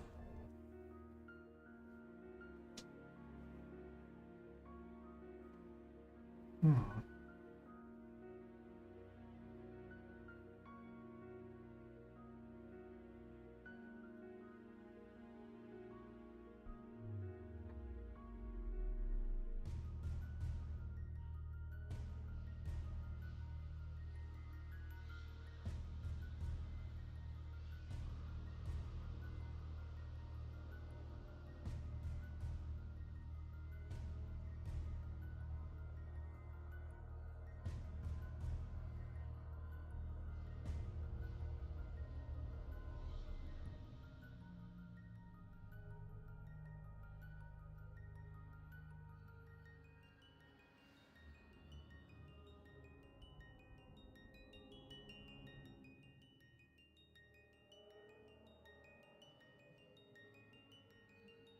When I start saying or, I just need both. Just a logic fallacy on my part. It has either or.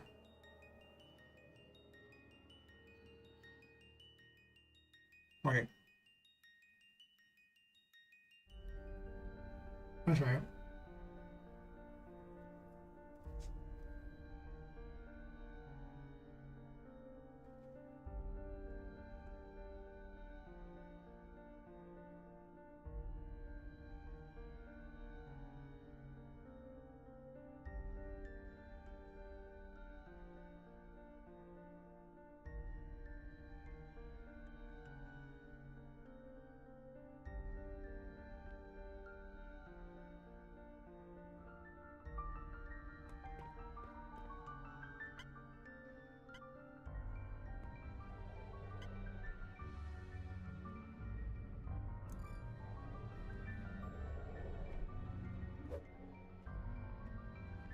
Aha! Mine!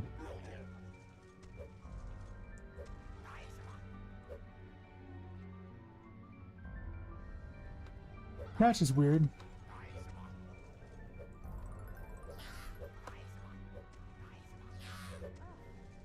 And after 3 it destroys it and grabs another one.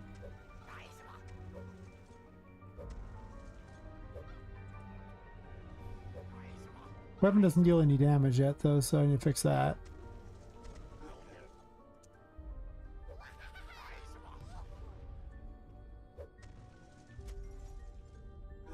How is it attaching all the way down there though? That's weird.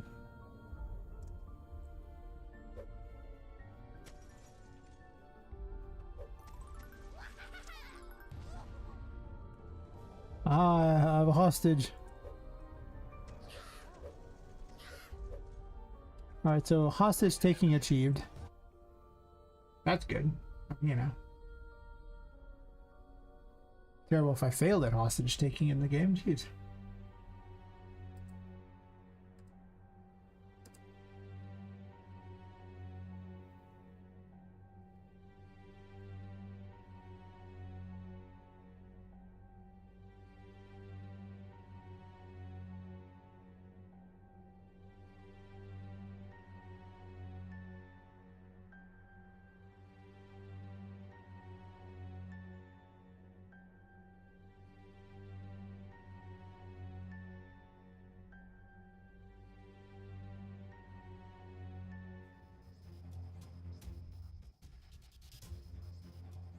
Gosh, I'm dumb.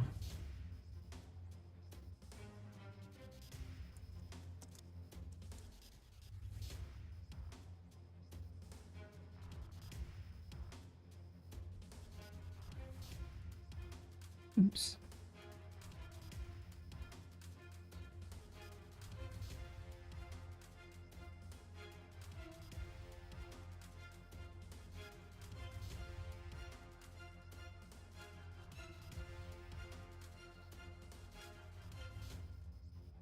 Oh, I know that.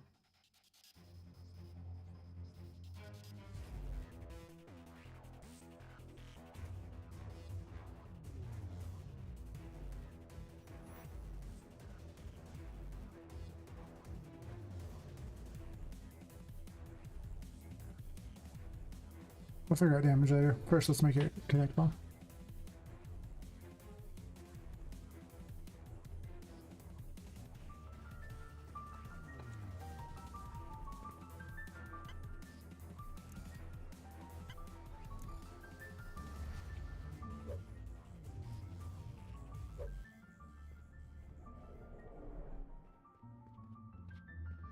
Come on, summon some enemies.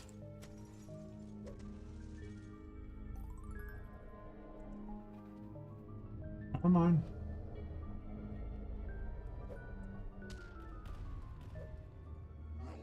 Aha, I got him. I got him, everyone. He's mine now.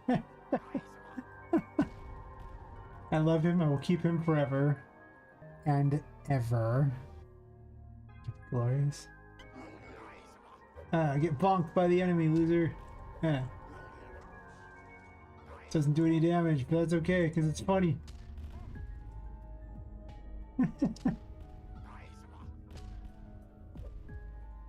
He's like, what have I done to achieve this in my life?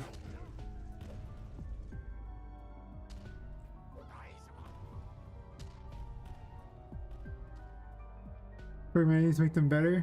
Think it's gonna get in there? Making animation of? Nice, nice. Look, I stabbed him. He's like, I can't get away.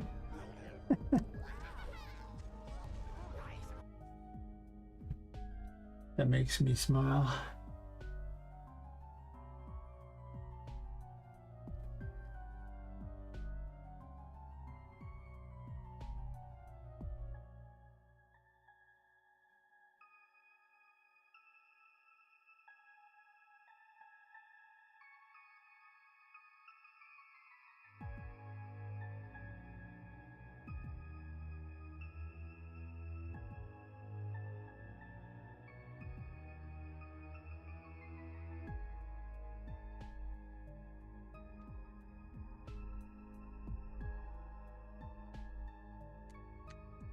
So they moved to make storyline quests, playable game, each pro. Nice, nice. What's this playable game thing you speak of? I don't understand that. These are weird. We don't do playable around here. Nah.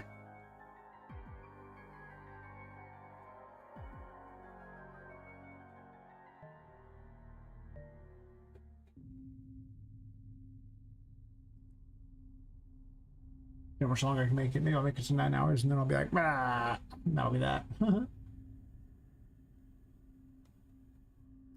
don't need that up anymore. How am I handling the damage change here?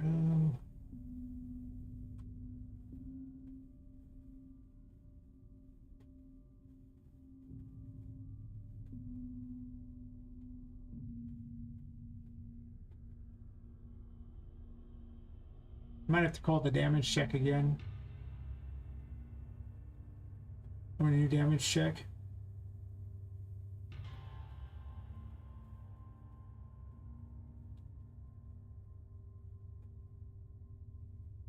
Focus more on the storyline, build the vibe, construct the world.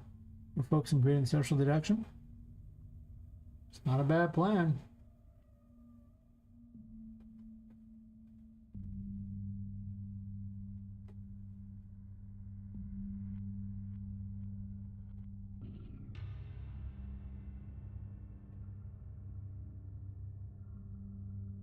What was damage calculated on this again? I've forgotten. Even though I just did an update to how that damage is calculated, but listen, I still forgot. Like right here, and then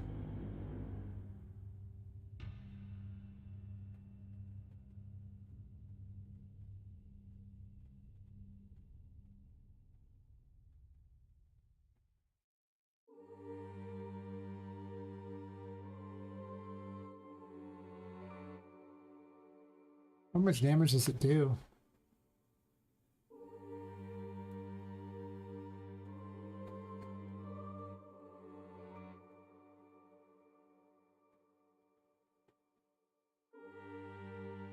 There's be current damage can be multiplied.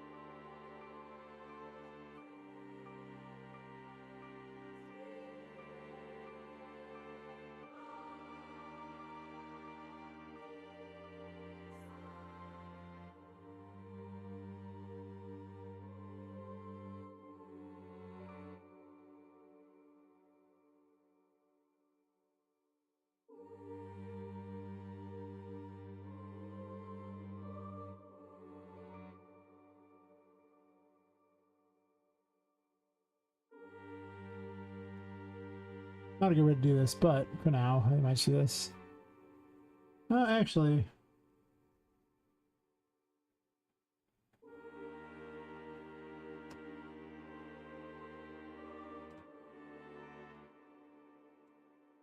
we'll call this update damage.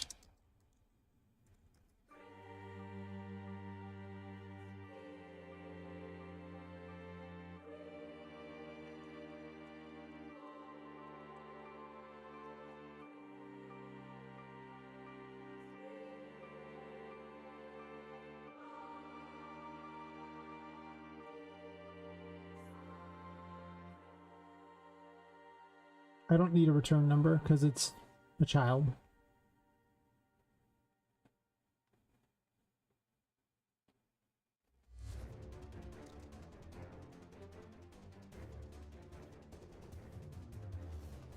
Actually, I don't need to send anything. I can just, whatever there is, just update damage. I'll just tell it to do whatever calculations it has for updating the damage. I don't even get a message, right? Just update damage.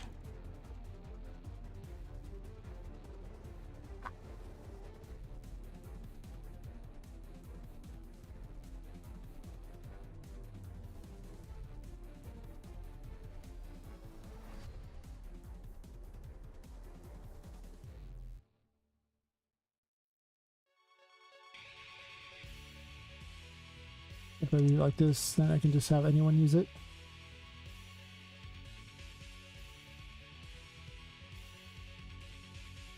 All kinds of stuff going on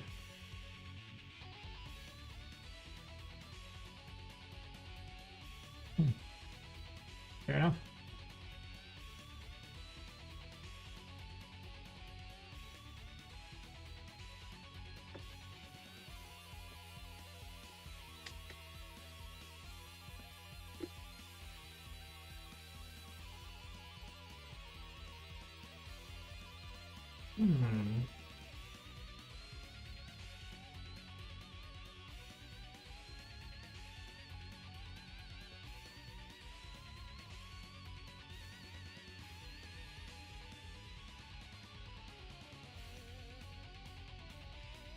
I'm just gonna grab all the stats in this and being lazy.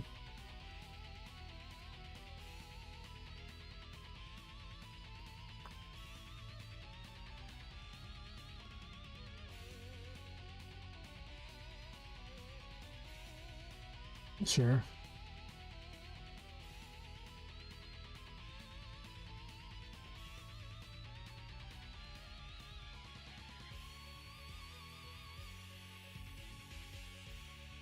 And then on here.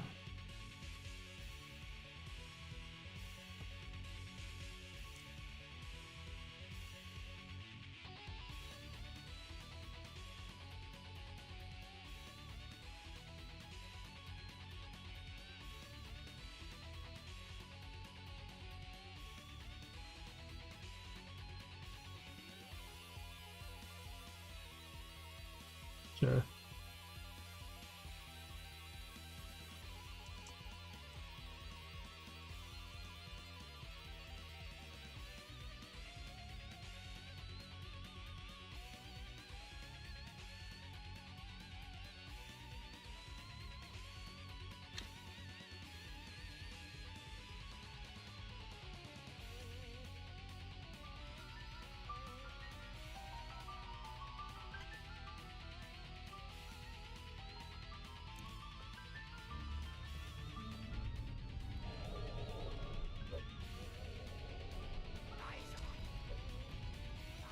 I got him.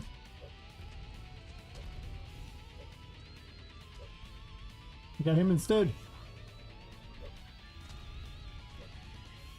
Why is it not dealing damage?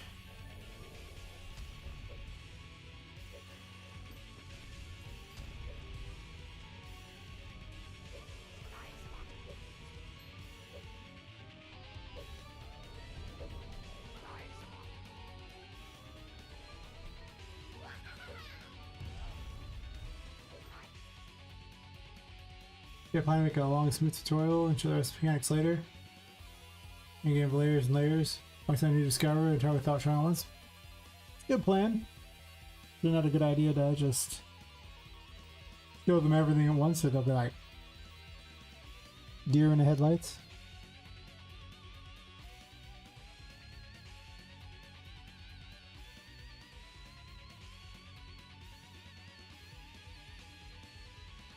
We just like, make it stop. There's so many tutorials. Nobody likes tutorials. It's that simple. No one in there has ever in their asked going, can I have more tutorials? Nobody asked this. Oh. Yeah, I will play the game. Play the game. It's like, no, more tutorials for you.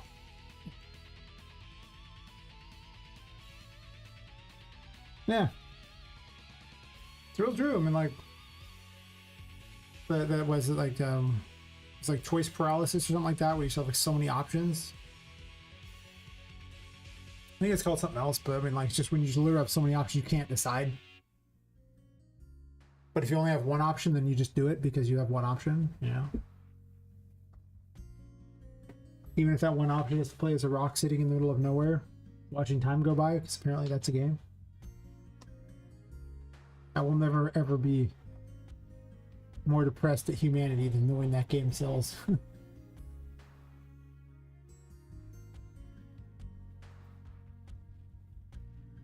The old plays a rock doing nothing game.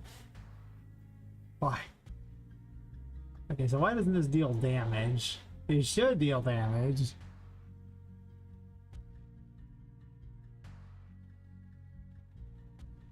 Yeah, I'm not gonna give them, like, I'm not gonna tell them what to do on all kinds of things. I'm just gonna let them figure it out, and only certain things, like if you get a new ability, then I'll tell you what it does. That's it. That's the only time you get, I'm not gonna imagine if I just said, here's 66 abilities, I just told them what they all did at once. Could you imagine? It'd be like the worst. Think about that. They probably just turn the game off.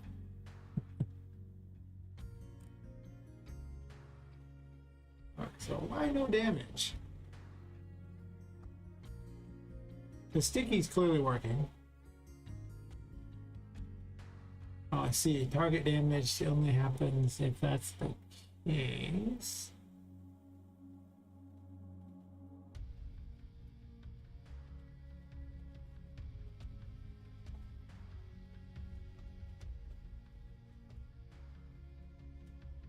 It actually needs to go like this. Or you could do that. That's kind of like what I was doing. This and then this has to happen. The false is target damage, basically. And true just kind of pushes it on. Probably a better reasoning behind what it is, or instead of saying true and false, say like target damage, target not damage, or something. Or just damage and not damage.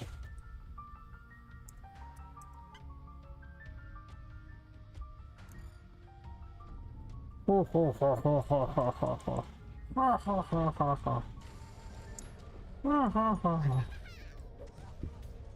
Mine.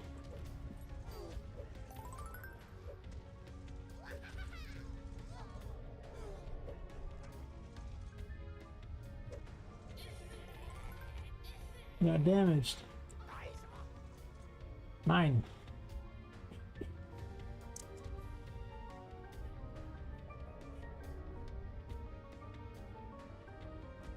Hey Ghost, how's it going? Where's the enemies? Go back and fight me, you jerks.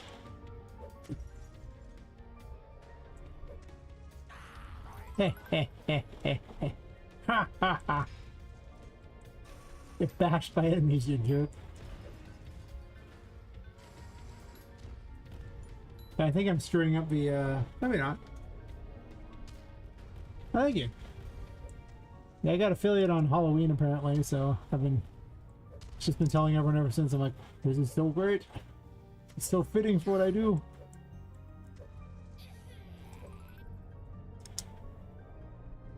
Also, this weapon grabs enemies. Shut up and take my money! Hell yeah.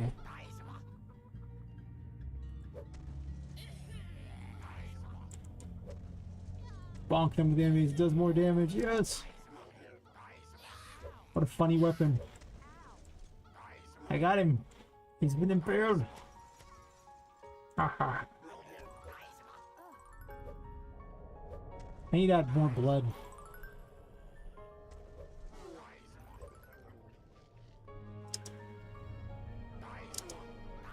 Yeah, you spear enemies and then you have the enemy now, and then you do like double damage with the enemies on there. Also, for some reason the magician card's over the top of this, but whatever, I don't care. Hear me out. It's funny.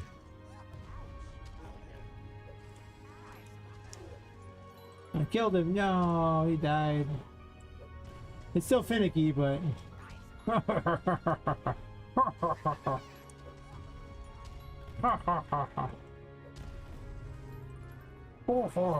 They break after like 3 uses.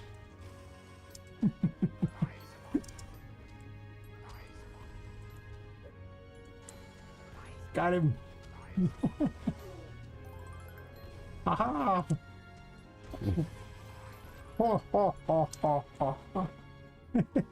Isn't it? Mine. This is my new favorite weapon.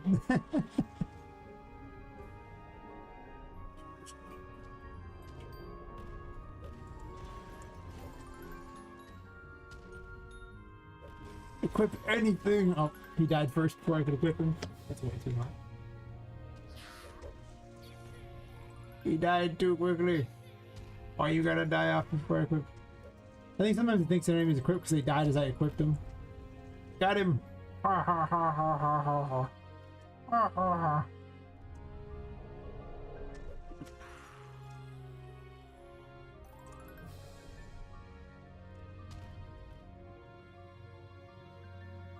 This is such a weird game.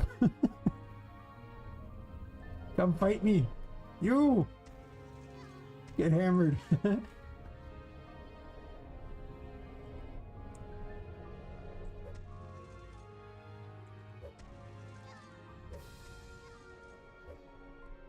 Can't equip pots or anything. Still break them though.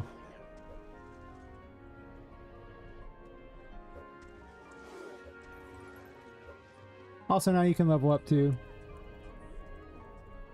The math numbers are incredibly bad, so like, you know, like that they're so good that you just wreck everything. Like take 320. Ha ha ha ha.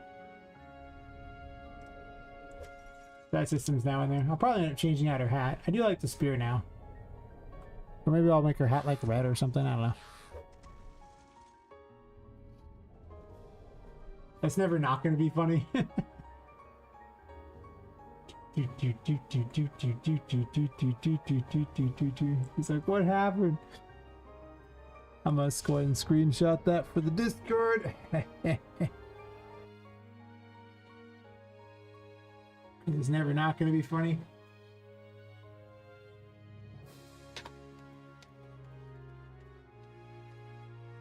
You're supposed to light me on fire over here.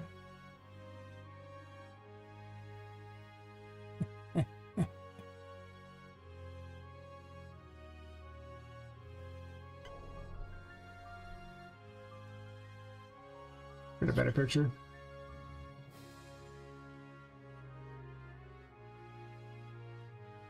For the Discord.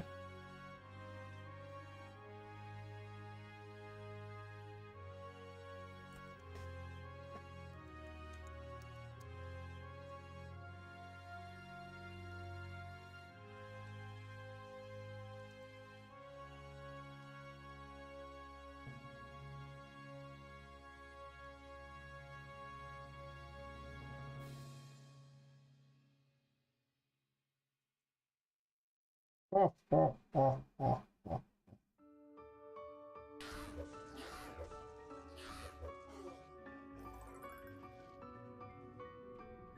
I feel as though today is a very productive day. Take like 416 or something. Yeah, the multiplier is insane. I'll just make the numbers really big.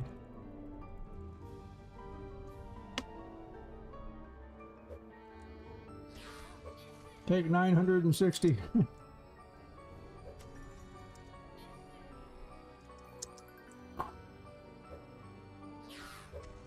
What was that weird spin you were doing, buddy? Aren't you cool? Oh, he just died from it. I think this is counted as being equipped again. I'll probably need to check that, see if the enemy's actually there, if valid, if not. Or something.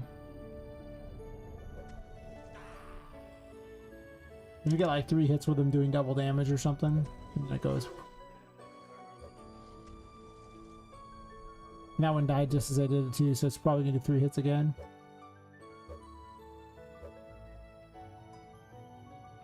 Bam, I was just gonna break the pot, and it's just like, nope. I'm going off into the distance. There's no escape. No escape. I hate that the magician is right in front of my face.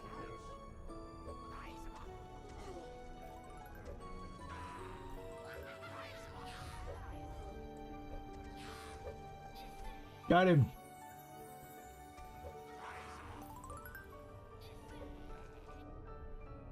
He's dead, so he sits there now. It'll count as 3. That's definitely a problem I need to resolve, but it's pretty funny.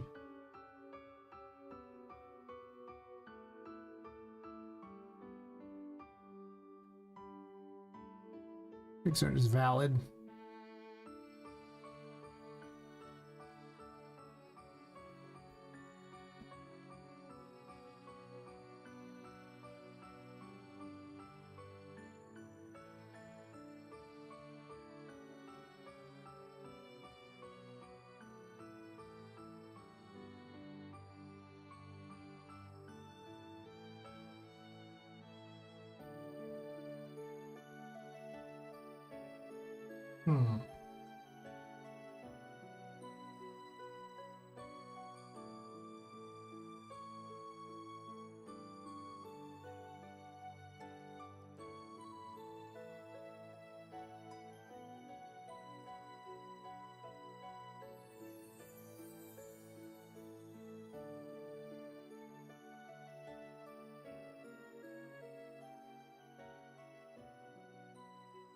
Really on how I want to do that, like what the check is to make certain that it's actually got something equipped. So if it dies, then you can still get the effect instead of having it be like 3 hits of whatever. Because it's only funny if something's equipped, yo. It's like way funnier.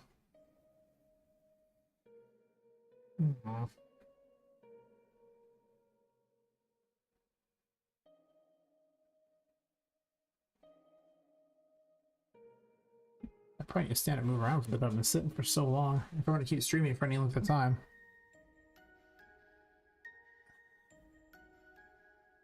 I'll take a quick bio break real fast. A little too much sitting and not enough moving for too many hours is not great.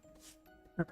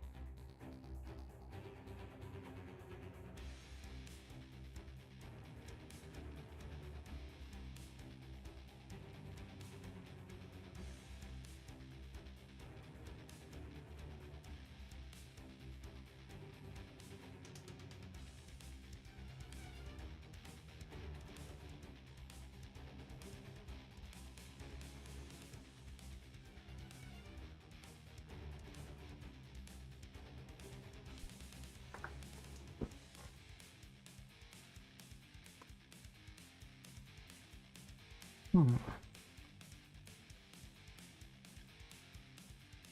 question is, where am I going to hand out strength? Because now it's too cool of a thing to not have out early in the game. Like, people are going to love it enough that they're just going to want to do it because it's too funny.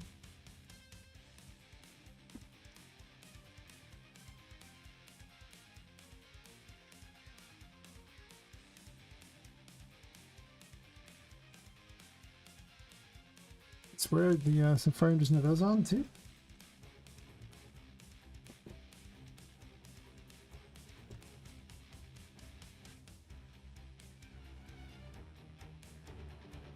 And certain all these things are in the Safari room as well, so you can see them.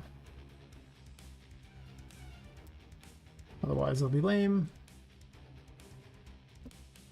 Why can't you be added to the Safari room? What am I missing here?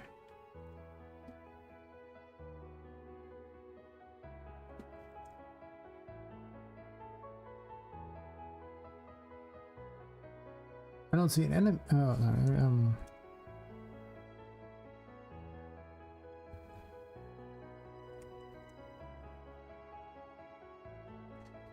that's a future me problem to figure out why the hell that's happening.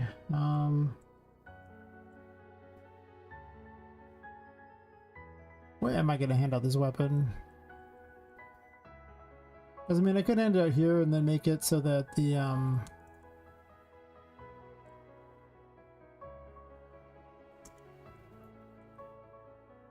that it's required in order to grip surfaces.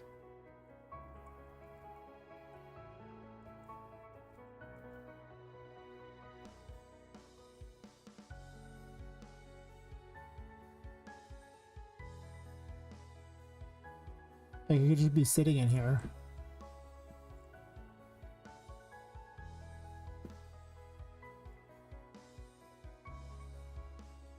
It's pretty fast to hand out things though, because it'd be like ability, ability, ability, and then nothing, nothing, back through this place, and then you pop out here, and eventually you get another ability.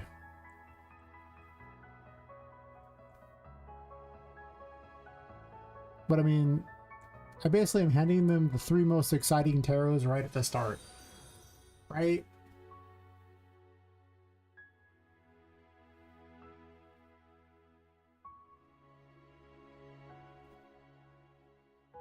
Thanks a thought, Brist. Man, I'm yawning here.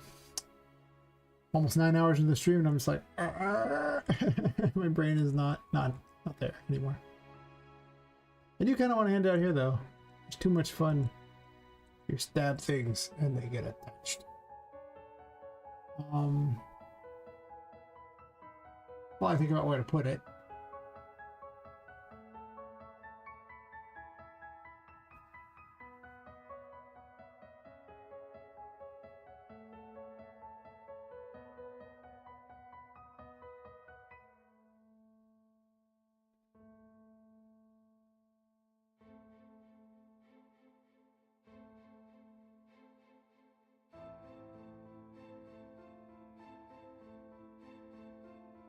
Well, there's a couple ways I can do this. I can either have a valid check here, probably better, or I can have the weapon have a start a cyclical event, whatever has a thing there, and just update itself there.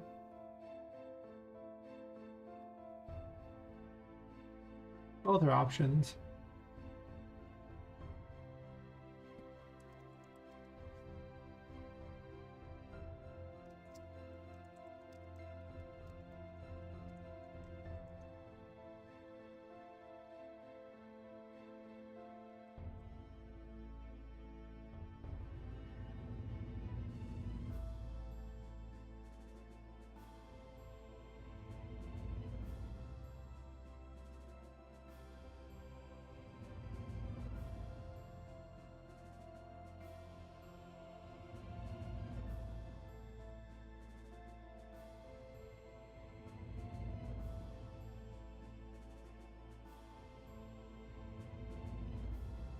So I can reattach without the weird issue here.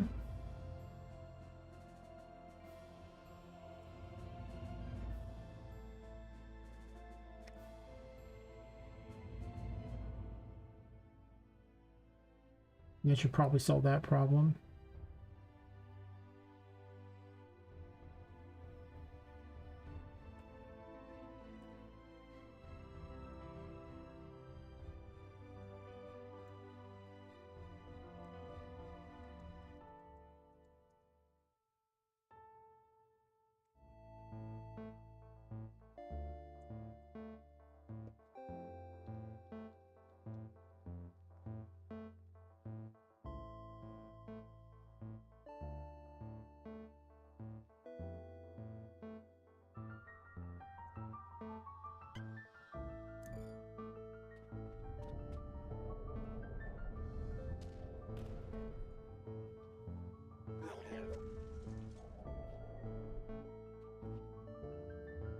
What?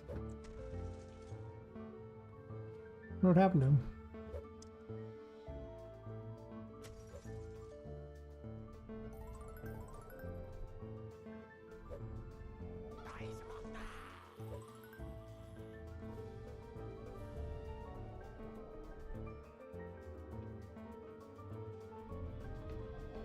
I don't know why it's not stopping his movement. Like, he shouldn't be doing any actions, but it seems like he's still trying to move.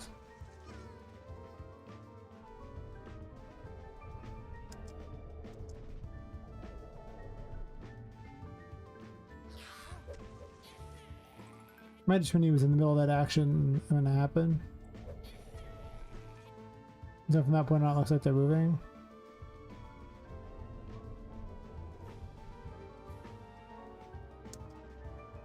This one wasn't walking. He was just stuck the way he's supposed to be.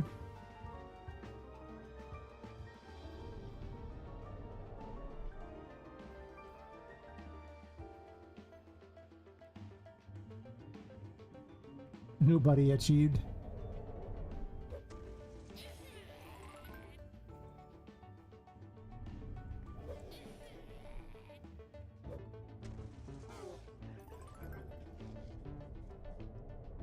Could make it with the target's damage, but then it might play an animation. Then I got to deal with that.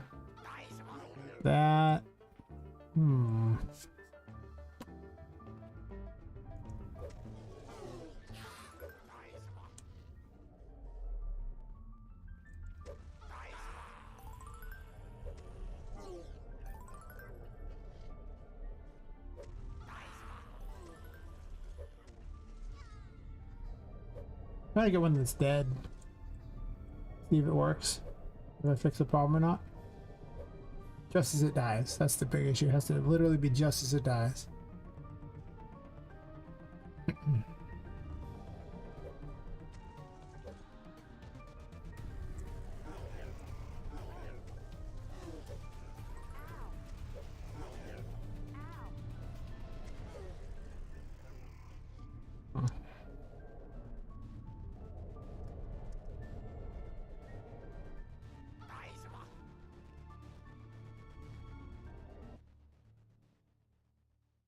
Interesting.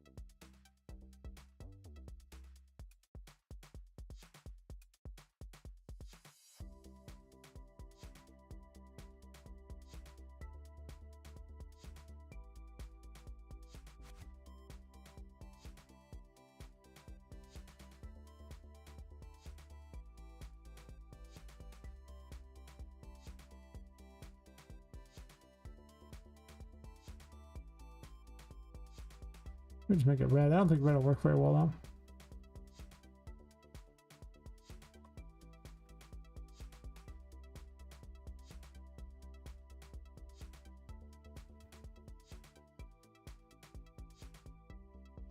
Maybe.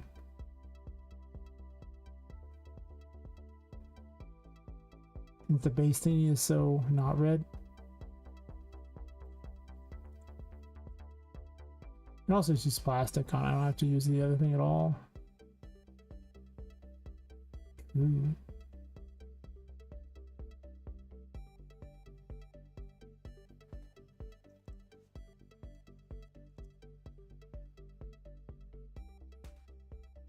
You can have like a little soldier hat.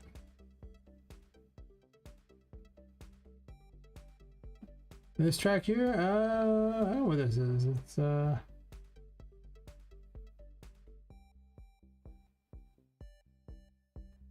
just some random thing from Humble Bundle. Called the Tech Show, whatever that is. Doesn't have the author listed, so I'm not really certain who that is, but it's someone. Long ago I took all the stuff that was like, oh yeah. It could easily be Dark Fantasy Studio because their stuff always sounds like a cheap knockoff version of something else.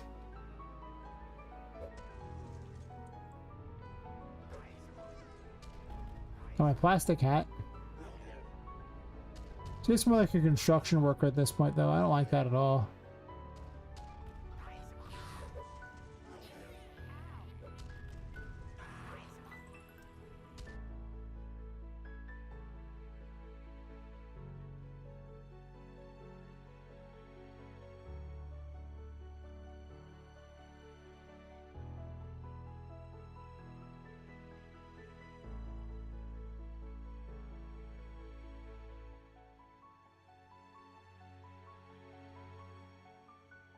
Yeah, half the tracks I listen to really do sound like something else.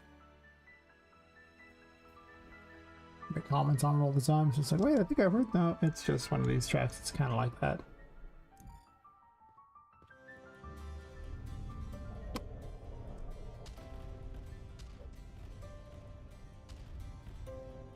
The black plastic's a little better, but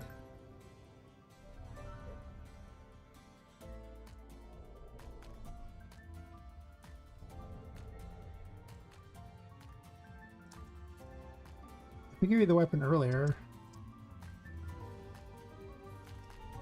I gotta make the weapon a little more like finalized. Look at that too early. Mine.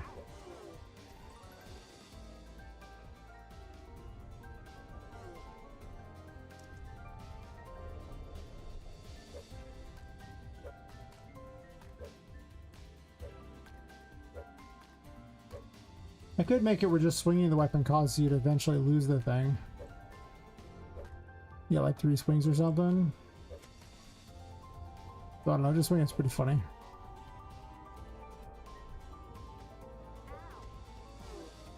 If I had a full studio, each one would have an animation while they were on you, like that, but I don't.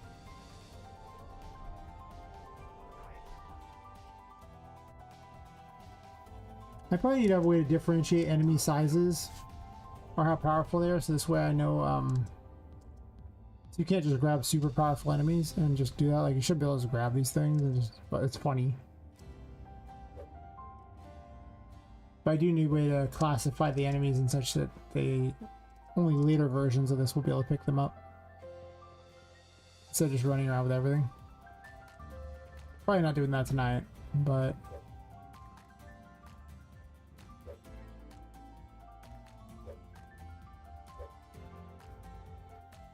I have other things I even wrote here for the other abilities. I wrote so many different things down for their abilities, and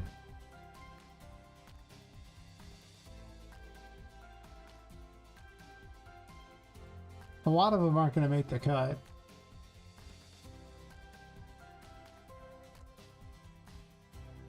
Some are story based. I don't want to show them on screen until I get to that point.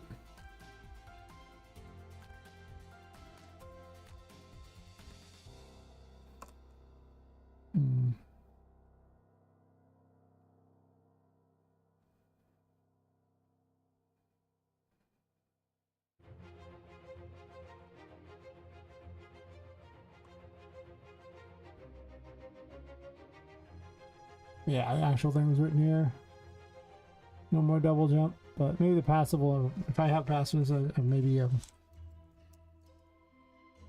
grab ledges. Eh. Not sure if I'm gonna add those or not.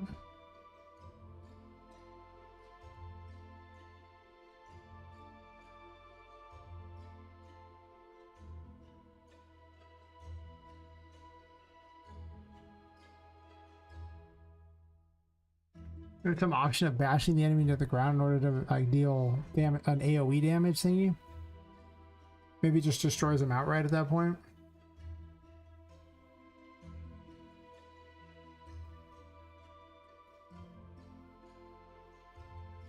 And the option to throw the enemy is the last one.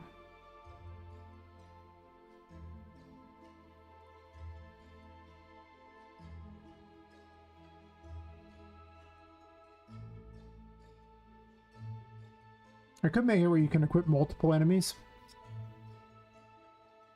Like, you just get more and more months. Feel like a giant, like, you know, barbecue skewer. Be awesome.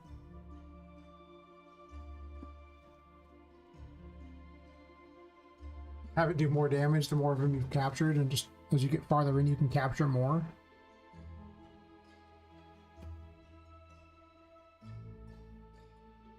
It's not a bad idea. Now that I see how the implementation is panned out.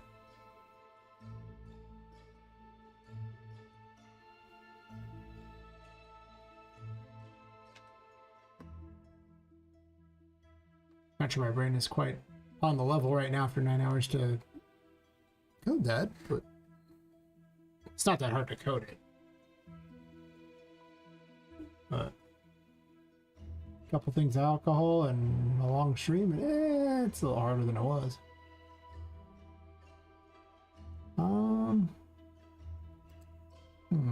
What am I working on then? If not that.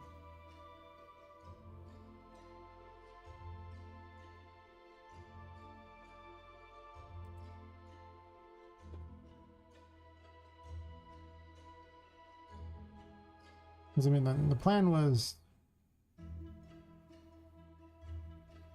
some sort of AoE thing with it, and then some sort of, I don't even know how good the AoE thing would even be. To be fair.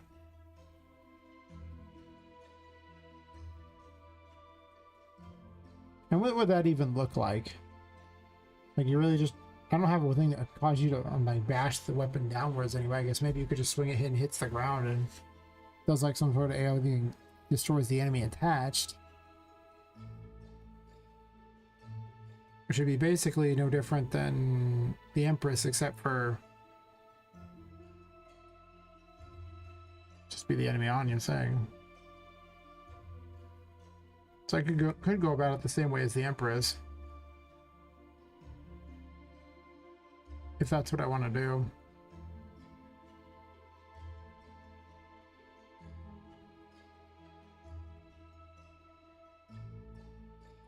You can also launch the enemy like a projectile. The trouble with that is that it's often hard to get the enemy to go the direction you want.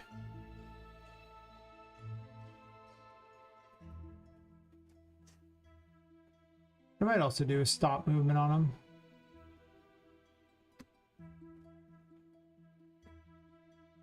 If that's even possible directly from here, it might not be.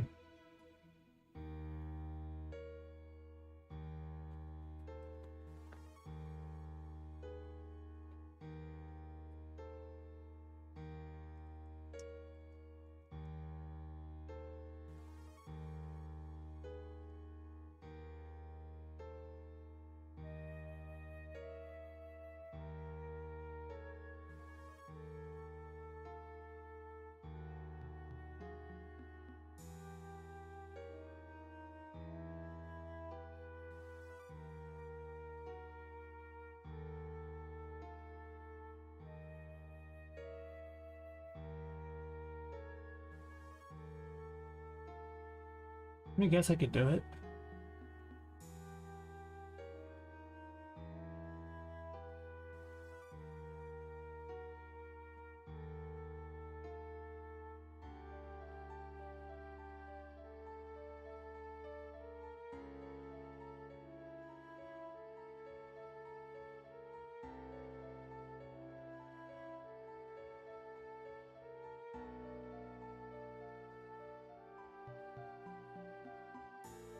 I don't use that one, or I want to use one of the other clones or something.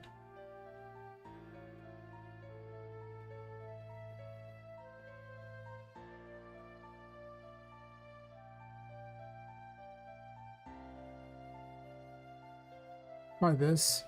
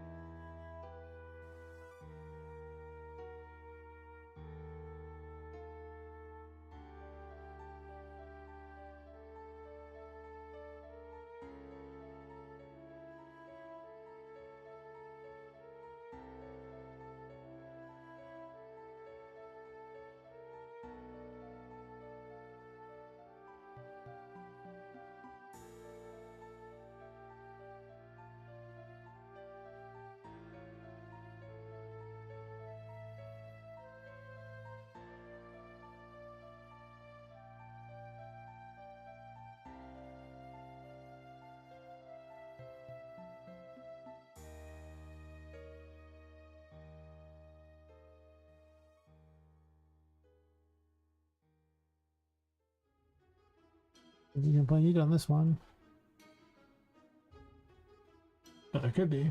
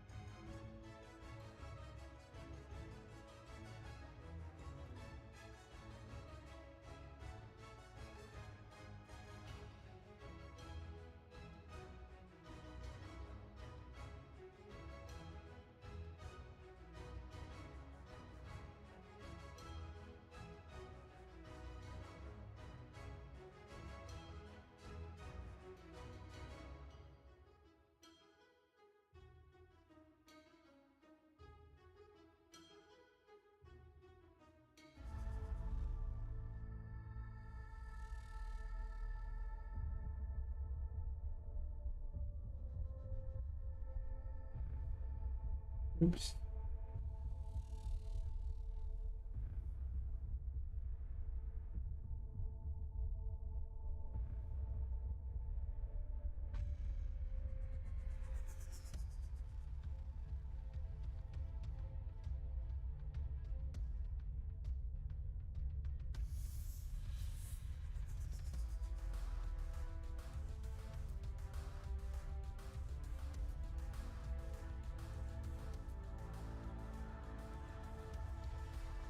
That's what called the enemy bomb, I guess. I'm not sure.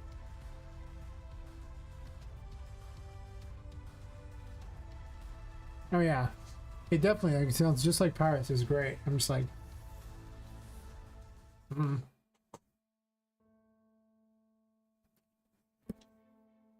Say Dark Fantasy Studio. They got a humble bundle of stuff, couple of them actually, and like everything just sounds a little bit like something you've heard every time.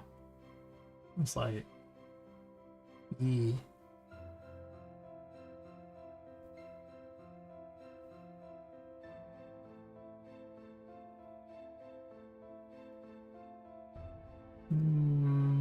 this dancing thing.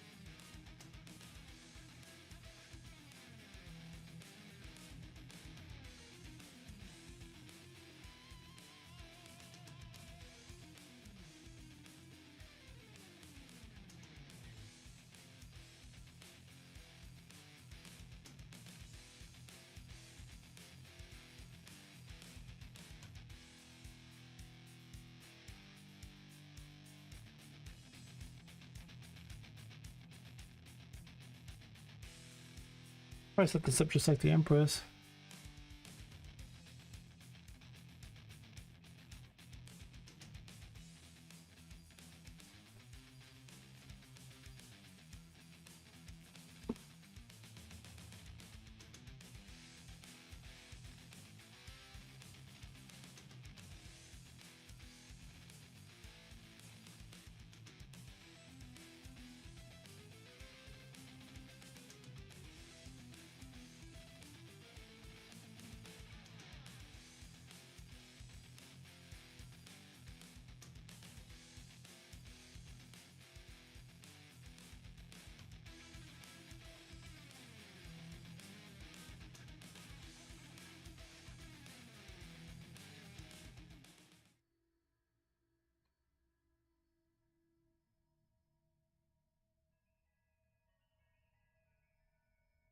Alright, the Empress.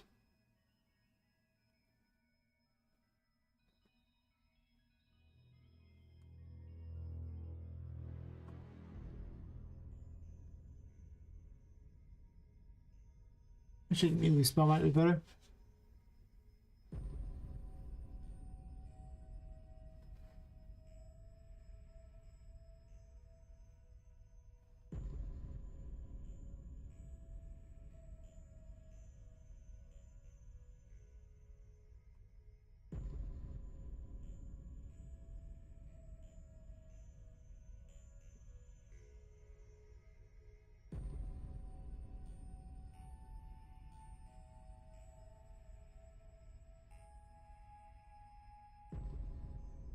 And this sounds like Silent Night.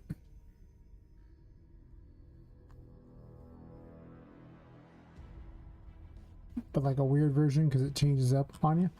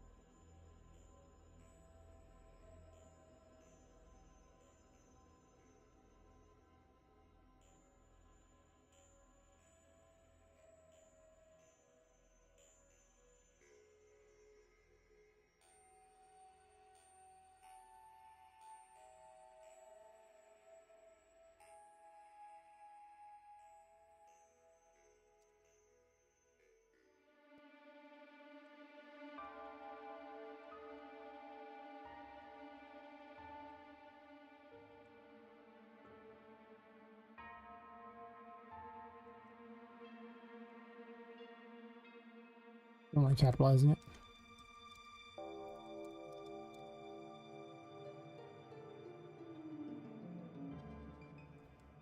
Actually,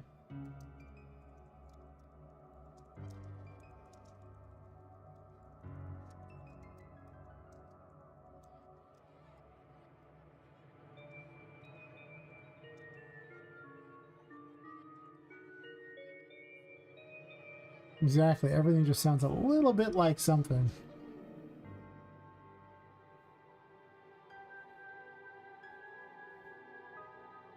By the power of cheap knockoff, I am copyright free.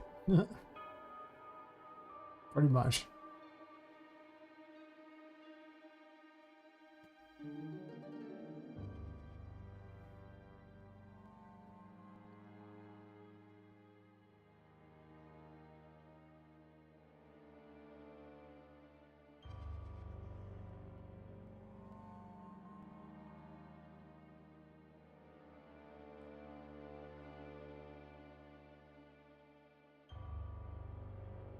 Projectile to spawn.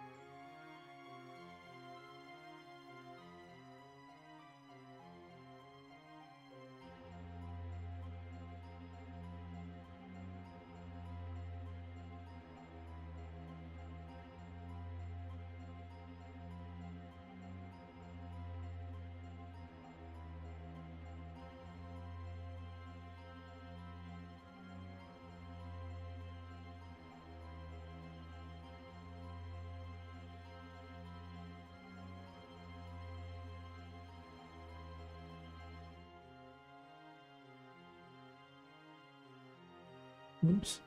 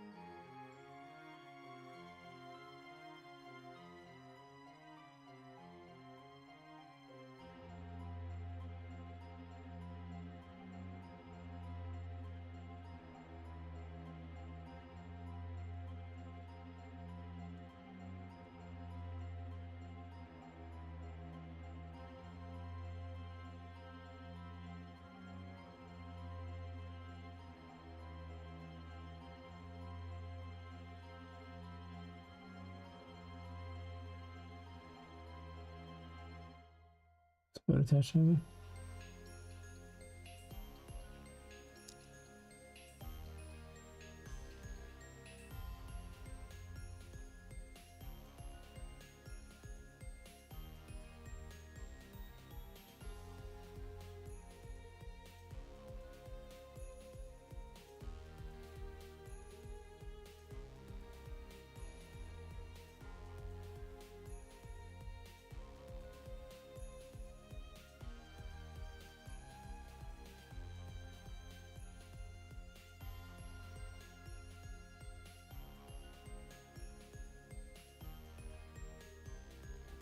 I definitely gotta go to sleep after this. I don't have the day free tomorrow. I have to meet up with someone.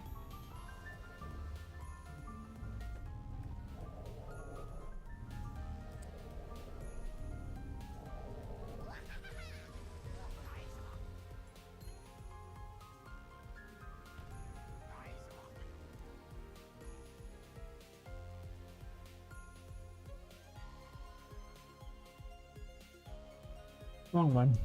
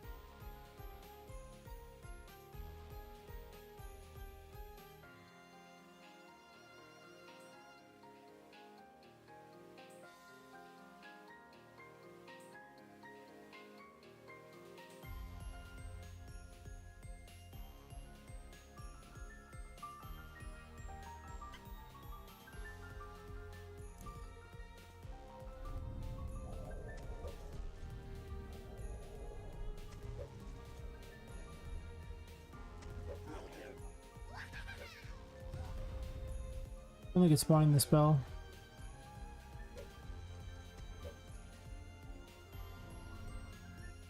Destroys them.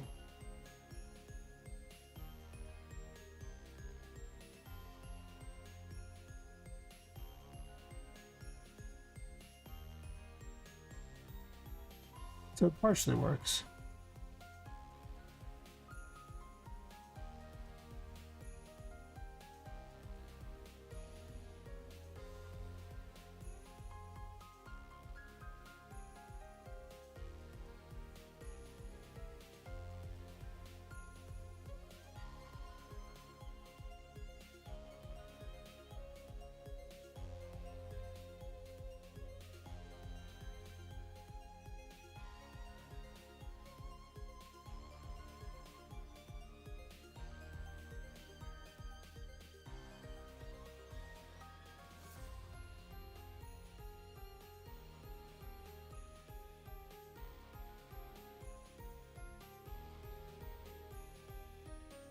I guess that immediately supposed to be a regular spell.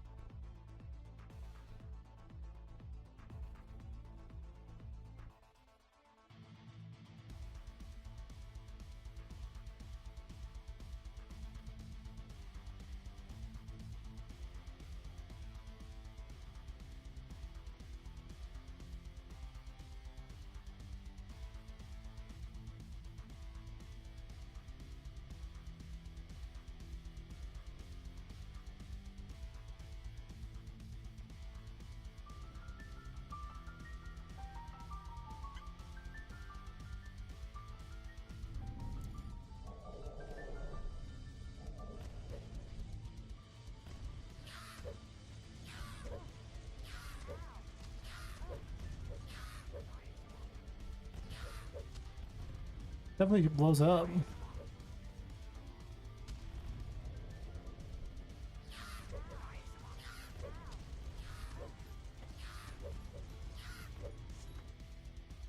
Doesn't hit anything nearby.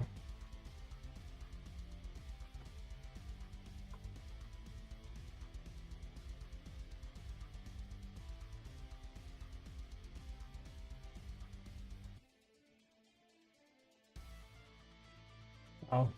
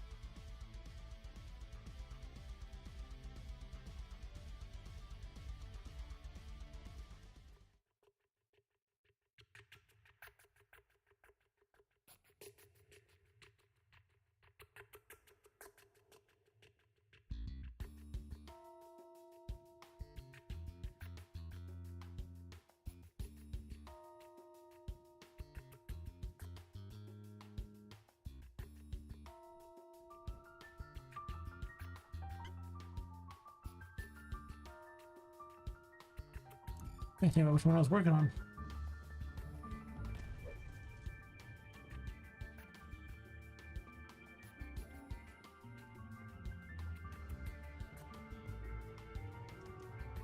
Hey, everyone. Come on, buddy.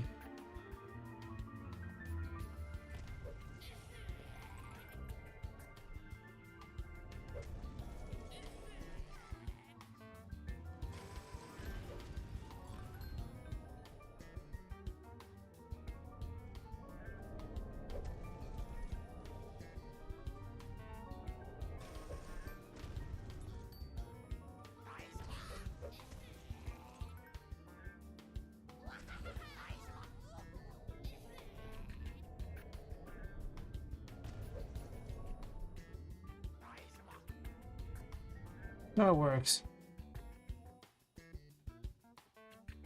Alright. I'm gonna call at that point there. For those who don't know, the game's called Poppet Quest. If you like what you saw, follow, subscribe, join the Discord, wishlisted, or don't. Either way, thanks for watching. I might be back tomorrow. If not, then I'll be back maybe like Sunday or something. I do have to do regular work. I'm told. It's what pays the bills, you know? It happens. So, I buy people on YouTube and Kick, and I'll raid out the Twitch peoples.